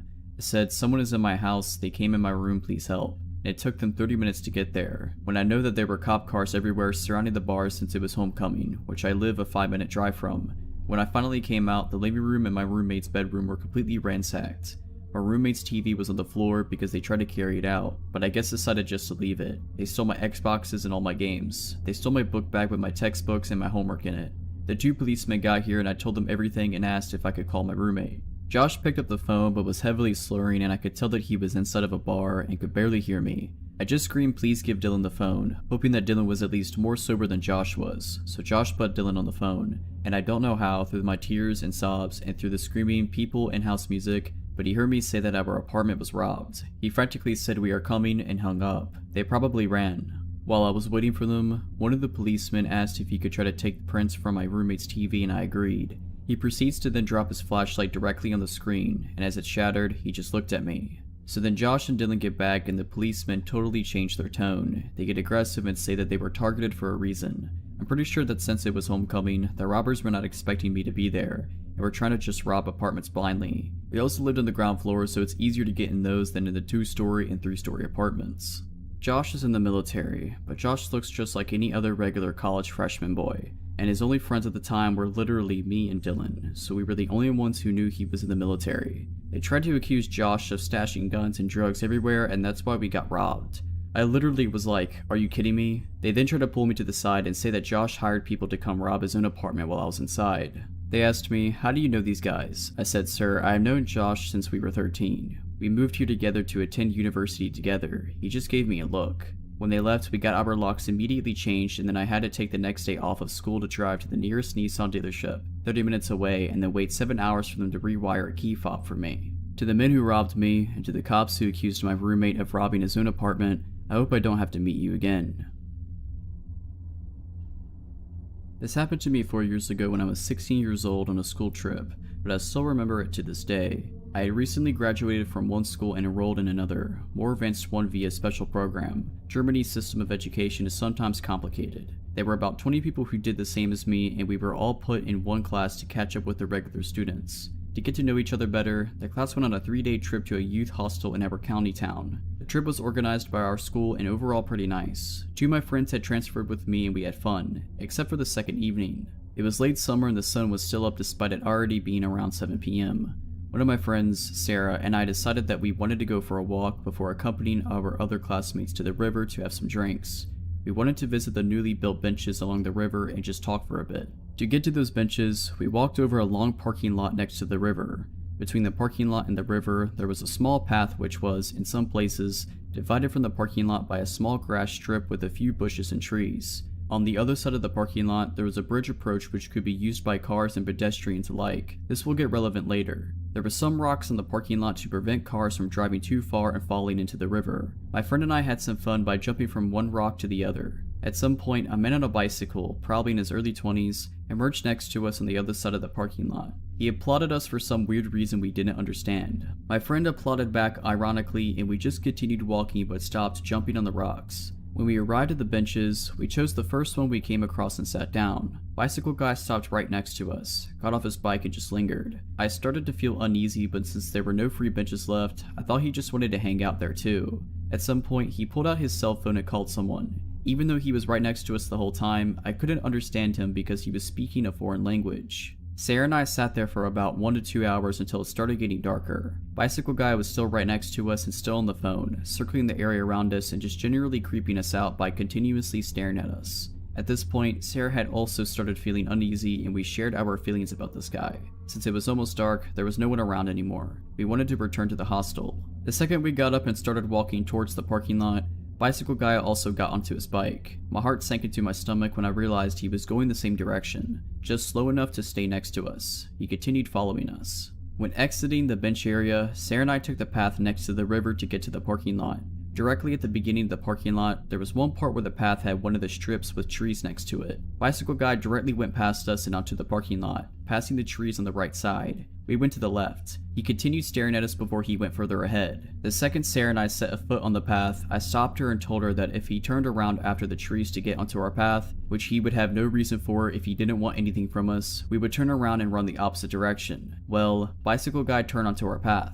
We booked it out of there as fast as we could while desperately clutching each other's hands while Bicycle guy was following us. There was not a single person around to help us, so running was our only chance. We couldn't process what was happening to us in that moment, but we just knew that we needed to run. Remember the bridge approach I mentioned earlier? We went across the smallest part of the parking lot and went up there so we could take another route back. While walking up the narrow sidewalk, still grabbing each other's hands, we glanced down into the parking lot. If I hadn't been sure that he was following us, than I definitely was in that moment. Down on the parking lot there was Bicycle Guy, circling the area and staring us down while we were almost running up the bridge. It got even worse. We were halfway up when suddenly, another guy on a bicycle passed us and stopped a few meters in front of us. He started talking to Bicycle Guy, who had been following us, and then also stared at us. Bicycle Guy had basically called another friend over for whatever he was trying to do. Sarah and I immediately changed to the other side of the bridge approach and took the stairs down there. We chose to take a route where we wouldn't be alone on the streets. I was shaking the whole walk back. I am incredibly thankful for my gut feeling. To this day, I still think about this encounter when I'm walking somewhere alone in the evening or night.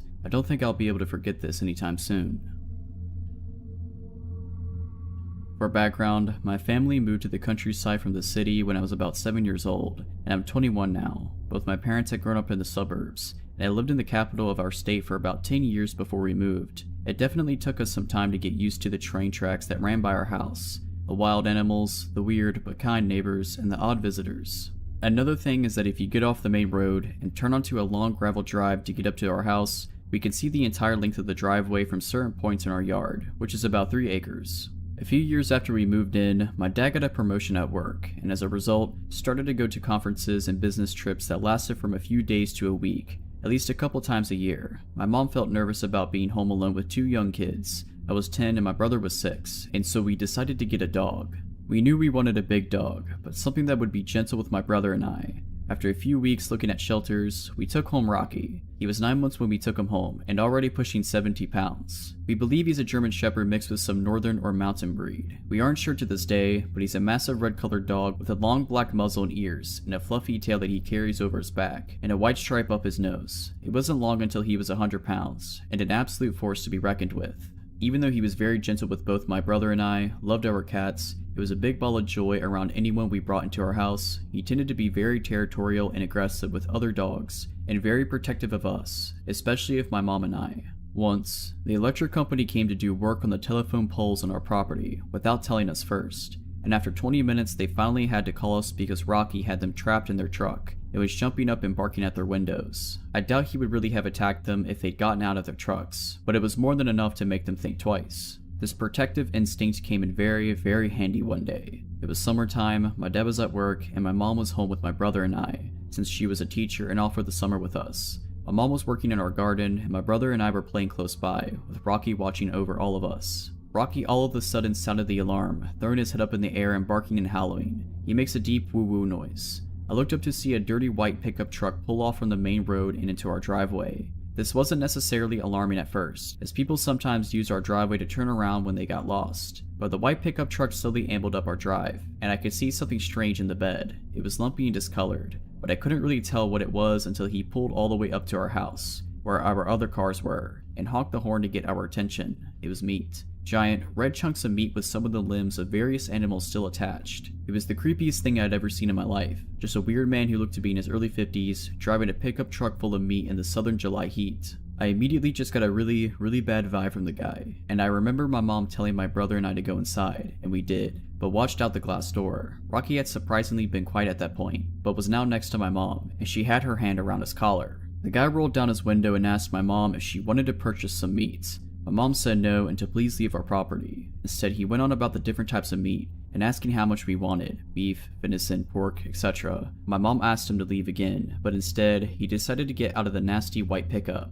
As soon as his feet were on the ground, Rocky went ballistic, barking and snarling. This finally made the guy stop. He looked at Rocky, looked at my mom, and asked, "Does your dog bite?" And my mom, deathly serious, replied, "Only if I tell him to." The guy took one more look at Rocky, and I'm guessing decided not to mess with the giant, snarling beast. He got back in his truck, backed up, and headed back down our driveway. I don't know if he was really selling the meat or not, but apparently he'd been around to our neighbors, who also had gotten a really bad vibe from him. We'll never know what he was really up to with his giant slabs of meat in the bed of his pickup truck. Maybe he was just a weird guy trying to sell some sketchy meat. Maybe he was looking for something else. We never saw that guy again. Rocky's still kicking it, by the way. He's almost 15 and completely deaf, but he's still out in the yard on summer days, watching over us.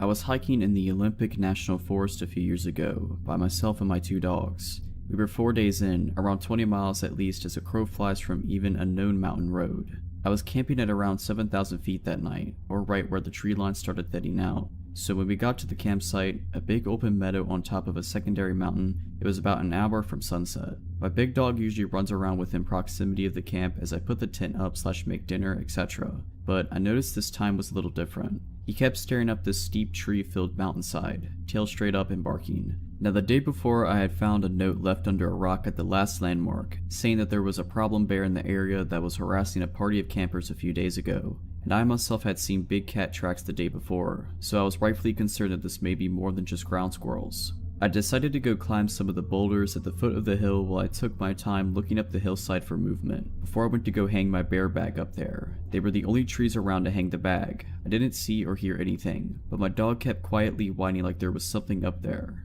So while still concerned, I started hiking up this steep hill to hand the bag.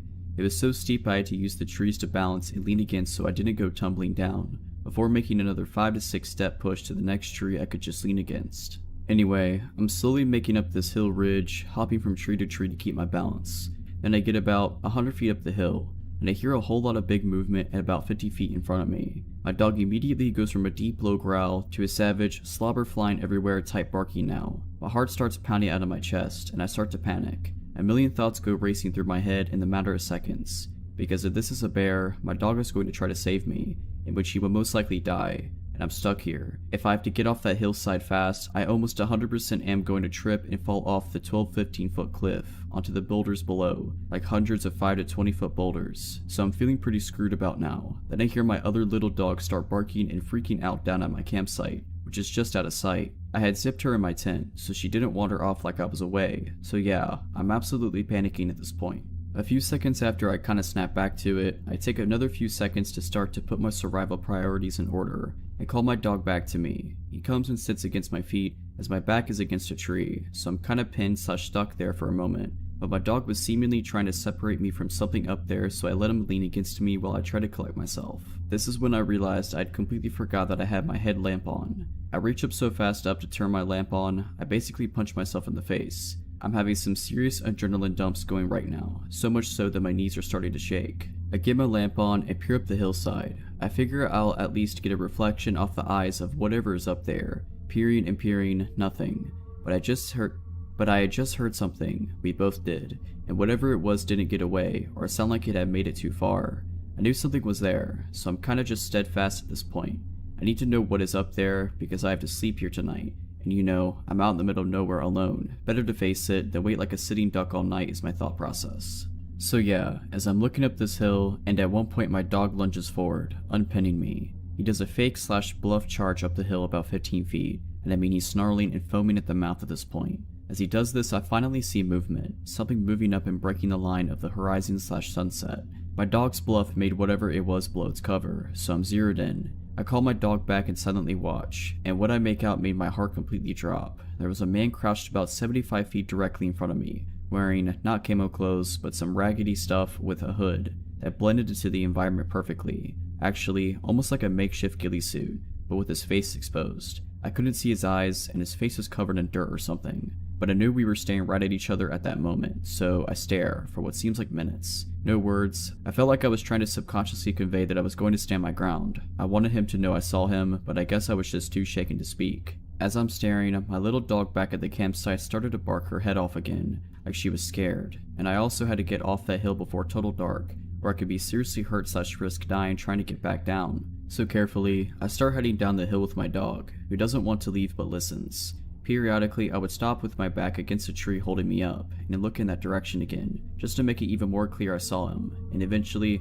I make it down to the boulders at the bottom. By the time I finally jumped down and hit the boulders, my little dog had stopped barking. I could only see the top of my tent from the bottom of the boulders. I thought she was barking just to bark back, or at my dog, but when I get there, my little dog had somehow got out of the tent and was walking around the camp growling, with her tail sticking straight out. Still trying to hold it together, I thought okay, maybe she just got her nose between the zippers and worked her way out, but I was positive I had zipped it so the zipper tab / openings was at the very top of the tent door, out of reach. So, in a mixture of being terrified, pissed off, and the feeling of needing to do something, I reached into my day bag and pulled out my pistol. I fired a single shot into the air as the sun was setting, climbed into my tent without eating, and lay with my gun next to me until first light. As soon as the sun came up, I was packing up my stuff and leaving, heading back down the mountain. It sucks. It was all downhill back, but I still couldn't cover the ground to get back to my car in one day. It was dark by the time I made it to the last camp, about 4 miles from my vehicle, but thankfully there were other people there. We sat around a fire they made, and I felt pretty relieved and safe. They started to tell me they are planning to head that way where I was the night before in the morning, so I tell them my story in detail. Needless to say, we were both walking back to our cars in the morning. Screw all that. The thing that still creeps me out to this day though, is when I got home and started reading reviews of the same hike I was on, other people had similar experiences like mine as well. Even a man found dead from a fall around the same boulder range 2 years ago, and a woman found murdered last year.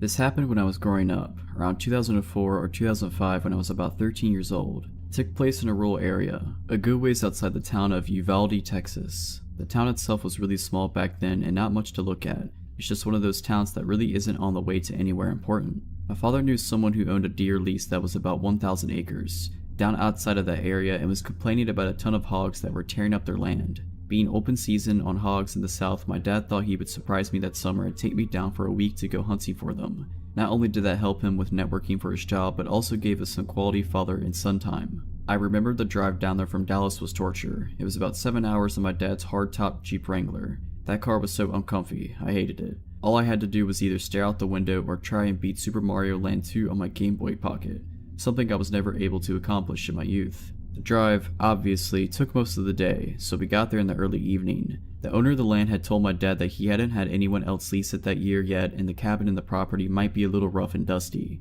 I didn't really care. At this point in my life, I had been in scouts for a couple years and spent a lot of my free time in the woods or fishing with friends. Needless to say, I was pretty comfortable roughing it. So after unlocking the gate and driving to the cabin on the land we settled in, the cabin was pretty rough, dust and dirt everywhere, flies. I remembered that it looked like some raccoons had gotten into the cabin. After cleaning up a bit and getting the sleeping bags out, then setting up the cots, we decided to sleep. Something about that night was weird. I was never able to get comfortable enough to fall asleep for any restful amount. I couldn't put my finger on why, but I had that feeling of being watched. I was finally able to drift off for what I guessed was an hour maybe. When we woke up, it was early, about 7 a.m. We decided to scout around the land for tracks and signs of hogs and find a good place to set up a blind. It was the summer and horribly hot in the afternoons, so morning was the best time to be out and about. After walking for an hour or so, we came to an area of trees, lightly dense, and luckily found some signs of hogs. Typical torn up ground where they had been rooting, so we followed them into the trees. I was looking for more signs when my dad stopped me with his arm. I remember looking up and seeing someone standing about 50 yards away. Some of their body was blocked by trees. This was private land, so they definitely weren't supposed to be there. We also had confirmation from the owner before we got to the lease that nobody was there, not to mention the gate was locked up when we first arrived. The person was wearing some bright colored red jacket. We slowly walked toward them. My dad called out something like, "Hey, we're hunters. This is private land." The person didn't move at all, dead still. We were about 30 yards away and could see that he was turned away from us with his hands in his pockets. Weird thing was that the person was in a ski jacket and what looked like to be ski pants. Now this is Texas in the summer. It was about 98 outside by then. My dad called out again, no reaction. He told me to stay behind him and unsnap the clip to his pistol holster. We approached the person's right side and then my dad told me to stay put about 20 yards away. I stayed and crouched down, watched him circle around to the front of the man, all the while talking to him asking if he was okay. He finally passed around to the front of the man and my dad stood straight up with a confused look on his face. I called out and said, "What's wrong?" and he called back saying, "It's a mannequin." I walked over to it while my dad stood there staring, and as I got closer, one thing stood out the most. The clothes it was wearing were brand new, no dust, sap, bird droppings, or signs of being outside for more than a day at most. At that moment I looked at my dad and could see him get worried. Almost immediately after I felt that feeling again, like we were being watched, and I knew my dad felt it too. My dad whispered, "We're leaving right now." He grabbed my hand and drew his pistol. He scanned the area the whole way back while I was trying to hold back panicked tears. We got back as fast as we could. I was terrified, so it felt like an eternity, but in reality it was only about 45 minutes. After returning, we packed up and beat feet. We drove back home that day and didn't talk much on the way back. I remember right after we left, my dad called his buddy, the owner of the land, and he was confused. He said that he would go check it out the next week when he was in the area. He also said that he never had an issue with people because his property was high fenced. My dad normally isn't a paranoid person, but me being young and the least possibly having someone there we didn't know about, he decided to be cautious and just get out of there. After we got back home, we talked and my dad wasn't able to sleep the night before as well. He had the same feeling but didn't want to wake me up because he thought I was sleeping too. Turns out that next week he got a call from his buddy and he checked the whole property and never found any trace of anyone, no mannequin or anything. That story still makes my hair stand on end. I honestly have no idea what that mannequin was. If you're liking this video, all I ask is that you make sure to subscribe to my channel and like this video. Thank you.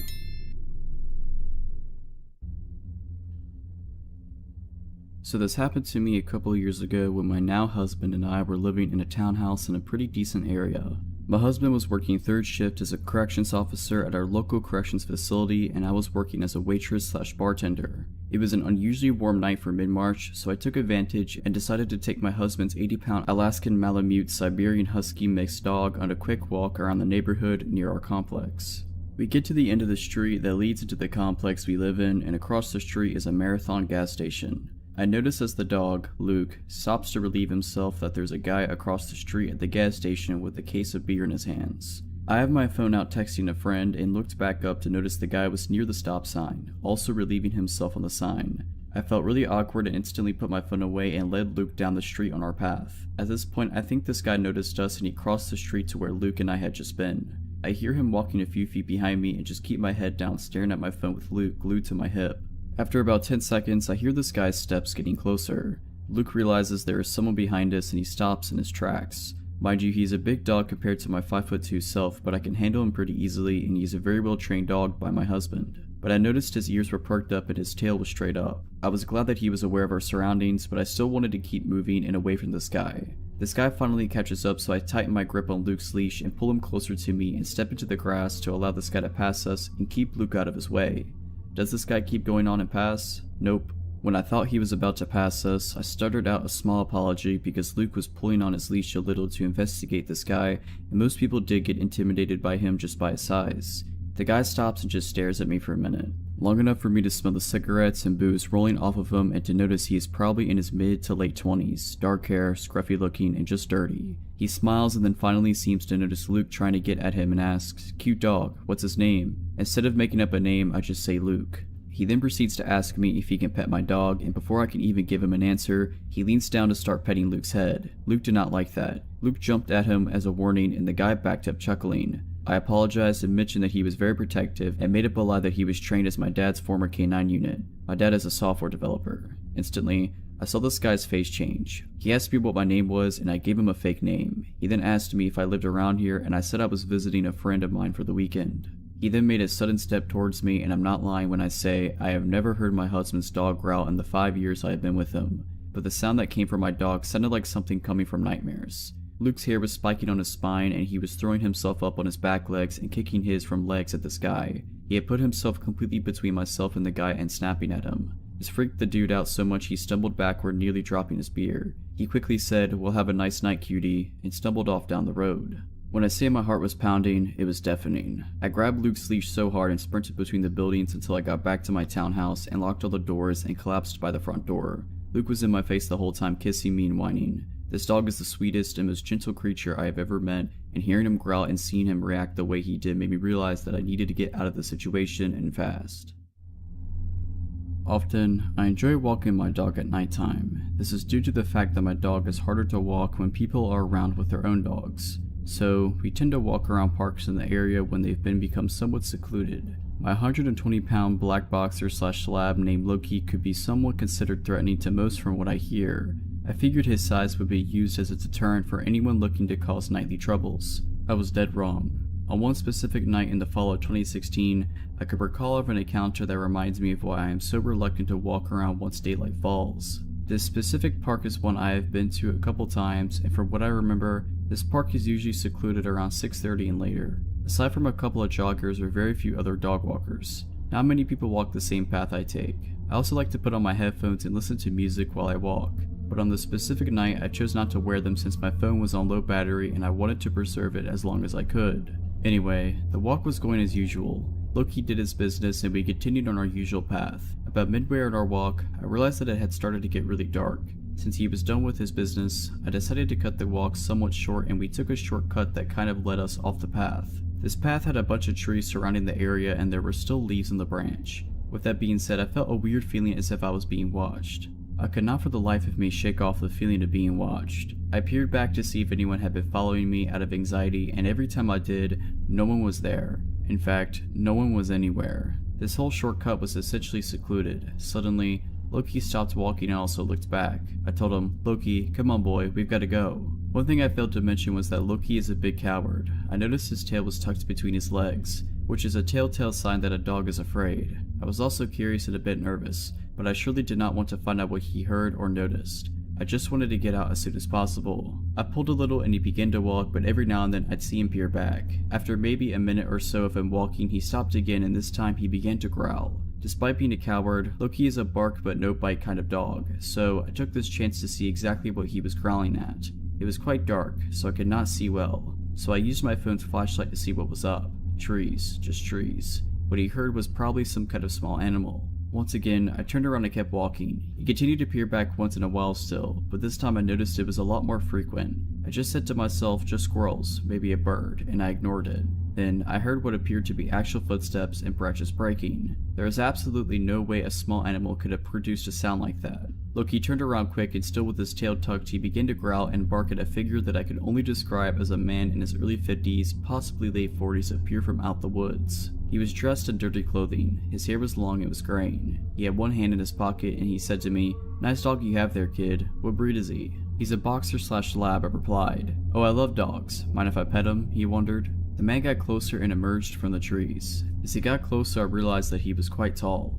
Loki instantly got bad vibes. He ran behind me and started to bark at him. Actually, I do kinda mind. My dog here doesn't like strangers. "Sorry, but it's probably not best if you pet him," I quickly stated. "It's okay, really. He seems like a friendly guy. Just a little pet wouldn't harm him," the man retorted as he got closer. I felt extremely uncomfortable as he appeared to get closer and closer. I don't know why this guy couldn't take no for an answer. "I'm really sorry, man. I'm scared he'd bite you or something," I told him as I began to walk away. "I don't know why you just won't let me introduce myself to him," the guy replied angrily. This time I began to speed walk. I was very uncomfortable and my fight or flight instincts began to take over. He followed us and kept muttering curses to himself. I don't know if this man was under the influence of something, but he did not let up. I won't lie, I started to get a little angry. Why can't a guy just take no for an answer? He began to match my speed, almost as if he was trying to catch up to us. Loki and I both took this as an answer to start sprinting a bit. I don't remember much of the running, it was all a blur to me, but I do remember the spine-tingling feeling of hearing his footsteps rapidly increasing behind me.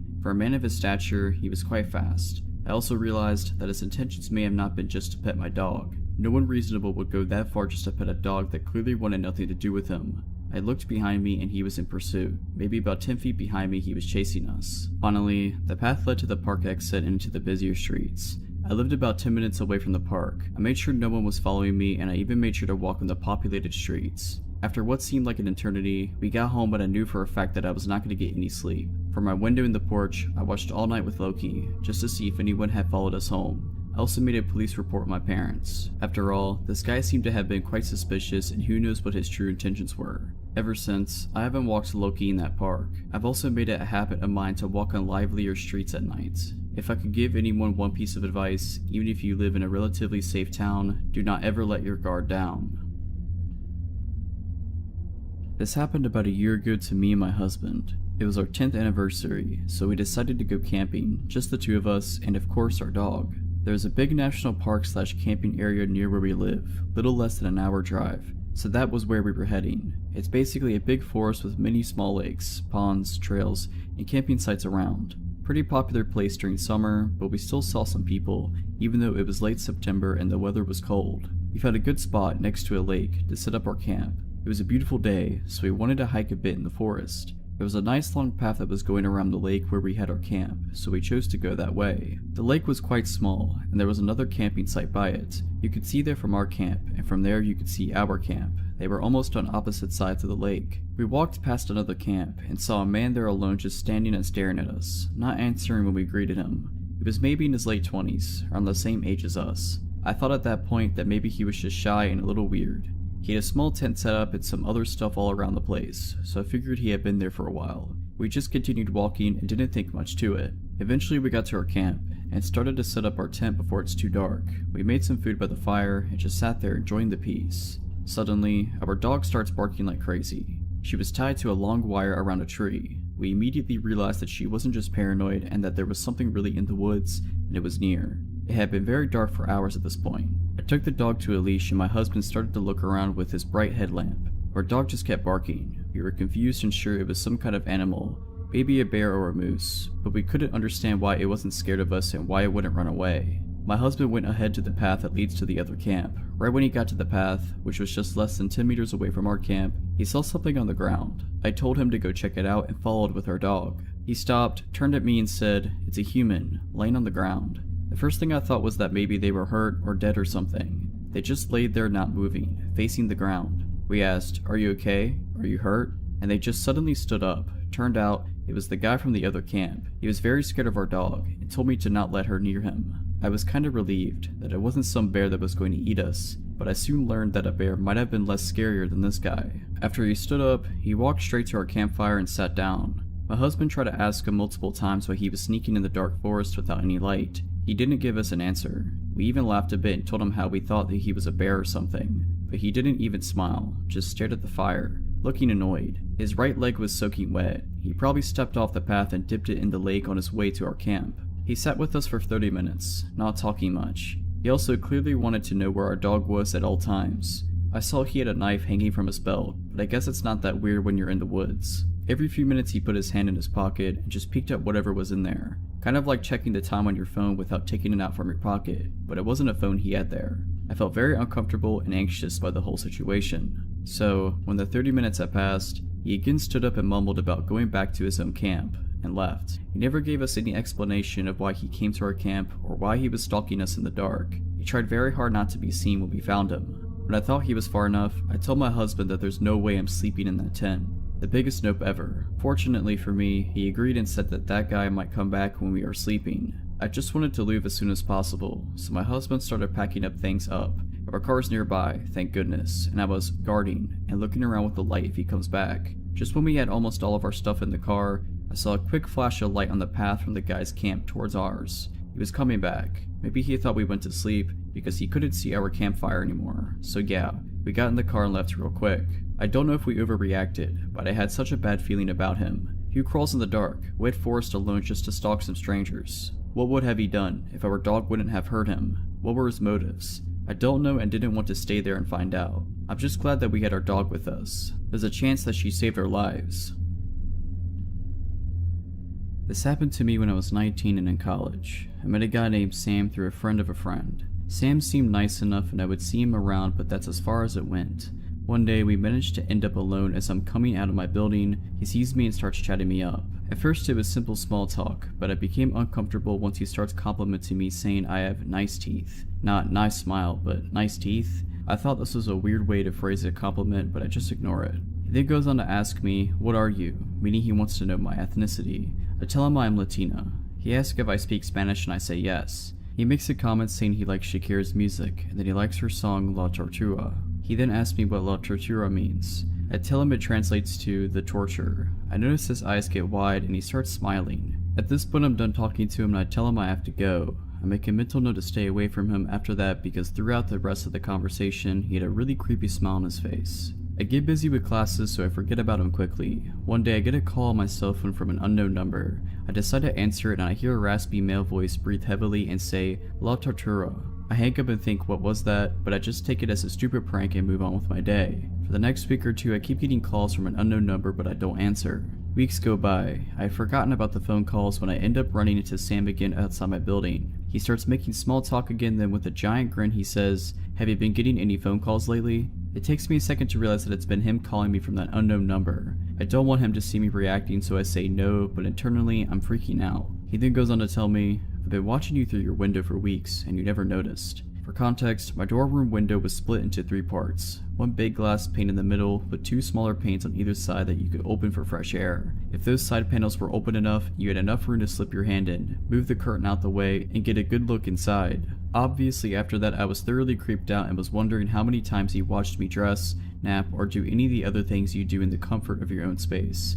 I ended the conversation somehow and wondered what I should do. After I calmed down, I decided to report what he said to me to my residential advisor and then reported it to the director of housing at our school. Luckily, the director took the situation seriously and encouraged me to report him to campus police. A report was made. They would have to speak to him to get his response to my allegations, and I was told that in the meantime, if he approaches me again, I should come back and make another report. A couple of days later, the director of housing comes to my dorm to tell me that campus police spoke to Sam, and he admitted to them that he told me he had been watching me but that it was all a joke. He was told to stay away from me, and I was told to report him again if he kept harassing me, but it never went further than that. Over the next few days, I end up telling the girls in my dorm what happened with Sam. They obviously think it's gross, so we make plans to go out on campus as a group for the time being and to keep our curtains closed. Going out as a group definitely made me feel safer, and everything was fine for a little while until, one day, we are coming out of the dorm dining hall and we run into Sam and some of his friends. He sees me, gets visibly upset, and starts approaching me yelling, "Why did you tell him what I said?" I got scared thinking he might do something, but luckily my dorm mates rallied around me and rushed me out of there. I knew he was mad about reporting him because before this happened, our mutual friend, a male, had told me, "He's mad that you reported him." Thankfully, this is the last time I was ever near that guy. The school year ended soon after this happened. I moved off campus, got a new friend group, and moved on. Who knows what would have happened if I hadn't made a report and ignored him. When I was 16, I used to attend English classes that were for people of all ages, so I was used to having colleagues older than me that also wanted to improve their language skills. I was really close to another girl my age back then, Jasmine. She was much more popular than me, so she would always introduce me to new people. One day I noticed this guy in her group. He was 32 and very talkative, always smiling. For some reason though, he made me feel uncomfortable from the get-go. I think it's because he would stare at me for no apparent reason. While everyone was talking as a group, he seemed to address me specifically every time, but I didn't give it much thought. As the days passed, he started waiting around before my classroom door and started conversations about my friendship with Jasmine, my high school, my family, etc. I thought it was weird that he was so interested, given that he was much older, but I felt guilty for feeling bad, like he was just being nice and I was being mean to think he was weird. I should have listened to my instinct. Instead, I forced myself to answer, to make small talk. He told me how close he was with Jasmine, and that made me feel a bit safer. When I asked her about him though, she said she didn't know him that well, but that he seemed nice enough. One day I got a call from a number I didn't recognize. When I picked it up, it was him. He said he got my number from Jasmine. I was upset and confronted her about giving my number to him, and she said he insisted, so she ended up agreeing to it. He started calling me all the time, like 2 to 3 times a day, to ask about my day, saying he missed me and wanted to chat. He started telling me private stuff about his life because he felt like he could talk to me since I was so mature for my age. I didn't like it, so I stopped answering, or would make an excuse and quickly hang up. Then he would send me messages. That's when things started getting worse. The messages would vary in tone. Sometimes they were really childish, with lots of emojis. He would wish me a lovely day or say he was thinking of me. Other times they would simply say, "You're so pretty," too pretty, with no context. He would say he was glad I didn't have a boyfriend, that I should never get one or he would be mad. I never answered to those and showed them to Jasmine. I told her I didn't want to see or talk to him anymore before or after class, and she said she would help. I started going to class late so I wouldn't meet him in the corridors. I'd leave class immediately after the end, but I saw him watching me. I could feel he knew what I was doing but actually sort of enjoyed it. I felt like it was a game to him, making me feel uncomfortable. He stopped talking to Jasmine and everyone else, but continued to message me saying, "I miss you," or "Why are you so busy?" I blocked his number. I thought that would be the end of it, and started relaxing a bit, but one day I was talking to another girl outside the school and he showed up, with a big smile, and said that it's been too long, and why I wasn't answering his messages. He acted like he was worried about me, that I was studying too much, etc. He invited me to go have a coffee with him in his house. I told him no and went inside, where I pretended to study in the library until he left. He waited around doing nothing more for an hour. I started really being scared then. Since that day he invited me to his house, he became more aggressive, making fun of me whenever he bumped into each other in the corridor, saying stuff like, "Still busy," or "I'm in no hurry." He found my social medias and sent me messages there, each time more explicit. He would comment on my pictures saying I was sexy and that he knew what I was up to, teasing me. I blocked him everywhere, but I always felt like he was watching me all the time. He stopped talking to me but would always stare at me in class. One day I was going back home alone after class. I noticed a car was right next to me, driving slowly, and when I looked it was him.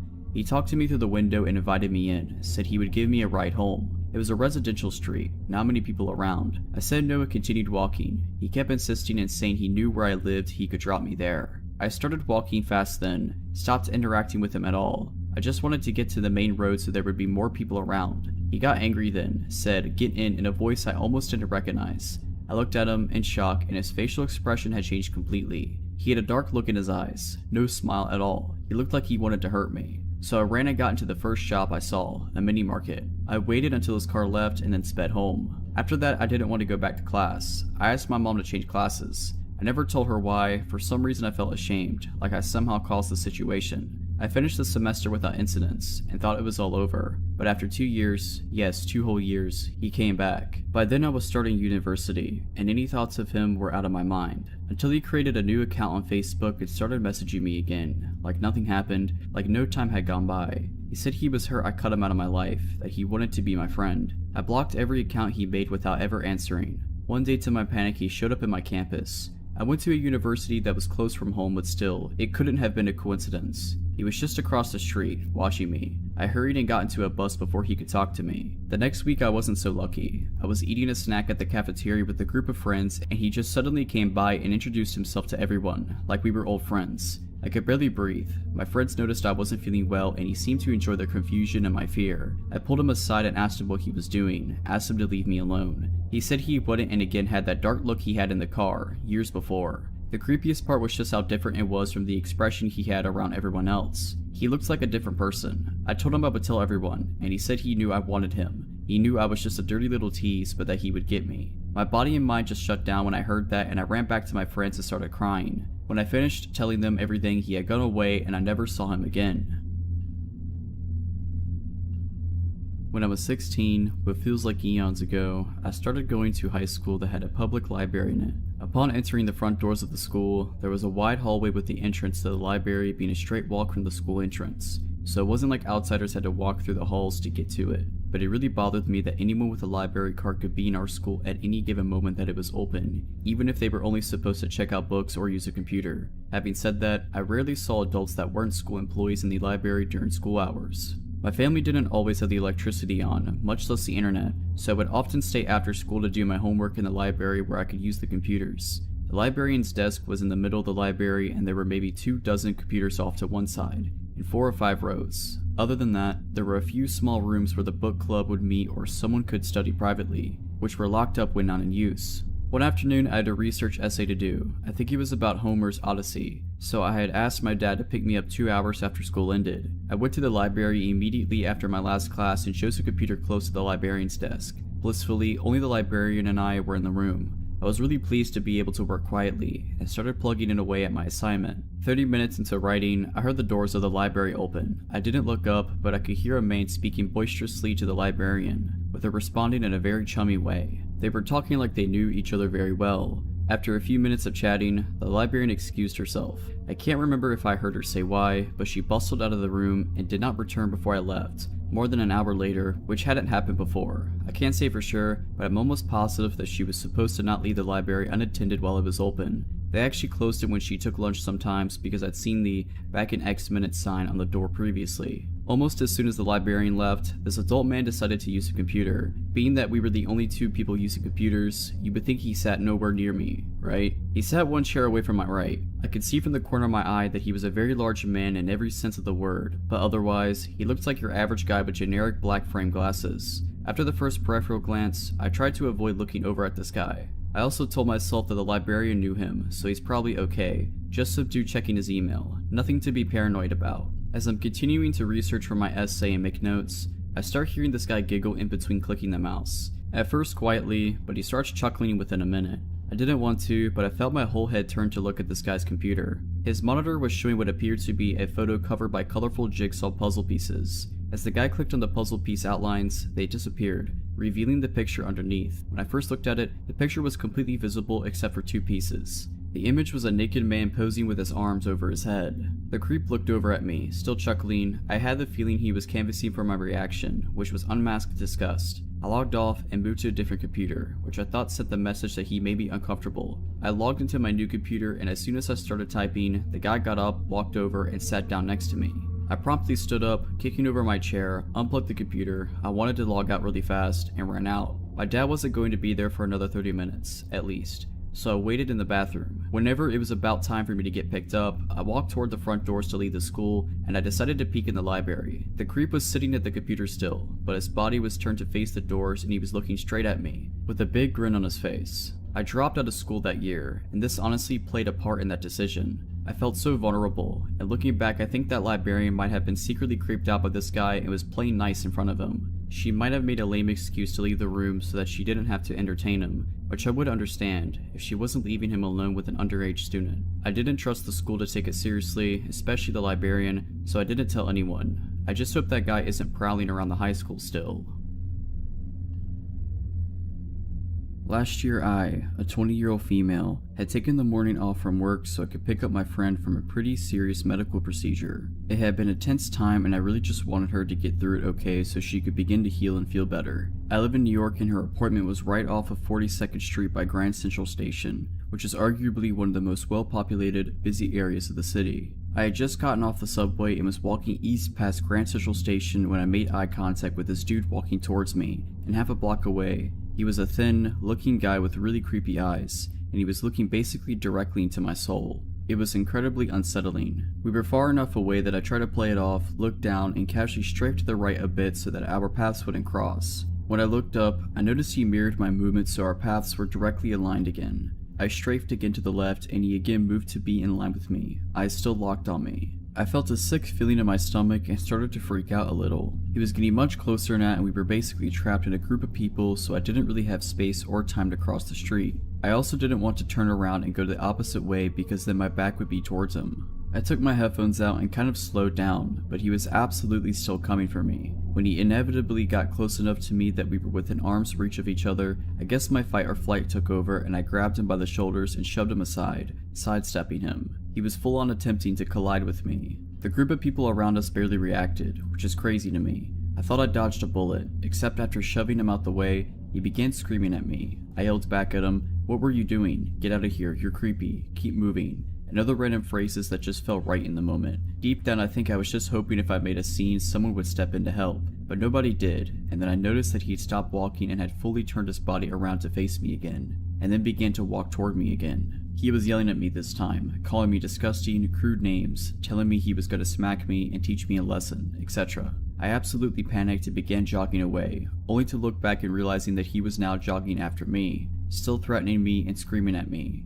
He was getting closer and all I could think was find a cop. You're at Grand Central, where are the cops? Not one stranger noticed or intervened. He was literally 10 feet away from me when I finally just ran up to the biggest, burliest dude I could find and yelled help at him. He was a little surprised and didn't do much, but this younger couple next to us stepped in. The guy got in between us and started telling the creepy dude to get lost, that he's making a scene, and that he needs to go, etc., while the girlfriend consoled me. The guy glared at me one last time until he finally turned and started walking away, still cursing. I thanked the couple and continued along my way, making it about 5 paces before absolutely breaking down in tears and calling a friend. Thank God for the coffee place nearby that let me loiter while I collected myself before going in to pick up my friend. And thank the universe for that brave couple that stepped in to protect me. To this day I wonder what the man would have done to me if I hadn't shoved him aside or if that couple hadn't stopped him from chasing me. Just goes to show, no matter how many people are around you, if you're having a bad feeling, listen to it, and don't be afraid to yell for help. Alright, but that's it. I hope you enjoyed this video. If you did, make sure to subscribe to my channel, like this video, and comment something down below. But as always, Have a nice day.